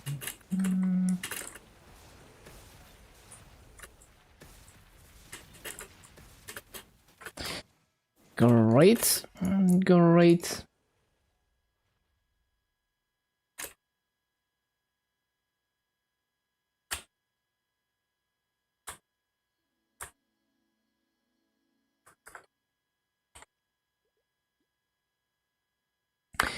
Yes.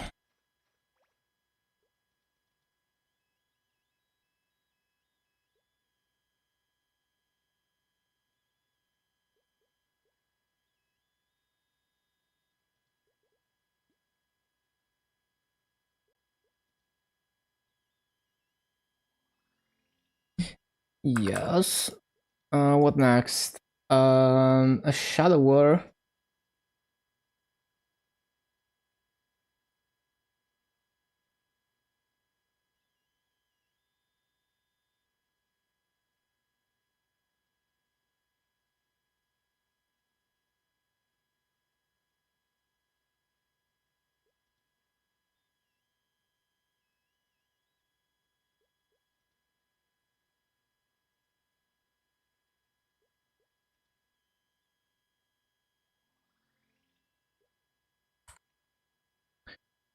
Bum, bum, bum, bum, bum, bum, bum.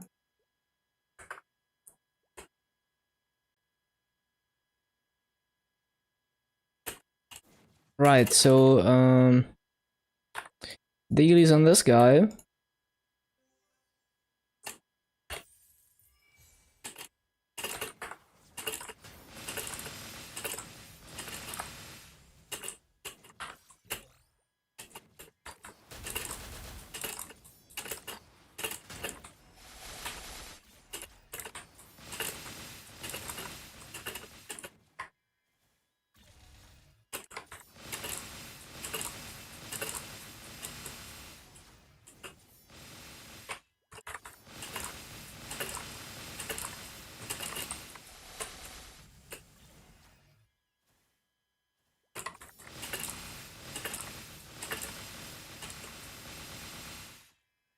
Okay.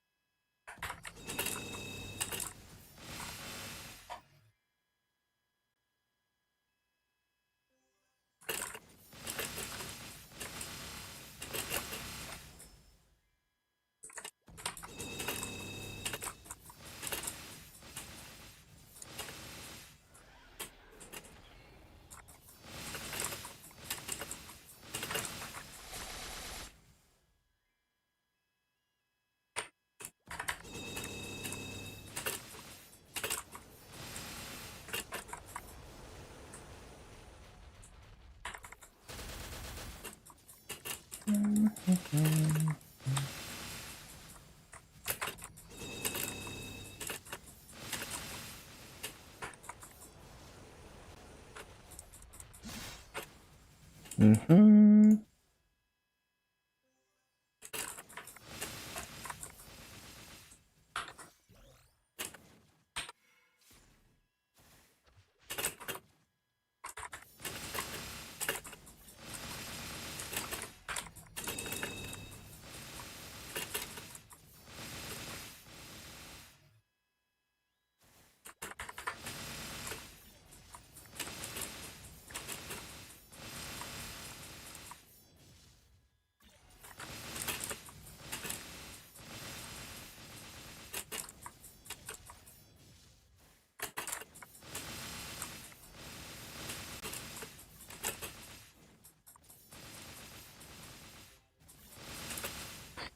Great. That's all the GMS dailies.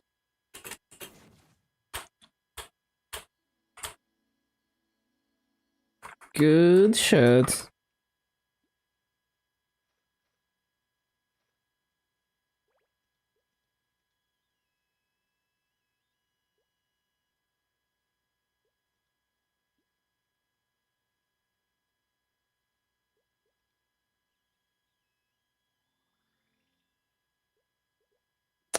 Great.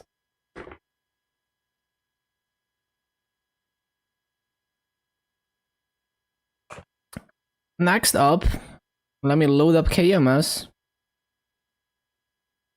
We got some shit to do.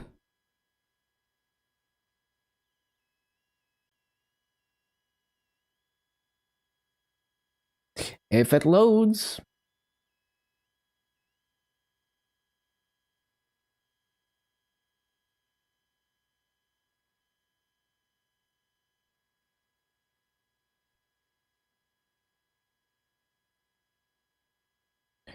Game, can you load? What?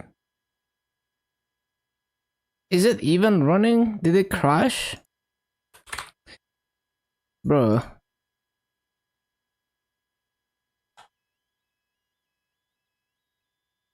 They leave the Nexon launcher open? No.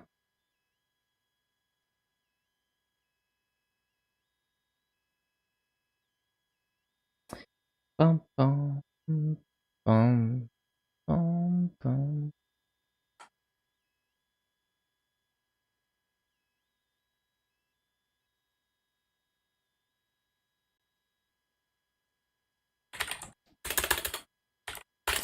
Can't fucking type. Oh my god. Why can I not type? There we go.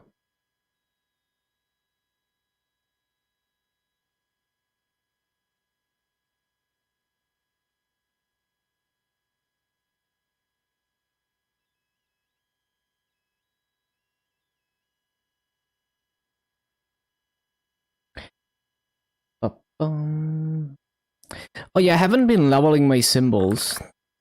How many levels am I behind? Let's see. I also keep forgetting to claim Legion shit. Wait. Am I not supposed to be able to complete the daily and the symbols go straight into the symbol? Maybe not. But I can send them straight into the symbols like this.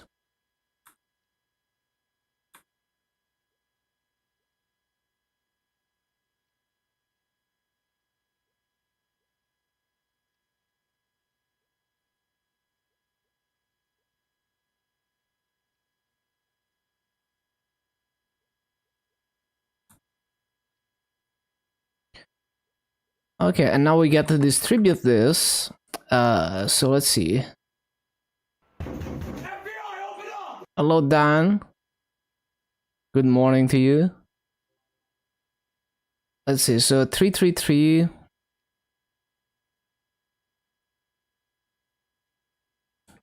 $20 symbols into that.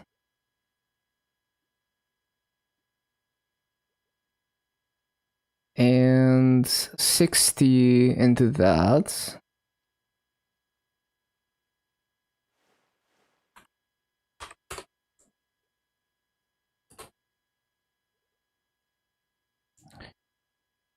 And, well, that's not gonna match. Yeah.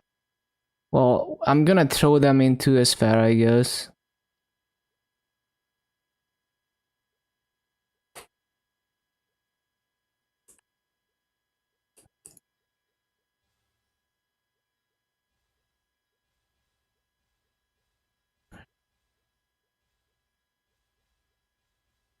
Okay, that was a lot of levels. And I'm gonna get another level off the list. Damn, okay. That helps.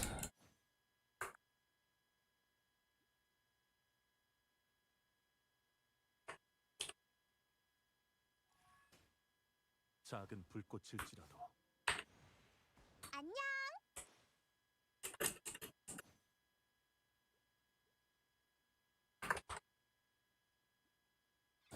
Right, so we need 3x.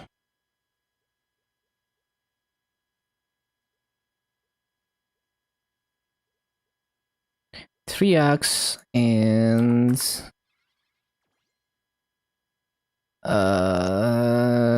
MVP.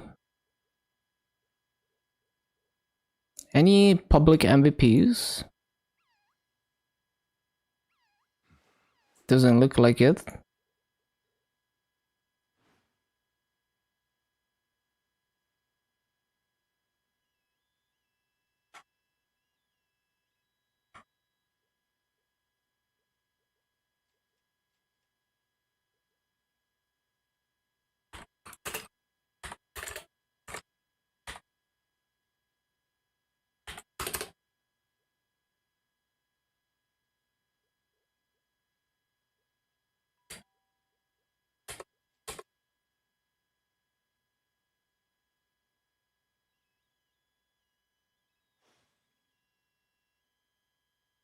Okay.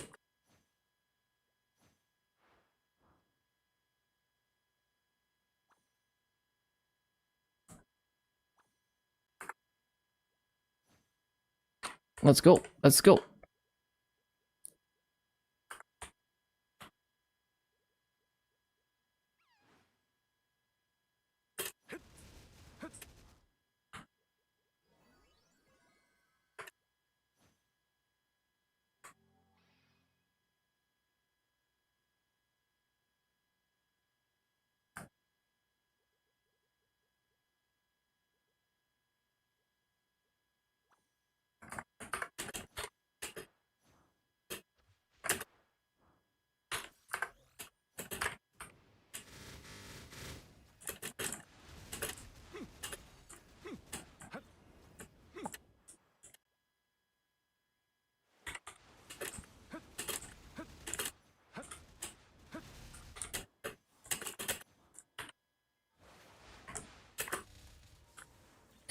Ba-ba-bum-ba-bum.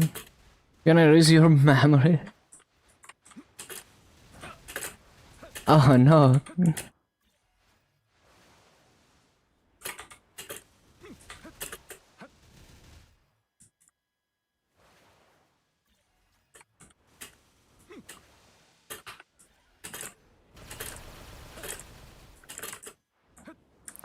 Ba-ba-bum-ba-bum.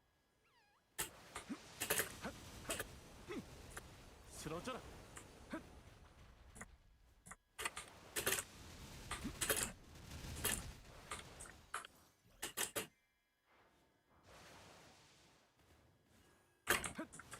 쓰러져라. 쓰러져라.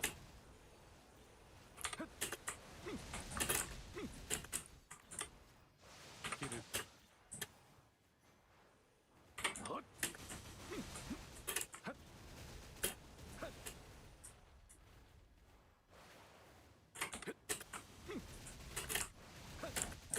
Ba-ba-bum-bum-bum.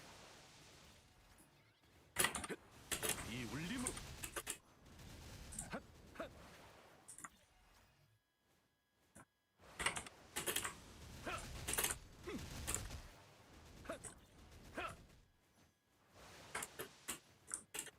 찢어주마.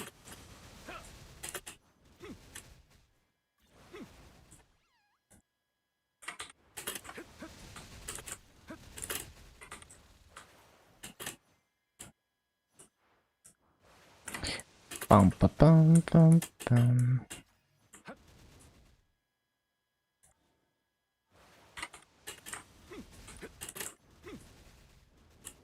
이 울림으로 길을 틀어.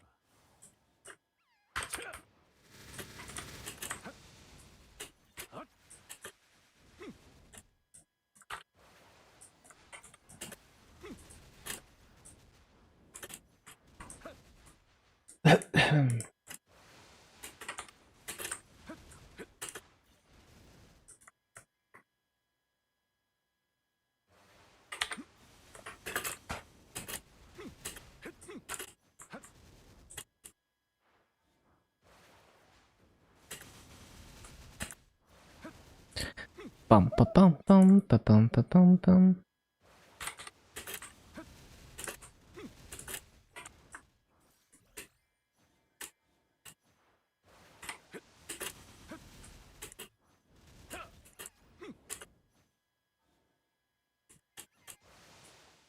작품을 느껴라. 펼쳐라. 쓰러져라.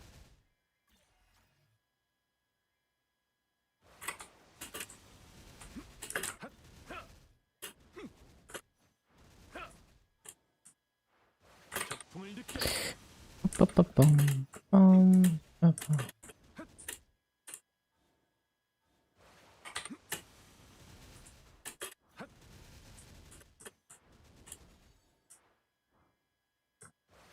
키야.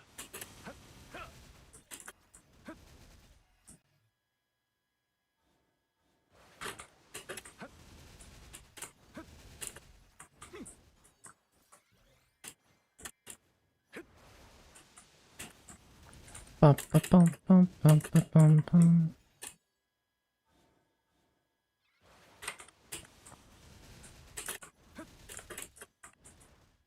펼쳐라.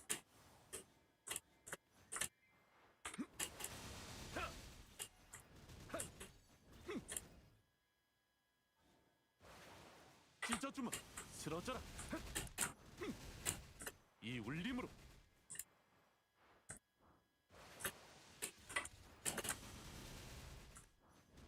이곳에서 찬란하게 찢어주마.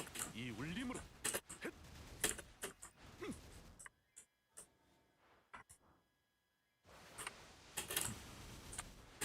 이 울림으로. 빠빠빰, 빰빠빰빰빰빰. 쓰러져라.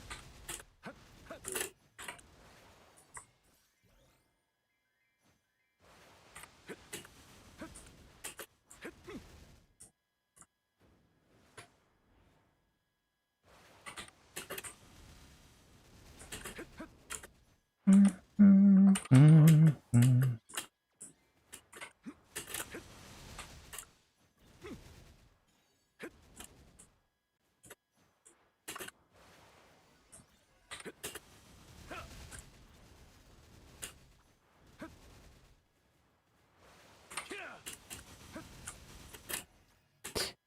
빠빠빠빠빠빠빠빰빰. 찢어주마.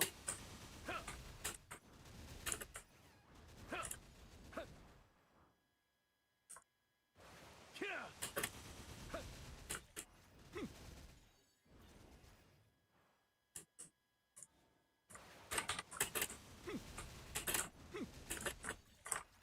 Oh yeah, I forgot to use the other booster. Shit, I always forget.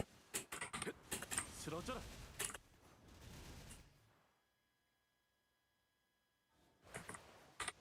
쓰러져라.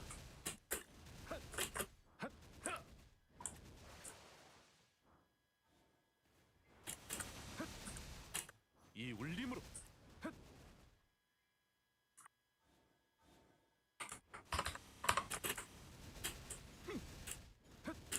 이 울림으로. Shit, I forgot.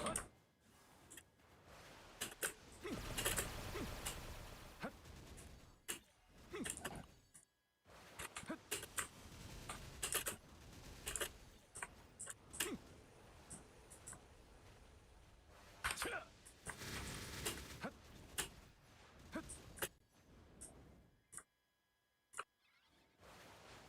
키야. 쓰러져라.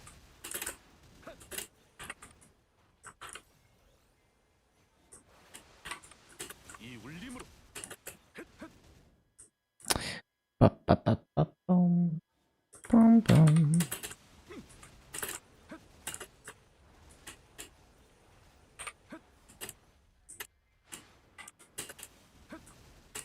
이 울림으로.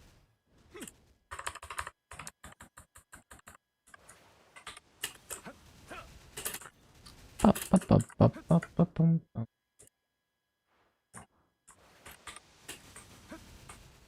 이 울림으로.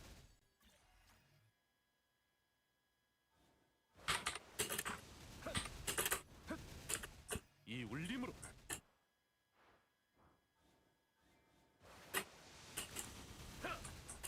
이 울림으로.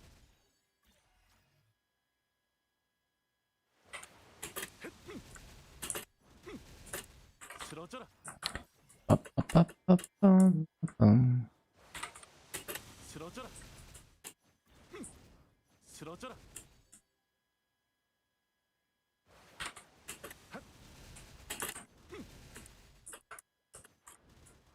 길을 터라.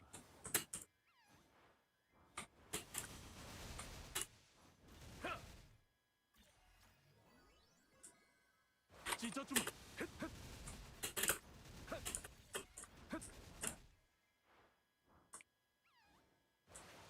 격풍을 느껴라.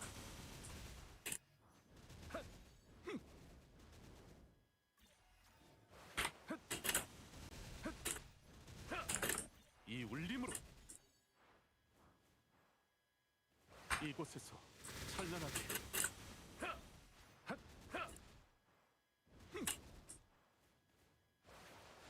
빠빠빠빠빰빰.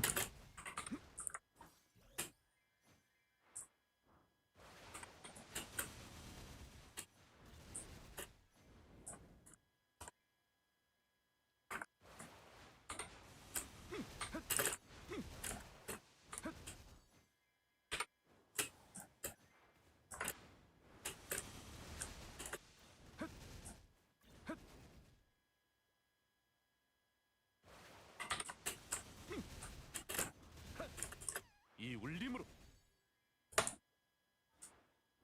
끝내주마.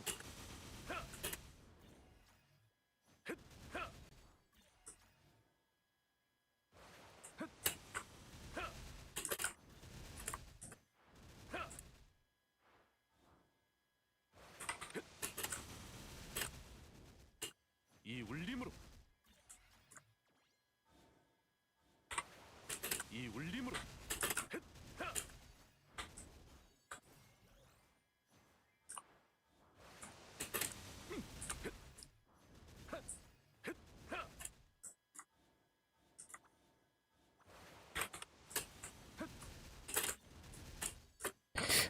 빠빠빠빠빠빠빠빰.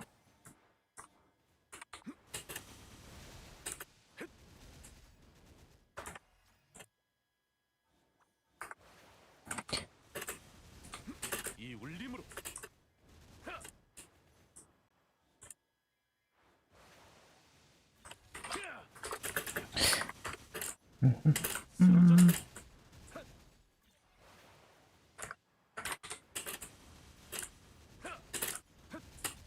쓰러져라. I'm not recording, am I? Yeah, no.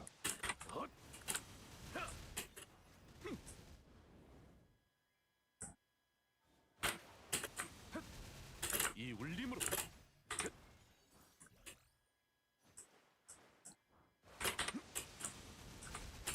쓰러져라.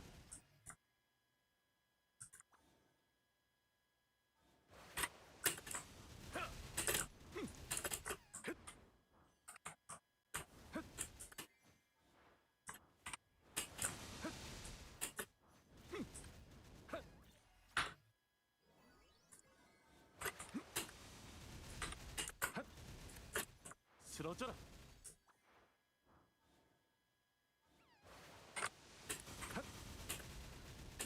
이 울림으로 끝내주마. 빠빠빠빠빰.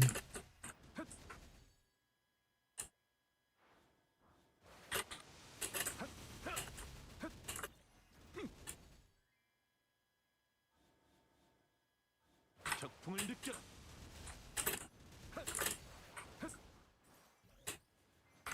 차! 캬!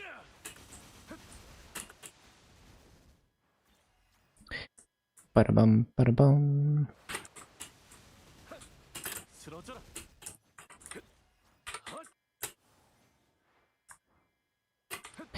I'm almost to 242. Okay. 끝내주마.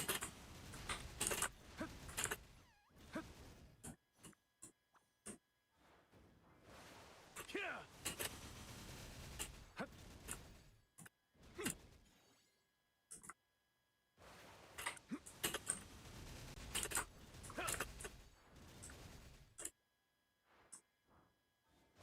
찢어주마.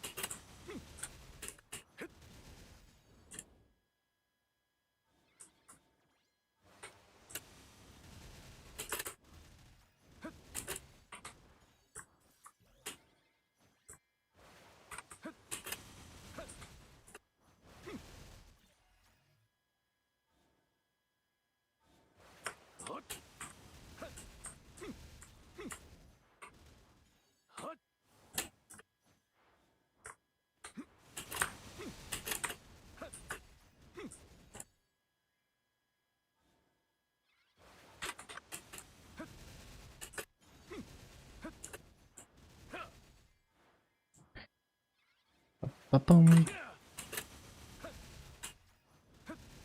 What is this button? I've been wondering. What? Why is it off screen? I'm gonna test it after the grind. It's been there for a while. I've been wondering, like, what is this? There's a mostly off-screen button. What the hell?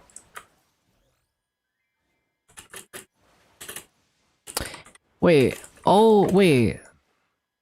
Wait. Look at this. Wait, that is so weird. You're saying this shit? It's... How can I explain it? It's like... It's joined with the minimap. It's part of the minimap. Interesting. Wait, what the... That's so weird. What does it do? What the... That's so weird. Interesting. So it's a hidden button that's off screen when you position the minimap correctly. What? What the hell?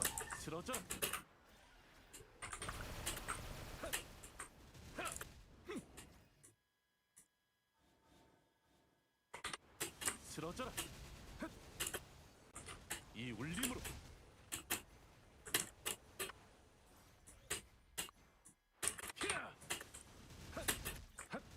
이 울림으로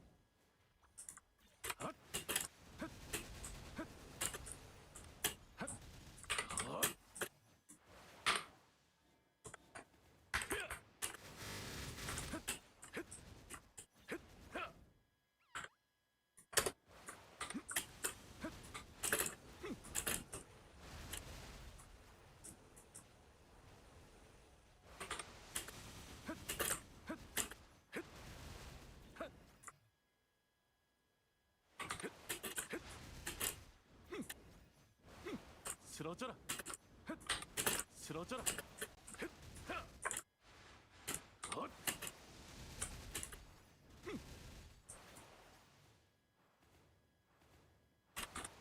쓰러져라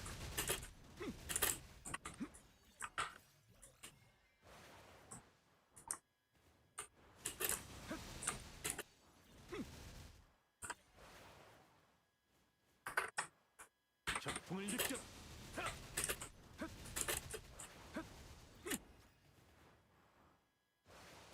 Ba-da-ba-da-bum. Ba-da-ba-bum.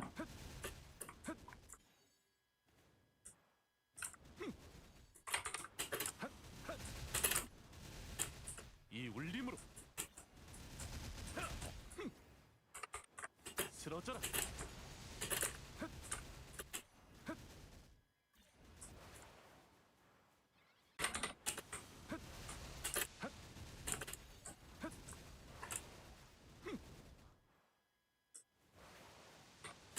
쓰러져라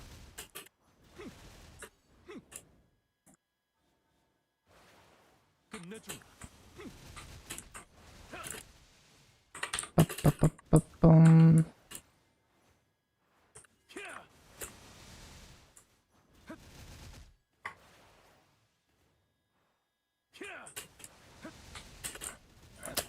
Shit.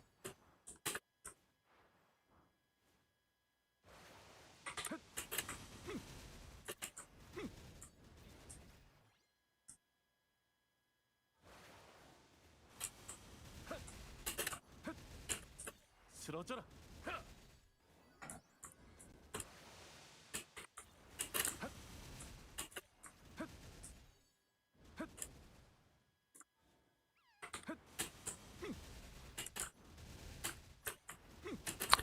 Yeah, I cannot desync the two summons. Oh wait, portals. I haven't been paying attention to them.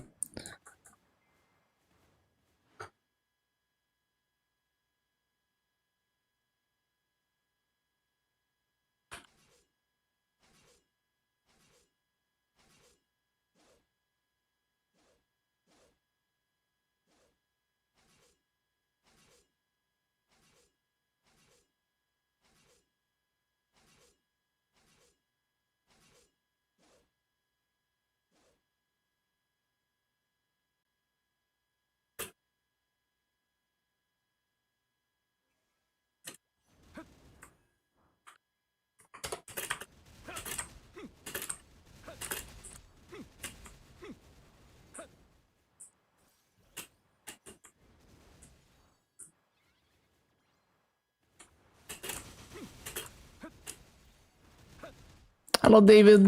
Welcome back. 이 울림으로 쓰러져라. Finishing up the KMS stuff. 적풍을 느껴라. You're doing great today. 적풍을 느껴라. I got the hayato to 235. Yeah, it's 235. 이 울림으로 Oh, 242 on this. Nice.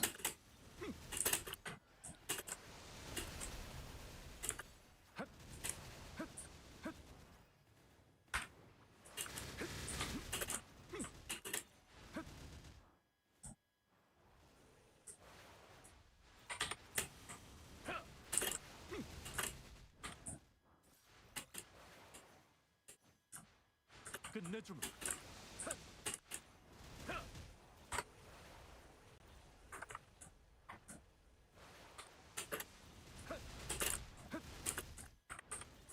길을 터라. Ba-da-ba-ba-ba-da-ba-dum.